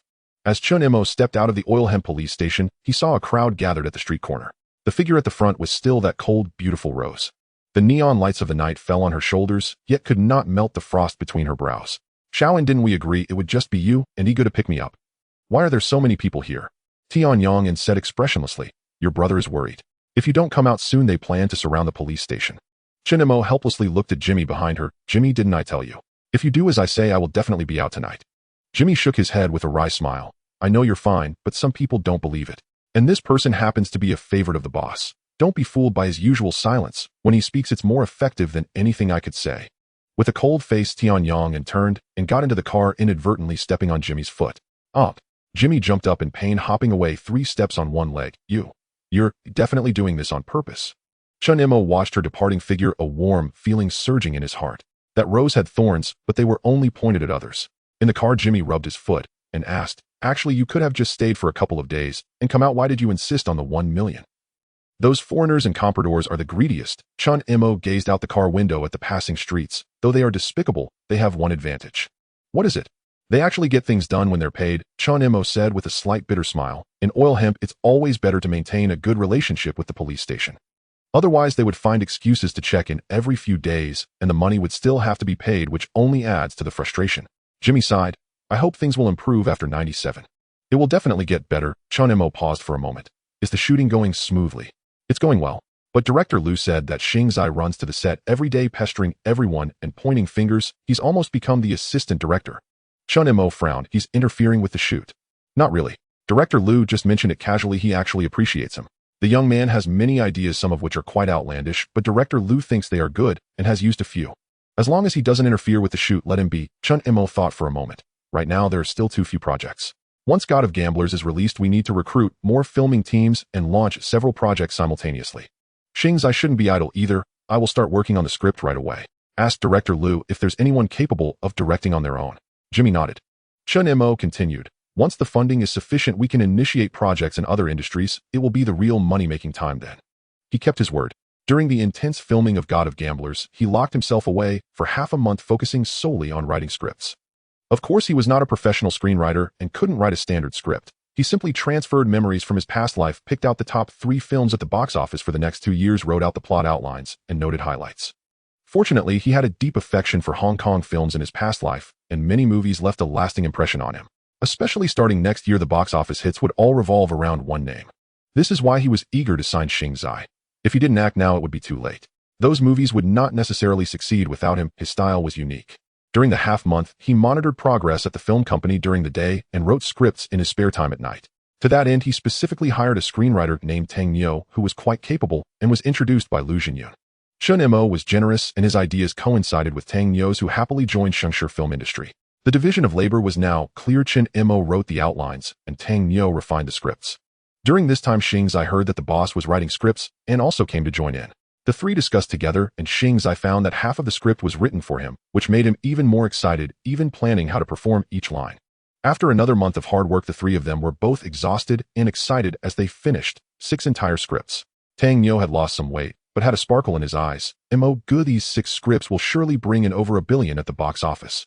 Chen Mo laughed. We haven't even started filming yet, the next tasks will be even heavier. He looked at Xing Zai. I have a feeling that next year will be your turning point. After these movies are released, your name will dominate the Hong Kong film scene for the next few years. By then, I'm afraid it won't be easy to renew contracts. Xing Zai looked at Chen Mo's meaningful smile, his heart stirred. He had waited too long for this day, but he was clever and immediately replied, Mo Gu, you will always be my benefactor and mentor. The two understood each other well. This was indeed a relationship of mutual benefit. Chen Mo knew he was reluctant to work for others. Everyone had their ambitions. But at the very least, he could still make a fortune with him over these years. Thinking of this, it seemed there was someone else he needed to win over. Chen Mo suddenly felt pressed for time. After leaving the Oilhem police station, although he donated 1 million, he still entered a period of dormancy. He unprecedentedly summoned all the mid-level core members for a meeting. He made several decisions, personnel adjustments, dispersing a group of originally good students who had dropped out, and using the gang's funds to support their continued education. That day on the way back from the school gate, Tian Yong-un's words had a significant impact on him. He reflected on himself. Clearly there was no need to make such a fuss, yet he chose a radical approach. He was indeed too young. From then on, he didn't say much, but he made a decision in his heart. In addition to this matter, he also established a fund setting aside 5% of his income each month to support residents within the territory, providing educational assistance for families unable to afford school fees. Chen Mo made it clear it could only be used for education. After consulting with Uncle Biao from Temple Street and several respected neighbors, they were all grateful. With Chen Mo's insistence, this educational assistance fund was supervised by these elders, including the disbursement and usage of the funds. Doing this was not for any political layout, nor to plant insiders in the police force. He just sought peace of mind. After reorganizing the personnel, they absorbed another batch of people, maintaining a total number around 500. After several skirmishes, Chen Mo already understood having more people was useless. He needed elite fighters who dared to fight. To this end, he specifically had Tianyang Sheng act as an instructor, setting aside 2 days each week for military training. In addition, Chen Mo renegotiated profit sharing with each boss, ensuring that every little brother could earn enough to support their families each month. In just a few months, Chen Mo had defeated Dongxing the Number Gang and Hong Lu, and he was at the height of his momentum. Basically, no one dared to oppose him. He could even control the flower sales, let alone these minor matters. Personnel reorganization was crucial for Chen Mo's layout. He instructed each boss during this time, focus on managing the territory and don't cause trouble. Time passed quickly. When God of Gamblers completed filming and entered post-production, news circulated in the underworld. The new leader of Hongxing, Liang Kun, was taken down by a small police officer, and Jiang Tianxing, with Chun Haonan's help, claimed the leadership. Not long after the news broke, Chun Haonan personally visited the film company with Shan Ji. Seeing Chun Haonan again, he was completely different. Gone was the scruffy, depressed youth, replaced by the charming figure of Liang Zainan. He held a gift box next to him, with Shan Ji dressed in a trench coat, looking pleased. Mo Gu, I'm here to thank you today. Chen Mo opened the gift box. Good heavens, a Rolex. Although he didn't understand watches, he knew this one cost several tens of thousands, not something an ordinary person could afford. He tried it on, and it matched his suit perfectly. However, he took it off and placed it back in the gift box. Haonan, no merit, no reward. I really like this watch, but it's too valuable. Shan Ji chimed in. Mo Gu, don't say that. I heard Nangu say that back in Hong Kong, even his own gang members didn't help him, and you were the only one willing to lend money and didn't look down on him. Haonan nodded seriously. Mo Gu, at that time I had no brothers and was driven out of Hongxing. You gave me money, but I had no way to take revenge. I wanted to avenge brother B myself, not hire a hitman. Chen Mo laughed. Then there's no need to thank me. That scoundrel Liang Kun came to my territory, trying to make me sell flour, which upset me. You took him down, and I couldn't be happier. Chen Haonan was a clever man. Mo Gu, no matter what, I accept this kindness. Please accept this gift. Chen Mo stopped insisting. The three exchanged pleasantries again. Shan Ji looked out at Victoria Harbor with emotion. Mo's reputation is quite formidable. I even heard about your exploits in Wanwan. Who would have thought that just a few months ago we were still smoking at the entrance of the Dushing building? Brother Shan Ji is also impressive. I heard you are now the head of the Poison Snake Hall of the Sanlian gang. You're the only one in all of Hong Kong now. Chen Mo looked at Chun Haonan again. As for Haonan, you should be the boss of Causeway Bay now. Shan Ji humbly shook his head, but the smile on his face couldn't be hidden. However, Chen Haonan seemed a bit worried. Chen Mo noticed the unusual expression. What's wrong, Haonan? Is there an issue? Chen Haonan hesitated for a moment before speaking. For some reason, he felt a sense of familiarity with Chen Mo. Mr. Jiang verbally promised me the position of boss in Causeway Bay, but he hasn't mentioned it in the past few days. I feel. Chen Mo looked at the hesitant Chen Haonan, took out a pack of cigarettes from his pocket, popped it open, and handed it over. They lit up, and the smoke slowly rose in the afternoon light. Haonan, to be honest, among the younger generation, I really admire you because you think critically. This came from someone a few years younger than him, yet neither Chen Haonan nor Shan Ji felt it was out of place. Chen Mo possessed a maturity that belied his age. Hong Xing is under the Jiang surname. Chen Mo exhaled a puff of smoke. Even though Mr. Jiang has always wanted to do legitimate business, he must also acknowledge that his so-called legitimate business requires the support of a large association like Hong Xing. This incident with Liang Kuan surely served as a wake-up call. Associations are not a solid block. He paused, fixing his gaze on Chen Haonan's face. You relied on Shan Ji's money and people to take down Liang Kuan. Have you considered how Mr. Jiang views you? Shan Ji was still pondering, but Chen Haonan had already understood. You mean it's because of the Sanlian gang behind Shan Ji? Chen Mo chuckled, flicking ash into the trash. Can exactly. And you have been here to visit me twice, so Mr. Jiang is likely to be even more wary. Shan Ji's expression changed. He shouldn't. Chen Mo shook his head. A big brother who has held the top position for so many years, do you really think he is a soft-hearted person? If it weren't for his eagerness to transform over the years coupled with the gang's rapid development, he began to engage with starlets and live in large villas, his fighting spirit would have been dulled. 10 Liang Kuns wouldn't stand a chance against him. Chen Haonan remained silent for a long time, slowly rising. Thank you for your guidance, Mogu. I understand now.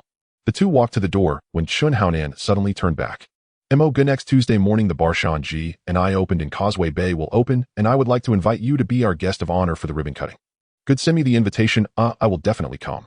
Early the next morning, a formal invitation from Chen Haonan arrived, delivered not by some underling, but by Tian, his most trusted lieutenant. The young man wore crisp, immaculate attire and presented the invitation to Chen Mo with solemn deference. Chen Mo accepted it, glanced through the contents, and gave a quiet nod. On the day of the grand opening, he showed remarkable courtesy.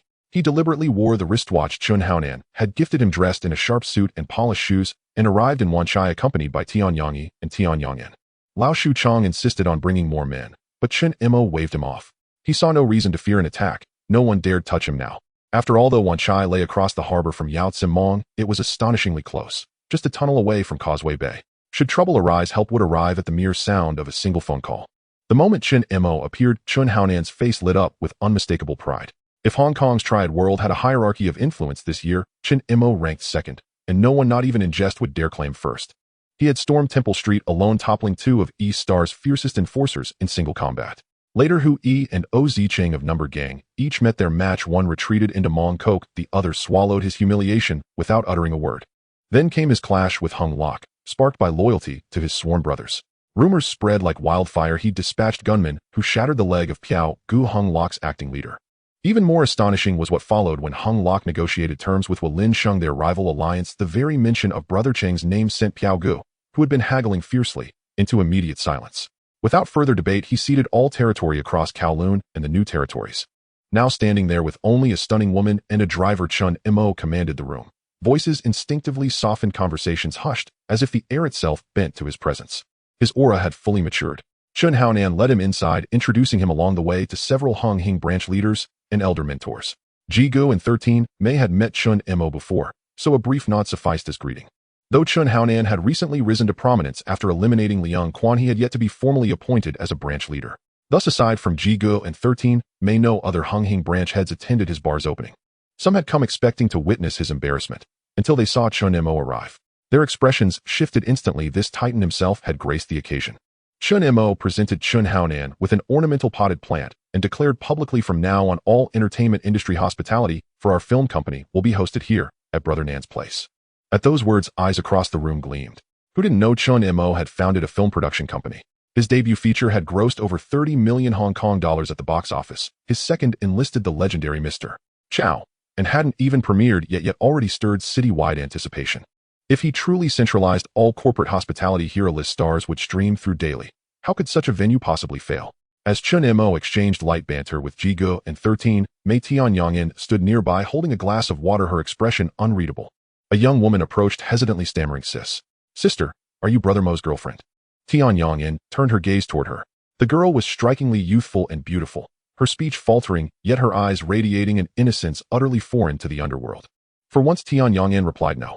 The young girl blinked, crestfallen. Oh, what a pity. You're so lovely, and Brother Mo is so handsome. Together you'd make such a perfect pair.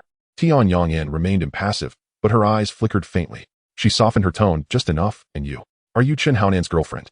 The girl's eyes lit up with delight as she nodded vigorously. Yes. Yes, I am. And just like that, two young women began chatting. Tian Yongin spoke little, the stammering girl spoke endlessly. One question, one answer, the other chattered on for minutes. No one could have predicted how effortlessly they clicked. From the corner of his eye, Chen Mo noticed, and paused startled. He caught the subtle upward curve of Tian Yongin's lips and felt something indescribable surprise, yes, but deeper still a quiet, warm satisfaction. At the ribbon-cutting ceremony, Chen Mo joined Chun Haonan and Shanji to snip the ceremonial red ribbon. The ritual was simple, the banquet modest. Chen Mo ate sparingly, raised a toast, then rose to take his leave. The stammering girl waved eagerly after Tian Yongin on. "Njia, come visit me sometime." Tian Yongin said nothing, merely turned and walked to the car. Chen Mo couldn't resist teasing Xiao, and looks like you've made a new friend. She replied coolly, no. Chen Mo chuckled, you can't fool me. You nodded just now, barely perceptible, but I saw it. No. Yes. No. Yes.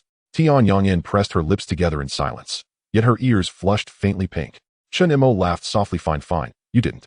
She ignored him, turning instead to gaze out the window, though the corner of her mouth lifted almost imperceptibly. Time waits for no one. In the blink of an eye, Yurand arrived. At Shengshi Film Company, Chen Mo sat taking a call. Mr. Chen, congratulations. First week box office is phenomenal. At this pace, you're all but guaranteed this year's box office crown. Chen Mo leaned back in his chair and smiled. Mr. Su is too kind. The success belongs to your unwavering support. Yang Min and Xiao Su Good delivered outstanding performances. We must continue collaborating. The script. Rest assured we'll provide an exceptional one. Mutual success awaits. He hung up. Jimmy sat across from him, twirling a pen, waiting expectantly. Well, he asked. How many calls today? Chen Mo took a sip of water, then used fifth or sixth.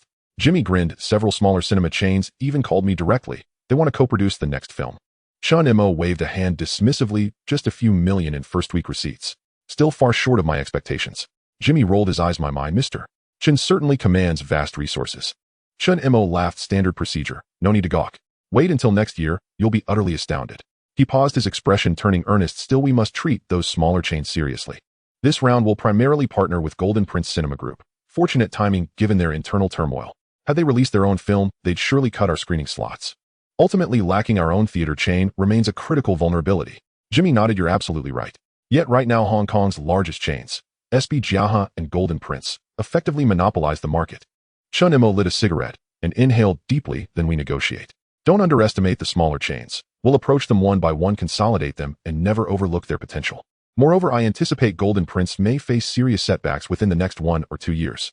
Jimmy offered no comment. He had no basis for Chen Mo's prediction, but after working alongside him for so long, he'd learned one immutable truth: when Chen Mo speaks, believe him. Jimmy opened his ledger. Speaking of which, I'll give you today's financial summary. No need, Chen Mo interrupted. Just give me the bottom line. Jimmy, long accustomed to this, closed the ledger and recited, this month the organization's total profit stands at $2 million.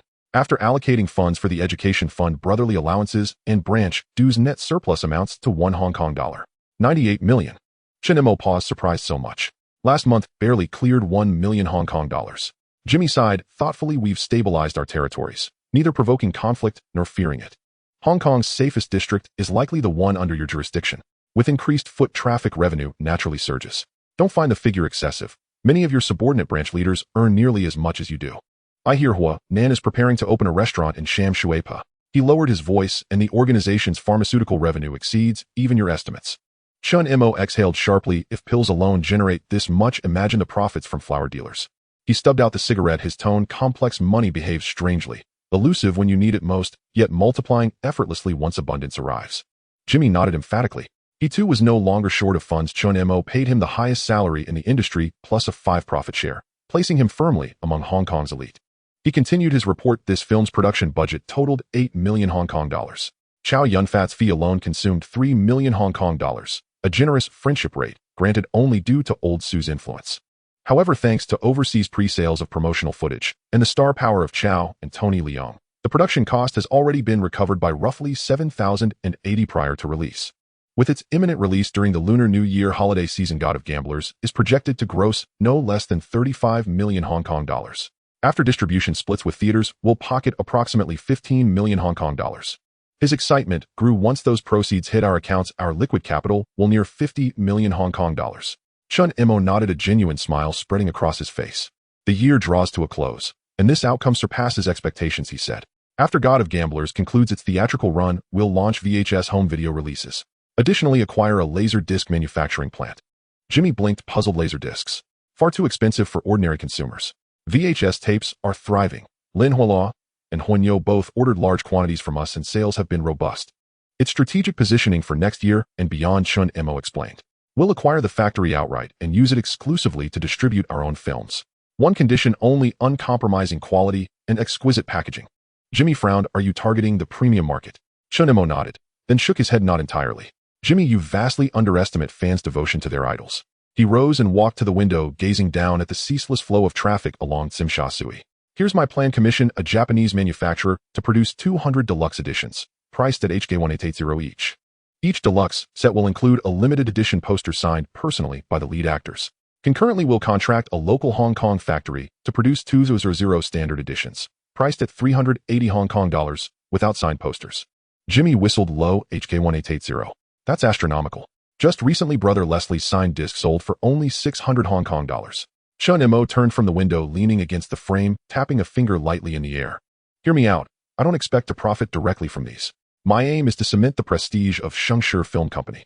I intend to open a flagship Shengshi Film audiovisual store dedicated exclusively to merchandise and collectibles from our productions. What exactly qualifies as merchandise? Though Jimmy had worked closely with Chen Mo for years, he still found himself baffled by the occasional unfamiliar term that slipped from his boss's lips.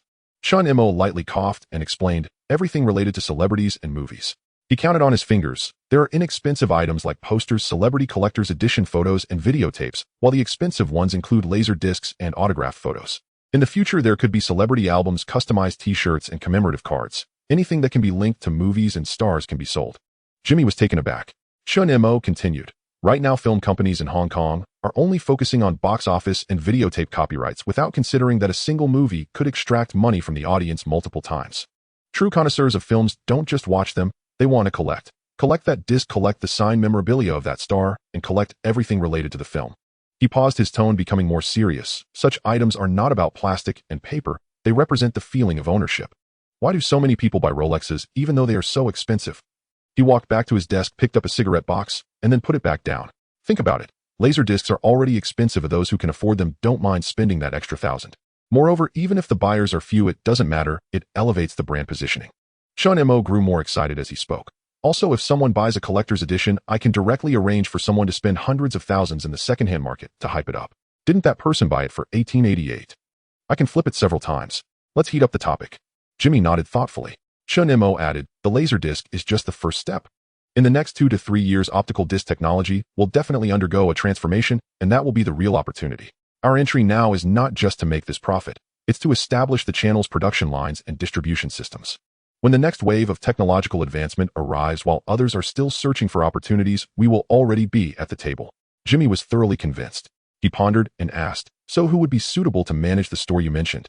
Chen Mo leaned back in his chair. I think we can let Zhang Lang give it a try. This kid is sharp and has a clean background.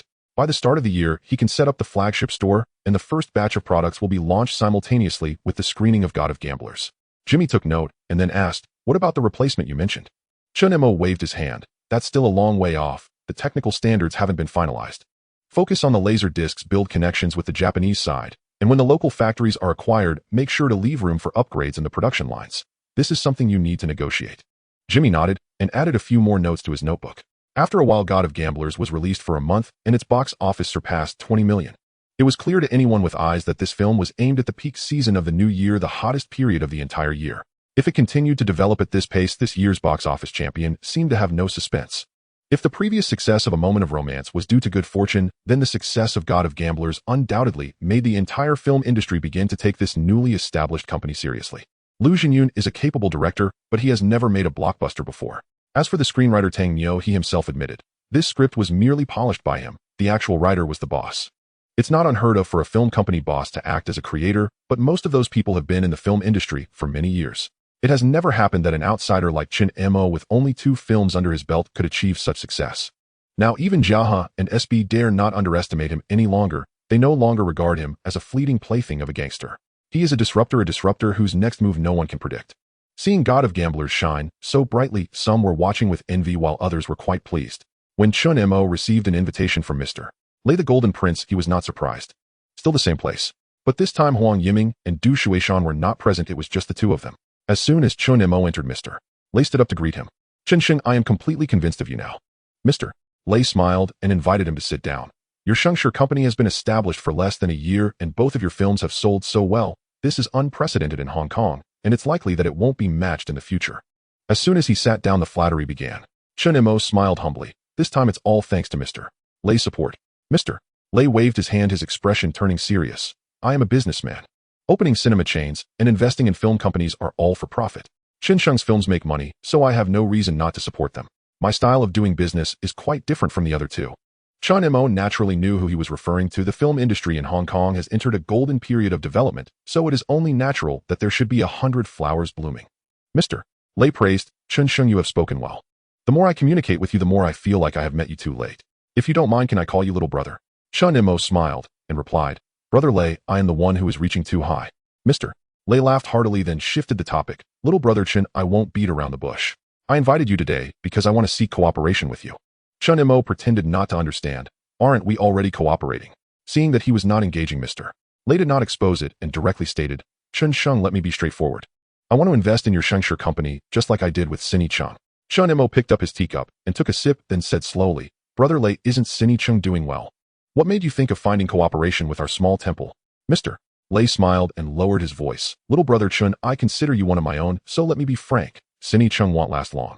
Seeing Chen Mo remain silent, he continued, back then to break the monopoly of Jiahe and SB, I cooperated with Mr. Huang and several like-minded partners. I provided funding and integrated theater chains while they were responsible for management and creativity. In the initial years, we did very well and can be said to have created many miracles for the Hong Kong film industry. But he sighed, a hint of nostalgia in his tone. Sometimes it's easy to share hardships together, but sharing wealth is difficult.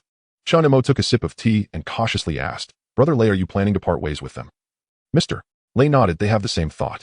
The closure of Sinny Chung is only a matter of time. It's just whether it happens a year earlier or later.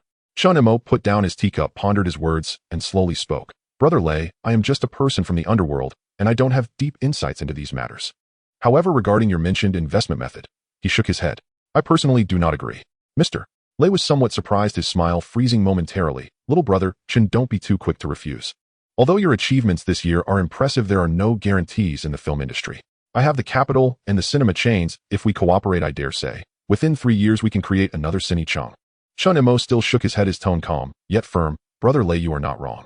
But my personal background determines that this company is not suitable for incorporating too much capital. Mr. Lei did not expect him to refuse in this manner.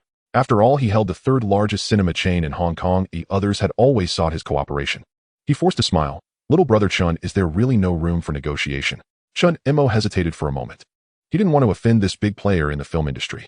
After thinking for a moment, his tone softened. Brother Lei, if you want to make money, it doesn't necessarily require an investment. The new year is just around the corner, and I will have several film projects launching soon. If you want to cooperate, we will have plenty of opportunities then. Seeing this, Mr. Lei no longer pressed the issue. He was still very interested in Chen Mo's proposal, and the two continued to eat and chat, the atmosphere remaining lively. On the ride home, Chen Mo leaned back in his seat and closed his eyes to rest. In fact, he had considered it. If he were a serious film company boss, cooperating with Mr. Lei would surely be the best choice. The Golden Prince's cinema chain is very established, and both of his films were made in collaboration with the Golden Prince. Coupled with some smaller cinema chains, the results had always been good. With many people and plenty of money, the bigger the cake, the smaller his share might be, but the total amount wouldn't necessarily be low. Yet his film company was not very normal. He was a time traveler with the box office secrets of the next decade in his mind. He already had a clear idea of what to shoot. The leading actors had also been signed, all of whom had proven their box office worth in his previous life. Considering the situations of A Moment of Romance and God of Gamblers, he did not believe he would lose money. There are many excellent films in Hong Kong, but the market is limited. Good film quality does not necessarily mean high box office. What Mr. Lei valued was not so much Shengshi as a company, but rather Chen Mo as a person. After all, not everyone can keenly grasp the market selling points. When Chen Mo returned to the film company, he immediately heard the sound of arguing from the conference room. Lu Jinyun, Tang Nio, and several other creative personnel were gathered around with notebooks and scripts spread all over the table. The few of them were arguing passionately, so much so that they didn't even notice his entrance. Chen Mo didn't interrupt. He quietly sat in a corner and listened for a while. Director Lu, I think we should seize the momentum and produce God of Gamblers too. The market feedback is so good right now. Don't talk nonsense. Another person retorted, God of Gamblers hasn't even finished screening, yet going straight to the second part, the audience would be fatigued by the aesthetics. I think we should change the theme. The script for New Dragon Inn is quite good. The several people were embroiled in an intense debate. They were discussing which of the several scripts written by Chen Mo and Tang Yo should be filmed first. After listening for a while, Chen Mo waited until they paused to drink water and rested, gently tapping the table. All eyes turned to him. I just listened to your thoughts, and none of you are wrong. Chen Mo stood up and walked to the table. But one thing needs to be considered. Our current personnel configuration. My idea is to advance 2 projects simultaneously, balancing between high and low. One big-budget commercial film paired with a small-budget art film or comedy. He glanced at those present. The scripts that Tang Yo and I wrote are the main focus, but that doesn't mean we can only shoot these few. If you have any ideas, feel free to bring them up. Upon hearing this, several screenwriters and assistant directors' eyes lit up. Boss, I recently conceived an art film about marital relationships. Boss, I also have an idea. Chen Mo smiled and raised his hand to signal them to calm down. They'll give you 2 days to turn your ideas into proposals and submit them to Brother Jimmy. The more ready, the better. He paused, his tone becoming serious. In the future, the company's creation will be like this. I won't restrict your ideas. But one thing, I hope the proposals you submit are mature and reliable. Box office success is 30% luck and 70% planning. As long as you have the ability and confidence and the proposal can gain approval from me and other investors, the company will support you in pursuing your own project. Everyone perked up at this. Anyone in the film industry dreams of leading a project themselves. Chen Mo knew that the film company was merely a springboard for him. He couldn't always focus on it. He hoped that the people under him could stand on their own rather than relying on him for everything. At the same time, he feared creative types who were too abstract, as he had little money to burn. After 2 days, several proposals indeed appeared on Chen Mo's desk. Jimmy pushed the documents over. These are all submitted by them. I read through them, and they all seem good. How to finalize it is still up to you to decide. Chen Mo flipped through them casually. The ideas were good, but some were too immature and others were too far-fetched. Films cannot simply be judged by good or bad. Each era has its unique symbols. As a time traveler, he knows that some projects are not bad, but simply do not belong to this era. As he flipped through, his finger paused. The title of a script caught his eye. The poor couple has everything. The story is not too complex. A young couple elopes to the city against the father's wishes. The husband becomes increasingly successful, yet their distance grows. After separating, they twist and turn, ultimately finding their way back to each other. The story is not complicated, but the plot and dialogue are quite flavorful, perfectly aligning with his vision for a small-budget art film. Chen Mo pulled out this script and slapped it on the table. This one is good. We can start immediately. Jimmy took out his notebook to record. Who will play the lead? Startsy. What about the title? Are we still using this? Chen Mo pondered for a moment, tapping his fingers on the table. Let's change it to Hoping for a Dragon to Succeed. After finishing the record, Jimmy watched Chen Mo pick up his hanging suit, preparing to leave the office, and couldn't help asking, it's not even noon yet. Why are you leaving the company? Chen Mo looked at him, speechless. Don't you know it's New Year's Eve? Jimmy blinked, then suddenly realized, I've been so buried in work lately. I completely lost track of the date. Chen Mo smiled and clapped Jimmy on the shoulder. You really should find yourself a girlfriend. Jimmy shot back without hesitation, then why don't you? For once, Chen Mo grew solemn and sighed deeply. Love, I simply cannot fathom it. Jimmy stared surprised, saying that makes no sense. How many beautiful women in Yao Ma Ti would climb into your bed tonight, if given half a chance? Not 100 perhaps, but certainly dozens. Chen Mo said nothing and silently walked out the door. His inner wound remained unhealed. This life, this identity was far more perilous than his last. Who knew when disaster might strike? Better to spare others heartbreak than to begin at all. Miaojia Street. Tian Yangin sat by the window, gazing absently at the street outside. Tonight was New Year's Eve and her birthday. Tian Yangi had wished her a happy birthday that morning and handed her a gift, a new lipstick, its shade thoughtfully chosen. Then he'd left, saying he had business to attend to. She'd made an excuse to stay home, to celebrate her birthday alone, or rather to not celebrate it at all. No cake, no celebration, not even the effort to boil a single bowl of longevity noodles. It had always been like this. From childhood, she and her siblings had clawed their way through Southeast Asia. Survival itself was victory enough. Who remembered birthdays? That Tian Yangi remembered her birthday, and all marked him as the most attentive among her brothers. But this year, something felt profoundly missing. Outside the window, Miaojia blazed with lights, the festive air thick and intoxicating. A balloon vendor called out from the street corner. Couples strolled hand in hand. Children dashed about waving fluorescent sticks. Watching the laughter and bustle, Tian Yangin suddenly felt this birthday colder, emptier than any before. She rose, preparing to wash up and go to bed. A sudden violent pounding shattered the silence. The sharp, urgent knocks echoed harshly down the quiet corridor. Tian Yangin tensed instantly, her hand flying to the small of her back, as she strode to the door and peered through the peephole. Lao Shuchong and Jimmy stood outside, faces taut with urgency. She opened the door, and before she could utter a word, Lao Shuchong seized her arm. No time to explain. Get in the car now. Tian Yangin had never seen Jimmy like this. Always smiling, now his face was deathly pale. She asked no questions, turned, grabbed her windbreaker, and followed them out swiftly. Below, a Lexus idled, trailed by 6 or 7 vans. Through the tinted windows, silhouettes filled the seats, faces, grim bodies coiled with lethal intent. As the engine roared to life, Tian Yongyin settled into the rear seat, her hand already resting near her waist. Jimmy rode shotgun. He glanced back, speaking rapidly. Brother Mo left the office at noon and vanished for over 4 hours. Just now, Brother Yang called they were ambushed by Dong Xing at Repulse Bay. Their leaders were Wu Ya and Lei Yaoyang. He paused. Brother Sheng has already mobilized reinforcements. Tian Yongyin's heart clenched sharply. If they were trapped, what did that say of the threat? Had Dong Xing drawn firearms? She said nothing, but her fingers unconsciously rubbed together. The convoy crawled forward, stopping and starting until, nearly half an hour later, it halted. Tian Yongyin stepped out. Salt-laced sea wind rushed against her face. She stood still, scanning the surroundings, silence absolute and suffocating. The beach lay pitch-black, featureless. No light, no voices, not even the cry of a seabird. She closed her eyes and drew in a slow, deep breath. Then she opened them and fixed a cold, unwavering gaze upon Jimmy and Lao Shuchang. There's no gunpowder in the air, no scent of blood. Either you've walked into someone else's trap, or... Her arm snapped up, the barrel pressed hard against Jimmy's forehead. You two have betrayed us. Jimmy's face drained from white to ashen gray. Lao Shuchang's legs began to tremble. The men behind them exchanged stunned, silent glances, too terrified to draw breath. Then from behind the jagged rocks along the shore, a voice whispered, low, strained, barely audible. Holy hell, Sister In's got a gun. Another voice cracked with panic. Stop. Stop. Don't pull the trigger. If it goes off, I'll be hosting their funeral. Tian Yongyin's arm didn't waver. She tilted her head slightly toward the source of the sound. 2 dark figures emerged from behind the rocks, hands raised high, stepping slowly across the sand into the pool of lamplight. The light revealed their faces, Chen Mo and Tian Yongshen. One wore an awkward, sheepish grin, the other looked utterly defeated. Chen Mo chuckled nervously, arms still raised beside his ears. Xiaoan, family only. Don't shoot. I heard from Brother Sheng it was your birthday, so I arranged this surprise with everyone beforehand. Tian Yongsheng rolled his eyes. I told you not to plan a surprise. Better safe than sorry. His voice rose in exasperation. Thank goodness I ignored you.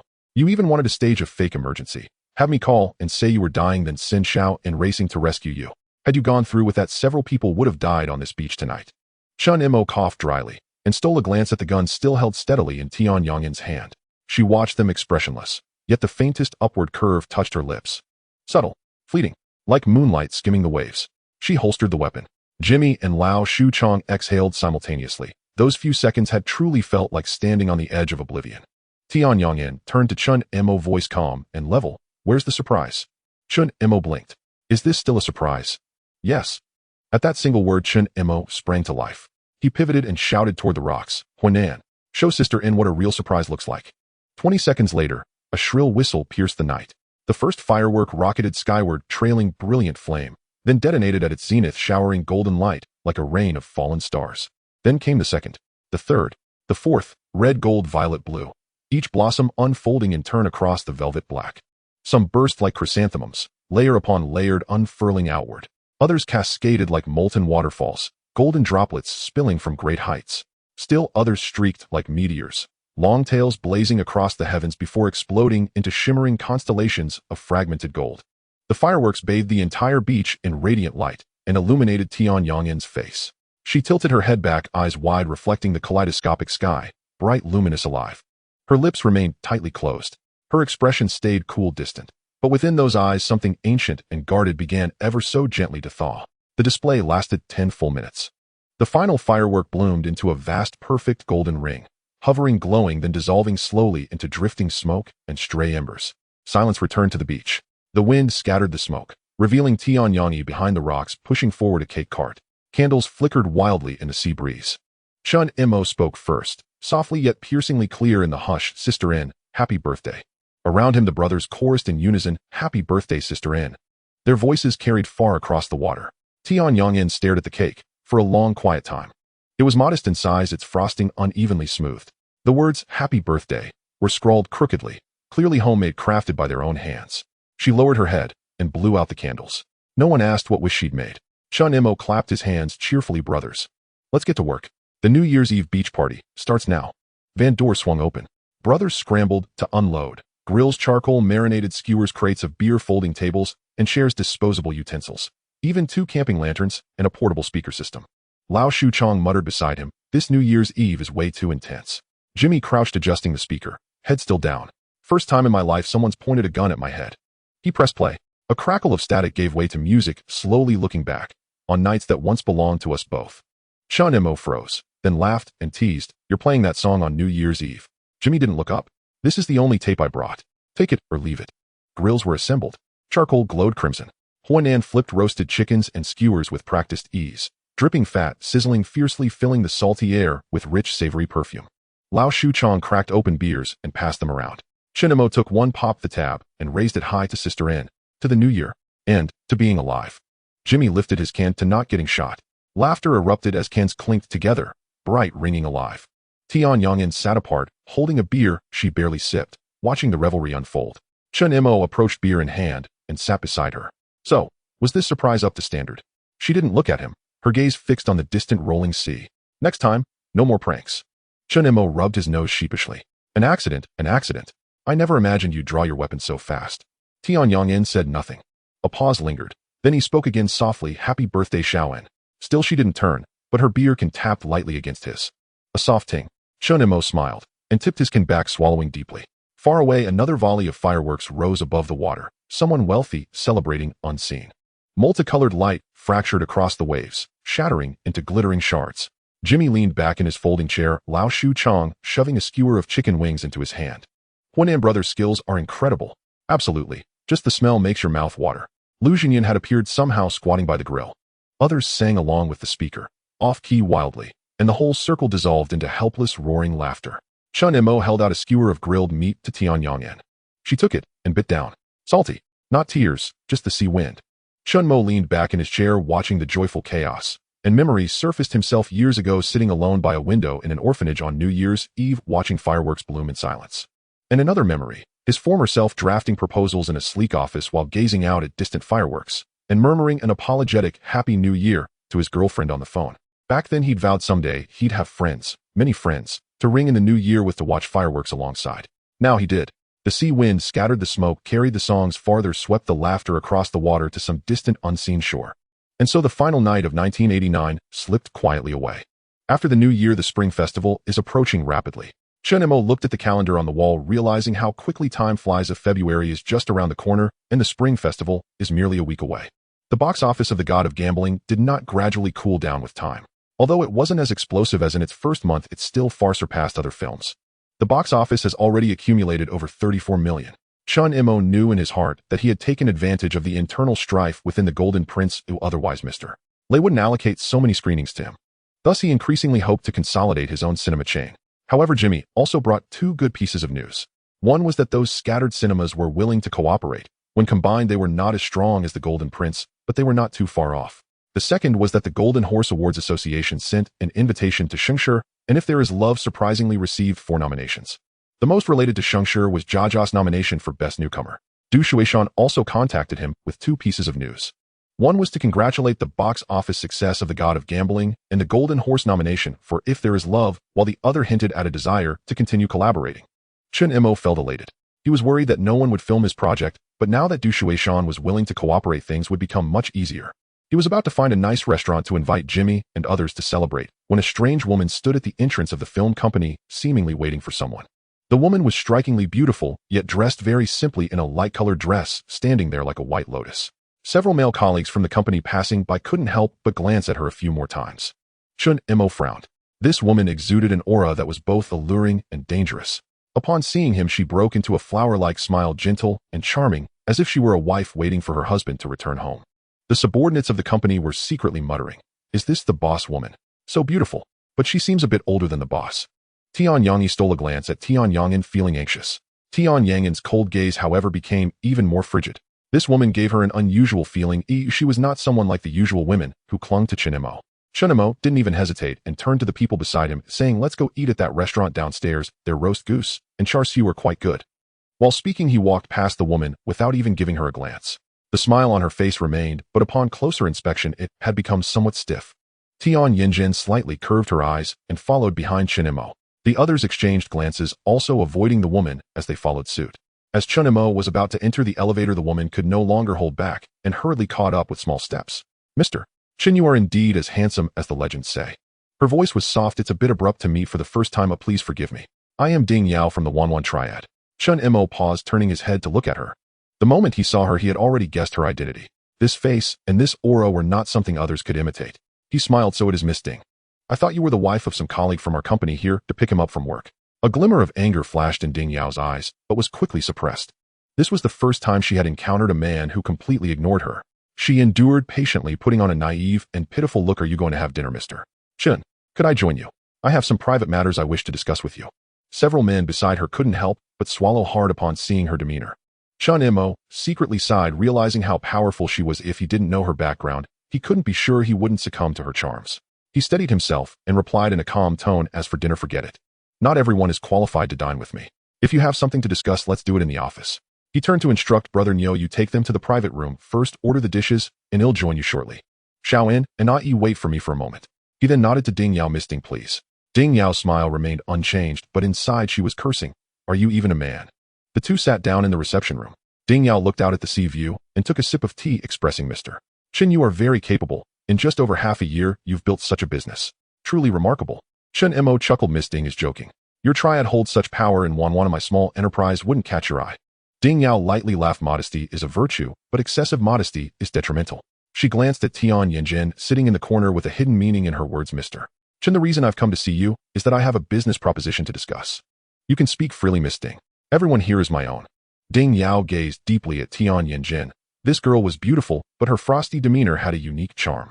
She silently lamented. Had she known Chen Mo preferred this type, she would have put on an act too. She cleared her throat and got to the point. I wonder how familiar you are with Hongxing. Chen Mo leaned back in his chair. Why would I not be familiar? Miss Ding, you know full well. Since you dare to sit here and discuss collaboration with me, you must have done your homework. One of my flowered red sticks was gifted by Mr. Jiang from Hongxing. Not long ago, I even attended the opening ceremony of the bar owned by Chun Haonan in Causeway Bay. He fixed his gaze on Ding Yao, his tone becoming less polite. Miss Ding, I hope you can speak honestly and directly. Ding Yao's expression tightened, thinking to herself that he was a tough nut to crack. Since the moment she met Chen Mo, she had been at a disadvantage. She adjusted her expression and smiled. Mr. Chen, you are straightforward, so I'll be direct as well. Currently, there are many gamblers from Wanwan going to the gambling city every year, although they have always relied on transit from Hong Kong. Even so, the numbers remain steady. She paused, leaning forward and lowering her voice. Mr. Chen may not know that in 4 to 5 years, Wanwan and the gambling city will have direct flights. At that time, the number of gamblers going from Wanwan to the gambling city will increase exponentially. Chen Mo lit a cigarette, looking impatient. What does this have to do with me? Let's get to the point. I'm waiting to eat. Ding Yao's smile stiffened, but she pushed through. What I mean is, we have a vast customer base, and we can even charter flights back and forth. We just need a local society from Hong Kong that is both strong and reputable to manage it. The operating rights of the casino were originally held by Hongxing, but we put in some effort and settled matters with the pseudo-Portuguese authorities, and now the rights are in our hands. If Mr. Chen is interested, we can hand over the casino to you. Then we can collaborate and make money together. Chen Mo exhaled a puff of smoke. Are you done talking? Ding Yao was taken aback. I'm done talking. Chen Mo picked up his teacup and took a sip. Then I want to see you out. Ding Yao's expression finally turned sour, but she hadn't exploded yet. She took a deep breath, forcing a smile. Mr. Chen, I believe you have no reason to refuse. From what I know, you are different from other gang leaders. You are interested in money, and it's clean money. You don't deal with flour, nor do you engage in anything shady. How much can you earn from a few underground gambling dens? This time you don't have to do anything. You just take a share and wait to collect money. Such opportunities are hard to come by. Chen Mo smiled. Miss Ding is right. Who doesn't like money? But I've always been self-aware since childhood. Oh, I don't believe that money will just fall from the sky, nor do I believe that this pie will fall on my head. He flicked the ash from his cigarette and added, moreover, you are not a good persuader. Too blunt. Don't you know how much help Mr. Jiang from Hongxing gave me before? Ding Yao cursed Chen Mo 1,000 times in her heart. You want me to be straightforward, but now you complain that I'm too blunt. Ooh, I've said both good and bad, and you've dismissed it all. She sighed, adopting a pitiful expression. I'm really sorry, Mr. Chen. This conversation hasn't satisfied you. I hope Mr. Lei won't be too angry when I return. Chen Mo asked casually, what if he gets angry? Ding Yao's eyes turned slightly red as she lowered her head. He will punish me. Chen Mo was astonished. What? Mr. Lei still has such habits at his age. Help me ask him when you go back, what health supplements is he taking? Good things should be shared. Ding Yao turned green. She had seen shamelessness before, but never such shamelessness.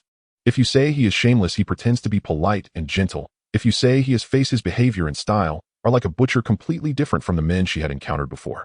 She silently stood up, giving Chen Mo a deep look. Mr. Chen, this meeting was too abrupt, causing some misunderstandings. But rest assured, we will have dealings in the future. By then we'll understand each other better. Chen Mo stated solemnly, are you trying to seduce me? Woman, you are playing with fire. Ding Yao was taken aback, but quickly reacted. She walked over softly saying, "What if I say yes?" She looked directly into Chen Mo's eyes as if she could mesmerize him, subtly tugging at her skirt to reveal her fair skin in front of her chest. Chen Mo smiled mischievously, lowering his voice. "Give it up, woman. Your beauty cannot shake my iron will." Ding ya. She opened her mouth, but couldn't say a word. In the end, she almost floated out of the reception room, feeling somewhat dazed. Tian Yinjin watched her dejected figure disappear at the elevator entrance and shook her head. She turned to Chen Mo. "I've never seen you treat a woman this way. Her suggestions don't seem bad. Oh, why do you keep toying with her?"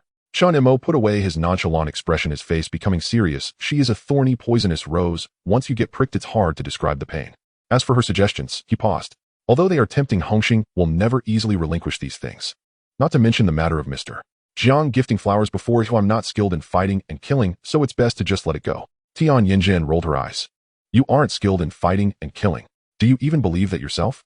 She stood up, grabbing her coat. "You go eat. I have an appointment." Chen Mo was taken aback. "Who?" "Su Axi." Chen Mo thought for a long time before realizing. "Ah, the little stutterer. Have you really become friends?"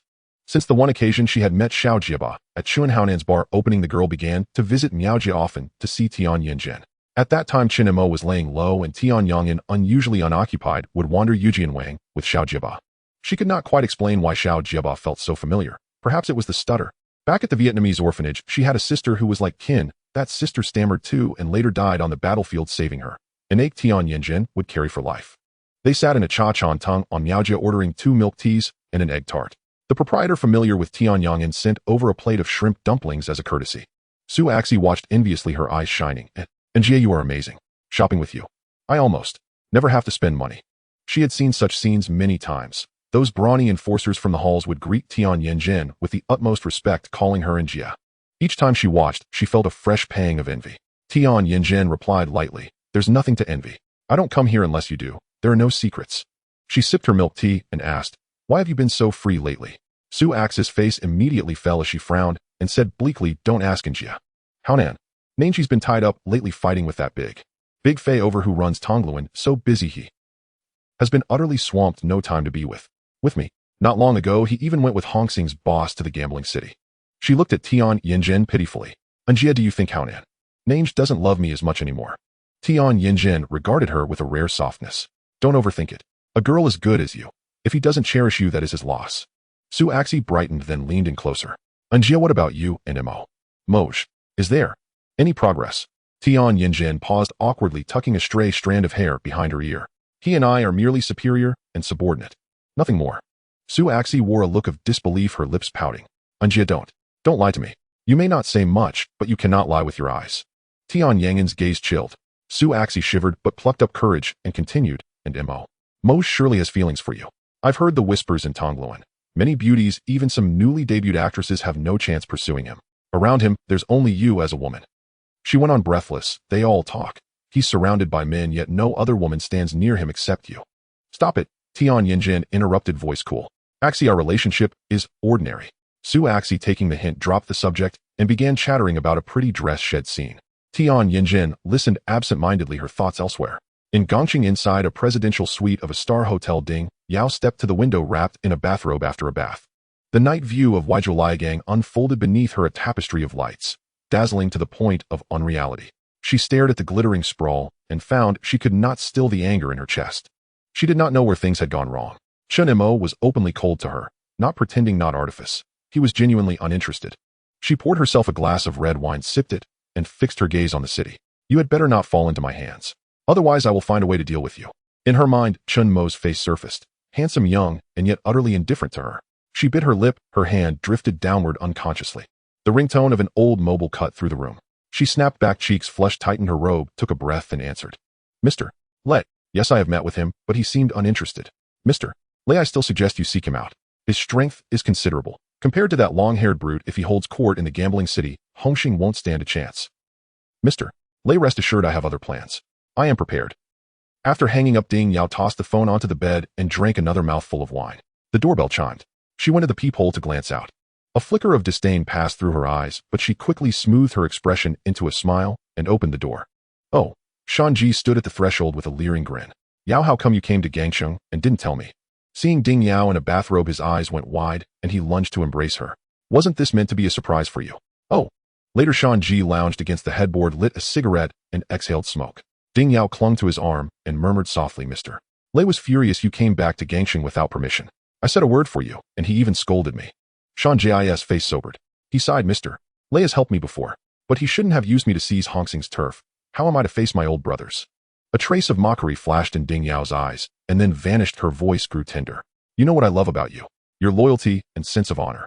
She hesitated, then added with a hint of worry, but be careful, Mr. Lei is determined. I heard he's planning to find someone else to run the casino. Shan Ji stroked her cheek with a fond look. You tell me this, and you don't fear Mr. Lei's wrath. Ding Yao shook her head, her eyes reddened slightly. No, I came to Gangsheng secretly because I missed you too much. Shan Ji could not resist. He kissed her again. They lingered together a while longer. He held her and smiled. Don't worry, Yao. Mr. Lei won't find the right man easily. Even if Hong Xing has sewn up the operating rights, that doesn't mean the casino will open at once. Ding Yao lay against his chest in a soft voice. Don't grow careless. I heard he may have contacted a very formidable hall leader associated with He Lianxing, someone called Yan Wang. Shan Ji's expression changed abruptly. Chen Mo from Yaojia in Yamadi. Ding Yao blinked, feigning innocence. Is he famous? Shan Ji bolted upright, pushed back the covers, and dressed in a hurry, cussing as he went. If they recruit him, we're in trouble. I must tell Hao Nan at once. Ding Yao watched his flustered haste, her lips curling into a small smile that she quickly smothered into a worried look. What's wrong? Is he really that formidable? Shan Ji paid her no heed, pulling on his trousers and rushing for the door. The moment the door shut, the concern on Ding Yao's face vanished entirely. She lay back on the bed, propped her legs up, and wiggled her toes, a contented smile playing on her lips. Chen Mo, you cannot escape me. Kowloon, a newly opened bar. Chen Haonan sat behind the bar, twirling a glass, listening to Shan Ji's rapid panicked account. His brow grew tighter with every word. You mean Lei wants to recruit him? He put down his glass, tone steady. Impossible. Shan Ji grew frantic. How is that impossible? I heard it from Ding Yao herself. Ding Yao. Chen Haonan glanced at him. Shan Ji, what is your relationship with her?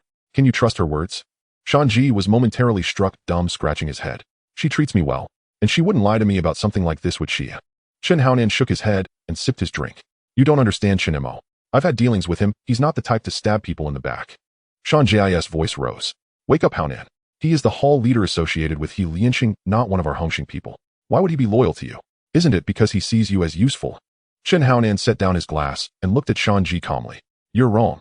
The time I sought his help was precisely when I had the least to offer. Shan Ji's face flushed crimson. He opened his mouth, but no words came out. Chen Haonan continued. At my bar's opening, other Hongxing hall leaders barely showed, not even Mr. Jiang, but he came. He came all the way from Yaojia to cut the ribbon and lend weight to the event. He promised to route the film company's receptions through my place. And he delivered. Now stars like Huazi and Phage drop in for a drink. My bar thrives. Shan Ji, tell me, a man like that, would he turn a knife in my back? Shan Ji fell silent. He hung his head, gulped his drink, wiped his mouth. Haonan, I'm not saying he's a bad person. But think about who he is. In less than half a year, he rose from a small hoodlum to become the youngest hall leader tied to He Lianxing, a dual-wielding enforcer. Yamadi is practically his domain now. A man like that cannot be simple. Chen Haonan said nothing. Shan Ji pressed on. He hasn't taken anything from you yet, but Lei has approached him. You know Lei, he controls the casino operating rights. He has money and clout. Would his offer be meager? Chen Mo might speak of loyalty, but can he turn his back on money? Chen Haonan's fingers tapped the bar softly, one beat, then another. Shan Ji leaned in, voice lowered. Haonan, I'm not saying Chen Mo will accept, but we must be cautious. If he does accept, and the casino slips away, your close ties with him might jeopardize your standing as Kowloon's arbiter. Chen Haonan snapped his head up, eyes sharp. Enough. Shan Ji fell silent. Chen Haonan rose and stood by the window, brooding for a long time. He won't, he said softly, as if to persuade Shan Ji, as if to convince himself. Shan Ji opened his mouth, but finally said nothing. The bar's music still played, small groups chatted here and their laughter, and the clink of glasses blending into a lively hum. But Chen Haonan, standing before the glass, saw his reflection and felt suddenly estranged from himself. He recalled the first time he met Chen Mo. Then Chen Mo wore a leather jacket, rode a motorcycle, swaggered into Shenglu, and boasted he could take Dongxing Street by himself. He had thought him mad. 1 man against 100, was that not suicide? Chen Mo did not die. Dongxing's people were left strewn in defeat. Later he became known as Yanwang Mo, the youngest dual-wielding enforcer tied to He Lianxing, the de facto arbiter of Yamadi. Chen Haonan had always felt that though their paths rarely crossed, Chen Mo was different from the rest, someone who would risk himself for his brothers. That belief had led him by a strange impulse to ask Chen Mo for help once. The outcome had been imperfect, but the goodwill was genuine. Yet Shan Ji's words lodged like a thorn in his heart, impossible to pluck free. He took out a cigarette, lit it, and inhaled deeply. As Chen Haonan wrestled with inner turmoil, Deter burst in headlong, his face ashen and his voice shrill. Brother Nan. Xiao Jieba's been attacked in Yaomati. In Xiao Jieba. Chen Haonan shot upright. The chair clattered to the floor. In Yaomati. Shan Ji leapt up too, his expression instantly darkening. And though their reactions differed, Chen Haonan spared no thought for anything else. He shoved aside whoever stood in his path and sprinted outside toward his car. Shan Ji followed close behind. Just as he burst through the doorway, he seized de Tanner's arm. Round up everyone. Meet at Yaomati, India, Funa nodded sharply.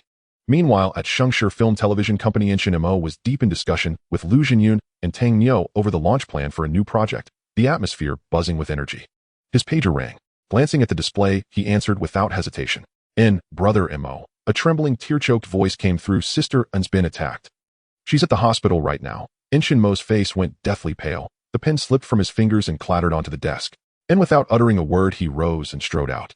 Jimmy, holding a teacup, happened to pass by, saw the shift in his expression, and hurried after him. Jimmy Shaoan's been attacked, Chen Mo said as he walked, voice low and taut, each word drawn like steel from between clenched teeth. Take charge here. Call Ah Chong. Have him dispatch people immediately. And stay sharp yourself.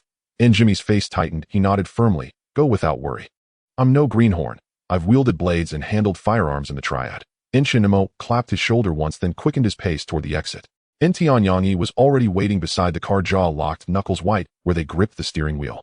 Among the brothers, none cherished their younger sister more than he did.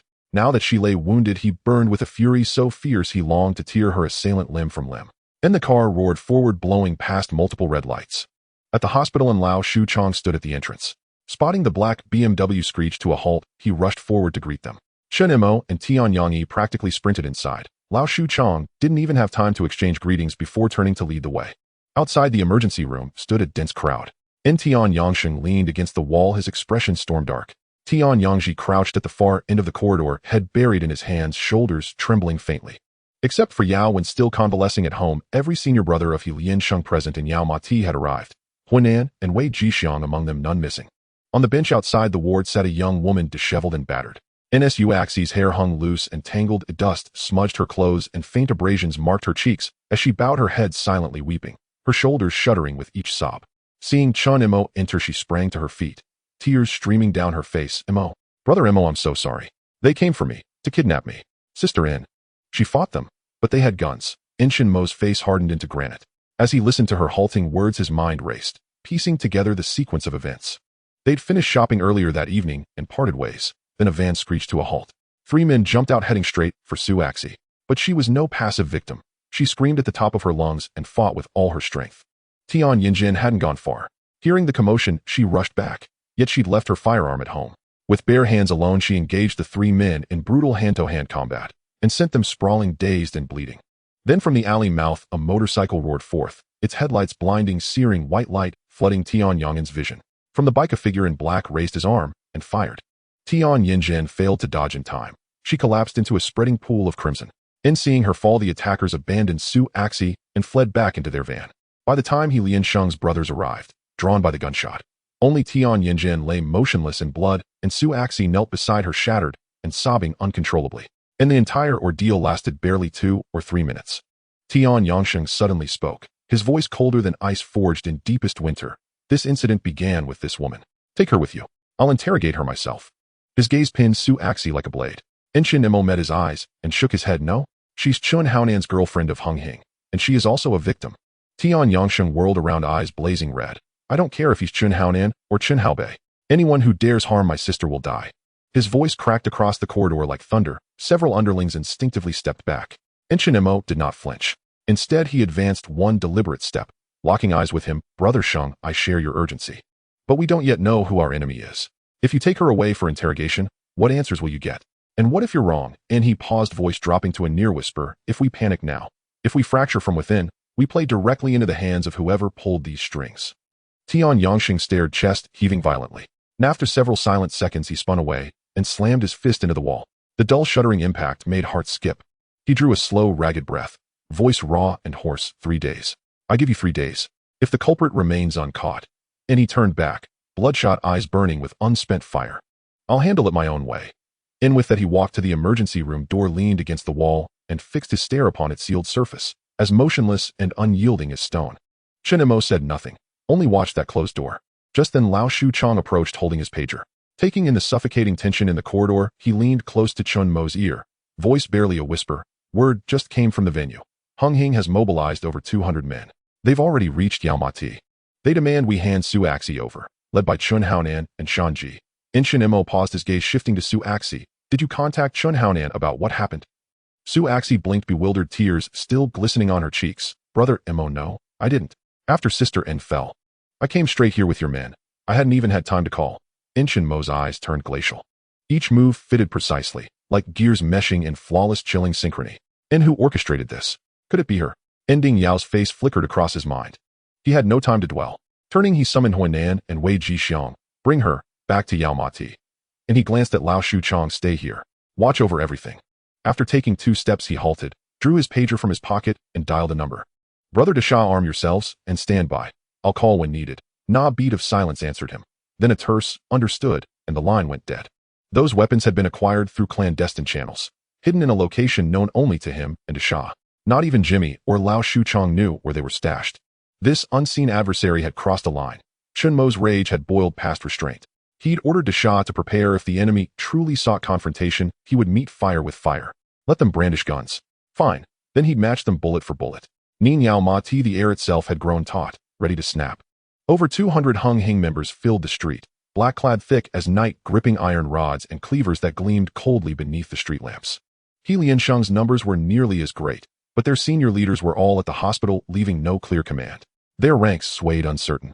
And then at the front of their formation a man in a wheelchair appeared, and instantly the noise subsided. It was Yao Wen, pale bandages still wrapped tight around his torso. Though still recovering, he'd insisted his men wheel him there the moment he heard the news. He raised a hand, silencing his own men. When calm settled, he fixed his gaze on Chun Haonan across the street and, Chun Haonan, you bring 200 men to parade in Yaomati. Do you hold He Liansheng in such contempt? Brother Mo granted you immense respect. Even cut the ribbon at your venue himself. Is this how you repay him? Chen Haonan's face flushed, embarrassment warring with defensiveness. He'd received the report about Su Axi's attack and acted on impulse, racing there without thinking. Only later did he realize Shan Ji and Detoner had already mobilized their men, and by the time he tried to stop them, they'd already arrived. He Liansheng's brothers, alerted in turn, converged on the scene, clashing with Hing's men in furious shouting matches, shoving and jostling until violence seemed inevitable. Nanli Yao Wen's arrival restored order, reigning in his own faction. Chun Haonan stepped forward 2 paces, forcing his tone calm. Brother Yao, when I came only for my girlfriend. I was told she'd been attacked in Yaomati. Once I retrieve her, we'll leave immediately. Yao Wen studied him, his expression softening slightly. To find your girlfriend, you need 200 men. If you trust Brother Mo and me, dismiss your men. Leave only 10 here to wait. Otherwise, and he swept his gaze across both sides, bristling with tension. There will be a fight tonight. Shan Ji stood behind Chun Haonan, face flushed crimson, and he regretted it. When Ding Yao first hinted that Chen Mo might seize control of their casino, suspicion took root in his heart. Then came the news of Xiao Jiaba's attack in Yaomati, and without pause he'd ordered Detoner to mobilize. Now seeing the scene, no senior He Liansheng figures present, Yao Wen wheeled in only at the last moment. He realized with sinking dread that he may have misjudged everything. Yet retreat was impossible. To disband 200 men in full view of their peers would brand Hing's Wanchai branch as cowards, afraid of He Liansheng, and that shame he could never bear. Chun Haonan clenched his jaw, about to order his men to withdraw, when the crowd suddenly parted, forming a silent corridor. A black BMW glided slowly in, its headlights casting stark, blinding light across the faces on both sides. And everyone recognized that car. Yaomati, the king of Hell Mo. Na Ting hurried forward, opened the door. Chen Mo descended, impeccably dressed in a tailored suit, polished shoes gleaming, his face unreadable. Behind him walked Su Axi, disheveled but otherwise unharmed. Chen Haonan spotted her instantly, his heart heavy with dread finally eased. He shot Shan Ji a venomous glare. Shan Ji shrank back, wishing he could vanish into the pavement. Su Axi's eyes welled. She broke into a run and threw herself into Chun Haonan's arms. Brother Nan. He held her close, patting her back, his heart a tempest of relief, guilt, and sorrow. Raising his head, he met Chen Mo's gaze. Voice sincere, Brother Mo, I apologize. And I heard Axi was attacked. I acted rashly. I'll order my men to leave, right now. Chen Mo cut him off, tone cool, detached. Did I say you could leave? Chun Haonan opened his mouth, then fell silent. Chen Mo didn't look at him again. His gaze swept past him, settling on the 200 Hing men arrayed before them. They felt his stare like frostbite, instinctively retreating half a step. Reputation precedes presence. Chen Mo's icy countenance sent chills down every spine. In a voice like frozen steel, he declared, You parade your strength on my turf. Regrettably, you won't be leaving, not a single one of you. Inwei Jixiang raised a finger to his lips and let out a piercing sharp whistle. From every direction, front, back, left, right, hundreds surged forward. Na sea of black engulfed Hung Hing's men, sealing them in an inescapable ring. In beneath the lamplight, shadows multiplied, blades flashed cold and lethal. Chen Haonan gazed at the dense crowd surrounding him, a bitter taste rising in his throat. It was said that Hung Hing bred brawlers, and he himself had always believed it true. Himself included, Shan Ji de Tunner, even De Fei, who vied with him for leadership. All were famed for their ferocity in combat. Hung Hing's reputation had been carved blade by blade, until Chen Mo emerged like a thunderclap from clear skies. With a single man and a single fist, he shattered the long-held axiom, Hung Hing breeds brawlers, Dongxing poisoners, Ulwaki henchmen. Dongxing Shaozi, Dui Hong Lu. One bloody example after another lay bare before all. If the entire triad underworld of Hong Kong were to debate who held the most money, the most guns, the most men, no consensus might emerge. Yet when it came to raw martial prowess, the undisputed apex stood with Walin Shang's Yaomati branch. Its leader Chen Mo, the sole current double-flower red pole, needed no introduction. Under him stood Yao Wenhua, Ninwei Jixiang, and Tian Yangji, each a legend in his own right. In any other triad they would command entire branches alone. Rumors even spoke of a fearsome warrior hidden deep within Chen Mo's inner circle, one who had single-handedly eliminated Ou Zicheng and Hong Li's Piao Go. And according to whispers, this warrior served Chen Mo not out of loyalty but submission, having been bested in combat and thus brought under his banner. Thus, facing the lethal aura of Walin Shang's assembled enforcers, every Hung Hing member stood under crushing pressure. Cold sweat beaded on palms and trickled down spines. Chen Mo fixed his gaze upon Chen Haonan and spoke, voice edged with frost. First, young miss has visited Yao Mati more than once. Yet this time, upon hearing she'd run into trouble, you arrived with such a force. Do you truly trust me so little, Chen Mo? Chen Haonan opened his mouth, but no words emerged. He could hardly admit it was Shan Ji who doubted him. Shan Ji, impulsive as he was, remained his closest brother. Chen Mo continued, voice unrelenting. Second, my man took a bullet saving your young miss. He lies unconscious in hospital fighting for his life. 2 matters. You owe me an explanation. Xiao Jiaba beside him wept silently, leaning close to whisper the full account into Chen Haonan's ear. Upon hearing it, Chen Haonan's face darkened further. These men had risked their lives for his girlfriend, yet he'd marched in with over 200 armed men brandishing intimidation instead of gratitude. By any measure, reason and justice lay squarely against him. Just as he prepared to speak, Shan Ji stepped forward. Brother Mo, this is my fault. Chen Mo studied him with quiet, knowing eyes. You belong to San Lian Bang. If I settle accounts, it will be with San Lian Bang, not you. Shan Ji choked on his reply. Chen Mo withdrew his gaze and returned it unwavering to Chen Haonan. Chen Haonan glanced back at his brothers. Shan Ji wore guilt like a shroud. A detainer stared at the ground. Behind them, junior members paled, breath shallow. He drew a slow, deep breath and stepped forward. Brother Mo, I was wrong. I accept full responsibility. Each word fell like stone. Do with me as you will. But release my brothers. Brother Nan. Haonan. Chen Haonan raised a hand, silencing them all. Chen Mo's expression remained glacial as he turned to Tian Yangyi. Bring what's in the trunk. Tian Yangyi hesitated, then walked to the car, opened the trunk, and retrieved a cloth-wrapped object. Chen Mo took it and tossed it directly to Chen Haonan. Since you choose to bear it, handle it yourself. Chen Haonan caught the bundle, unwrapped it, a dagger, its blade gleaming coldly under the street lamp. Xiao Jiaba burst into tears, lunging forward to clutch his arm. Nan. Brother Nan, it's all because of me. Give it to me. I'll take it for you.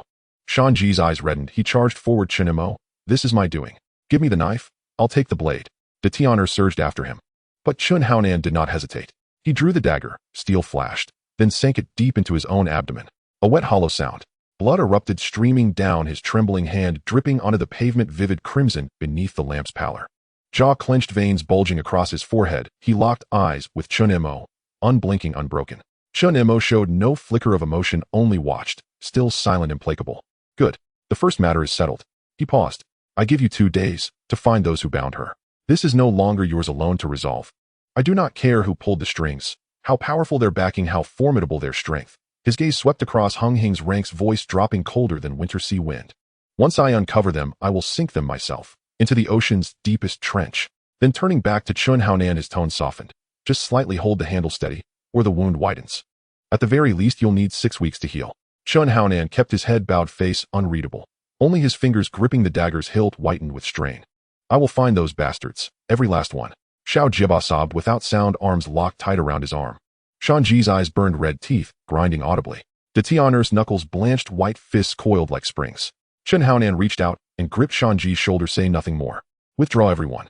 Then take my car, back to Causeway Bay. Shan Ji blinked, then saw the spreading pool of blood beneath Chen Haonan's feet, and knew vengeance could wait. Xiao Jieba and Shan Ji flanked Chun Haonan as they moved slowly outward. De Tian'er waved the rest away. Walin Sheng's men parted, silently, deliberately, clearing a path. No one barred their way. Watching Chun Haonan stagger away, clutching his wound, many Walin Sheng brothers nodded inwardly. This man had spine. A man who would drive steel into his own flesh for his brothers. That was honor, plain and unvarnished. Just then, Chen Mo's mobile phone rang. Brother Mo, Lao Shu Chang's voice crackled through thick with relief. Sister Un is saved. It was terrifying. Her heart missed the bullet by less than a centimeter. Chen Mo's knees buckled just once. He braced himself against the hood, steadying his breath, his face shifting from rigid control to something deeper, quieter, something almost human. He turned toward Tian Yangi, lips twisting faintly, voice hoarse. Xiao In is safe. Xiao In is safe. Only then did Tian Yangi's taut features finally relax. He exhaled, a long, slow release as if expelling a weight that had crushed his chest for hours. Chen Mo leaned against the car door, gathering himself for several seconds, then straightened, pocketing the phone. The fleeting softness vanished, replaced by a chilling, absolute cold. Since Xiao In lives, he said quietly, someone must die. At dawn atop the hospital roof, mist still clung low. Victoria Harbor shimmered faintly gray in the distance. Chen Mo stood by the railing, cigarette between his fingers. Tian Yangsheng and Tian Yangi stood beside him. No words passed among them. Only smoke drawn deep and slow one after another. Xiao In had survived surgery. Doctors warned of severe blood loss. She remained fragile, requiring days of observation. Through the glass, Chen Mo had watched her, pale as rice paper, eyes closed, breathing shallow. He'd stood there for a long time, fists clenched until bone pressed against skin. After resolving the Yao Ma Ti crisis, he'd rushed straight to the hospital. His territory couldn't fracture. He'd sent Huanan and Wei Jixiang back to stabilize things, entrusting daily operations to Yao Wen. Yao Wen, though still recovering, wheelchair-bound, was a seasoned veteran, calm and precise, more trustworthy than any other. The hospital corridor had teemed with anxious faces, until he dismissed them all, leaving only the Tianyang brothers and a handful of elite lieutenants on guard. He hadn't slept a wink. His mind replayed the day's events like film, over and over. Ding Yao had visited him just hours before Xiao and was attacked. Coincidence? He refused to believe it. In the original course of events, Lei Gong and Jiang Tiansheng had broken negotiations, then bribed Macau authorities to seize casino rights. Shan Ji, refusing to align with Lei Gong, returned alone to Hong Kong. Then Chen Haonan and Xiao Jieba's car was rammed, Xiao Jieba hospitalized. Next, Chen Haonan and Shan Ji were framed, drawn unwittingly into bearing blame for Lei Gong's murder. Finally, De Fei, somehow, had become Ding Yao's mole, joining Chen Haonan and Shan Ji in a desperate counterstrike on opening night. That final twist had always eluded him. The film never explained it. Now he suspected Ding Yao had exploited the window to recruit De Fei in person, just as she'd come for him.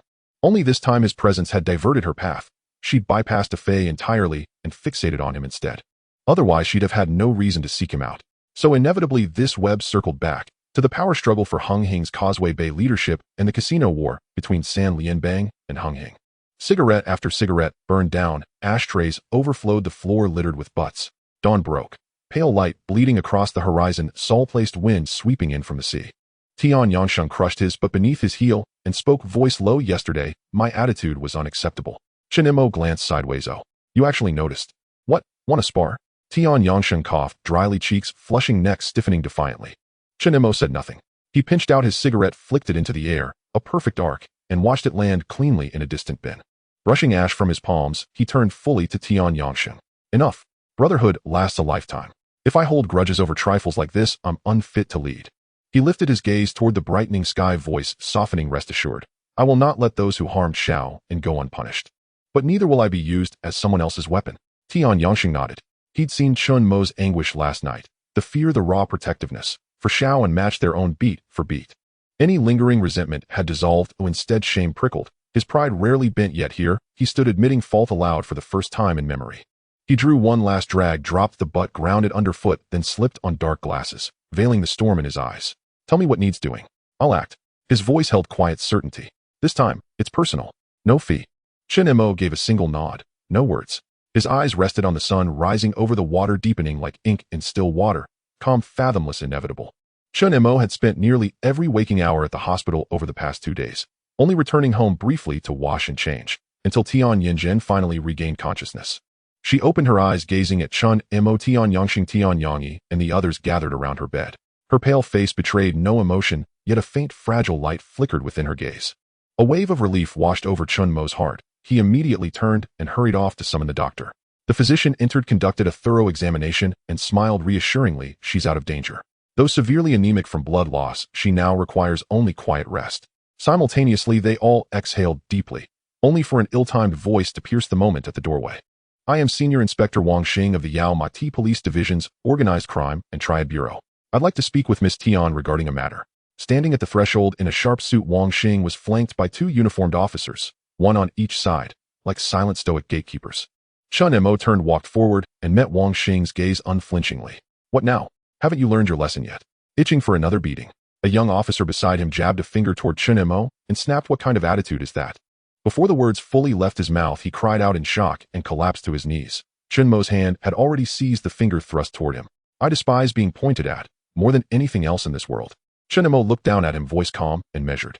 Wang Xing raised a hand, halting the other officer's instinctive motion to draw his weapon, and said gravely, Mr. Chen, Miss Tian was shot within my jurisdiction.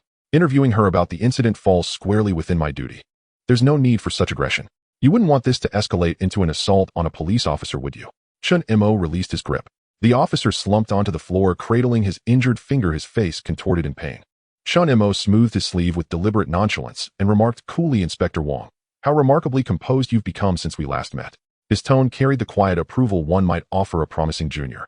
A flash of cold fury flickered in Wang Xing's eyes, but vanished just as swiftly, suppressed beneath layers of discipline. I hold no evidence of your wrongdoing, so for now you remain, on paper, a law-abiding citizen of Hong Kong. I won't rise to your provocations. He paused. But a shooting occurred within my district, and I will investigate it. Chen Mo stepped aside with quiet courtesy and gestured toward the hospital bed. Ask the doctor, is the patient stable enough to endure your interrogation? The physician was a seasoned man in his middle years, someone who had crossed paths with Chen Mo several times before and understood precisely what kind of influence he wielded. Whether guided by professional ethics or wary of Chen Mo's triad affiliations, he deliberately ignored Wang Xing's expectant stare and declared with solemn authority, the patient's condition remains unstable. No form of questioning is medically advisable at this time.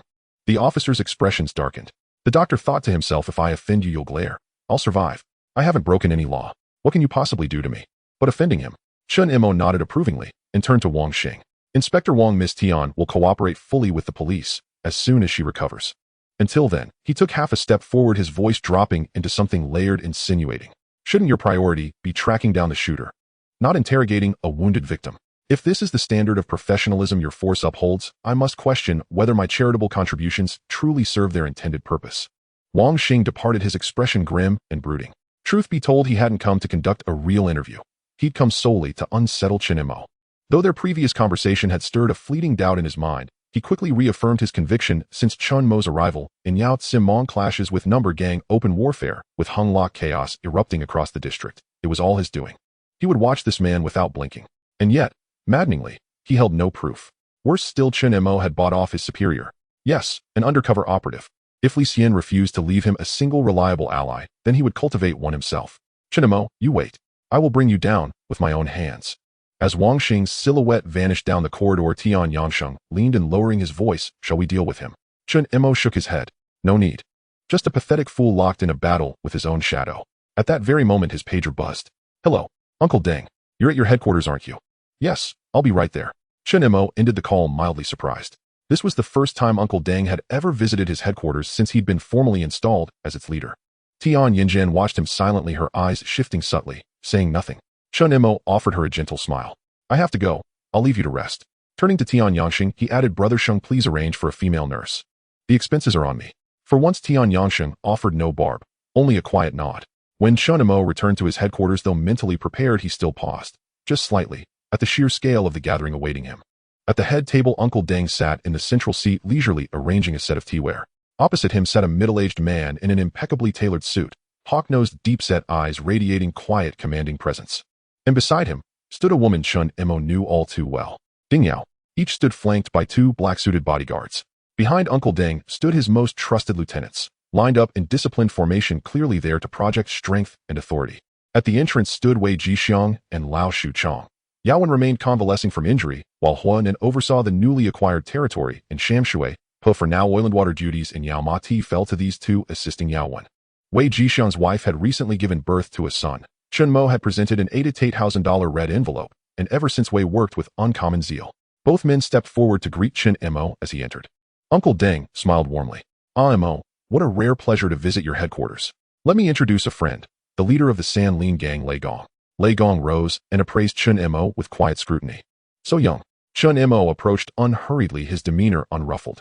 He exchanged a polite, firm handshake, then deliberately bypassed the smile Ding Yao extended, walking straight to Uncle Deng instead. Uncle Deng, why didn't you let me know ahead of time? I'd have come to meet you personally. Uncle Deng regarded him with twinkling amusement. Oh, are you upset I didn't inform you beforehand? Inside, Chen Mo cursed the old fox, but outwardly his smile was warm, sincere. How could I be? Your presence turns even this humble shrine into a place of radiant honor. Lei Gong observed silently and inwardly nodded. This young man was no ordinary player. He spoke next, his Cantonese surprisingly flawless. 2 days ago, my associates visited Mr. Chen to discuss potential collaboration. Perhaps miscommunication led to misunderstanding. Today I've come in person to clear the air. Chen Mo smiled faintly. Master Lei flatters me. You lead an entire syndicate and command great influence in Taiwan's political sphere. How could I possibly merit such personal attention? Lei Gong laughed heartily. I've long heard talk of an extraordinary figure rising within Walin Sheng, and the recent clash with Hing. I've heard all about it. Truly, heroes emerge from youth. Chen Mo sensed the probe beneath the praise.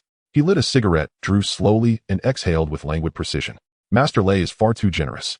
I began as nothing more than a street thug, yet I value face above life itself. Anyone who dares flex power on my turf will find no tolerance here. Lei Gong's eyes sharpened. Then he gave a slow, appreciative nod. Good, direct, and refreshingly honest. Then I'll cut straight to the point. I'm here with Uncle Deng to discuss casino operations. We lack roots in Macau, so partnership with local syndicates is essential. Miss Ding holds you in high regard, so I wish to invite you formally into this venture. Chen Mo remained silent and turned his gaze directly to Ding Yao. Miss Ding, was it you who arranged the hit on my men? Ding Yao blinked, yet her composure held. No, Chen Mo didn't relent. His voice stayed low, unhurried. I declined your offer that day, and that same night my men were ambushed. Hing, stirred by provocation, came after us, straining our relations with them. And now you return proposing cooperation. He paused, leaned forward slightly, closing the distance between himself and Ding Yao's exquisite face. Frankly, I can't think of a single reason not to accept. Beautiful lady, you're looking rather suspicious. Ding Yao froze, bewildered. She couldn't fathom why Chen Mo seemed born to dismantle her every stratagem. Each time she faced him, her most trusted tactics dissolved into uselessness. For a breathless, instant silence thickened the air. Uncle Deng and Lei Gong exchanged glances, preparing to interject and ease the tension. When Chen Mo suddenly burst into easy laughter, leaned back in his chair, and shed all trace of sharpness, reverting instantly to his familiar roguish nonchalance.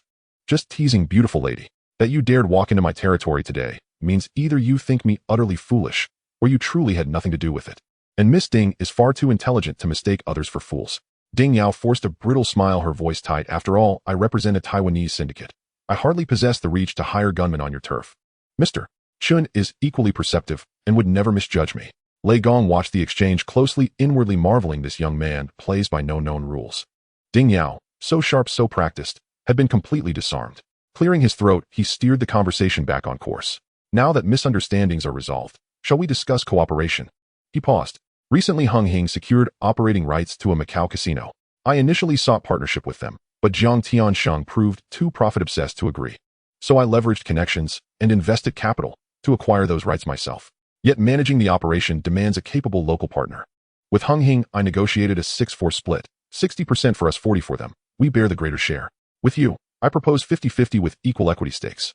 Uncle Deng continued arranging his teaware, silent and impassive, as if hearing nothing at all. Inside, Chen Mo cursed the old fox again. He's waiting for me to make the first move. He smiled faintly and met Lei Gong's gaze. Master Lei, your candor seems selective. Given your stature, negotiations with Zhang Tiansheng surely weren't 6-4. More likely, they were 50-50. Lei Gong's eyes narrowed, locking onto Chen Mo with renewed intensity. Mr. Chen, you're a businessman, and business is negotiation. Would you ever reveal your true bottom line at the outset? Chen Mo crushed his cigarette, leaned back, and replied with casual ease, you're absolutely right, Master Lei. But understand this, I'm not a businessman. I'm a Triad foot soldier. Ding Yao shook her head inwardly. That's exactly how he operates. Invoke brotherhood, and he speaks in percentages. Offer partnership, and he reverts to street swagger. Impossible to pin down. Lei Gong was momentarily thrown, but recovered swiftly, offering a light, knowing chuckle. Mr. Chen, you're exceptionally clever. Yet in my eyes, you're already an outstanding businessman. Chen Mo thought, inwardly trouble. Lei Gong is far harder to handle than Ding Yao. He nodded, as if conceding the label. Very well, let's say for argument's sake, I am the businessman, you see. But that split still isn't enough. A flash of cold steel crossed Lei Gong's eyes. And what would be sufficient? Chen Mo grinned, white teeth flashing, like a carefree youth with no shadows behind his smile. At the very least, we'd need a 3-7 split. Silence fell across the hall, absolute suspended. Uncle Ding, unperturbed, completed the delicate arrangement of plum blossoms on the table and lifted his teacup with serene finality. Please, have some tea. Lei Gong suppressed his anger. He had been polite when speaking to the young man, yet he found the other party so disrespectful. As the leader of the Sanlian gang, a figure who commanded respect in both political and business circles in Wanwan, he felt insulted in front of a mere youth in Gangxing. He did not take the tea. The anger in the room was palpable. The air felt like it had solidified. His bodyguard Gao Jie stepped forward, hands slipping into his coat, eyes fiercely fixed on Chen Mo. Wei Jixiang's expression darkened as he stepped in front of Chen Mo, his hand reaching towards his waist. Chen Mo, unfazed, picked up a cup of tea and leisurely took a sip without raising his eyelids. He set the cup down and gave Gao Jie a disdainful glance. I am discussing business with your boss. What are you stepping out for? Why are you reaching in? How are you itching for a fight? Get lost and handle it yourself. Gao Jie's face changed, drastically turning pale as he reached for his gun. Then his vision blurred. A tremendous force struck his chest as if he had been hit by a hammer. He was sent flying, crashing heavily onto the ground. By the time he came to his senses, he was already lying outside. A sharp pain radiated from his chest. It felt as if several ribs had broken. He struggled to get up, but found even breathing was laborious. Chen Mo slowly retracted his elbow from the center of his forehead, shook his hand, and murmured, "It's been a while since I last fought. I didn't expect to not faint right away. Seems I need to practice more." Suddenly, a group of Lian Shang's subordinates flooded in at the doorway, dark and imposing as they glared hungrily at the people inside. Deng Bo sighed, picked up his teacup, and shook his head. "Moz, you are too rude." He turned to Lei Gong. "Please forgive the young man's temper. He can be heavy-handed at times." Lei Gong's expression tightened, the muscles in his jaw twitching. He stared at Chen Mo for a few seconds before suddenly bursting into hearty laughter. "Good skills. No wonder your reputation is so formidable. Young men with both literary and martial talent are quite rare these days." He accepted the tea from Deng Bo, drank deeply, and set the cup heavily on the table. Then he looked at Chen Mo, the anger in his eyes having subsided. "Young man, if you wish to take 70% of the shares without doing anything, you must have sufficient reasons to persuade me. Otherwise," he paused, his voice deepening, "no matter how many blades you wield or how hard your fists are, I will not agree. Business cannot be conducted this way." Chen Mo took out a cigarette, and the observant Rat Chong quickly rushed over to light it for him. Chen Mo waved his hand, and the people at the door instantly cleared out. The military training at Tianyang was indeed effective, instilling discipline that surpassed the chaotic crowds of other factions. Deng Bo nodded in quiet approval. Chen Mo inhaled the smoke and slowly exhaled. He smiled slightly and spoke in a relaxed manner. "Mr. Lady, you really believe you can use your casino operating rights to take a bite out of the gambling tycoon, He Xinxiao?" Lei Gong frowned. Chen Mo continued, "Your casino is neither too big nor too small. Who is He Xinxiao? He is the gambling king of the gambling city, and to put it bluntly, our gang in Gangxing is practically being supported by him. His connections extend throughout the local authorities. Once your venue opens, he has 100 ways to shut it down. Today it's fire inspections, tomorrow it's tax audits, the day after it's cutting off your client base. What do you have to fight against him? So this so-called hot cake of yours is, to put it bluntly, a hot potato. You can't hold on to it yourself. That's why you need to find someone to collaborate with.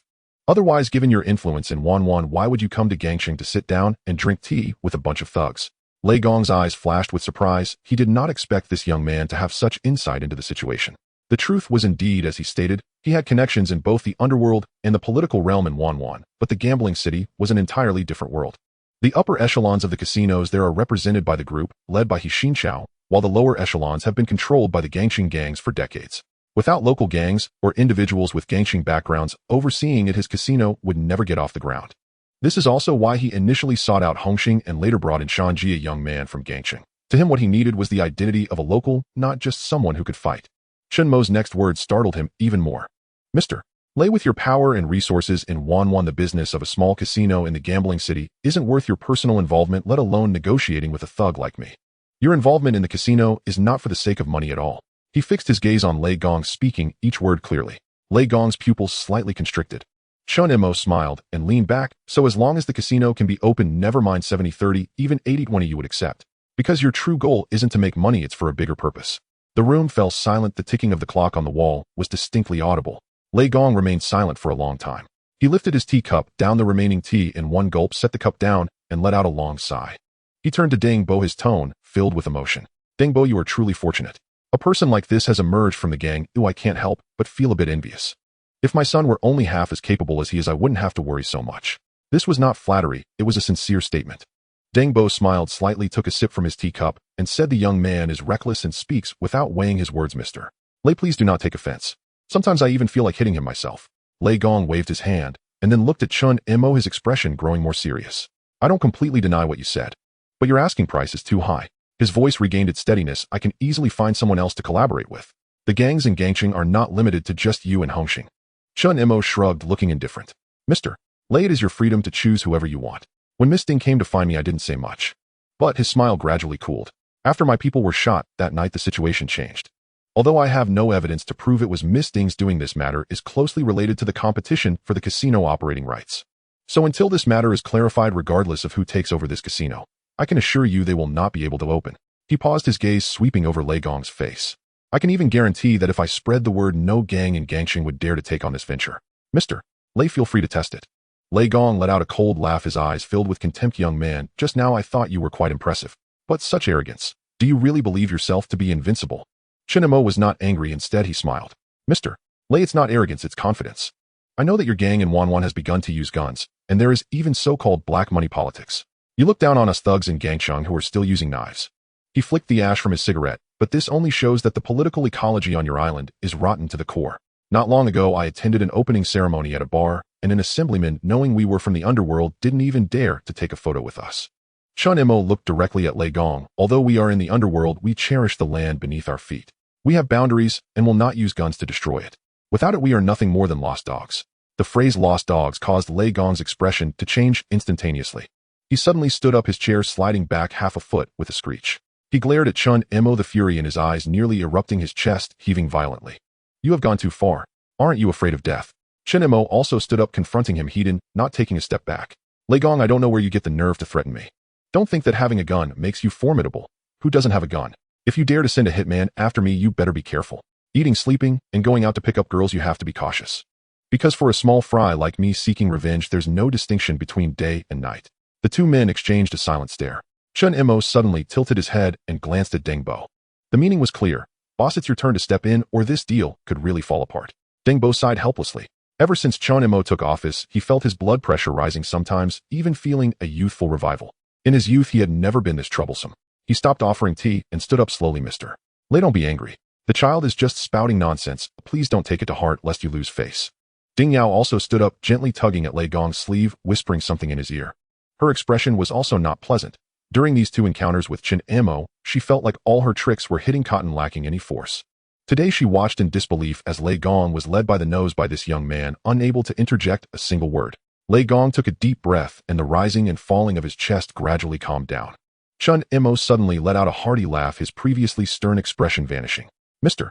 Lei, I tend to speak too candidly. Well, I didn't know that the truth is often the most disarming. Please don't hold it against me. How about you show some grace and treat it as if I just let out a fart? Lei Gong nearly spat blood from rage. But Ding Yao's words of comfort brought him back to his senses. The casino matter was too important to him. He had just entered the political arena these past 2 years and needed leverage against his political enemies, potential allies, and even higher-ups. He didn't want to be a night pot, useful only when needed and then tossed aside. Relying solely on underworld power and doing business wasn't nearly enough. The casino was the best tool. Those big shots in politics include the lustful, greedy for money, and of course the gamblers. Even if they are not gamblers, what about their sons, their wives, their lovers? With too much money, they need some excitement. Once they sit at the card table and owe debts, it's like grabbing their lifeline. This game he has set up has taken a long time, or it cannot just be abandoned. Lei Gong sat down, picked up his teacup, and finished the now cold tea in one gulp. 70% I agree. His voice returned to calm. But I hope you can demonstrate your value. First, regarding Hongxing, you must resolve it. The casino operating rights are currently in my hands, but Hongxing will not give up easily. If they cause trouble, you must withstand it. Chen Mo nodded without comment. Rest assured, I will handle things with Hongxing. You all heard about that night. The matter would not have escalated if it weren't for this incident. The debts that need to be settled must be addressed together. Lei Gong's expression softened a bit. As for what comes next, let Xiao Yao discuss it with you. You are both young and should have plenty to talk about. Chen Mo gave Ding Yao a teasing glance, a smirk playing at the corner of his mouth. Although Miss Ding is a bit slow with words, she is quite beautiful. I believe discussions with her will be enjoyable. Ding Yao felt a shiver at his gaze, forcing a smile. Thank you for the compliment, Mr. Chen. Today I will ask my lawyer to finalize the casino share delegation agreement. I hope to have your continued support going forward. That goes without saying. Chen Mo smiled and nodded, but his gaze had already returned to normal. After Lei Gong and his group left, Deng Bo instructed his men to leave as well, and the room fell silent with only the two of them remaining. Deng Bo leisurely refilled Chen Mo's cup. Do you know why I recommended Lei Gong to you? Chen Mo took the cup and shook his head. Deng Bo side Lianqing has grown strong in recent years. Especially since you assumed your position last year, they've taken control of Yao Ma Ti and Sham Shuepa. But that's still far from enough. He paused now our turf aside from you, and alone no one else is in the core circle. He looked at Chen Mo. If you can get involved in the casino business in the gambling city, everything would be different. Lianqing would no longer be just a local gang in Gongqing, but a signal of returning to the pinnacle. This pattern would change. Chen Mo remained silent for a moment before smiling. Deng Bo, if I can stabilize the casino, the brothers from other gangs will see me feasting and drinking, and they surely won't be able to resist. They will venture out to expand. But have you considered, what if they can't win? Deng Bo chuckled, lifted his teacup, took a sip, and leisurely replied, aren't you here? Chen Mo was at a loss for words. He rolled his eyes and leaned back against the chair. Deng Bo, I really just want to do some legitimate business. Running a film company, making movies, selling tapes. Sounds good. You're putting me in such a tight spot. Is there any compensation? Perhaps a few million to soothe me. Deng Bo didn't even lift his head, lightly tapping his fingers on the table. Forget the money. How about making you the decision-maker of Lianqing? Chen Mo's hand holding the teacup froze in midair. Uncle Deng, why don't you take over as police commissioner? Then I'd have nothing to fear. Chen Mo leaned back in his chair with a devil-may-care grin curling at the corner of his mouth. Uncle Deng gazed at him, shaking his head helplessly. In truth, he had long anticipated Chen Mo's refusal. The young man avoided drugs and vice entirely. His film company thrived spectacularly. There was simply no need for him to inherit the Triads' tangled, sordid affairs. Yet precisely because of that, it was all the more imperative that he not be allowed to sever ties with the organization so easily. Uncle Deng had watched the Walin-Sheng Triads' expansion over the past year, and aside from Big D and Chen Mo alone, had driven its growth. With the Triads backing, seizing full control over Yao Tsimong would pose no insurmountable challenge should he choose to act. He sighed deeply. Mosey, I'm speaking in earnest, but you're still young. No rush. Think it over carefully. Chen Mo echoed the sigh, uncharacteristically solemn. Uncle Deng, so am I. I harbor no grand ambitions. I only wish to earn enough to live joyfully through this life. Were it not for my sworn elder brother, I'd never have stepped into Temple Street in the first place. After decades in this world, I've learned one immutable truth, Uncle Deng said, rising to his feet and clapping Chen Mo firmly on the shoulder. Once you enter this Jianghu retreat, is never a matter of choice. With that he departed. Chen Mo remained seated, watching Uncle Deng's silhouette vanish beyond the doorway, his fingers tapping slowly, deliberately against the tabletop, a low, hollow rhythm. If something defied understanding, he'd simply stop trying. After all, he was still young. The Walin-Sheng Triads leadership rotated every 2 years. If necessary, he could endure the role for that span, staying steady, avoiding recklessness, and landing safely. That afternoon, Ding Yao arrived promptly, with her lawyer in tow. She had changed attire, clearly investing thought and care into her appearance. A muted hue dress cut sleek and fluid against her frame. Deceptively simple at first glance, yet revealing subtle mastery upon closer inspection. Modesty rigorously observed where required, while the waistline shimmered beneath translucent gauze, veiling and unveiling with each step, like mist drifting across a mountain vista. Chen Mo had to admit, the woman possessed formidable artistry. He'd been prepared. Once his film company stabilized, he'd signed numerous contracts and retained a prestigious law firm, sparing no expense to secure seasoned legal counsel. Now a poised, scholarly attorney sat beside him, meticulously reviewing Ding Yao's power of attorney agreement, amending ambiguous clauses, smoothing over pitfalls, before giving Chen Mo a quiet, confident nod. Chen Mo affixed his signature and personal seal, then extended his hand. Miss Ding, pleasure doing business. Ding Yao clasped his hand, her smile radiant. With Brother Mo aboard, success is assured. Chen Mo's own smile widened. Brother Mo, shall we share a meal? She murmured, drawing nearer, her skin carrying the delicate, perfectly balanced fragrance of gardenias. Leaning in, her voice dropped to a soft, coaxing whisper. I've reserved a private room, and there's something vital I must discuss with you about the shooting incident involving your men. Chen Mo studied her, detecting no trace of jest, and nodded. He too wished to discern precisely what game she was playing. Ding Yao had selected the restaurant with meticulous care within 1 kilometer of the Sheng Shi film studio in Tsimsha Sui, a refined Cantonese establishment renowned for both prestige and reputation. She'd done her research, knowing Chen Mo disdained Western fare, and chosen this venue for its tranquil seclusion amid urban bustle, its private rooms offering impeccable discretion. Within, soft light bathed the walls where a Lingnan-style ink painting hung serenely. Ding Yao shed her outer coat, revealing the understated dress, and settled gracefully across from Chen Mo. Her posture was exacting, spine erect, knees modestly angled, hands folded neatly atop her lap, like a blossom unfolding in silent elegance. Chen Mo lifted his teacup, his gaze lingering on her for a breathless moment. Ding Yao caught it, and her heart leapt. Though his eyes held no lust, they were undeniably seeing her. Brother Mo, do you like today's ensemble? She tilted her head, her voice honeyed and supple. Setting down his cup, Chen Mo stroked his chin, appraising her gravely for 3 measured seconds, then shook his head. No, it conceals where it ought to reveal. Ding Yao blinked. then covered her mouth with a soft, luminous laugh, her eyes dancing. Brother Mo truly loves teasing. This was specially chosen for you. I knew you'd disdain a woman too overtly provocative. Chen Mo raised an eyebrow. Miss Ding, do you truly believe attire alone can define a person's character? Ding Yao's smile faltered ever so slightly, then smoothed seamlessly back into place. She exhaled softly, lowering her lashes, her voice softening into wounded timbre. Does Brother Mo hold some misconception about me? That I'm a fickle, flighty woman? Chen Mo speared a piece of roasted goose, crunching audibly as he chewed, never lifting his eyes. Aren't you? Ding Yao bit her lower lip, leaving a faint, delicate imprint of teeth upon its full curve. Bowing her head, her voice sank further. Yes, I've slept with other men. As a woman navigating the Triads, my body was the sole asset I could wield. She lifted her face, eyes glistening faintly, tears hovering just beyond the brink. Chen Mo finished chewing, dabbed his lips with a napkin, unhurried. Then he waved a dismissive hand, tone flat and uninflected. Enough? Spare me the pathos. That ploy won't work on me. A crack finally appeared in Ding Yao's composure. Chen Mo met her gaze directly. I consider you intelligent, so let us speak plainly without pretense. You're no spotless white lotus. Spare me tales of gambling fathers, ailing mothers, school-aged brothers, shattered homes.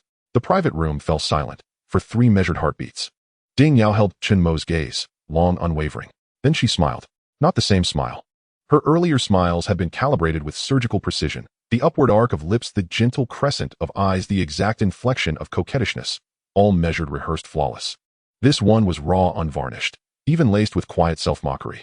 She leaned back, crossed her legs, and the elegant line of her calf emerged effortlessly beneath the muted dress.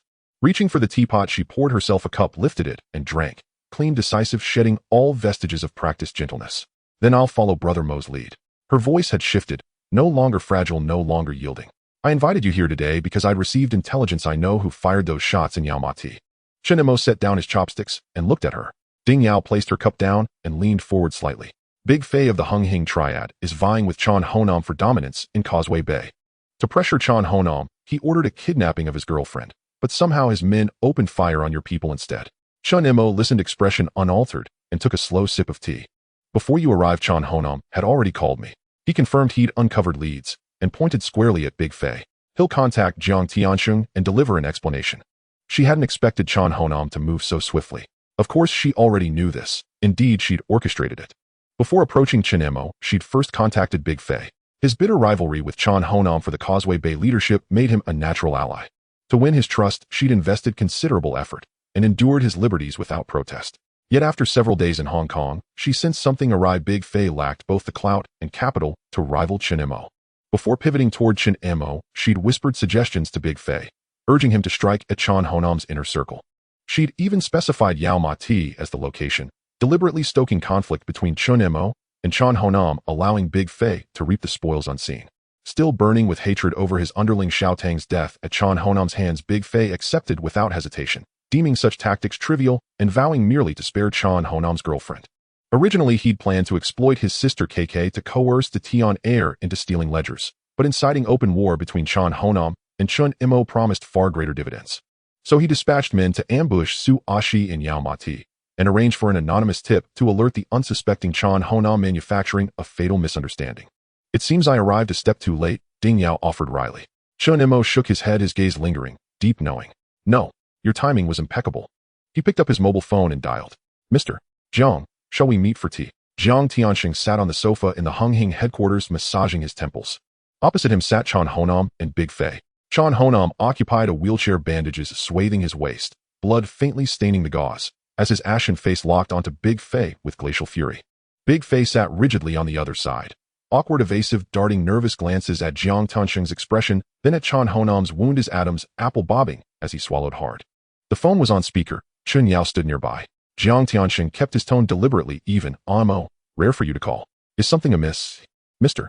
Jiang, surely your intelligence network outstrips mine, came Chen Mo's voice, calm and detached. Your Causeway Bay leadership squabbles have sent bullets flying into my territory. That's hardly defensible. Jiang Tianxing glanced at Big Fei, who shrank instinctively. Mo, this has become a source of embarrassment, he said, softening his tone. But I've investigated. Big Fei issued no orders to shooters, nor would he ever authorize fire on your men. It was a tragic misunderstanding. A misunderstanding. Unlikely. Big Fei certainly knows the geography. Does he not know where Yao Ma Ti lies? To operate on my turf without consent shows profound disrespect, or worse, an attempt to ignite conflict between Chan Honam and myself. This cannot be dismissed with 2 words. Jiang Tianxing rubbed his temples again. He understood Big Fei's motive perfectly, to provoke a clash between the 2 titans and seize advantage from the ashes. He believed Big Fei hadn't hired shooters, but the kidnappers were his men, leaving irrefutable culpability. Like Li Yunfei's entanglement with the Daquan gang, explanations rang hollow. He sighed, voice now tinged with resignation. Big Fei acted wrongly. Name a place. We'll meet, offer our formal apology. Agreed. Even as he spoke, he felt the sting of humiliation. Though seeking legitimacy, he retained pride, and facing Chen Mo, he truly wished to avoid confrontation. Open war meant total engagement with the Walin Sheng Triad, a perilous escalation. The Hung Hing's unresolved casino dispute with the San Lian Bang left them vulnerable to such volatility. A pause stretched across the line. Mr. Jiang, you've spoken, so I'll honor your stature. But I ask the same courtesy in return. The San Lian Bang has approached me to jointly operate their casino in Macau. If you withdraw your claim, this matter ends here. What say you? Jiang Tianxing's face darkened instantly. He couldn't fathom why Chen Mo refused to yield, why he'd broken from precedent so decisively. Chen Mo, you're a son of Hong Kong. You shouldn't aid outsiders from Taiwan. Chen Mo gave a dry chuckle. Mr. Jiang, if not for your standing, I'd have accepted the San Lian Bang's first overture. But your men lacked discipline. They operated on my turf, endangered my people with gunfire, then flaunted themselves brazenly on my ground. That grievance stands unassailable anywhere by any standard. His tone hardened. Final, Mr. Click. The line went dead. Chen Yao scoffed coldly. This Chen Mo, his wings have grown too strong. Does he forget who mediated his rise? Without Mr. Jiang's intervention, he'd never have claimed the double flower red pole title.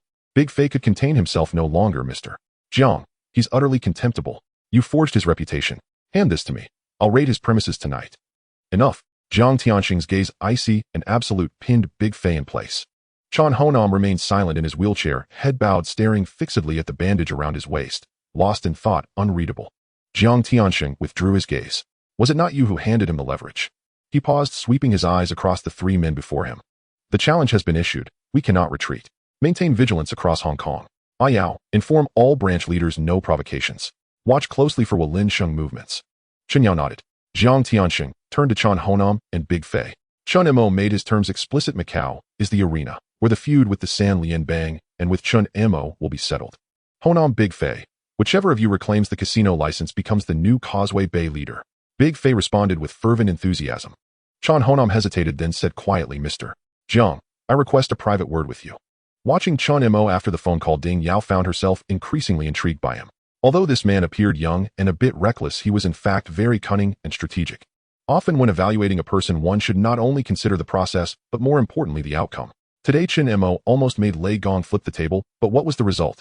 The contract was signed, the terms were agreed upon, and he took everything he could utilize. He maximized his benefits to the fullest. Ding Yao moved a bit closer and said softly, I'm becoming more and more fascinated by you. Chen Mo looked into her eyes, his gaze lingering for 2 seconds. This time it seems like you're not pretending. Ding Yao was momentarily stunned, then she smiled. She pulled out a chair and smoothly sat in Chen Mo's lap, her arms draping over his shoulders. Her body was light, and as she settled down, the hem of her skirt spread out, the skin beneath the thin fabric at her waist subtly revealed under the light. Before it was pretending. She leaned closer to his face, her warm breath brushing against his chin. This time it's not. I can't help but want to devour you right now. She raised her hand, her fingertips touching Chen Mo's chin, gently tracing his lip line, her eyes sparkling with mischief. I have a pretty spacious hotel room. The bed is big and soft. Want to give it a try? Chen Mo narrowed his eyes at her, remaining motionless. Suddenly he reached out and grasped her wrist. Ding Yao closed her eyes, her eyelashes fluttering slightly, anticipating that kiss. Chen Mo leaned close to her ear. You're so bold. Ding Yao suddenly opened her eyes. Chen Mo had already grabbed her wrist, pulling her up from his lap and placing her steadily in the chair beside him, his movements decisive and smooth, like moving a piece of furniture. Ding Yao's face flushed bright red, glaring at him angrily. Chen Mo, are you even a man? Chen Mo stood up, adjusted his suit, and looked down at her. Of course I'm a man. Didn't you feel it when you sat on me? Ding Yao's face, rare for her, turned a bit red as she bit her lip. So you're not the slightest bit moved by me? Chen Mo shrugged, moved, yes. Ding Yao became angry, her voice rising a few notches. Then why are you acting like a wooden block? Chen Mo looked at her with a face full of surprise. Does being moved mean I have to act? I like the clouds in the sky. Do I have to make them come down? I like the wind. Should I make the wind stop so I can smell it? I like the flowers by the roadside, but that doesn't mean I have to pick them. Misting, I admit you're beautiful, but appreciation doesn't mean liking, and liking doesn't imply possession. I believe your focus should be on the upcoming events in the gambling city. Ding Yao stared at him for a few seconds, touching the wrist that Chen Mo had just held. She lifted her head, the anger on her face fading, replaced by an expression that was hard to describe. All right, but Chen Mo, you better not fall into my hands. Otherwise, I will certainly make you experience the taste of soul-destroying pleasure. I'm so scared. Chen Mo patted his chest. Ding Yao was amused by his expression, laughing aloud and shaking her head, her face returning to normal. The casino needs over a month for renovations. After the spring festival, I will give you a call, and we will meet in the gambling city. All right. Chen Mo nodded, suddenly putting away his playful demeanor, looking in her eyes, misting. I hope it was truly not you who shot my man. Otherwise, if you fall into my hands, it won't be as simple as soul-destroying pleasure. Ding Yao met his gaze without flinching, smiling gently. Of course not. I'm not that foolish to make an eternal enemy of you, Chen Mo. Returning to the car, Chen Mo closed the door, leaned back in his seat, and let out a long breath. Close call. I almost couldn't hold back. Tianyang, he asked where to Brother Mo.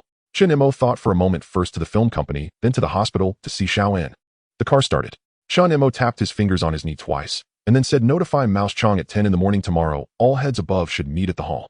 Okay. Chen Mo closed his eyes, his mind beginning to process the upcoming matters. The casino side is a hard nut to crack. It seems there won't be much leisure time ahead. The next day in the morning, Chen Mo was still staying on the second floor of the hall.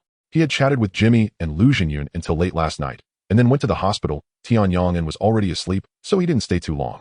By the time he returned washed up and lay down, it was already past 3 in the morning, so he got up a bit later this morning. The spring festival was approaching, and the new project would start after the new year. According to Chen Mo's plan, he would shoot Wangfu Qinglong right after the new year, and then push for a big production during the summer season to hit the box office. During this time, the film company had also gradually recruited a batch of people, star agents, publicity personnel, production professionals. The framework had already been established.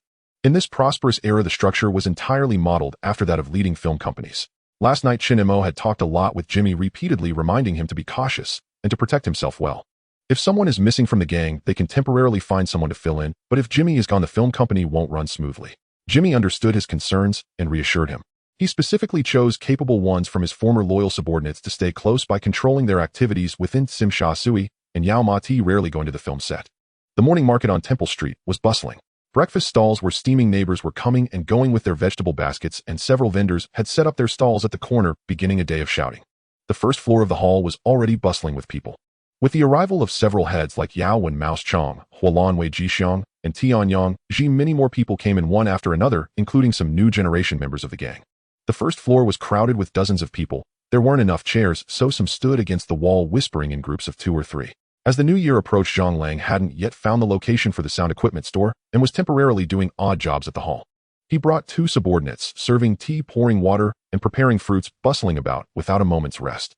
Only the main seat at the main table was empty, although Chen Mo hadn't arrived, yet everyone was just talking in low voices, none were making noise. The results of the integration during this time were evident. Rules had been established, and order had begun to take shape. The clock struck the hour. Chen Mo walked in from outside. Dressed in a well-tailored dark suit, his hair neatly combed, and his shoes shining, he was followed by Tianyang Yi. Brother Mo. Brother Mo. Everyone stood up in unison, the legs of the chairs scraping loudly against the floor. Chen Mo smiled and pressed his hand down as he walked to the main table, bending down to support Yao Wen's wheelchair. You don't have to get up, you've worked hard during this time. Yao Wen sat in the wheelchair, looking a bit better than before. He smiled and waved his hand. It's fine, Brother Mo. The doctor said I just need to rest a while longer. Just that I can't touch cigarettes or alcohol for a year, it's quite frustrating. Chen Mo patted his shoulders, straightened up, and looked around, signaling for everyone to sit down. The main table was occupied by the heads managing different areas, while other new generation subordinates sat around the outside, some on chairs, some on the arms of sofas, and some simply brought small stools. Chen Mo sat down, took a sip from the teacup on the table, and looked at Yao Wen. Why not take this time to recuperate, well, find a beautiful wife, and have a pair of twins? Aren't you almost 30? Yao Wen touched his nose, revealing a slightly embarrassed expression. Brother Mo, why do you sound like my old man? Everyone burst into laughter. Hualan, who had a good relationship with Yao Wen, laughed the loudest. Yao Wen, Brother Mo, is right that if you don't find someone soon, you'll be old. Chen Mo pointed at Wei Jixiang with a smile. Look at Wei Jixiang, he's totally different after having a son, radiant and glowing, looks like he's been holding back for too long.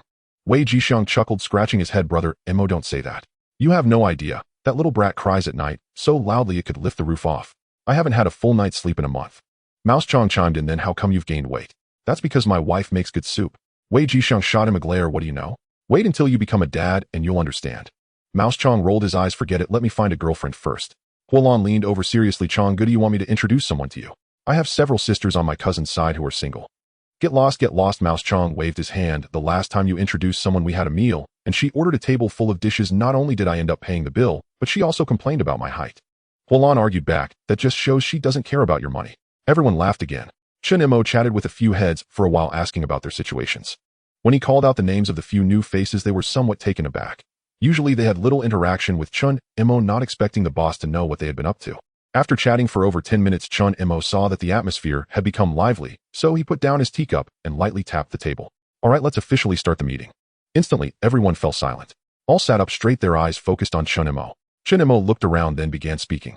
I just chatted with everyone. To be honest, I am very pleased. From the time we established ourselves in Yaomati for over half a year, I have seen everyone's achievements. Kowloon has stabilized in Sham Shui. Powei Jixiang has not let any customers who visit our territory get a single fine. Yao, when has held up the hall despite his injuries. The business at the fruit stall is also doing well, and Ah Ji's gambling stall is very steady, while Ah Chong runs around handling everything properly. As he mentioned each name, everyone straightened their backs instinctively upon hearing their names. I also believe that with me you will definitely achieve what you desire. That said, I must admit, I do have a few demands of you. I wonder if any of you have complaints in your hearts. Other gangs are selling pills, selling flour, making a fortune while you are following me and are told not to touch this or that. To say you're not jealous would be a lie. Everyone exchanged glances, no one daring to speak. Chen Mo smiled. I hope you all don't hold back. If you have any dissatisfaction, you can talk to me privately. I've said before I won't block your avenues for making money. After all, we are brothers. He paused, but I don't want anyone doing these things behind my back. Otherwise, I won't show any mercy. His gaze swept over each person's face. The hall was quiet for a full 5 seconds. Chen Mo looked at the tense expressions of the crowd, knowing he had said enough of the tough talk. His tone softened. The reason I don't want to engage in these things, and I hope you avoid them, is simply to ensure everyone can land safely. Money earned is meant to be spent. Look at Bo, how such a powerful figure, after earning so much money, didn't he end up spending the latter half of his life in prison? Brother Mo is right. Yao spoke first. I've been in this line for so many years and have seen too many who sell pills, either getting cut down by competitors or ending up in jail never to come out. No matter how much money you earn, you must have your life to spend it. Wei Jixiang added, yeah, otherwise you'll end up in a tough spot for 10 or 20 years. By the time you come out, your son might have a different surname, and all the money you earned with your life might be spent clean. He shivered at his own words as if frightened by what he had just said. Kowloon nodded from the side. Being with Brother Mo feels secure. I've earned a fair amount of money, and I can sleep soundly at night. The others nodded in agreement, chiming in. Brother Mo, we all listen to you. Rest assured, no one has any complaints. Following Brother Mo, there's peace of mind. Although we don't engage in these things, our film company is performing well. Don't think it has nothing to do with you. All the videotapes we made, I've heard that some brothers have made a small fortune selling these. Rest assured, all the film tapes we produce will only be internally circulated. At most, we'll distribute some shares to other gangs. As for DVDs, I'm also planning that. You'll only earn more from these. Everyone's eyes lit up, and they began whispering to each other. Seeing their reaction, Chen Mo's lips curled up slightly. He stood up and adjusted his suit. There's one more thing. He clapped his hands. Mouse Chong walked out from the corner holding a stack of white paper. Chen Mo took it in one swift motion, and with a light jump he landed on the table. His leather shoes thudded on the solid wood table, producing a dull sound. He looked down at everyone from a higher vantage point, raising the stack of white paper high above his head like a battle flag. Open your eyes and take a good look. His voice exploded in the hall. Who the hell said not touching flour means you can't make money? This is the operating rights of the Gambling City Casino. From now on, it belongs to us. Silence fell upon the hall. Absolute, profound silence. Even breathing ceased. 3 seconds. 5 seconds.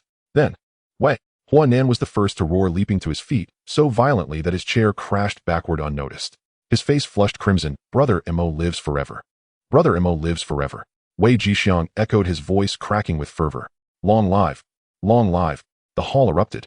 Everyone surged upright. Some vaulted onto chairs, others slammed fists upon tables, still more bellowed at full throttle. Voices layered upon voices, indistinguishable, inseparable. Chen Mo held aloft the sheaf of white paper beneath the lamplight, like a battle standard, and the crimson seal blazed like living flame. This was the operating license for Macau's casinos. In any Triad society, such a document was nothing less than its lifeline, and now it rested in their leaders' hands, in the very heart of their own hall. The clamor spilled beyond the hall into Temple Street's plaza. Passers-by turned curious glances, but none dared pause to eavesdrop. This was the stronghold of Chen Mo of the Walin Sheng, and no one dared provoke trouble here.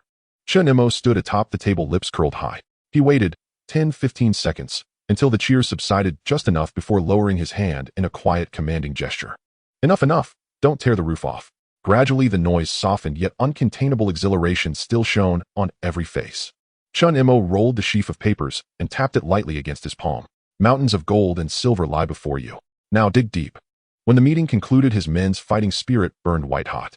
This was no mere gambling parlor. It was the operating rights to Macau's casinos, or more precisely, their exclusive contracting authority. Yet this was already the largest slice of the pie Hexian had been willing to yield. For decades, Hexian's Oriental Entertainment Group had monopolized Macau's gaming industry. This concession marked a historic breakthrough. Otherwise, Jiang Tiansheng of the Hing would never have attached such gravity to it, nor would Lei Gong have suffered such grievous loss at Chen Mo's hands. He cared little for petty wealth, but this was no trifle. That was why Deng Bo placed such weight upon it. Yet Chen Mo knew his strength remained insufficient. Expansion was imperative. He sought out Desha. In Jean Bao's private lounge, Desha sat watching a film, having specially purchased a television set and VCR placed neatly upon a small table beside a steaming pot of tea. This was his sole indulgence when idle. He'd close the door and watch a film in serene solitude. When Chen Mo entered, Desha's eyes remained fixed on the screen, a gentle smile playing upon his lips. At Chen Mo's arrival, his gaze brightened instantly. He sprang up. Mo. Chen Mo looked at him, and something inexplicably heavy stirred within his chest. Lately he'd been consumed, building his company, seizing territory, racing across the city. He'd truly neglected Desha. Since Fei Ji's time, Desha had followed loyally, speaking little, obeying, without question, never once voicing complaint. And precisely such quiet devotion made one most easily overlooked. Brother Desha, Chen Mo stepped inside and sat beside him. It's been too long since we've spoken. Tonight, we drink until dawn. Desha chuckled warmly, his weathered face breaking into a childlike grin. Good. He gently intercepted Chen Mo and strode outside to call out. Moments later, Xia Jie entered bearing tea. Desha instructed her to fetch 2 cases of beer and some appetizers, her movements practiced as if accustomed to his quiet authority. Chen Mo stared, eyes widening at Xia Jie's demure, almost wifely demeanor. Brother Desha, what is this between you and Sister Xia? Desha, rarely flustered, shifted awkwardly and rubbed his palms together. Mo, Sister Xia and I knew each other back on the mainland. By cruel twist of fate, we both ended up in Hong Kong separately and lost touch. Only years later did we meet again. By then she was married, and I was already following Fei Ge. He paused, voice dropping low. Her husband was no good, drowned in debt, then sold her to a brothel and vanished God knows where. Fei Ge and I rescued her. For that, Fei Ge even took a blade meant for me. A warmth rose in Chen Mo's chest. So what about you two now? Desha smiled, a smile rich with contentment tinged with quiet regret. We haven't registered our marriage, but we are husband and wife in truth. Only her daughter hasn't accepted me yet, so we don't live together. Chen Mo nearly leapt to his feet. Brother Desha, how could you not tell me? Do you not consider me your brother?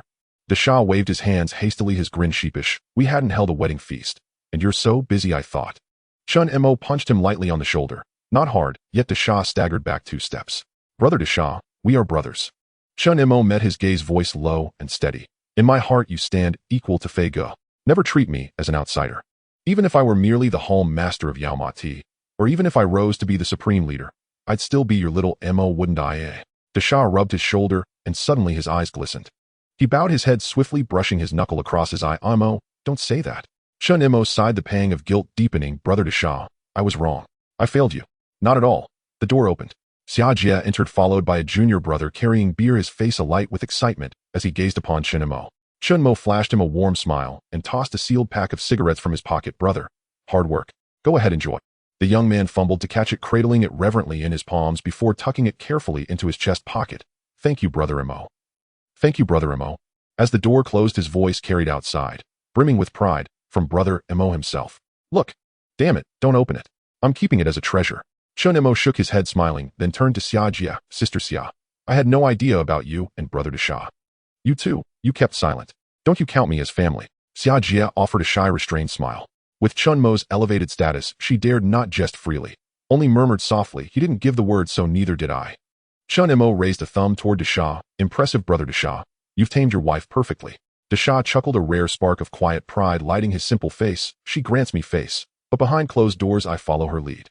Their eyes met, and in that glance passed a current of deep, abiding warmth. Watching them, Chen Mo felt a fire blaze fiercely within his chest. He cracked open a bottle of beer and raised it high. This is a belated blessing. Once Macau is settled, I'll host a proper, dignified wedding for you both. With that, he tilted his head back and drained the entire bottle in one go. Xia Jie and Desha exchanged a look, their eyes soft with shared tenderness. They lifted their bottles too and drank deeply. Chen Mo wiped his mouth with satisfaction, shrugged off his suit jacket, yanked loose his tie, and tossed it aside, plopped down onto a crate of beer, rolled up his sleeves to the elbows, and tore into a roasted goose leg with unrestrained gusto. Desha watched him and laughed. It was as if time had folded back. Fei Ge still alive, the 3 of them gathered in this humble room, drinking beer, swapping stories, hearts light and unburdened. They drank deeper still. 2 cases vanished before long. Chen Mo's cheeks burned, his tongue thickened. Come on, Let's go again. Another junior brother brought in 2 fresh cases. Desha, a former soldier, possessed formidable stamina.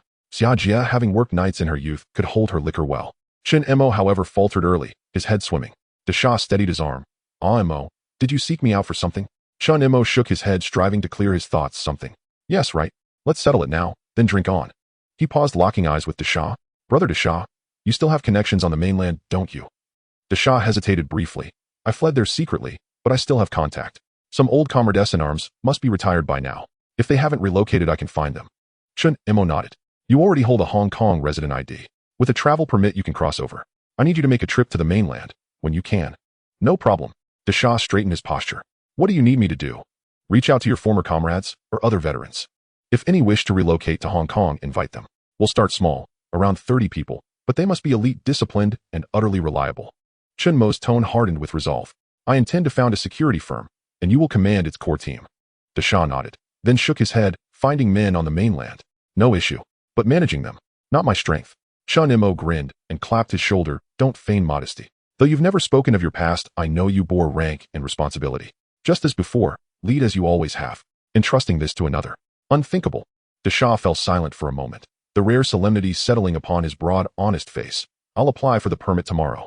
As it happens, Sister Xia and I plan to return home for ancestral rites. Once business was settled, they resumed drinking. Chen Mo swallowed several swallows, then paused, lowered his bottle, and looked at Xia Jia. Sister Xia, tomorrow scout a stall in Temple Street. If no suitable agent presents itself, I'll introduce you to one. You'll run your own stall, build your livelihood. Consider it my wedding gift to you both. Xia Jia and Desha both waved their hands in protest. No, absolutely not. Far too generous.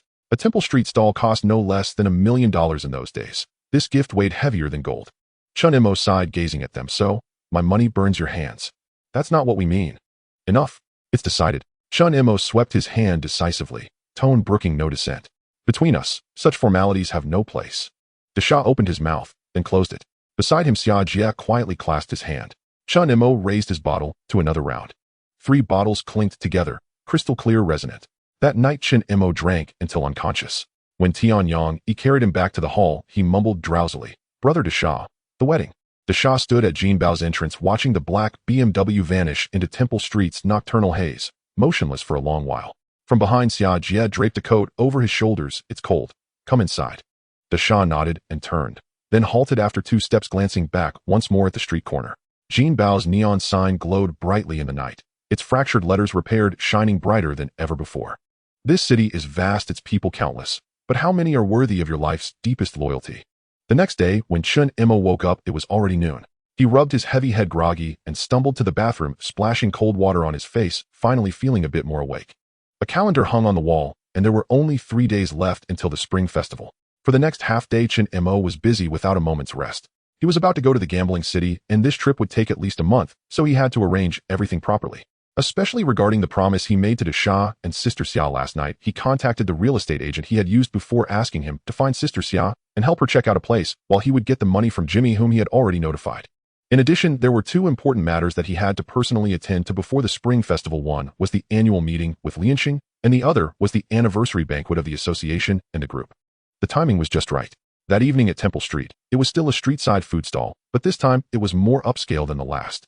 Whole grouper were laid out, shrimp and crabs piled into small mountains, and various hearty dishes were served in a continuous stream with plenty of drinks. The attendees were all brothers from the association, and everyone was relaxed and comfortable. Some played drinking games, some chatted, and others sang with their arms around each other's shoulders, completely unconcerned about their off-key singing. The atmosphere was as lively as if it were the new year. Oh, it was indeed almost New Year. This time Chen Mo didn't say much in the way of pleasantries. He stood up with his wine glass and simply said, "Thank you all for your hard work over the past 6 months." He added, "Eat well, drink well, and next year we'll keep working together." After finishing his drink in one gulp, the crowd erupted into cheers. After a few rounds of drinks, he pulled out a bulging canvas bag and dumped it onto the table with a clatter. Stacks of cash piled up like small mountains, glimmering under the light. Each person gets a pair of chopsticks. Take as much as you want. In an instant, the atmosphere at Temple Street exploded. The younger brothers of the association had never seen this kind of distribution before. After all, to them, as long as the boss didn't cheat them and gave a decent settlement, they were already very satisfied. They had never encountered a boss who handed out money right before the new year. At that moment, the atmosphere reached its peak. Cheers and gasps echoed throughout. Chen Mo held his wine glass and stepped aside, lighting a cigarette while watching the lively scene. Yao Wen, sitting in a wheelchair, was pushed over next to him, and the two watched side by side. Mo, you really know how to handle things, Yao Wen remarked. Even when I used to give the younger brothers their wages, they were never this happy. Their thinking isn't that complicated. Oh, as long as they can have 3 meals a day and live like a person, that's enough. As the boss, if we can't even satisfy that, then we don't need to be in this business. Yao Wen nodded, sighing. But how many people in the association in Hong Kong think like you? Chen Mo patted his shoulder. You can be counted as one. You're never stingy with your younger brothers. Yao Wen smiled, fell silent for a moment, and suddenly said, Mo, when I first transferred here, it was because things weren't going well over there, and I wanted a change of environment. You offered a good price, so I came. But later on, I really came to view you as my boss. Even though I'm older than you, you've earned my respect. Chen Mo glanced at him, but didn't respond. Yao Wen was a person who knew when to hold back and when to be assertive. His ability to say such words indicated that he was sincere. Mo, this time when you go to the gambling city, Yao Wen said, you need to make sure everything is well arranged at home, or else there might be issues. Right, a snake without a head can't function. I've decided that during my absence, you'll manage our territory. Yao Wen's eyes widened. He had reminded Chen Mo not to neglect their turf in Hong Kong, as it was the foundation, but he hadn't expected to take charge himself. With the streets of Yau Ma Ti and Sham Shui combined, this was one of the most bustling areas in Hong Kong. To temporarily hand over such a large territory meant putting the entire foundation in his hands. He was an outsider who had just transferred over. What qualifications did he have? Don't feel too pressured, Chen Mo said with a smile. Jimmy will handle the accounts. You just need to keep an eye on things. Chong is too young and lacks experience. He can manage 1 or 2 streets, but he can't handle such a large territory yet. Yao Wen fell silent for a few seconds, his voice slightly hoarse. Mo, thank you for your trust. If I hadn't been injured, I would have wanted to go to the gambling city with you to show off. You can show off here too.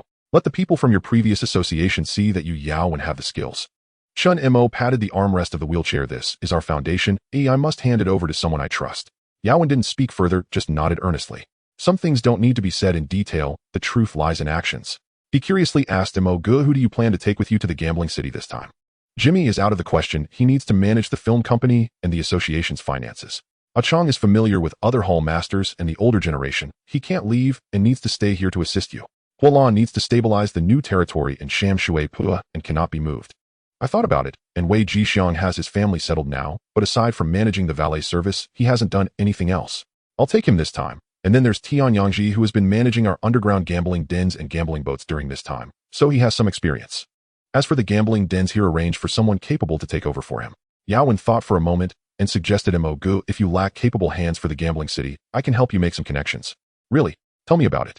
Yao Wen smiled. This person is from our number gang, but he has been in Hong Kong for a long time, skilled, and he has a very good quality. What quality? He only cares about money, and as long as you pay him well, he'll do anything. Chen Mo tentatively asked, is his name Wu Gu? Yao Wen exclaimed in surprise, Mo, you know him. Chen Mo thought to himself, who doesn't know brother Ad money? But he does have professional ethics, always talking business, but with his heart in the right place. Have you ever seen someone who talks about adding money and is willing to risk their life to fulfill their employer's promise? Chen Mo smiled. I don't know him, but I've heard of him. Just bring him over. Money is not an issue. Mo, Yao Wen, come drink. Coming. Chen Mo pushed Yao Wen's wheelchair toward the lively crowd. The next day, the film company's banquet was held in a high-end restaurant in Tsim Sha Tsui, booking the entire hall. There weren't many people, just over 30 core members, plus a few frequently collaborating actors, just enough for 4 tables. There was none of the rowdy excitement found on the association side, but the joy on everyone's faces was unmistakable. At the main table sat Jimmy, Lu Jinyun, Tang Nio, and a few key creators along with Xing Zai and Jojo, 2 signing actors, as well as Hua Jai and a few old friends who had collaborated happily. After a few rounds of drinks, Chen Mo stood up and gently tapped his wine glass. The hall gradually quieted down. Our Shengshi has only been established for half a year, his voice steady, yet tinged with excitement. As of today, the total box office has already exceeded 60 million. And this is just from 2 films. The God of Gamblers has been released for 2 months with a box office of over 35 million.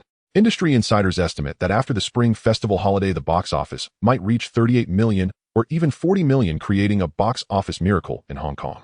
With these 2 films, Shengshi film industry has truly established its foothold in the Hong Kong film circle. This achievement belongs to everyone present. Chen Mo looked around. I am very happy, not just because we've made money, but because I am witnessing the miracle that each of you is creating with your own hands. You will all be written into the history of Hong Kong cinema. The hall fell silent for a moment.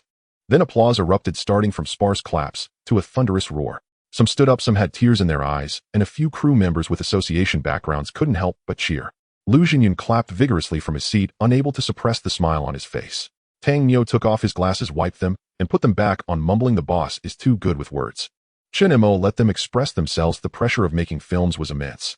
Every frame, every set, and every line of dialogue and action that the audience saw was the result of the filmmakers' hard work. Hong Kong filmmakers are efficient, but high efficiency does not mean shoddy work. At this moment, they deserved this round of applause. As the noise gradually subsided, Chen Mo followed suit, pulling out a canvas bag from under the table and dumping it onto an empty table, causing stacks of cash to pile up. Each person gets a pair of chopsticks, and take as much as you want. After finishing the chicken soup, they had to eat the chicken too. The hall erupted again.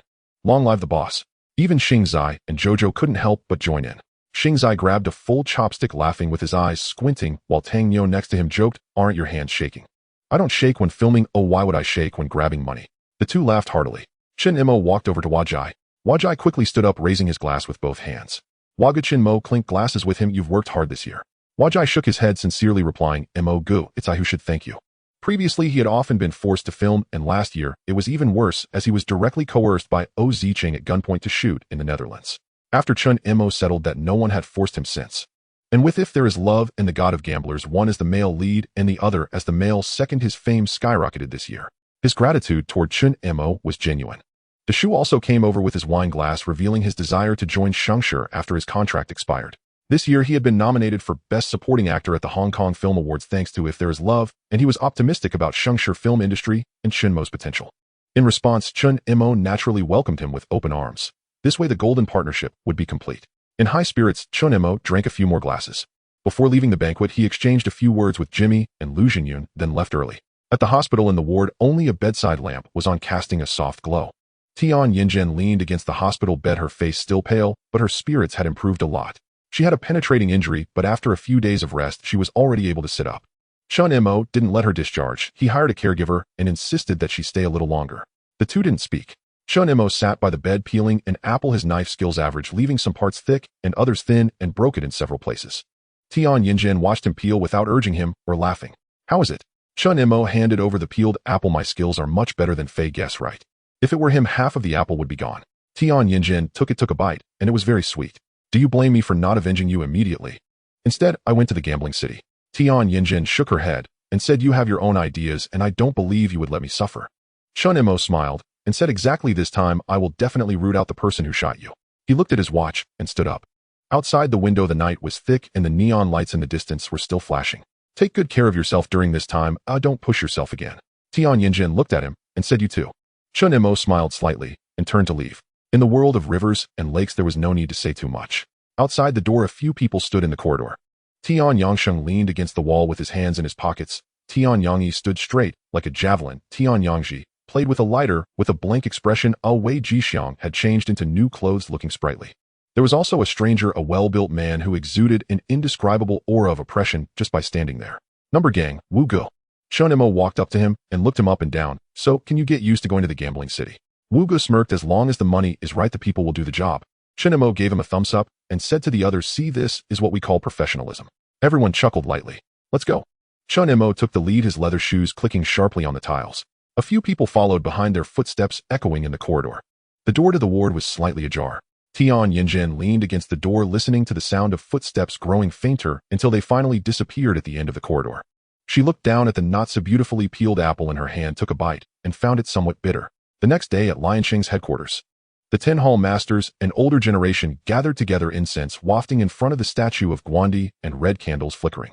Uncle Deng and the speaker Big Brother Chung sat in the center with Chuan Baolong, Lao Long Jin, Fei Hua Biaoshu, and Mao Dun lined up in order.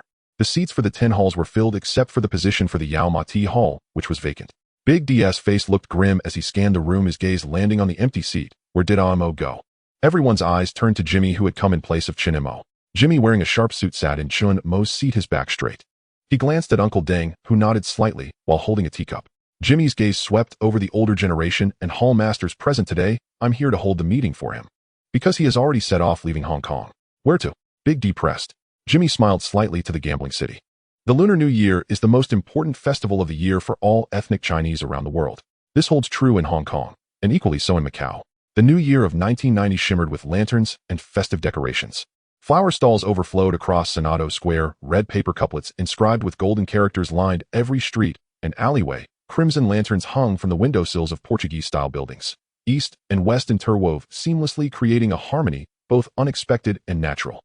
The entire city of Macau basked in a warm, bustling joy, except for one place. On this land densely packed with seawater and skyscrapers, Mount Gia, rising only 62 meters above sea level, could hardly be called majestic. Yet those who dwelled upon this modest hill commanded the vast majority of Macau's wealth and fate. Thick layers of foliage crowned its slopes, revealing only the spire of a church and the silhouettes of several Western-style mansions. Those houses concealed themselves discreetly behind the trees, exposing only half a wall, a corner of eave, like people long accustomed to looking down, too indifferent to bother with the clamor below. Nearly all of Macau's elite families resided here, and among them stood one name that echoed across the entire Chinese-speaking world, He Xian. As a tycoon of Macau, He Xian had lived here for decades with his wife, the woman he married in youth. This exotic mansion was his ancestral home, pale yellow walls draped in ivy, stained glass windows above arched doors shimmering with an ethereal sapphire glow in the sunlight. Today the usually serene villa buzzed with rare liveliness. Several black sedans were parked in the garden, their license plates bearing the insignia of Hong Kong. Servants bustled in and out with silver trays, while the rich, savory aroma of Buddha jumps over the wall wafted from the kitchen. He Xian hosted an esteemed guest, Guangnan, who had traveled all the way from Hong Kong. At the same time, his son and daughter, who had recently returned from overseas studies, had also come home. His daughter even brought along her boyfriend. For once, He Xian exchanged his usual dark business suit for a festive Tang-style robe. Its deep red silk was embroidered with golden fu characters, a motif symbolizing fortune, lending him an unusually vibrant presence. In his youth, He Xian had been renowned as a paragon of masculine beauty, sharp features, chiseled bone structure. Though now in his 60s, his hair streaked with silver, his commanding aura remained intact. His spine erect as a steel rod, his gaze as profound and still as a bottomless abyss. He and Guangnan hadn't met in some time. They sat side by side on a rosewood sofa in the living room, reminiscing. A set of purple clay teaware rested on the low table as steam curled gently from the cups, and the delicate fragrance of osmanthus mingled with the earthy warmth of aged tea drifting slowly through the air. Guangnan, though roughly the same age as He Xian, carried a slight paunch and wore a perpetually affable smile, giving the impression of a genial businessman. Yet those who knew him understood he was in truth a man of ruthless resolve. At the far end of the living room, He Xian's daughter, He Tian'er, laughed softly with her boyfriend Qingzhen. He Tian'er inherited the best of both parents, an Eastern grace fused with Western depth in her eyes, porcelain skin, and two faint dimples that bloomed when she smiled. Qingzhen sat beside her, impeccably dressed in a tailored suit, calm, refined, composed. Meanwhile, He Tian'er's younger brother, He Tianbao, idly flipped through a magazine, slouched deep into the sofa. It was the first day of the Lunar New Year, meaning no racing, no nightclubs, nowhere to go but home. Just then a booming voice rang out from beyond the threshold. "Ah, Xian, Happy New Year." A stooped elder entered, leaning heavily on a cane. He wore a gray scholar's robe, his face was etched with deep knife-carved wrinkles, his eyes sharp and hawk-like. Behind him trailed a dozen or so men, lean, disciplined, each carrying lavish gifts. Niao Yin, the legendary figure of Macau's underworld, a longtime collaborator and rival of He Xian. A flash of icy light flickered almost imperceptibly in He Xian's eyes, then vanished beneath a warm, welcoming smile as he rose to greet him. "Master Nye, you've come. May the new year bring you vigor and vitality even in your golden years." At that moment, an ill-timed, sardonic voice cut through the air from behind. "Niao Yin, congratulations, Mr. He. Fortune and longevity truly shield you from misfortune." Silence fell over the room like a dropped curtain. Guangnan stepped forward immediately and addressed Niao Yin directly. "Master Nye, how do you train your juniors? Is this really the time for such words? It's the Lunar New Year." Niao Yin turned with a forced smile, feigning sternness. "Dedong, what day is today? Why speak like this? Apologize to Mr. He immediately." The young man named Dedong, standing behind Niao Yin, showed not the slightest remorse, only a mocking chuckle. "My apologies, Mr. He. I nearly forgot, at your age certain truths must be delivered with extra care."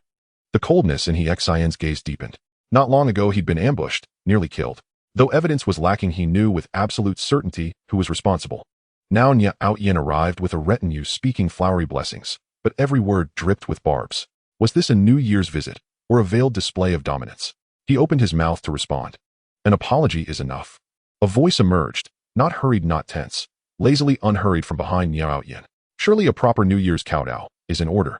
Every head in the room snapped toward the source. Dedong's expression twisted, then he whirled around, only to meet, before he could even register the attacker, a devastating blow to his abdomen. It struck like a blacksmith's hammer, ripping through muscle and organ alike. With a guttural groan, Dedong collapsed forward, knees slamming hard against the floor. A dull thud echoed off the tiles. A hand reached down from above, clamped fiercely onto his hair, and yanked his head upward like a puppet's, twisting it sharply before releasing it. Dedong knelt there, facing He Xian, his posture indistinguishable from that of a man paying formal New Year's respects. The living room fell utterly silent. All eyes converged on the figure behind Dedong, a young man impeccably dressed in a western suit, tall and lean. He wore no tie. Only a deep burgundy silk scarf knotted loosely at his throat, lending him an air of effortless, unbound elegance.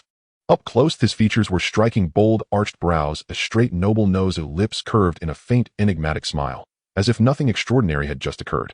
He withdrew his hand slowly, smoothly, utterly natural. Meeting the stunned gazes around him, he offered He Xian a courteous, measured bow, his smile poised perfectly between respect and quiet confidence. Mr. He, greetings, and my sincere apologies for arriving unannounced. My name is Chen Mo. I've come especially to wish you a prosperous new year. May your health flourish and all your endeavors succeed. With that, he gave a light, graceful wave. From behind him, Tian Yangyi stepped forward, expressionless, holding a brocade box. Chen Mo lifted the crimson silk covering the lid, revealing within the transparent case a golden eagle, wings fully spread, exquisitely crafted in pure gold, every feather rendered with astonishing fidelity, glinting with radiant luster under the lights. A modest token, hardly worthy of your esteem. The room held its breath for 3 full seconds. Only then did Dedong's men snap out of their shock, faces flushing crimson as they barked, "Who the hell are you?" Several lunged forward, fists raised, until Niao Yin raised a hand, halting them. He turned slowly, his gaze locking onto Chen Mo with unsettling weight. "You slipped in with us." Chen Mo met his stare unflinchingly, his smile unchanged, as if untouched by the palpable pressure. With Master Nie's grand procession, what would smuggling in 2 more people cost? One day earlier, in Macau, inside a luxury hotel near the Grand Lisboa, Chen Mo stood by the window watching vessels glide across the harbor waters. Behind him, Wei Jixiang, Tian Yangji, and Wu Gu sat around a low table. Tian Xingyang leaned against the wall, methodically cleaning a pistol. No one spoke. They had just arrived in Macau. To avoid drawing attention, they posed as gamblers and checked into this hotel. Others in the organization see the casino's operating rights as a mountain of gold and silver. Chen Mo turned from the window, resting his arms on the sill. But in truth, it may well be a mountain of blades. If we wait for the San Lian Bang to finalize arrangements before stepping in, we'll likely be packing our bags before the week is out. Wei Jixiang glanced around, then broke the silence. "Brother Mo, I gathered intelligence before coming. Though these Macau branches originated in Hong Kong, they've long since splintered into independent factions, entangled, deeply rooted, and fiercely competitive." Chen Mo watched him approvingly and gestured for him to continue. He hadn't brought Wei Jixiang merely out of lack of alternatives. In Chen Mo's estimation, Wei possessed both courage and cunning. In his past life, depicted in film, he'd spent years in obscurity, yet still orchestrated a masterful scheme that sent his own boss to prison. That alone testified to his brilliance.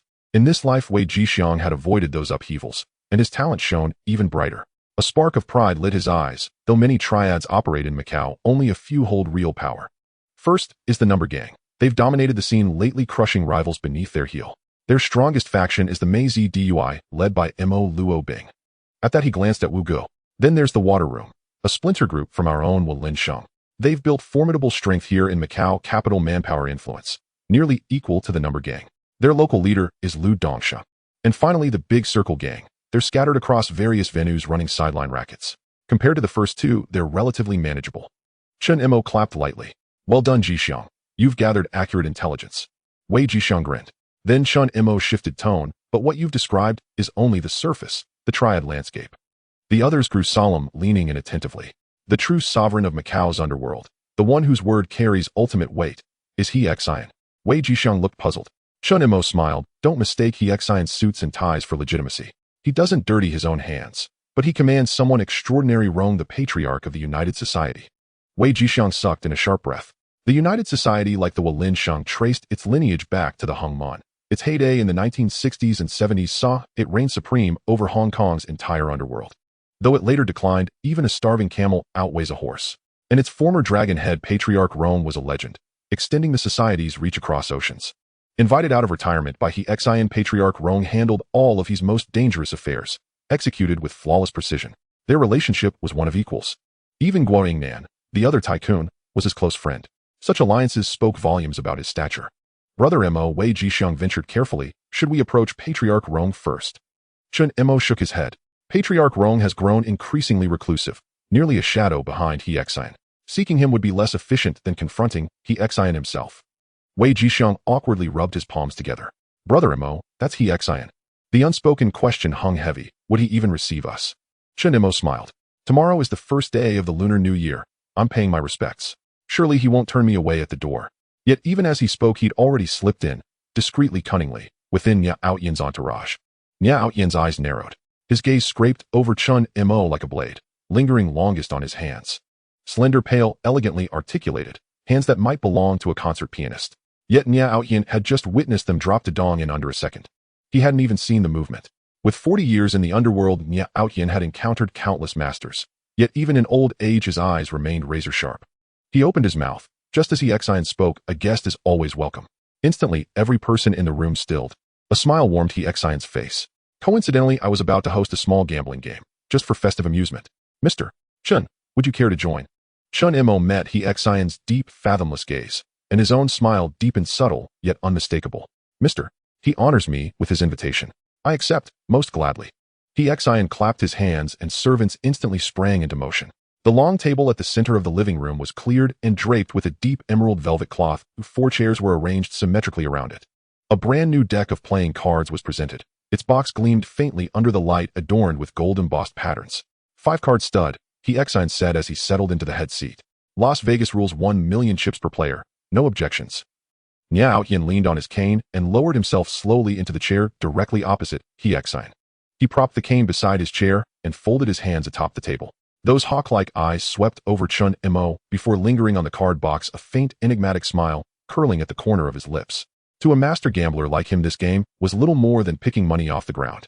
Guangnan plopped down casually to He Xian's right, rubbed his palms together and grinned. Just some New Year fun, a small wager to lift the spirits. Brother Xian, don't win away my underwear. He Xian cast him a sidelong glance. What's your underwear worth? Guangnan burst into hearty laughter. Chen Mo took the last vacant seat, positioned precisely to Nya Outyan's right. He loosened the silk scarf at his collar with an effortless gesture. Tian Yangyi stood 2 paces behind him. Cheng Zhen glanced at Chen Mo and leaned close to He Tianer's ear, murmuring, "This uninvited guest appears to carry considerable weight." He Tianer glanced at Chen Mo and gave a soft, quiet Her brother, He Tianbao, however, perked up with sudden interest. Rare entertainment indeed. He sat upright from the sofa, crossed his legs, and craned his neck toward the table. He Xian had men who'd served as professional dealers in casinos, highly skilled and precise. A middle-aged man stepped forward, opened a fresh deck, shuffled, and cut with crisp, economical motions. Cards fluttered between his fingers, emitting sharp, clean snaps. Round 1. The dealer dealt each player 1 whole card and 1 face-up card. Chen Mo lifted the corner of his whole card and glanced briefly. His face-up card was the 10 of clubs. Unremarkable, seemingly ordinary. Nya Outyan's up card was the Jack of spades. His whole card remained concealed.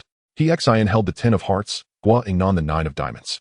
Jack of spades speaks first, the dealer announced, gesturing upward. Nya Outyan studied his whole card expressionless and pushed forward 500,000. Chen Mo surveyed his own cards, then Nya Outyan's impassive face. I call. He Xian folded. After a moment's hesitation, Guangnan called as well. On the 3rd card, Chen Mo received the 10 of hearts, pairing with his earlier 10, but shook his head and folded. Guangnan, holding a weak hand against Nya Outyan's pair of jacks, likewise mucked his cards. Nya Outyan won. His face betrayed nothing, as though nothing extraordinary had occurred. Chen Mo reclined in his chair, fingertips tapping twice upon the tabletop, inscrutable in thought. Round 2. Chen Mo's up card was the 8 of spades, modest at first glance, yet he stayed through 3 betting rounds. This time, both He Xian and Guangnan remained in. Nya Outyan shoved 5 million forward. Chen Mo examined his hand, brows furrowing as if torn by indecision. He paused for a full 10 seconds, then laid his cards face down. I fold. He Xian smiled faintly and followed suit. Seeing this, Guangnan also folded.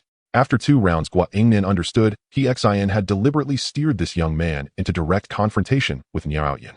Nya Outyan claimed victory once more. His gaze flicked to Chen Mo, lips lifting in a subtle, condescending smile. Young man, if your cards are poor, you may always ask for a new deck. Chen Mo returned the smile, silent. From the sofa, He Tianbao curled his lip and muttered under his breath, "Is this guy any good? 2 losses straight, terrible luck." He Tianer glanced at her younger brother, but said nothing. Cheng Zhen, however, studied Chen Mo more intently, thoughtful, speculative. Round 3. As the dealer shuffled, Chen Mo closed his eyes. The dealer dealt the cards. This time, Chen Mo didn't even glance at his whole card. Instead, he idly surveyed the surroundings. His first face-up card was the 10 of diamonds. His second, the Jack of diamonds. His third, the Queen of diamonds. 3 consecutive diamonds, 10 Jack Queen, forming a flush sequence on the board. A flush face-up. Nya Outyan's up cards were the Ace of spades, Ace of clubs, and King of clubs. 2 aces and a king, a formidable hand. His whole card remained unknown, and no flicker of emotion betrayed itself upon that wily old face.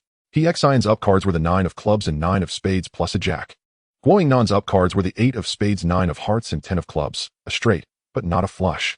No one held a clearly dominant hand, though all chose to continue betting those stakes remained modest. The dealer dealt again. Chen Mo received the king of diamonds, completing 10 jack queen king, all diamonds.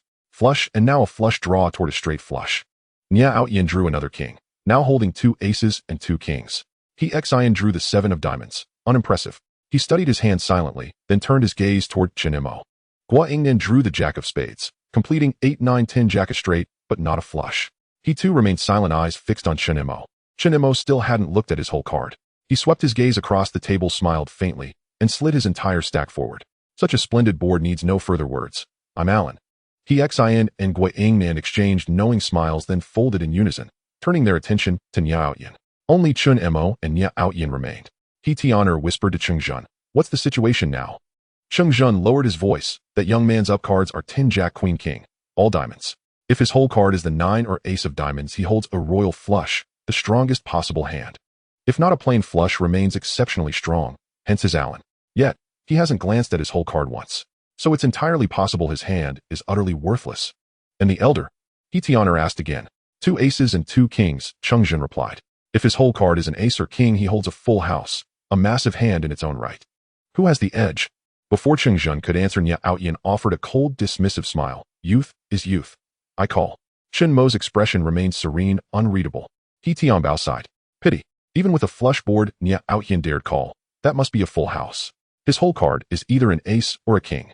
Today the old man's luck ran astonishingly high. Nia Outyin flipped his whole card, revealing the ace of diamonds. He slapped it onto the table with a contemptuous snort. Your ace of diamonds rests in my hand, and 3 9s have already appeared on the board. You haven't looked at your whole card once. I'll grant you luck. You're unlikely to hold more than a flush. Show me your hand. He Xian and Gua Ingnan exchanged glances and shook their heads quietly. Nia Outyan's fortune had been extraordinary, though otherwise others might truly have been intimidated. At last a smile broke across Chen Mo's calm face. Mr. Nia, do you know why I refused to look at my cards this round? Truth be told, I'm no expert at poker, merely familiar with its basic rules. Facing a veteran like yourself, I never imagined competing on skill. The only thing I dared pit against you was pure unadulterated luck. Chen Mo rose slowly, tilting his body slightly as he faced Nia Outyin. This time, I am utterly certain luck stands with me. Young man, Nia Outyin scoffed, your luck seems rather thin today. Else why did you fold both previous rounds without seeing them through? Chen Mo smiled faintly. Mr. Nia, do you watch films? Oh, I forget. Perhaps you prefer traditional opera instead. Humbly speaking, the blockbuster film God of Gamblers, currently dominating the box office, was produced by my studio. I've simply borrowed its narrative structure. He stood fully grinning. In fact, I held stronger hands in both prior rounds. I merely chose not to call, letting you believe my luck and skill were wanting. How else could I sweep your entire stack in one decisive blow? His hand hovered over his whole card, then slammed it down onto the table with deliberate force.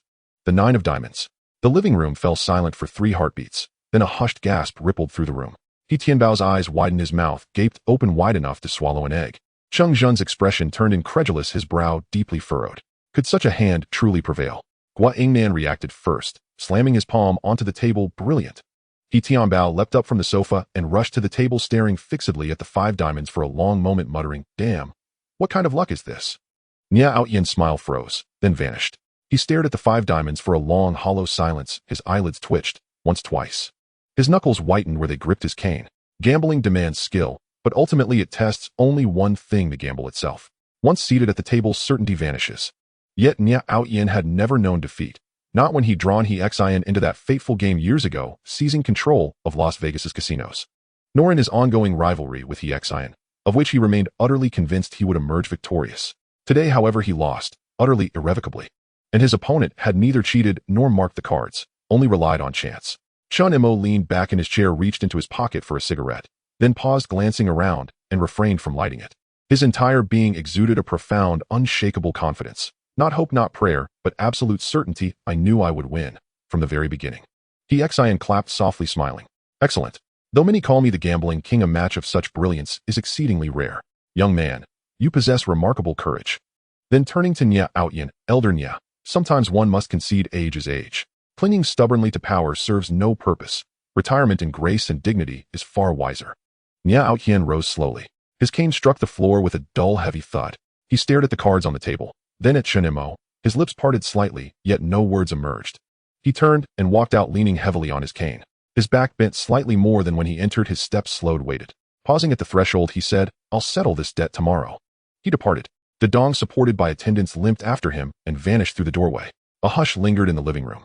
Gua Ingnan suddenly roared with laughter, slapping his thighs until tears welled in his eyes. "Bravo. Brother Xian, look at that old man's face. More sour than swallowing a fly. Ha ha ha." He Xian ignored him, his gaze fixed on Chen Mo, laden with unspoken meaning. Chen Mo rose and bowed slightly to He Xian. "Mr. He, I apologize for the intrusion this evening. I'll pay you a formal visit soon." He Xian nodded, then added almost casually, "Young man, your silk scarf is tied most elegantly." Chen Mo glanced down at his burgundy scarf, blinked, then laughed. "Thank you, Mr. He, for the compliment." He turned and walked out, Tian Yangyi following closely behind, their measured footsteps echoing steadily across the hardwood floor. As he reached the doorway, He Xian's voice came from behind. "On the 8th day of the Lunar New Year, I'm hosting a gathering. Do join us." Chen Mo paused, turned back with a smile, and replied, "I shall certainly be there." He Xian stood on the balcony watching Chen Mo and his companion depart. As the young man reached the courtyard gate, he lifted his gaze toward the sky, while his subordinate went to fetch the car. He remained standing before it for 3 full minutes before finally boarding and driving away. "Interesting." Gao the butler stood silently behind him. "Find out who this Chen Mo is," He Xian said. Gua Ingnan approached with a cup of tea, smiling. "No need to investigate. I already know him. For most of last year, his name dominated the underworld of Hong Kong. I've never met him in person until today. Never imagined he'd be so young, so striking." He Xian turned around. "Even you know of him? Is his reputation truly that widespread? You know well enough that some of my bodyguards have Triad affiliations, and occasionally I listen in on their tales of Hong Kong's underworld."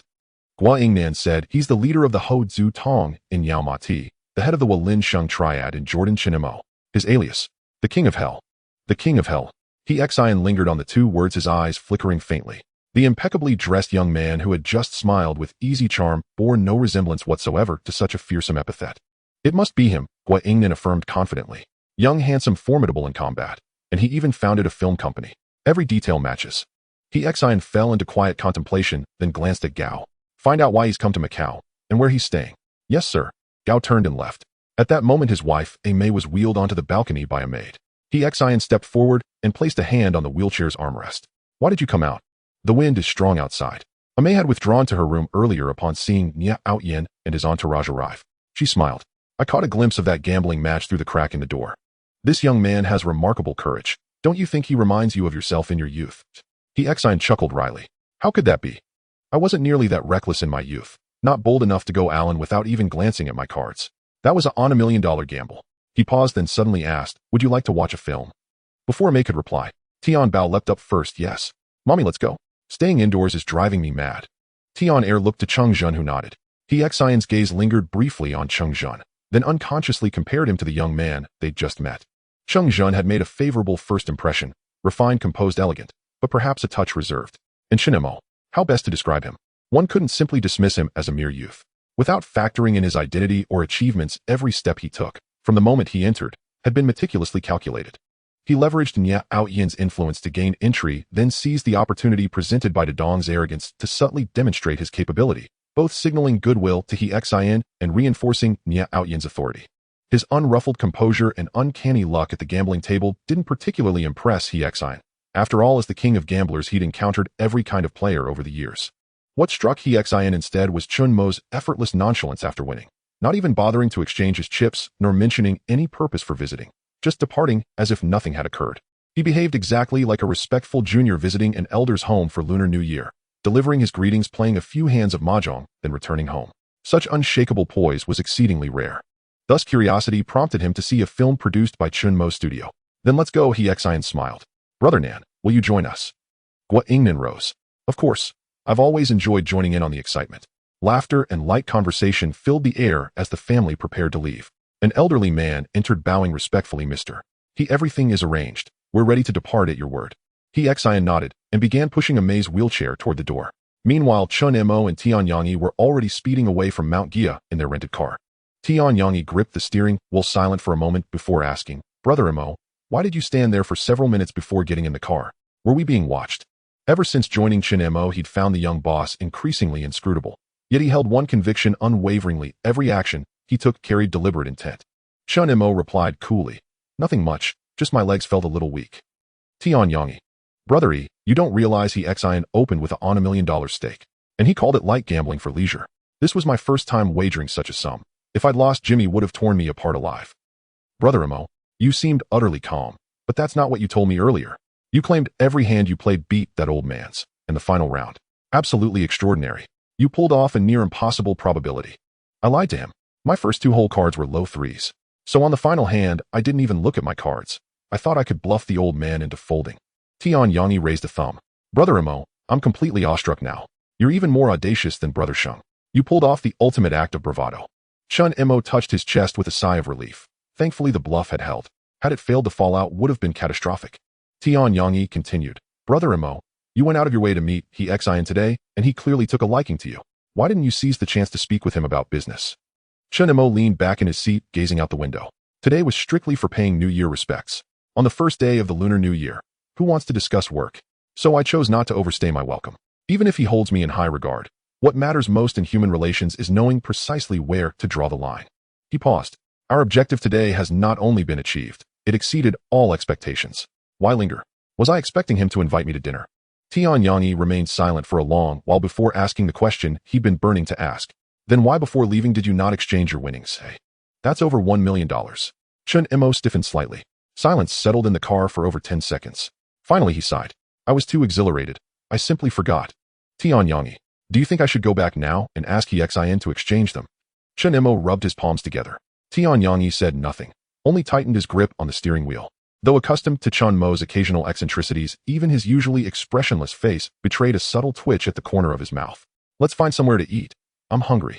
Call Wu and the others too. We won today. Even if I forgot to collect the money, we still won. My treat. Tian Yangi nodded. Just then he glanced into the rearview mirror. Brother Emo, there's a car tailing us. Chen Mo smirked. Likely Dedong, that fellow. No matter. Let them follow. Tian Yangi hesitated. Brother Emo, shouldn't we lose them? I'm worried they're armed. Indeed, though neither man feared numerical superiority, no one dared underestimate the lethal equality of firearms. Chen Mo smiled. Just drive. Remember, none of the others slept at the hotel. He picked up his mobile phone and dialed a number. After a brief conversation, he turned to Tian Yangi. Head to Fulong New Street. I hear it's packed with excellent eateries. A Rolls-Royce glided along the road, trailed closely by 2 sedans, windows sealed silent as iron coffins. Nia Outyin reclined against the supple leather seat, a cigar pinched between his fingers. He cast a glance at Dedong beside him, his gaze laced with disdain. Are you truly capable? That young man is no ordinary opponent. Dedong's face was ashen, his abdomen still throbbing with pain, but hatred burned brighter than all else. Through gritted teeth he declared, Boss, I've already dispatched men to tail him. Once we pinpoint his lodging, I'll eliminate him myself.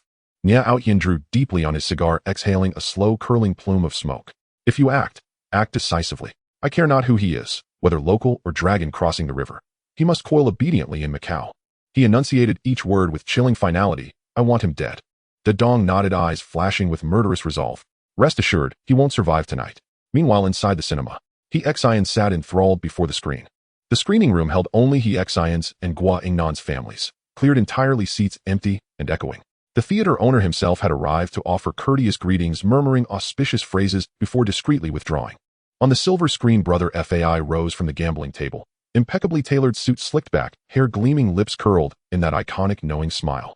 Tian Bao and Tian Air watched spellbound. When the credits rolled, Tian Bao leapt up. Dad, the film was brilliant. The gambling techniques were portrayed like martial arts of the Jianghu, utterly captivating. Tian Air, leaning lightly on Cheng Zhen's arm, added with a smile, Indeed, it turns out he truly borrowed from its plot. That character Chan Kamxing, his demeanor is eerily similar to Nia Outyan's. He Xian offered a faint smile. Though unfamiliar with the film industry, he'd certainly never heard of Shengshi films before. Yet after watching the film, he recognized the exceptional promise of this fledgling studio. At that moment, Gao entered and whispered something into He Xian's ear. He Xian's expression darkened momentarily, but swiftly softened back into neutrality. He shook his head, voice hushed. Let it be. Assign someone to monitor the situation, but take no further action. A Mei seated nearby caught every word. Dedong, acting on Nia Outyan's orders, was tracking Chen Mo and assembling men for an attack. She hesitated, then spoke softly. Xian, could you will me outside for some fresh air? He Xian looked at her. Decades of marriage meant he knew instantly she had something important to say. He took the wheelchair handles from Tian Bao and pushed her gently outward. Others exchanged glances and tactfully remained behind. The corridor was hushed. Only the soft rhythmic roll of wheels across the floor broke the silence. A Mei spoke. Xian, is that young man in danger? He Xian gave a wry smile. Now you're feeling sympathetic again. She shook her head, her gaze tender yet her tone resolute. I don't know why. But when I saw him today, I felt as though I were looking at you in your youth. Back then you were just as vibrant, just as full of fire. She paused. And he looks barely older than Tian Bao. If something truly happens to him, I'd find it profoundly regrettable. Xin said, nothing, continuing to push her forward slowly. A shaft of light streamed through the corridor's end window, bathing them both in its golden glow.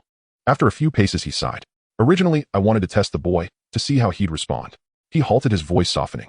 But since you've spoken, I'll contact Brother Rong. He'll assign people to keep watch. Chen Mo will face no mortal threat. May smiled warmly, placing her hand over his atop the wheelchair handle. Xin, thank you. And what of Chen Mo at that very moment? He and Tian Yangi had first dined at a restaurant, roast goose, barbecued pork, poached chicken, laying out a lavish spread and eating heartily. Then they strolled leisurely through the afternoon, from the Grand Lisboa to Senado Square, then onward to the Ame temple, unhurried and unhinged. Tian Yangi followed behind, unable to resist asking, Brother Mo, are we really ignoring those tailing us? Chen Mo didn't turn. His tone remained light. Ignore them. Let them follow. It's the Lunar New Year. They've worked hard enough. Tian Yangi fell silent. They wandered until dusk, still no sign of confrontation. Chen Mo abandoned restraint entirely, choosing a secluded tea house, ordering a pot of tiguanyin and a plate of sunflower seeds, then lounging back with legs crossed, cracking seeds with practiced ease. His posture conveyed a single unmistakable message. If you're truly brothers, come and strike me down. Tian Yangi sat opposite him, watching seed after seed vanish between his fingers, his expression layered with bewilderment and awe. Brother Mo, isn't this dangerous? I'm mainly concerned they'll draw guns. Chen Mo sipped his tea, unhurried. I know. So then, we wait. Chen Mo cracked another seed, spat out the shell, and selected a fresh one. They followed us diligently all day. It would be terribly impolite not to let them finish what they came for. Tian Yangi fell silent. He realized with growing clarity that he could no longer fathom Chen Mo's logic. When the last seed was gone, Chen Mo brushed the crumbs from his palms and drained his teacup in one smooth motion. He glanced out the window, and a faint knowing curve lifted the corner of his mouth. At last, they've arrived. Outside the tea house, a dense crowd pressed in from all sides. Under the pale moonlight, cleavers gleamed coldly, their blades forming a shimmering serpentine line coiled across the street's entrance. At least 100 people blocked the entire thoroughfare. A sedan approached, its headlights sweeping across the throng before halting at the tea house entrance. Dedong stepped out. Brother Dong. Senior Brother Dedong. His underlings shouted in overlapping waves. Dedong scanned the crowd with a slow, sweeping gaze. Then a faint, arrogant smile curled his lips, restoring his trademark defiant air. On his way back to gather reinforcements, he grew increasingly humiliated. The opponent had struck first with treacherous stealth, instantly robbing him of combat capability. It was utterly dishonorable. Now it was settled over 100 men, each wielding a blade. Surely enough to hack that youth into minced flesh. He stared at the shabby tea house before him. Its second floor lay in total darkness. Only a dim yellowish glow seeped from the ground floor windows like an old cat, crouched in shadow, eyes half closed in drowsy vigil. Is that kid inside? Dedong demanded. One underling stepped forward, his expression oddly unsettled. Senior Brother Dedong. He's in there, with one of his men. But I have a feeling. Speak plainly, no rambling. Dedong snapped impatiently. The underling swallowed hard. It's as if he's been waiting for us inside. Dedong's face darkened. Instinctively he glanced around. The alley mouth gaped black and empty, nearby tree shadows trembled faintly in the wind. Nothing else. Then his gaze swept over the tightly packed ranks of loyal followers beside him, and his courage flared anew. He sneered, waiting for us. More like waiting to die. The moment those words left his lips, the tea house door swung open.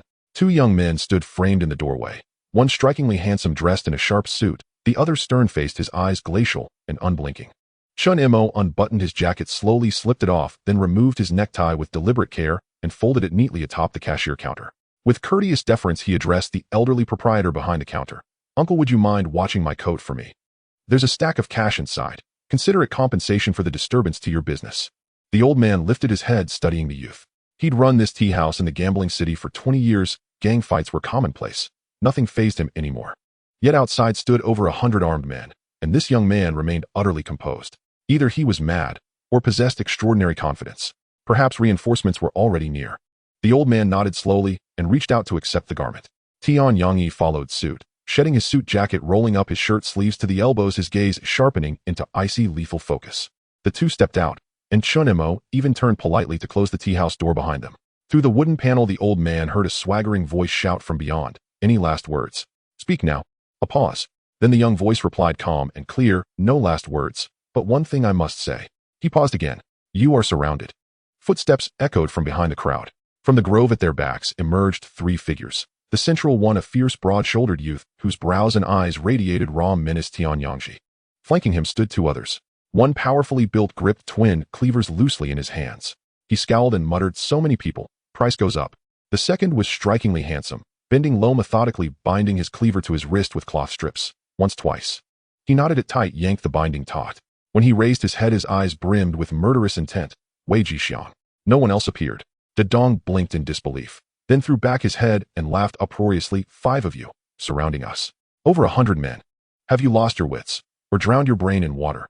His underlings joined in their laughter, erupting like a raucous murder of crows. Chen Mo did not laugh, not even a glance toward De Dong. To him, uttering another word would be a waste of precious time. He rolled his shoulders, tilted his head toward Tianyangji. Ready? Shall we compete? A rare subtle smile flickered at Tianyangji's lips. Fine. Let's see who fells more. Chen Mo nodded. Go ahead. Before the final syllable faded, Tianyangji had already launched forward, a bolt loosed from a bow, moving faster than the eye could track. Chen Mo shook his head slightly and stepped forward in turn. Inside the tea house, the proprietor switched on the radio, turning up the volume to drown out the commotion outside. To him, such a lopsided confrontation held no suspense. 5 against 100. What surprise could possibly unfold? He flipped through the wad of banknotes tucked in the suit pocket, thick stacks of Hong Kong dollars, easily tens of thousands. With practiced ease, he slid the money into his own pocket, leaned back in his chair, and began humming along to the Cantonese opera drifting from the speaker. A lone skiff drifts away. 10,000 mountains part us. Outside, screams rose in rapid succession, punctuated by faint rhythmic counting. 8, 9, 12, 15. Tianyangji felled one man with a punch, then vaulted midair, driving both feet into two others. Landing lightly, his expression remained ice cold as he stated flatly, 18. Others joined the tally. 10,000, 20,000. Chen Mo drove an upward elbow strike, sending one assailant flying backward, then glanced over at Wu Guo and called out, "What are you doing?" Still counting money mid-fight. Greedy fool. Wu Ji's twin cleavers whirled in blinding arcs, slicing through the air like silver crescents. Another foe dropped. Without turning, he tossed out a number, 50,000. He shrugged, utterly unapologetic. It's bookkeeping. Uncle, I told you money secured, bodies shattered. With that, he plunged back into the fray.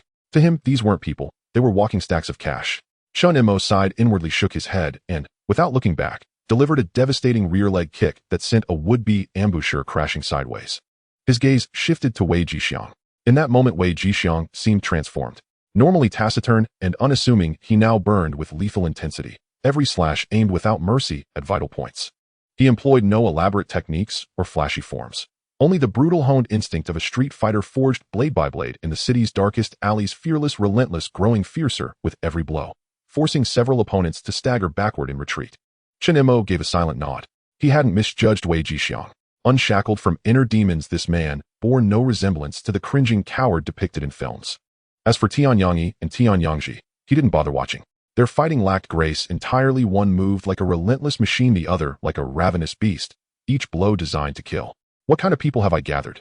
Chen Mo murmured, dropping another attacker with a punch, his peripheral vision catching 3 more raising cleavers simultaneously, left, right, and dead ahead, cutting off every escape route. Chen Mo did not retreat. His left foot slammed forward, his entire body launching like a cannonball straight into the chest of the central assailant, Bajiquan's iron gate opening. Spinning instantly, he delivered a single savage elbow strike, 2 muffled thuds sounding almost as one. Before the third man's blade could descend, Chen Mo surged forward in a bow stance, delivering a crushing close-range shoulder charge. The man flew backward, slamming into several comrades before collapsing motionless onto the ground. Within seconds, a radius of several meters around Chen Mo lay completely cleared. De Dong stood frozen at the rear of the crowd, mouth agape, eyes wide. These weren't casual thugs. He'd assembled his most trusted lieutenants, men who'd spilled blood and carved reputations on the streets. Yet now they fell like rotten fruit, hacked down one by one. 5 men. Just 5. 3 colossal questions exploded in De Dong's mind. Who am I? Where am I? What am I doing? Screams drew closer, jolting him awake. His hand darted to his waist, closing around the cold, familiar grip of his pistol. Gritting his teeth, he drew the weapon and leveled it at Chen Mo's back, just as his finger tightened on the trigger. 2 gunshots rang out, synchronized, indistinguishable as one. De Dong's wrist shattered, his trigger finger severed cleanly by a second round. For a heartbeat, he felt no pain, only stunned disbelief as he watched his severed finger land silently on the ground. Blood erupted from both wounds, his mangled hand hung at an impossible angle, like a snapped branch. He thought, what virtue does this hand possess to deserve such treatment? Then agony surged like a tidal wave, exploding from his wrist, racing up his arm, scorching straight into his skull. He clutched the ruined stump, unleashing a gut-wrenching scream, and collapsed to his knees. At the instant the gunfire cracked, every fighter froze mid-motion. Only a dozen or so figures remained standing in the clearing, all others lay fallen. At the center stood the five, gazing coldly toward the source of the shots. From the darkness strode a man in a black suit, a smoking handgun resting calmly in his hand.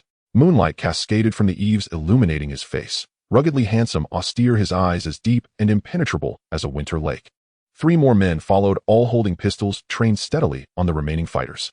The young man's gaze lingered briefly on Chen Mo, then settled upon Dedong writhing and screaming on the ground. "Take him away." He holstered his weapon, voice glacial. 2 men stepped forward, gripping Dedong by either arm, dragging him still shrieking toward the periphery.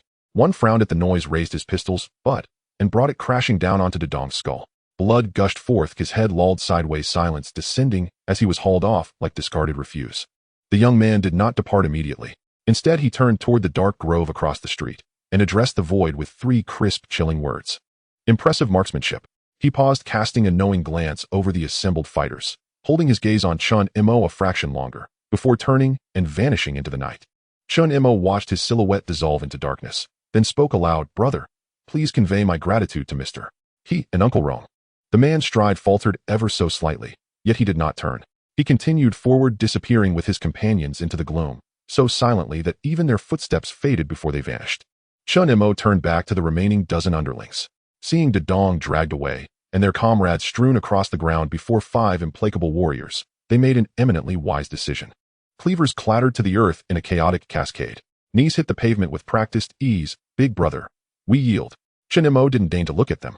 He pulled out a cigarette, lit it, took a long, deep drag, then tossed the pack to Tianyang to distribute among the brothers. Turning toward the grove, he called out, "All right, Brother Shang. No need to pose in the shadows anymore. They're gone. Come out and smoke." A figure emerged from the darkness, Tianyang Shang, cold-eyed, idly spinning his pistol on one finger. Chen Mo teased, "Oh, you just had to show off.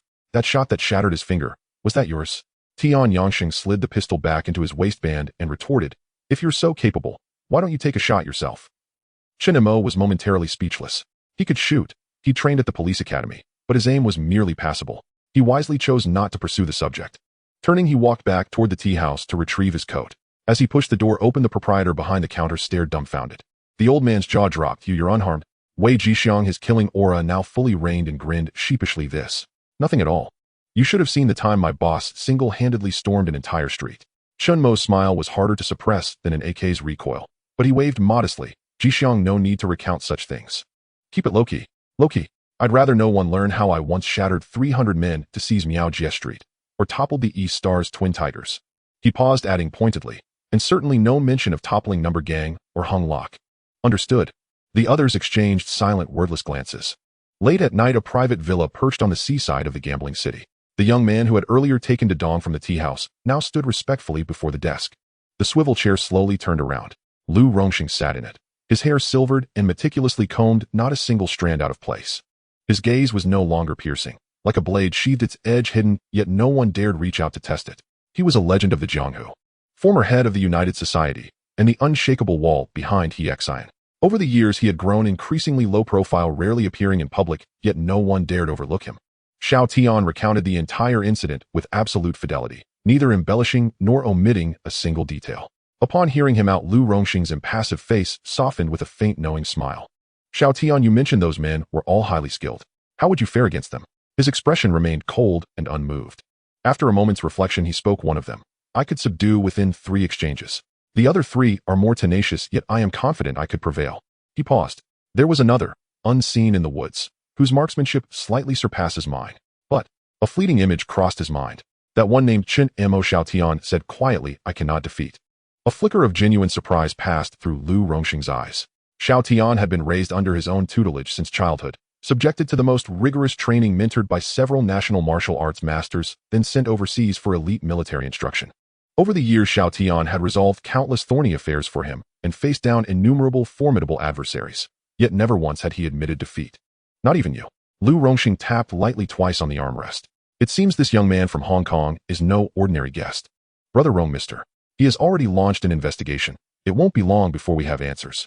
He hesitated, then asked, "How shall we handle that man? After all, he belongs to Niao Yin."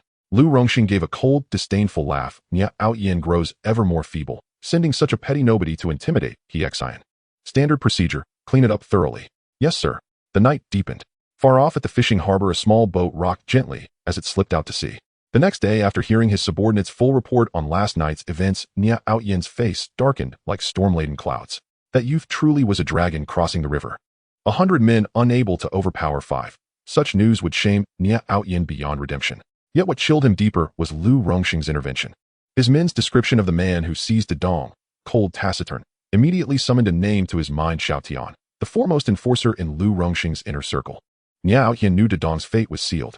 He paced anxiously through his home all day, until evening when he finally exhaled in quiet relief. No further move came from Lu Rongxing's people, no message, no sign.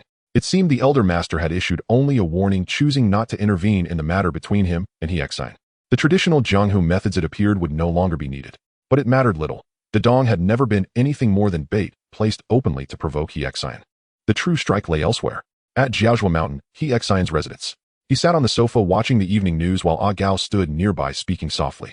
When Ah Gao remarked even if Xiao Tian hadn't intervened that young man would still have emerged unscathed, Hexine arched a brow, genuinely surprised. You mean he could have handled it alone, even without Xiao Tian's aid? Ah Gao bowed respectfully. Yes, mister. Brother Rong's people reported that his companions are all formidable, but he himself is unfathomably skilled. They're currently staying at the Castle Hotel. During the day, they visited several casinos, placed modest bets, won some, lost some, and left after pocketing just under $1 million. Hexine tapped his fingers twice on the armrest. This youth grew ever more inscrutable. Continue digging into his background in Hong Kong, he ordered. By tomorrow morning, I want to know why he's come to the gambling city. Understood, mister. News will arrive tonight. Meanwhile, in Hong Kong, at the Hing headquarters, the first meeting after Spring Festival, Jiang Tianxing sat at the head of the table, his expression grim. Earlier that day, he deliberately paid a New Year visit to Uncle Deng, spending hours in conversation ending only in mutual dissatisfaction. Yet both sides had made one thing unequivocally clear: the gambling city affair would remain confined to the gambling city, no spillover into other Hong Kong branches. In the conference room, branch leaders seethed with indignation. Mr. Jiang, when you mediated on their behalf, did Liansheng really refuse to grant us even that much face? Brother Ji slammed his fist on the table. Utterly outrageous. 13 sister exhaled smoke, her brows knotted tight. Prince sat silently in the corner, pale-faced and silent. He had once admired Chen Mo, not only for his prowess, but for his bearing, believing him a man of substance. Now, however, he saw only a treacherous turncoat. He scoffed. Mr. Jiang, I'll go. I've long wished to test myself against this double-flowered red pole. Jiang Tianxing raised a hand, silencing the room. This matter began in Causeway Bay, so Causeway Bay shall resolve it. He paused. This time Hao Nan and Defei will lead a team to the gambling city, to settle it once and for all. Chen Haonan sat in his wheelchair, bandages still wrapped tightly around his waist, nodding expressionlessly. Defei stood beside him, his lips curling faintly upward, eyes alight with anticipation. For the next few days, both Hong Kong and the gambling city lingered in the lingering hush of the Spring Festival holiday's final days. Though Chen Mo was in the gambling city, he spoke daily with Jimmy and Yao Man, keeping close watch over company and Triad affairs. Fortunately, both men proved exceptionally capable, managing both fronts with seamless precision. By the 7th day of the Lunar New Year, with the holiday drawing to a close, the box office for The Gambling God had soared to an astonishing 39 million Hong Kong dollars. It was virtually certain to surpass 40 million Hong Kong dollars before its theatrical run ended, a new record for Hong Kong cinema. Over the phone, Jimmy's voice carried exhaustion and a tinge of resignation. These past days I've done nothing but meet with theater chain executives and filmmakers drawn here by reputation. And you, off enjoying peace and quiet in the gambling city. I suspect you rushed there precisely to avoid this very chaos. Chen Mo chuckled lightly. Jimmy, you've borne the burden these past weeks. Once the film wraps, aside from the 2 scheduled projects, hold off on everything else. I'll need a substantial sum of capital. Jimmy paused, startled. How much roughly? Chen Mo considered it. The more the better. Invest boldly, rewards follow scale. Jimmy whistled softly. How vast a sum indeed. Yet as Chen Mo's chief steward, he simply nodded. Very well, you're the boss. Your word is law. Just give me the figure when the time comes. I'll make it happen. He paused, then added, Big Stupid went inland a few days ago. Yesterday, he messaged me. He'll stay longer and needs another 500,000 for liquidity. Chen Mo replied without hesitation, give it to him, whatever he asks. Just remind him to stay safe. He hung up and stood before the hotel window, gazing out at the glittering, endless lights of the gambling city. Everything would be decided tomorrow. The next day at Jiaozhua Mountain, Hexine's residence, he hosted a dinner party at home. Guests included corporate shareholders and local dignitaries of the gambling city. Intimate, yet semi-official, modest in scale, but exclusively composed of the wealthy and influential. Chen Mo had specially visited a high-end formal-wear boutique in the gambling city to procure an elegant suit, black with a navy blue patterned bow tie and gleaming new leather shoes. Though understated, the ensemble accentuated his natural poise and refined bearing. When he arrived at He Xian's gate, flanked by Tian Yangyi and Wei Jixiang, both equally resplendent, every guest already present turned to look. No one mistook him for a triad leader. Many assumed he was scion of some prominent family. He Xian stood at the entrance greeting guests. Upon seeing Chen Mo approach, his eyes brightened. What a striking young man. No wonder May held such special interest in him. For a fleeting moment, he glimpsed the reflection of his own youth. Mr. He, pleased to meet you. Chen Mo offered his signature smile and a slight graceful bow. He Xian, may I call you Mo? That wouldn't offend. He Xian laughed, clapping him warmly on the shoulder. Mr. He honors me. This is truly my privilege. After receiving Gao's detailed dossier on Chen Mo, He Xian found himself growing ever more impressed by the young man. An orphan who rose from the gutter, first a street-level gangster, then head of a major Hong Kong triad branch, not only securing firm footing in the heart of the Jianghu, Yao Tsimong, but possessing the power to stir tempests across the entire landscape. Such a trajectory would be legendary in any era. Rarer still was his self-discipline. Despite being a triad leader, he maintained strict personal boundaries. Reports from Hong Kong confirmed that aside from his female assistant, no woman stood close to him. Moreover, he forbade drug trafficking, particularly heroin, within his territory, making him an uncommonly principled leader among his peers. Even more remarkable was the immense potential of his film production company. His professional financial analysts projected that at its current pace, Shengshi Pictures would rank among Hong Kong's top 3 film studios within 3 years. Nearby guests watched He Xian's unusual warmth toward the young man with open curiosity. Not far away, He Tianbao nudged Cheng Zhen with his elbow and whispered, "You'd best keep your guard up around Chen Mo. Knowing my father as I do, he may already be thinking of bringing him into the family as a son-in-law." Cheng Zhen glanced briefly at He Tianer, who was chatting animatedly with other socialites, and then at Chen Mo. His expression remained utterly placid. He smiled faintly. Mr.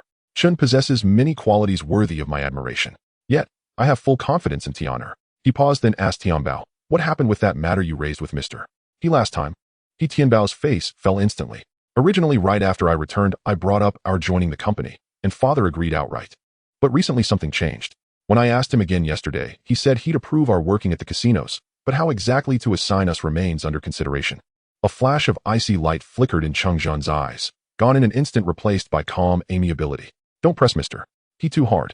I merely mentioned it in passing. I truly don't mind. I say it only for your sake. After all, one day you'll inherit his empire. The sooner you step inside, the sooner you'll learn its rhythms." Hearing this, He Tianbao's mood lifted considerably. He slapped Cheng Zhen heartily on the shoulder. "Zhen, when the time comes, we'll build father's enterprise into something greater than ever." Cheng Zhen laughed, warm, radiant, and utterly inscrutable. What lay beneath that smile belonged solely to him. He did not linger long in conversation with Chen Mo. Patting his shoulder with warm familiarity, He Xian said, "Mo, make yourself at home." All the guests present today were prominent figures of the gambling city, some seasoned elites, others promising young scions from influential families. Mingling with them would serve you well in your upcoming endeavors. With that, he turned away to greet a Westerner, his face instantly alight with a perfectly calibrated smile. Chen Mo glanced at him. Just as he had anticipated, his origins and intentions had already been thoroughly investigated. But it made no difference. He had never intended to conceal them. Though the He residence was vast, drivers and attendants waited in the outer hall, including Chen Mo himself. He instructed Tian Yangyi and Wei Jixiang to remain in the outer hall while he entered alone. Whether in his past life or this one, it was Chen Mo's first time attending a banquet of such caliber. The He family's ancestral mansion was spacious and had recently been meticulously refurbished.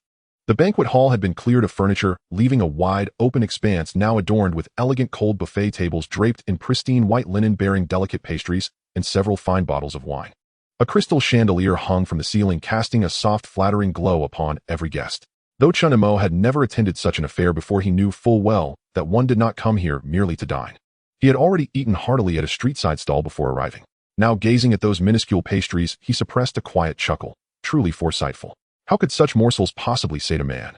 Standing alone in the corner with a glass of wine, observing the crowd, a voice sounded beside him. "Mr. Chen, it is a pleasure to see you again." Chen Mo turned. A strikingly handsome, refined young man approached, holding a wineglass and wearing a smile precisely calibrated between charm and reserve. It was Cheng Zhen, the boyfriend of He Tianer. "Hello, Mr. Cheng," Chen Mo replied, lifting a glass from the table and lightly clinking it against his. "Likewise, it is a pleasure to meet you. May I ask where you are currently employed, Mr. Chen?" Cheng Zhen took a sip and smiled. Before Chen Mo could respond, He Tianbao suddenly appeared out of nowhere and boisterously interjected. "I asked Uncle Gao. I know you're with the Hong Kong Ho Wensheng Triad. You've just risen to prominence, they say, and already carry some reputation." Cheng Zhen looked at Chen Mo, startled. Chen Mo merely smiled unruffled. Is that so hard to believe? He Tianbao scrutinized him up and down, then clicked his tongue twice. Where exactly do you see it? I ran things in Canada myself. No wonder Uncle Rome left Hong Kong. So this is what the new generation of triads looks like. Chen Mo caught the barb, but chose not to engage. He Tianbao was roughly his age, youthful, impetuous, speaking without filter. It was only natural. Yet Chen Mo seized upon another detail, asking calmly, Uncle Rome is a venerable elder of the triad. I've never had the honor of meeting him. Are you close with him, mister? He Tianbao immediately swelled with pride. Naturally. My studies in Canada were under his protection. Though I rarely saw him personally. Back then he led the Chinese associations there, and routed the Vietnamese gangs so thoroughly they nearly leapt into the sea. Only government intervention forced his departure. Cheng Zhen cleared his throat softly. Tianbao. He Tianbao, realizing he'd spoken too freely, pursed his lips and fell silent. At that moment He Tian'er entered, accompanied by a stunning Eurasian woman. What are you all discussing? She asked affectionately, slipping her arm through Cheng Zhen's and tilting her head curiously. Cheng Zhen smiled. We're conversing with Mr. Chen. Tian'er, you haven't introduced your friend yet. This is Nuaya. Shinoya. He Tian'er said warmly, taking the girl's hand. My childhood best friend. Chen Mo looked. Though Eurasian with rich chestnut brown wavy hair, she carried a distinctly Eastern grace. Her features were profoundly sculpted, like inkwash brushstrokes on silk. Beneath the crystal light her eyes shimmered, cold, crystalline, and fiercely radiant. High cheekbones, slender lips curved in a smile edged with quiet weariness. When she spoke, her Mandarin flowed flawlessly. Hello, I'm Nia. Just call me Nuaya. He Tianbao seemed to know her as well, and his expression stiffened slightly. He turned his face aside, pretending to gaze elsewhere. He Tian'er continued, Nuaya, this is my boyfriend Cheng Zhen. Cheng Zhen offered a courteous nod and smile. Nuaya returned it gracefully. Then her gaze drifted to Chen Mo, bright with curiosity. She had returned to the gambling city nearly a year ago, attending countless galas, but this face was entirely new to her. He Tian'er faltered momentarily, unsure how to introduce him, and a brief silence settled over the group. Chen Mo extended his hand with a gentle smile. Miss Nuaya, a pleasure. I am Chen Mo, from Hong Kong. She lightly touched his fingertips with hers and smiled faintly. Mr. Chen, it is truly an honor. 5 striking young people, 3 men, 2 women, stood together, wineglasses in hand. Their presence soon drew glances, overt and covert, from across the hall. Cheng Zhen and He Tianbao launched into animated tales of overseas study. The snows of Canada, the fogs of England, the raucous parties of America. Each story more vivid than the last. He Tian'er chimed in occasionally. Nuaya nodded along politely. Chen Mo stood quietly sipping wine, listening to lives he had never lived. Never interrupting, only smiling. He had never studied abroad, not even boarded a plane more than a few times. These topics were beyond his reach. Yet Nuaya noticed his silence. She turned abruptly, her dewy eyes locking onto his. Mr. Chen, what about you? Were you raised in Hong Kong? He nodded. Yes, born and raised there. From a public housing estate. A public housing estate. Nuaya blinked, unfamiliar with the term. Public housing, Chen Mo explained with a light smile. Unlike your grand residences, thin walls, poor soundproofing. If neighbors quarrel upstairs, you hear every word downstairs. He Tianbao snorted derisively, but one sharp glance from He Tian'er silenced him mid-breath. Nuaya, however, leaned in, intrigued. You hail from humble beginnings, Mr. Chen, yet you bear no trace of it. May I ask, what business do you pursue in Hong Kong? Chen Mo lifted his glass, sipped slowly, and replied with unruffled composure. I'm affiliated with a triad. I run a small film company and oversee several districts. A film company? Her eyes lit up. I adore cinema. What kind of films do you produce? He answered casually, and her excitement mounted with each reply, question following question. She barely engaged with Cheng Zhen and He Tianbao's academic reminiscences anymore, instead orbiting Chen Mo with relentless curiosity. He Tian'er watched from the side, her lips curling in a knowing, enigmatic smile. Chen Mo found himself overwhelmed. One question after another from this foreign-born young woman. Fortunately, he was a transmigrator, his mind brimming with decades of future knowledge. After several rounds of exchange, admiration flickered unmistakably in Nuya's gaze. Mr. Chen, you possess astonishing breadth of knowledge, she remarked, smiling. It seems you understand everything. Chen Mo modestly waved a hand. In mainland parlance, I'm the very definition of jack of all trades, master of none. He Tianbao rolled his eyes and muttered under his breath, show off. Just then a voice cut in, deliberately effusive. Nuaya, there you are. I've been searching everywhere for you. They turned. A young Westerner in an immaculate white suit approached, his hair slicked back to a mirror shine, his shoes polished to blinding luster.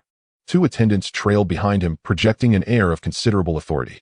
Nuaya's smile cooled perceptibly as she gave a polite, distant nod. Mr. Hai Xiaoluan, known as Mr. Hai, was of Portuguese aristocratic descent. His family operated several premium gambling intermediaries and VIP lounges in the gambling city and was a key commercial partner of Hiexian. Within elite circles, he was notorious as a playboy. He had pursued Nuaya relentlessly for half a year, lavishing flowers, cars, designer bags. Yet she accepted nothing. Still he pressed on undeterred. In his eyes, only her lineage and beauty matched his own station. Hai Xiaoluan's gaze swept over the group, pausing briefly on Cheng Zhen, then lingering longer on Chen Mo. He noted Nuo Ye's position, standing noticeably closer to Chen Mo than to anyone else. And who might this be? He asked Chen Mo directly, his tone dripping with undisguised hostility. Nuo Ye's eyes sparkled mischievously as she slipped her arm through Chen Mo's and beamed, "Mr. Hi, this is my friend Chen Mo. He's just arrived from Hong Kong." Chen Mo's pulse skipped. "So I've become a human shield. How utterly cliched." Hai Xiaoluan's expression visibly darkened. He appraised Chen Mo. Yes, the youth was handsome, poised, refined, but from Hong Kong. Hong Kong, aside from a handful of old-line clans, produced no figures of true consequence. "Mr. Chen," he said, lifting his chin with condescending hauteur, "may I inquire where you are presently employed?" Chen Mo withdrew his arm from Nuo Ye's grasp with quiet precision and replied, tone level and uninflected, "I run a modest enterprise in Hong Kong. Hardly worth mentioning." "Oh." Hai Xiaoluan's lips curled upward. "And what sort of enterprise?" "Shengshi Film Studio," Chen Mo replied. "We produce motion pictures." Hai Xiaoluan paused, then laughed. "A film studio? Indeed a modest venture. My family owns several entertainment enterprises. I could arrange a project for you if you're interested." His tone carried the casual dismissal of someone tossing crumbs to a beggar. He Tianbao couldn't resist interjecting. "He's the hall master of the Ho Wen Sheng Triad." Ho Wen Sheng. Hai Xiaoluan arched a brow, his expression shifting from disdain to outright contempt. "Ah, a triad. I see. I assumed something rather more impressive." He took a slow sip of wine and added languidly, "My family maintains cooperative ties with several triads in Hong Kong. They handle collections and venue security for us. Put politely, they're associations.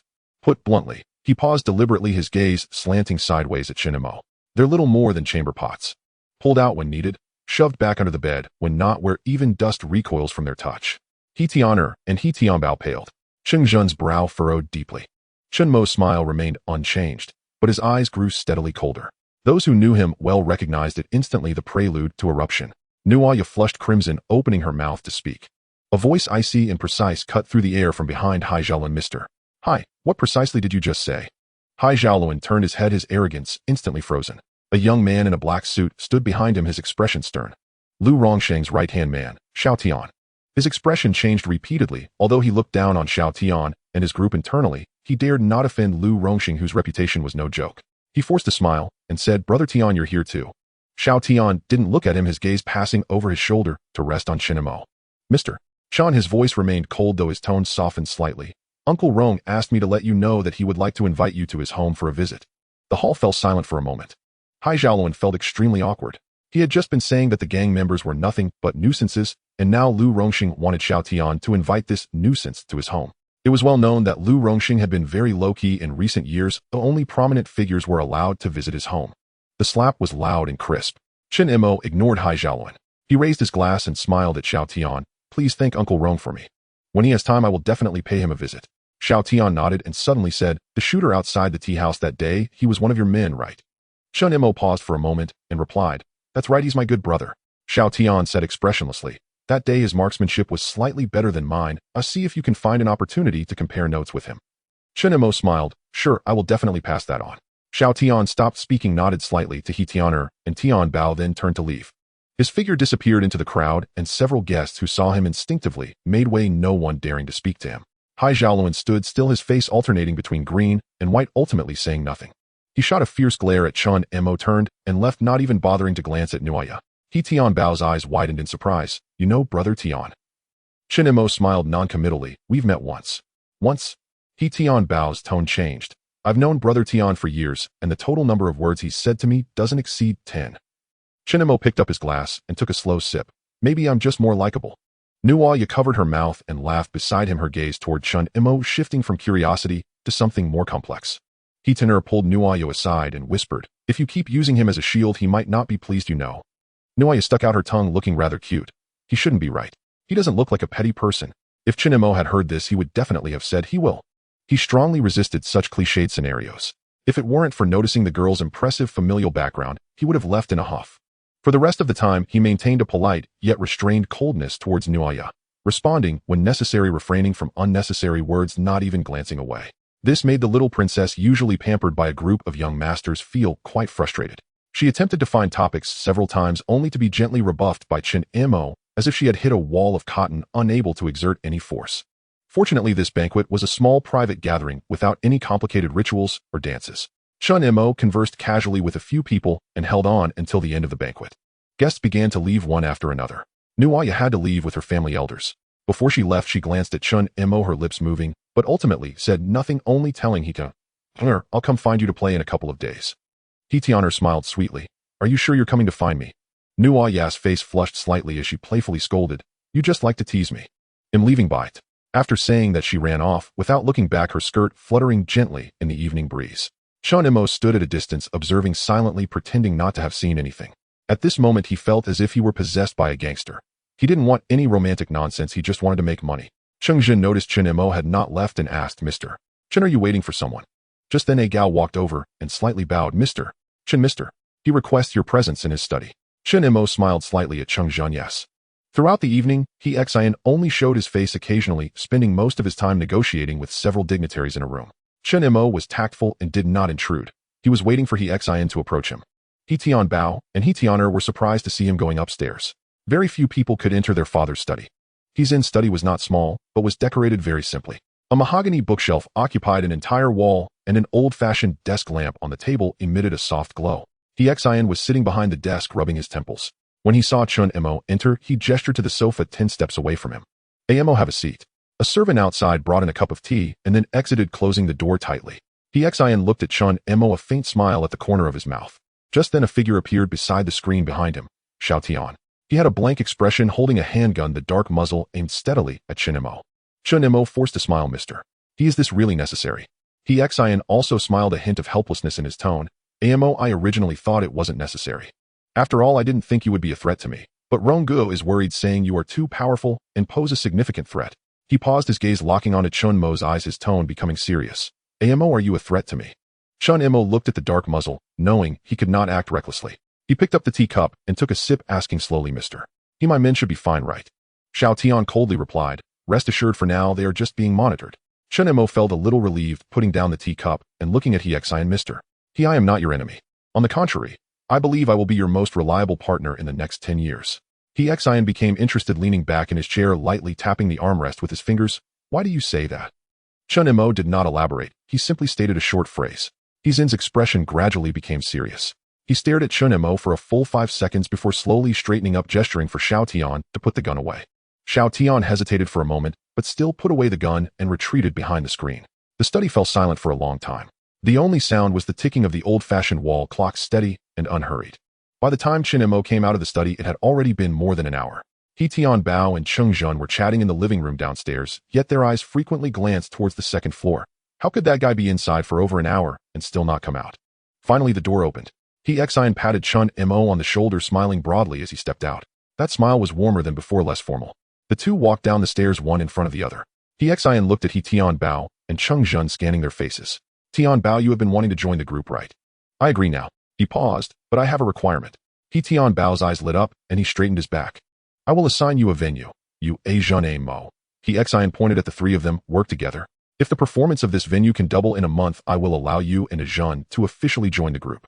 He Tian Bao instantly became excited, nearly bouncing up. "Deal, Dad." Cheng Jun, much more composed, slightly bowed, his tone neither servile nor overbearing. "Thank you, Mr. He, for the promotion." After saying that, he looked at Chen Mo beside him, a knowing smile at the corner of his mouth, and asked, "Mr. He, if the three of us have disagreements, who should we listen to?" He Xian replied casually but unyieldingly, "You three collaborating, I won't interfere. As for who to listen to, each relies on their own abilities. If you can make the other two listen to you, that's your ability. Oh, I only care about the results." Chen Mo glanced at Cheng Jun and He Tian Bao. He Tian Bao met his gaze, feeling inexplicably a chill run down his spine. When Chen Mo returned to the hotel, the others were already waiting impatiently. He took off his suit, pulled off his tie, and let out a long breath, collapsing onto the sofa. "Jixiang, hurry and contact the hotel to have them buy some food from nearby. I'm starving to death after a whole night." Tian Yang, who seldom spoke, remarked, "Next time we really should eat well beforehand in such situations." Wuga stood up. "I'll go buy it, just need to get some fresh air." After saying that, he didn't wait for Chen Mo's response and walked out. Chen Mo watched his back, secretly nodding. Zhen was deliberately avoiding suspicion. To be honest, Zhen was not only brave, but also emotionally intelligent. No way a person like him shouldn't be worried about money. I have to bring him over so he can lie in a pile of money for the rest of his life. He steadied himself, pulling his thoughts back, and said to the others, "I had a good talk with He Xian today. He assigned me a casino to manage. Though it's not a contracting right, it lasts only a month. But if we succeed, the profits from this will be truly substantial. Wei Jixiang exclaimed, Mo Gu, if we add that the Sanlian gang is also under our management, doesn't that mean we control 2 venues? That's right, but the timing is staggered. The Sanlian gang's venue probably won't open until a month later. During this time, it's a chance to familiarize ourselves with the business in advance. Wei Jixiang expressed some concern, saying, the casino is still under renovation. If Hongxing wants to cause trouble, this is the best time. Chen Mo replied, just send someone to watch over it. I don't believe Hongxing will make a move at this time. Mo Go, why is that?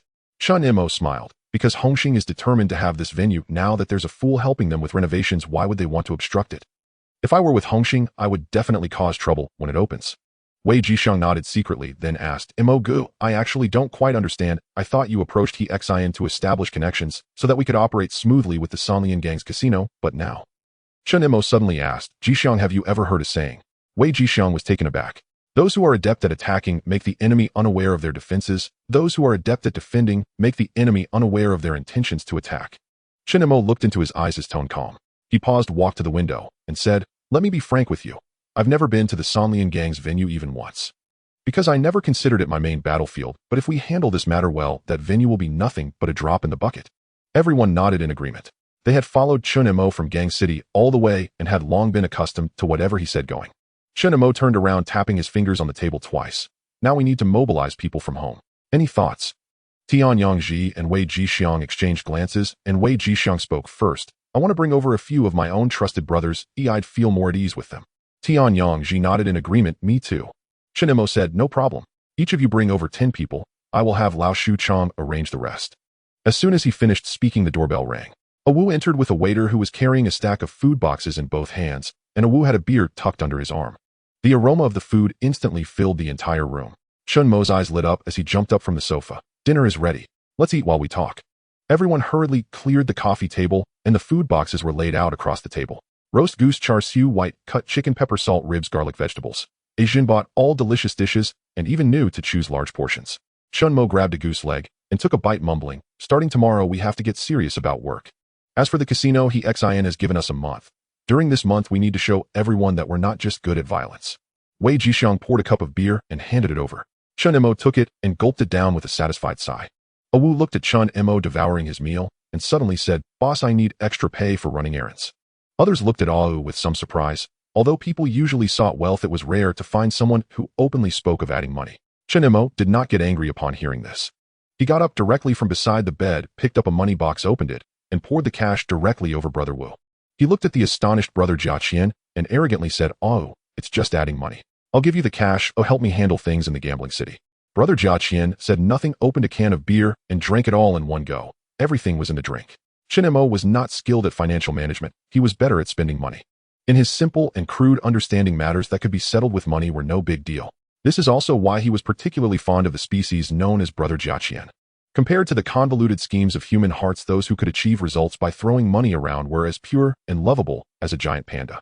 2 days later, the festive atmosphere of the gambling city had mostly dissipated. Whether it was the old lady selling fish balls on the street or the suited bosses in the office buildings, everyone began to calculate their livelihoods for the new year. After all, while the new year was good, daily life was hard. Early in the morning, Chen Mo received 2 phone calls. The first was from Jimmy with good news. The box office of God of Gamblers had just hit 40 million, breaking the record in Hong Kong's film history. This time, the Golden Statue Awards Committee specifically requested Chen Mo to attend in person. Chen Mo yawned into the microphone. I can't go, you can go for me. Remember to dress nicely and don't embarrass me. The second call made his head hurt a bit. Darling, have you missed me? Ding Yao's voice was sweet enough to stretch. Chen Mo rolled his eyes. Of course I miss you. You've kept me in the dark for so long. I don't even know when I can start making money in the gambling city. Ding Yao on the other end cursed softly, wooden head, and patiently said, what's the rush? Don't worry, I'll arrive in Hong Kong the day after tomorrow, and then we'll head to the gambling city together. Chen Mo chuckled. Miss Ding, your news is pretty outdated. I've been in the gambling city for over a week now. There was a moment of silence on the other end. Ding Yao's voice tightened a bit. How did you get to the gambling city so quickly? Chen Mo replied flatly, since you all want to make a name for yourselves in the gambling city, don't expect to win by doing nothing. If I hadn't come early to scout the place, by the time you all arrived, the food would have gone cold. Ding Yao quickly returned to her clingy tone. Darling, you're getting more and more reliable. I'm really more and more fascinated by you.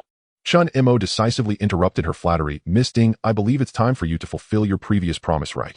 The next day, Chen Mo arrived at the He residence. To his surprise, He Tianbao was riding a motorcycle the same model as the one used by Andy Lau in If There Is Love. He pushed his sunglasses up his nose and tilted his chin at Chen Mo. How is it? This bike is pretty on point, right? This is the trend this year. Chen Mo smiled. I know because I directed that film. If I had known this would boost sales, I would have contacted the car dealer for some advertising fees. He Tianbao's expression stiffened, and he twitched his lips, cursing inwardly, damn, I've been played. Chen Jin looked at his watch. It's getting late. Let's get going. Just as he finished speaking, He Tianbao bounced out of the house. I'm getting bored at home. I'm going too. He Tianbao looked at her with disgust. What do you want to do with men's business? Before he could finish, He Tianbao pinched his ear. He Tianbao had a rough start in life. He Xian and Ame doted on her like their precious jewel. When the two siblings fought as children, it always ended with He Tianbao crying and going to find their mother without winning. That childhood trauma had not healed to this day. In the end, He Tianbao still got into the car. Chen Mo had originally rented a car, but after talking with He Xian, he decisively bought one. A second-hand Mercedes with complete paperwork, well-maintained and smooth to drive. Meanwhile, Cheng Jun and the others were riding in the He family's Rolls-Royce. Upon arrival, Chen Mo looked at the light cream-colored exterior and dark green shutters of the Portuguese-style building before him and was a bit surprised. He had thought that the place He Xian had handed over to them would either be old and broken or small and shabby. But the house before him had a red carpet laid out at the entrance with two doormen standing straighter than flagpoles, and the three large characters Wanghai Pavilion shone dazzlingly in the afternoon sun. Chen Mo couldn't help but complain in his heart Western style, but with a Chinese name, what an odd combination. Who came up with this? He stood on the steps and scanned the surroundings. The sea breeze was strong, rustling the edges of his clothes. In the distance, he could see the dam of a water pond and several construction cranes. Further away was the sea. There wasn't even a shadow of a ghost on the street. Not a single taxi passed by. Cheng Jun, He Tianbao, and He Tianbao got out of the car looking around in a daze. He Tianbao scratched his head. I can't believe this is my first time here. This is the new reclaimed area of the port right next to the outer port terminal. The casino was just built and put into operation in the second half of last year. He Xian had high hopes for it, but after a fiery first-month business quickly fell into a deep freeze, dropping off sharply. The four of them walked into the hall was empty, and not even a cleaning lady could be seen. He Tianbao yelled loudly, where is everyone? Is the casino not accepting customers anymore? A few minutes later, a middle-aged man with sleepy eyes came running out in slippers, his hair messy like a bird's nest. I'm coming. Welcome to our casino. I'm the manager, Tony. Miss, what are you doing here? He looked at He Tianbao, his eyes widening in shock, as if he had seen a ghost. He Tianbao raised an eyebrow. Do you know me? Tony chuckled awkwardly, rubbing his hands. Of course. I followed Mr. He since I was 18. I've seen you from a distance before. You're even more beautiful than when you were a child. He Tianbao's expression darkened. Beside her, you know her, but you don't know me. Tony quickly turned to him, his eyes darting. Young master. You've been abroad for so many years. I didn't expect you to have grown so handsome. I almost didn't recognize you. He Tianbao's expression improved just a little. Chen Mo raised the corner of his mouth slightly. This guy is interesting. His reaction is quite quick. The next second, Tony turned to Chen Mo, eagerly shaking his hand. You must be the young lady's boyfriend, the future son-in-law, right? Chen Mo's smile froze on his face. He had just thought to praise him for being perceptive, but instead he turned around and dropped a bomb on him. Cheng Jun's face darkened immediately. He Tianbao felt awkward and quickly hooked her arm around Cheng Jun's. He is my boyfriend, Cheng Jun. Tony's hand froze midair, his smile seemingly frozen as well. He awkwardly tried to shake hands with Cheng Jun, but Cheng Jun ignored him. Chen Mo coughed, helping him out of the awkwardness. Brother, you need to keep your eyes sharper next time. Miss He and Mr. Cheng are a perfect match, or I'm just a lowly worker. Let's cut to the chase, mister.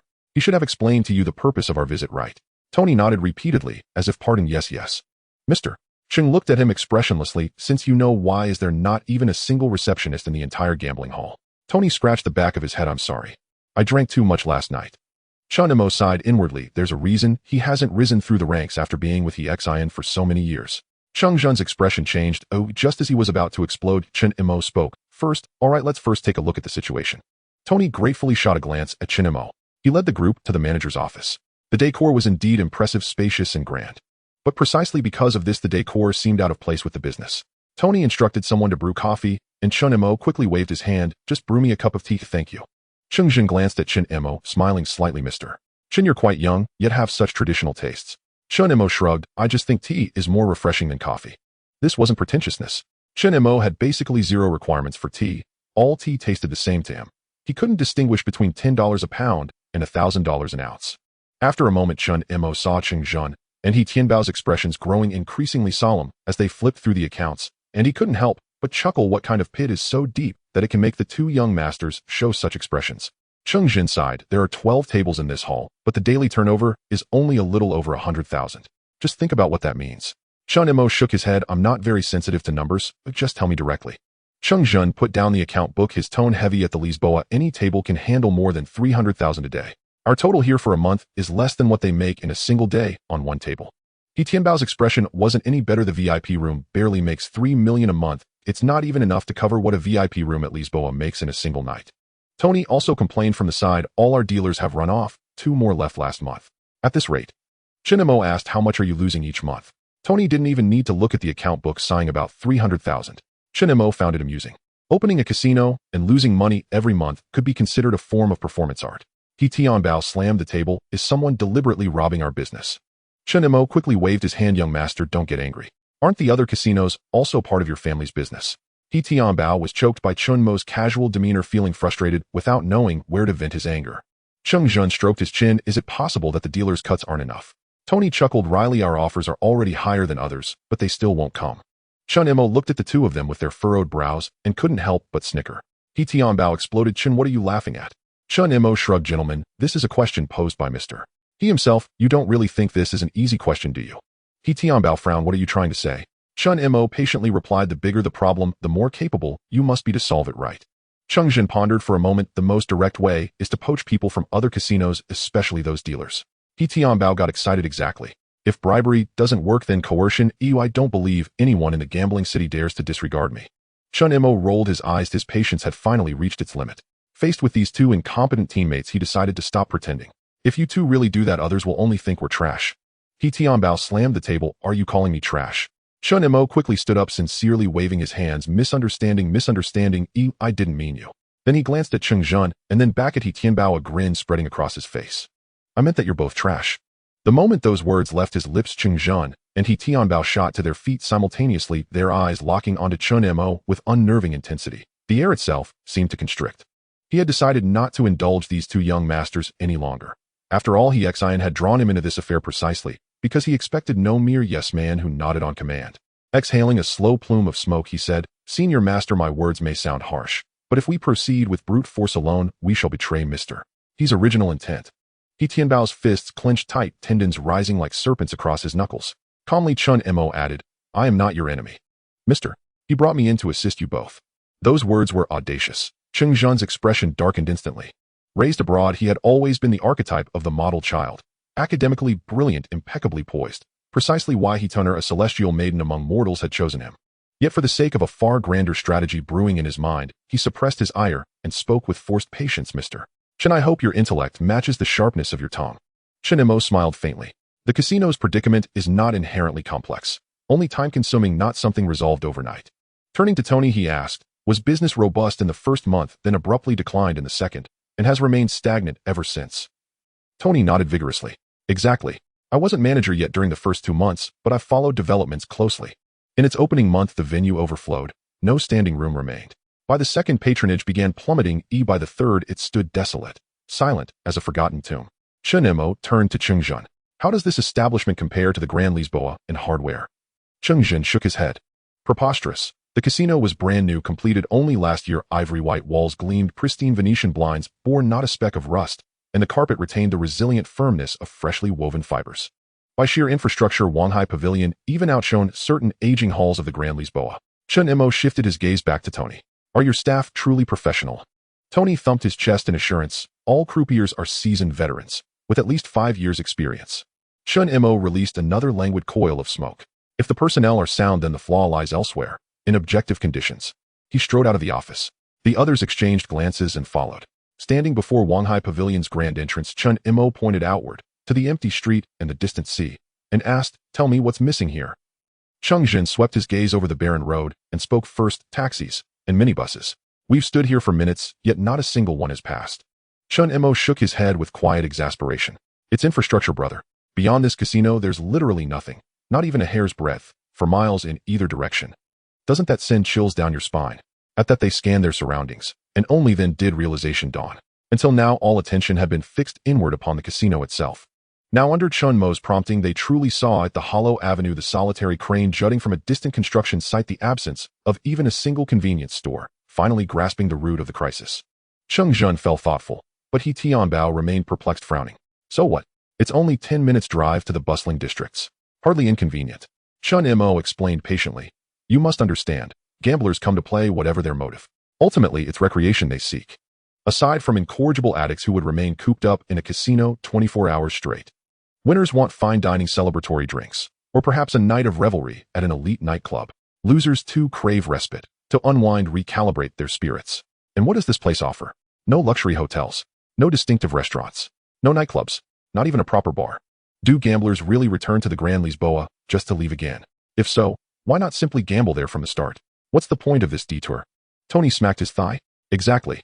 This is a newly reclaimed district, still under development. When He acquired this land for the casino, he aimed to seize first-mover advantage. But now it's clear, he moved too soon. Supporting infrastructure remains wholly absent, hence the casino's chilling silence. That is precisely why business thrived initially, then faltered. Fundamentally, it cannot retain patrons.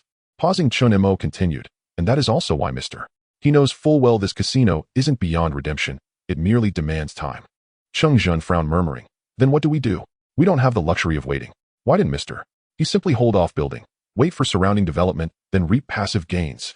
He Tianbao nodded emphatically. Exactly, I think the same. Chen Mo nearly rolled his eyes. Cheng Zhen's skepticism was forgivable. He knew the man's limits. But he Tianbao, he Xian's own son. How could he doubt his father's vision so profoundly? Chen Mo replied coolly. Your question is superfluous. He is a titan of Macau's gaming industry. His fortunes rise and fall with the cities. One prospers, all prosper. One stumbles, all stagger. As the vanguard, he cannot focus solely on profit. He must also give back. Building this casino was never mere speculation, it was an act of civic stewardship, to anchor this nascent district, accelerating its entire development trajectory. This is long-term strategy, not short-term speculation. Cheng Zhen flushed faintly with embarrassment. A quick mind, he grasped it instantly. Yet he was even more astonished by Chen Mo. Through his own channels he'd uncovered Chen Mo's background, a man with no formal education rooted in underworld circles. How then did he possess such strategic acumen? Though inwardly resentful, Cheng Zhen knew. He needed Chen Mo to pass He Xian's test. As for He Tianbao, forget it. Failure meant losing He Xian's favor, and with it his entire future plan. Drawing a slow breath, suppressing his pride, Cheng Zhen asked, so, what now? Chen Mo regarded him with a half-smile. Are you willing to follow my lead? Cheng Zhen hesitated, then nodded. If your reasoning holds water, I will listen. He Tianbao, however, bristled defiantly. Speak your plan. If it's sound, I'll adopt it without hesitation. Chen Mo crushed his cigarette, but between thumb and forefinger, then flicked it with uncanny precision into a trash can 3 meters away. His smile faded, leaving only quiet resolve. No more preliminaries. Let me be unequivocal. For this to succeed, you will follow my orders. There will be no conditional compliance, only absolute obedience. He Tianbao flared with anger. On what authority? Chen Mo smiled faintly. Care to wager? Winner commands. Loser obeys. He Tianbao retorted, name your terms, as long as it's not bare-knuckle brawling. He'd already learned from Uncle Gao about Chen Mo's performance that night. Hand-to-hand, even he and Cheng Zhen combined wouldn't stand a chance against that beast. Chen Mo asked, intrigued, what are your strengths? He Tianbao and Cheng Zhen exchanged a glance. Motorcycle racing. He Tianbao added, dare you accept? Cheng Zhen voiced no objection. They'd raced frequently abroad, occasionally competing in local amateur events, confident in their mastery of the sport. Moreover, every time they'd seen Chen Mo, he arrived with a chauffeur in a discreet, understated business sedan, hardly the profile of someone versed in high-octane thrills. Chen Mo's smile deepened. Agreed, on one word. He Tianbao's eyes lit up as he pointed toward the horizon. We'll start here, cross the bridge, traverse Taipei, race along the coastal highway to Kowloon, then continue southeast to Black Sand Beach. First to lay eyes on that stretch of black sand wins. Total distance roughly 14 kilometers, plenty of room to maneuver. As Chen Mo prepared to nod, his peripheral vision caught a fleeting flash of cold calculation in Cheng Zhen's eyes. A cinematic memory surged. This boy had already plotted treachery. Though the murderous intent lasted but a heartbeat, Chen Mo dared not gamble. Should senior master he meet misfortune en route, Chen Mo would be irredeemably implicated. No explanation would suffice. After a brief pause, he proposed, shall we raise the stakes? Add a female passenger. Miss He Tianer is conveniently present. She'll ride behind Mr. Cheng. As for me, I'll summon an assistant to arrange a companion shortly. He Tianbao grinned. Perfect, we'll provide the bikes. Don't worry about transport. Need people. I'll handle that too. He Tianer sat behind Cheng Zhen. His covert schemes would no longer find fertile ground. He Tianbao meanwhile brimmed with excitement. Brilliant. That adds weight and unpredictability. I love it. Naturally, he family scion, one phone call solved everything. As the trio finalized the rules, a crisp voice chimed from behind. What delightful game are you playing? May I join? He Tianer brightened, instantly smiling and dashing forward. All turned. and there beside a sleek black luxury sedan stood a Eurasian beauty Nuya. She wore a crisp white cropped jacket over form-fitting dark trousers, her long hair lifted gently by the sea breeze. She stood bathed in afternoon light, like a living painting. He Tian'er enthusiastically recounted the wager. Nuaya's eye sparkled. "I'm in." He Tianbao scoffed. "You. Please, don't weigh us down." Nuaya's expression hardened instantly. "Who said I wanted to ride with you?" She turned to Chen Mo, the frost melting like spring sunlight on snow, and softened her tone. "Mr. Chen, may I accompany you?" Chen Mo inwardly groaned. Instinct screamed refusal. Bringing a woman was purely tactical to curb Cheng Zhen's ambition. Adding complications served no purpose. Yet Nuaya held his gaze, her eyes shimmering with an expectation impossible to dismiss. With everyone watching, outright refusal would be deeply ungracious. Without conscious thought, Chen Mo gave a slight nod. "Fine." A deeper warmth bloomed at the corners of Nuaya's lips, but she said nothing, simply stepping quietly to stand beside him. Within half an hour, a cargo truck rumbled into view. Chen Mo tensed instinctively at its silhouette, relieved to see it wasn't a Dayun model. From its bed came 3 gleaming motorcycles, all identical Suzuki models featured in When Love Walks In. These bikes were no longer purchasable. Even money couldn't secure them. Following the film's release, demand had exploded. Professional-grade units had vanished from the market entirely. That He Tianbao summoned 3 with a single call spoke volumes about the He family's unparalleled influence in Macau. The 3 machines stood side by side, each subtly distinct in color scheme. He Tianbao waved magnanimously. "Choose first. I won't claim advantage." Chen Mo gave a thumbs up. "Fair and square." Then he walked directly to the familiar machine, the very one from the film. He Tianbao and Cheng Zhen selected the remaining 2, then began methodically donning full racing gear. Seeing Chen Mo motionless, Cheng Zhen looked up. "Mr. Chen, won't you suit up?" Chen Mo smiled, loosened his tie, and tossed it casually to Tian Yangi beside him. "Unnecessary." Nuaya echoed, equally decisive. "Neither will I." Her expression held no bravado, only vivid, unguarded anticipation. She'd never attempted anything like this before, yet seated behind Chen Mo, fear dissolved entirely. Cheng Zhen and He Tianbao exchanged a glance, then silently donned their protective suits. Prudence dictated caution. When wealth and status hung in the balance, recklessness was folly. He Tian'er approached Nuaya, whispering softly. Nuaya shook her head with a gentle smile, signaling reassurance. Then she turned to Chen Mo, speaking in hushed tones. Chen Mo raised an eyebrow, glancing at Nuaya's profile, her Eurasian elegance now layered with new, unspoken significance. The 3 motorcycles lined up at a crossroads, engines growling low and deep. 3 wild beasts coiled and ready.